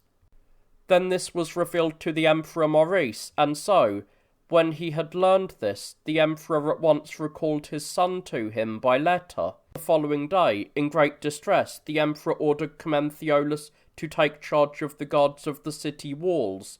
Then on the morrow, at the first hour, Maurice had Germanus brought into the palace, and, with much weeping, said that Germanus was responsible for these troubles.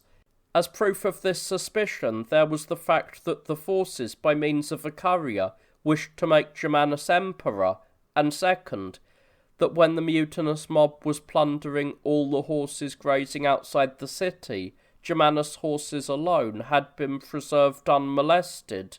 Then, after Germanus had made sufficient defence to the emperor, and failed to assuage the royal grievance, Maurice is said to have declared by way of conclusion, "Refrain from extending your speech, Germanus. There is nothing sweeter than death by the sword." At this, the emperor strode forth and departed from the secretum, as it is called by Romans. The emperor's son Theodosius had been standing beside the irate emperor, and pitied his father-in-law's peril. Deviating a little from his proper station, he secretly whispered to the departing Germanus and said, "Flee this man, my friend. Death is the punishment for you."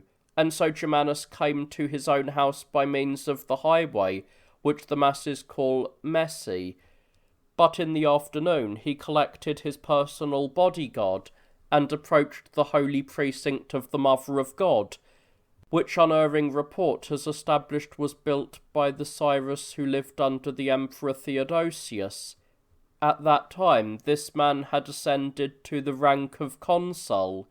He is said to have been an exceedingly good man, and he had innate a prudent madness in his passion for words.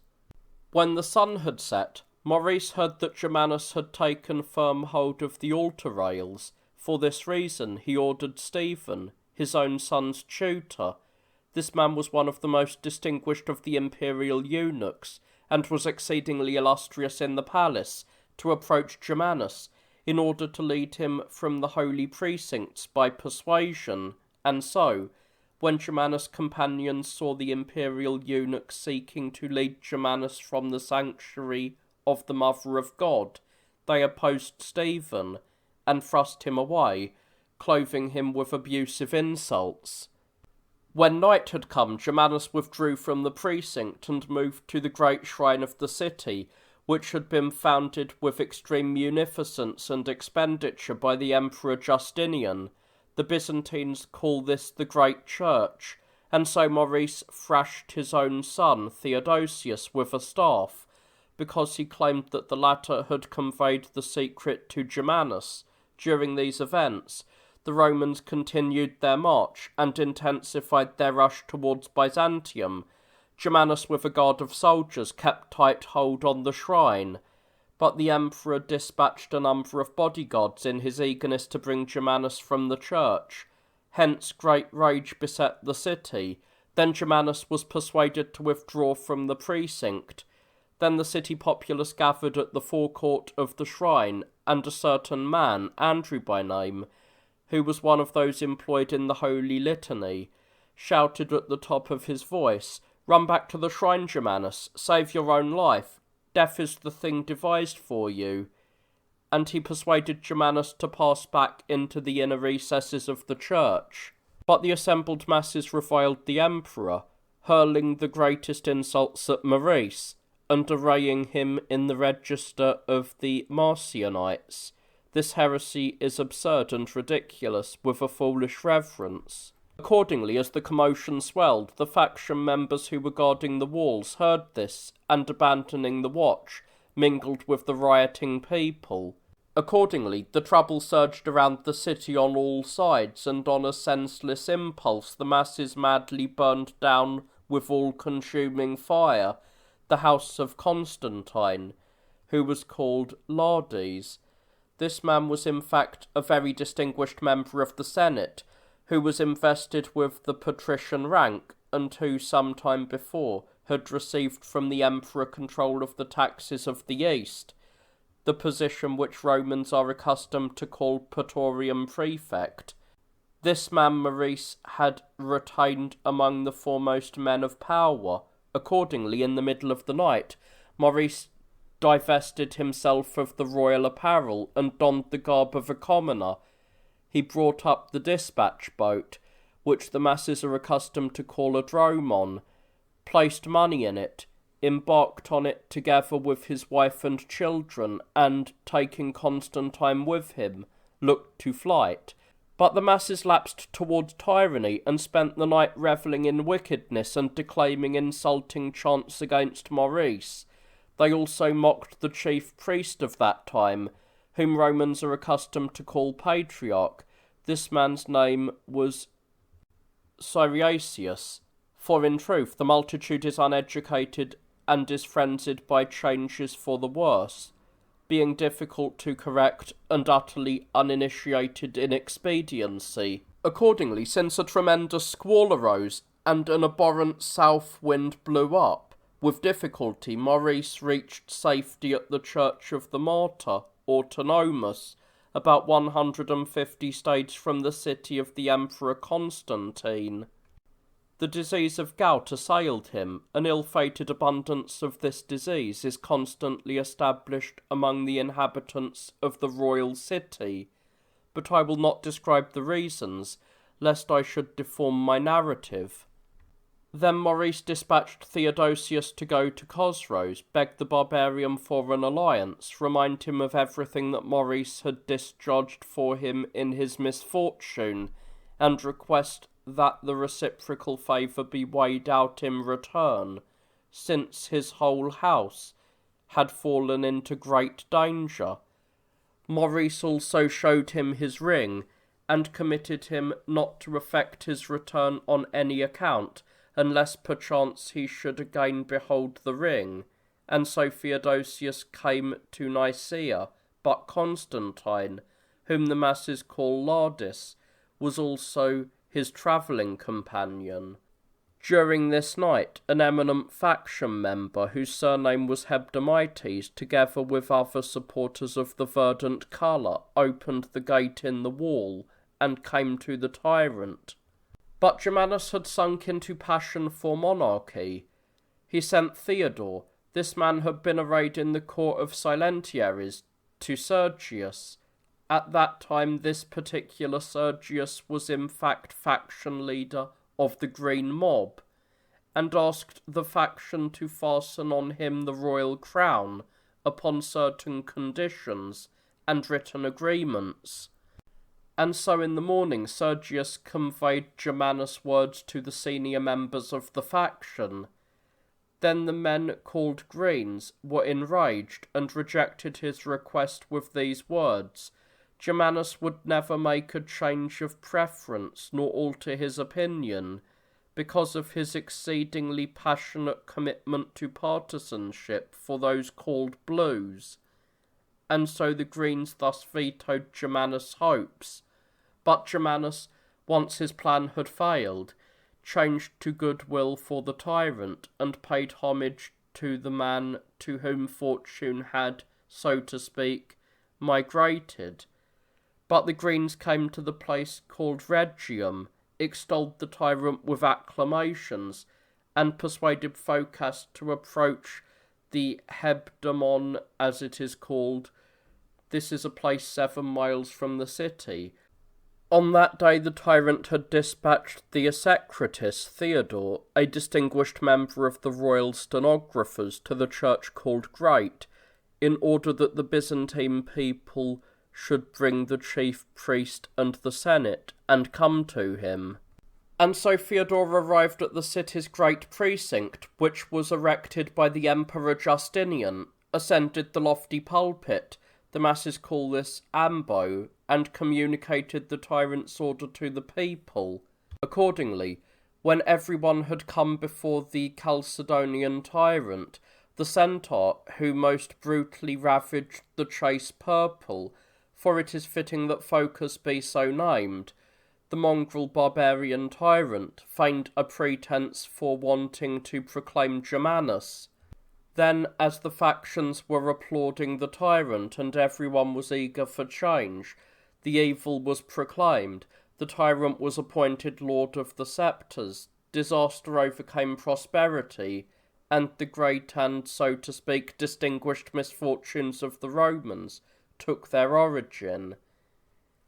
Then that murderous man donned the royal crown in the church of the prophet and Baptist John. On the following day he entered the city, seated in the royal carriage.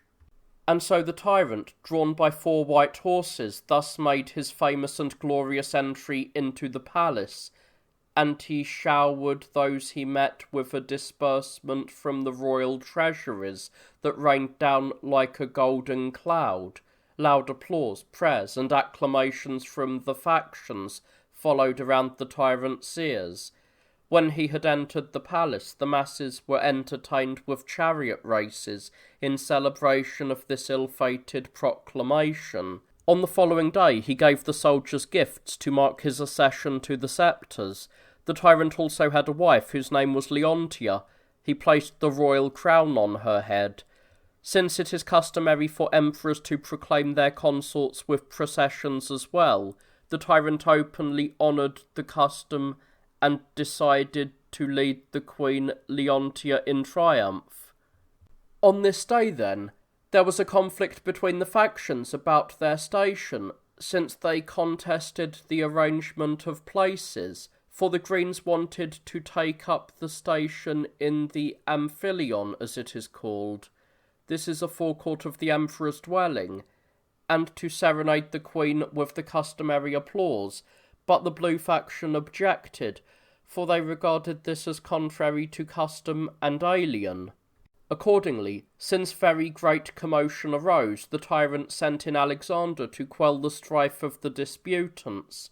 This Alexander was a wicked man, and was extremely prominent among the rebels against the Emperor Maurice. And so Cosmas, who was invested with the authority of Denmark, resisted Alexander's words, but Alexander, who possessed a proud and tyrannical daring, assailed Cosmas with insults. Next he even placed his hands on the man's chest and thrust him aside. Cosmas was knocked over by the push. At this, the Blues were enraged and broke out in factional shouts against Alexander. What they said was this: "For it is right that we should make record of the common utterances. Go back, learn the position. Maurice is not dead." When the tyrant heard this, he checked the masses howling about inopportune matters, and, on the morrow, was roused to frenzy for the murder of the emperor.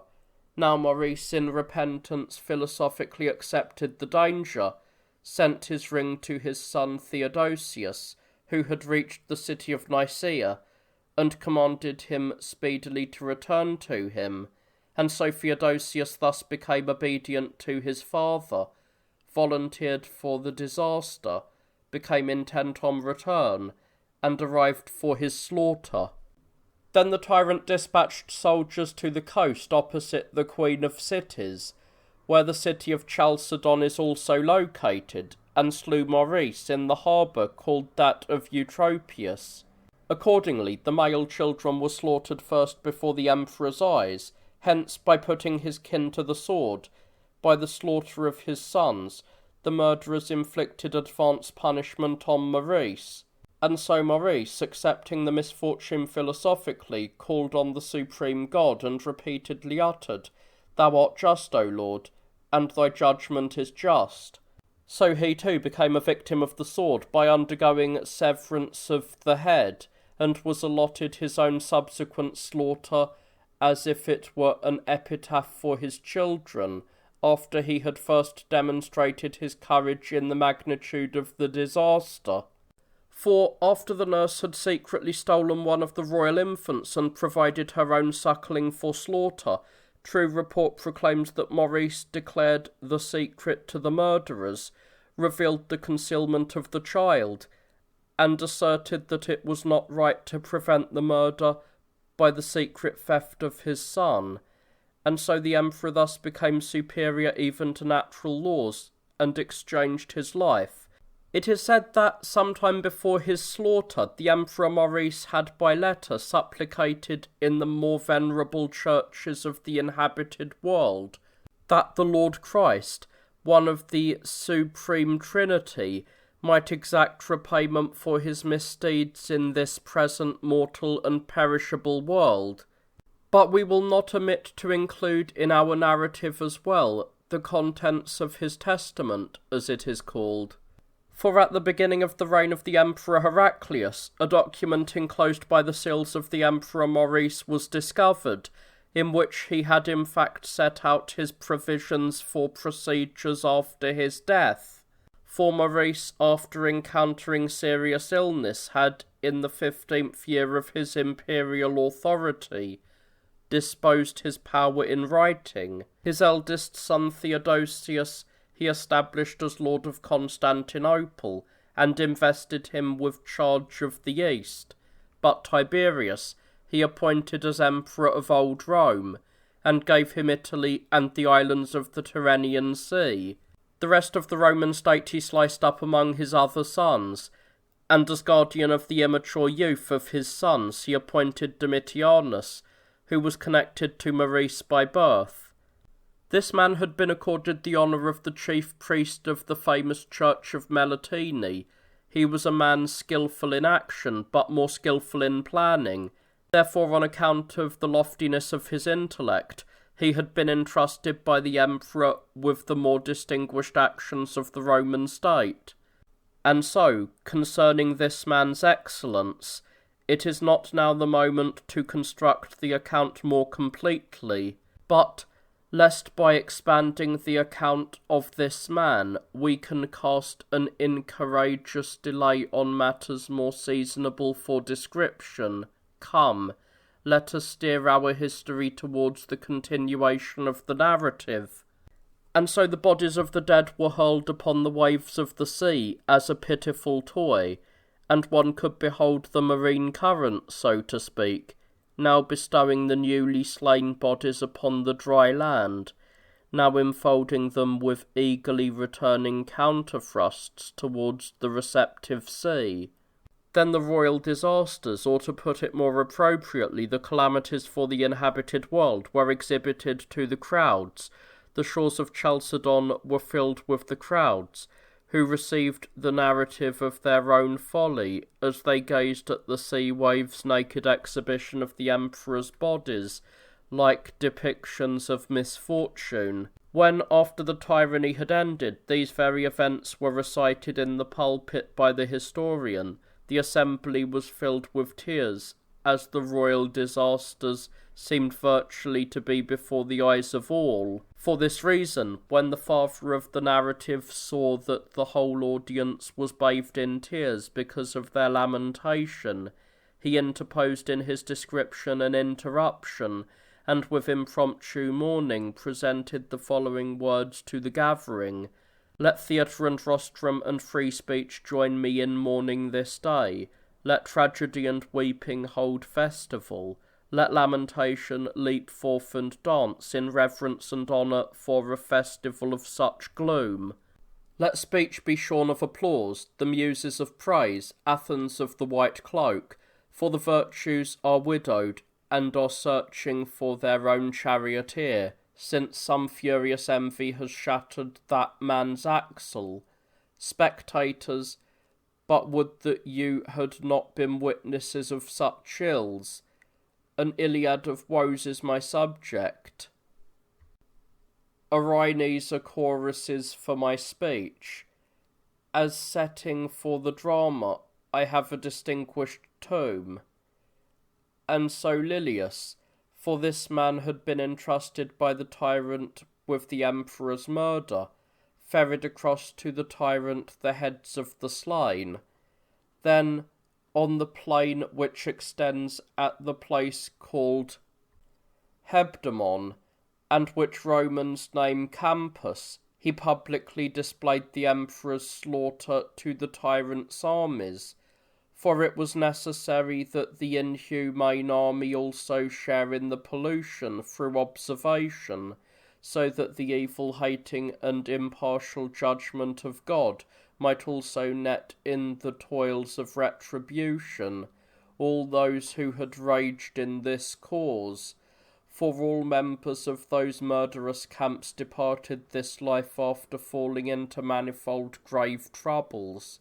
For when the Persian war gained free rein, they received their allotted retribution for those wicked enterprises by divinely ordained threats, now being struck down by fire from heaven at the hour of the engagement, at other times being wasted by famine and ravaging. But the majority perished as they surrendered this sinful life in the jaws of cutlasses and swords, and victory did not desert the Persians until that tyrant-loving and most impious mob had been utterly destroyed. The following statement is sufficient proof for anyone, for to confirm our account, we will briefly disregard the continuity of successive events. When the Emperor Heraclius was making war against Rhazates, he inspected his army in review and discovered that there were 2 soldiers alone left from the tyrant-loving mob, even though the intervening years had not been numerous. When time had created afresh different forces, and the evil had been consumed, success migrated from the Persians. The Babylonian dragon, Khosroes, the son of Hormisdas, was slain, and the Persian war was concluded. But let us revert in regular order to the deeds of the tyranny, lest we repeat ourselves by digression, for from that moment until our present times, the Roman realm has had no respite from a variety of extraordinary and intolerably serious misfortunes for the tyrant, for I am returning to my account, intoxicated with profanities, and roused to frenzy for other murders, and executed with the sword Maurice's brother, his own general. That Commenphiolus, whom the narrative has often proclaimed as general in Europe, was also slain, as indeed was George, the second in command to Philippicus, and moreover Praenestinus too, who was entrusted with Peter's affairs, and whom the Romans are accustomed to call Domesticus. And so Theodosius, the son of the Emperor Maurice, fled on his return to the church of the martyr Autonomus. Then, after the tyrant had heard this, he sent Alexander to slaughter the boy. Accordingly, Alexander slew Theodosius, and killed with the sword the man called Laudis by the masses, after he had conveyed him to the Diadramori, as they are called. It was related by someone that Alexander received money from Germanus for sparing the perils. On account of this, they say that Alexander refrained from the destruction of Theodosius, but slew another who resembled him. This same Theodosius travelled around many places in the east after this unexpected escape from peril. Then he subsequently came to Colchis, after that migrated to the deserts of the barbarians, and terminated his life enfeebled in body. And so this story re-echoed throughout the whole inhabited world, but it was some barbarian error that gave it birth. For after laboriously investigating this matter as far as possible, we discover that Theodosius also shared in the slaughter. For those who profess that the boy did not die are blustering with meagre evidence, for their story is that, alone of those slain, the head of the Emperor Theodosius was not displayed. But we would not overlook the notable events of the miraculous narrative, for on the day of the slaughter of the Emperor Maurice there took place at Alexandria an act most worthy of record, and particularly worthy of the tablets of history. For it was fated that a certain man, one of those who write for adornment, whom the masses in composite utterance call a calligrapher, and who was even known to us, passed the night in revelry at someone's house, until the 4th watch of the night, for this particular merchant was holding an all-night celebration, for his wife was observing the 7th day after giving birth to a male child for her husband. Now it is customary for the local inhabitants, in observing the 7th day after the birth of children, to spend the night in festivals of drinking. Then, after the dinner had become subject to satiety, the feasting was terminated, and the man who wrote for adornment left the merchant's house. In the middle of the night, then, as he was approaching the city's Tychium, as it is called, this is a famous place in Alexandria, he saw the more famous statues stealing down from their pedestals. They emitted to him a very loud utterance, addressing the man by name, and in loud and vehement utterance, describing the calamities which had attended the Emperor Maurice on that day. And so the man reached home, cowering in great fear at the miraculous vision. At daybreak, he came to the associates of the Augustulus, as he is called, and detailed these fearful narrations. When the report reached the prefect of Egypt, at that time Peter was guiding the reins of the Egyptian authority, a man who was also connected to us by birth. The man who had heard the statues was summoned in private. The governor, after investigating the man's words and marvelling at the exposition of the narration, adjured the man who wrote for adornment not to impart to anyone else these mysterious and secret descriptions. Then, having registered that day, the governor of Egypt awaited the outcome. On the 9th day, a messenger arrived at Alexandria, escorting, so to speak, the slaughterer of the Emperor Maurice. Then, after Peter had discerned the outcome of the events predicted by the statues, or to speak more appropriately, demons, he publicly paraded the prophecy, brought to prominence the man who wrote for adornment, and pointed him out as the authority for the story. Many other miraculous prophecies of the future occurred in the Roman state, but all eternity would fail us if we should try to record these in greater detail. Now indeed, Maurice is said to have been generous to magnificence of language, and to have honoured exceedingly illustriously those who had striven for the beauty of learning. He is also said to have built at Tarsus the sanctuary of Paul the Cilician, who preached in virtually all of the inhabited world the glad tidings of the wonderful gospel of salvation of Christ, the only begotten Son of God. It is reported that the Emperor Maurice also remitted for his subjects a third part of the taxes, and bestowed 30 talents on the Byzantines for the renovation of the aqueducts. Let not the wonderful events at that time concerning the martyr Euphemia escape those who love knowledge, but let us extend our account a little, for descriptions which have attained divine illumination bestow their great inherent benefit on the souls of their listeners. Chalcedon is a city situated at the mouth of the Pontus, on the opposite shore from the city of Byzantium. It is there that is situated a church of the martyr Euphemia, where ancient report has established that the most holy body of the martyr is placed in a sepulchre. Now every year on the day of her martyrdom, on account of the superabundance of that divine activity, there appears a most wonderful sign, one which is in short most incredible to those who have not witnessed it, for although the body has lain in the tomb for 400 years or so already, on the aforesaid day, before the eyes of the throngs, the leader of the priestly church of those parts draws up with sponges founts of blood from the dead body, and you may see, as if from a newly slain body, the blood mingled with flux from wounds, and blended with certain natural aromatics, and the priest performing the distribution of these to the throng in a little vessel made out of glass.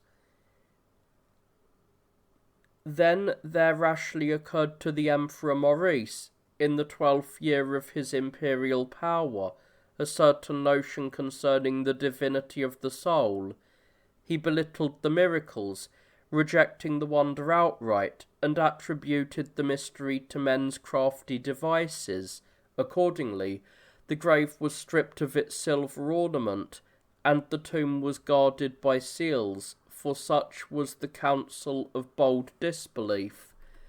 But when the appointed day had arrived, the secret was tested, the mystery examined, the miracles investigated, and through the miracles she became an indisputable witness to her own power.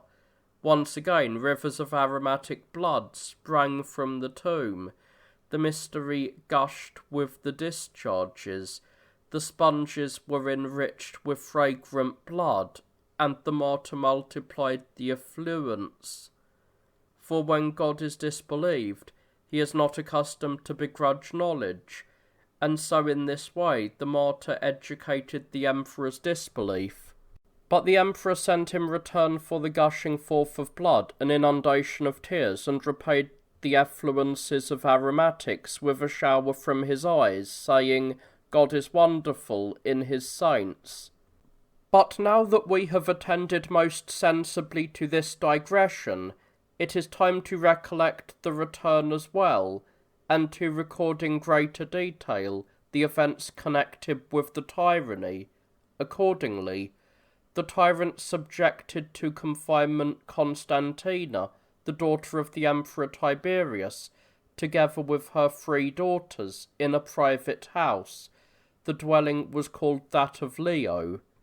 In the 5th month, the tyrant set out his own proclamation in writing, and dispatched Lilius to Chosroes, appointing him the messenger of his tyrannical election, for it was customary for Romans and Persians to do this whenever they ascended to the royal might.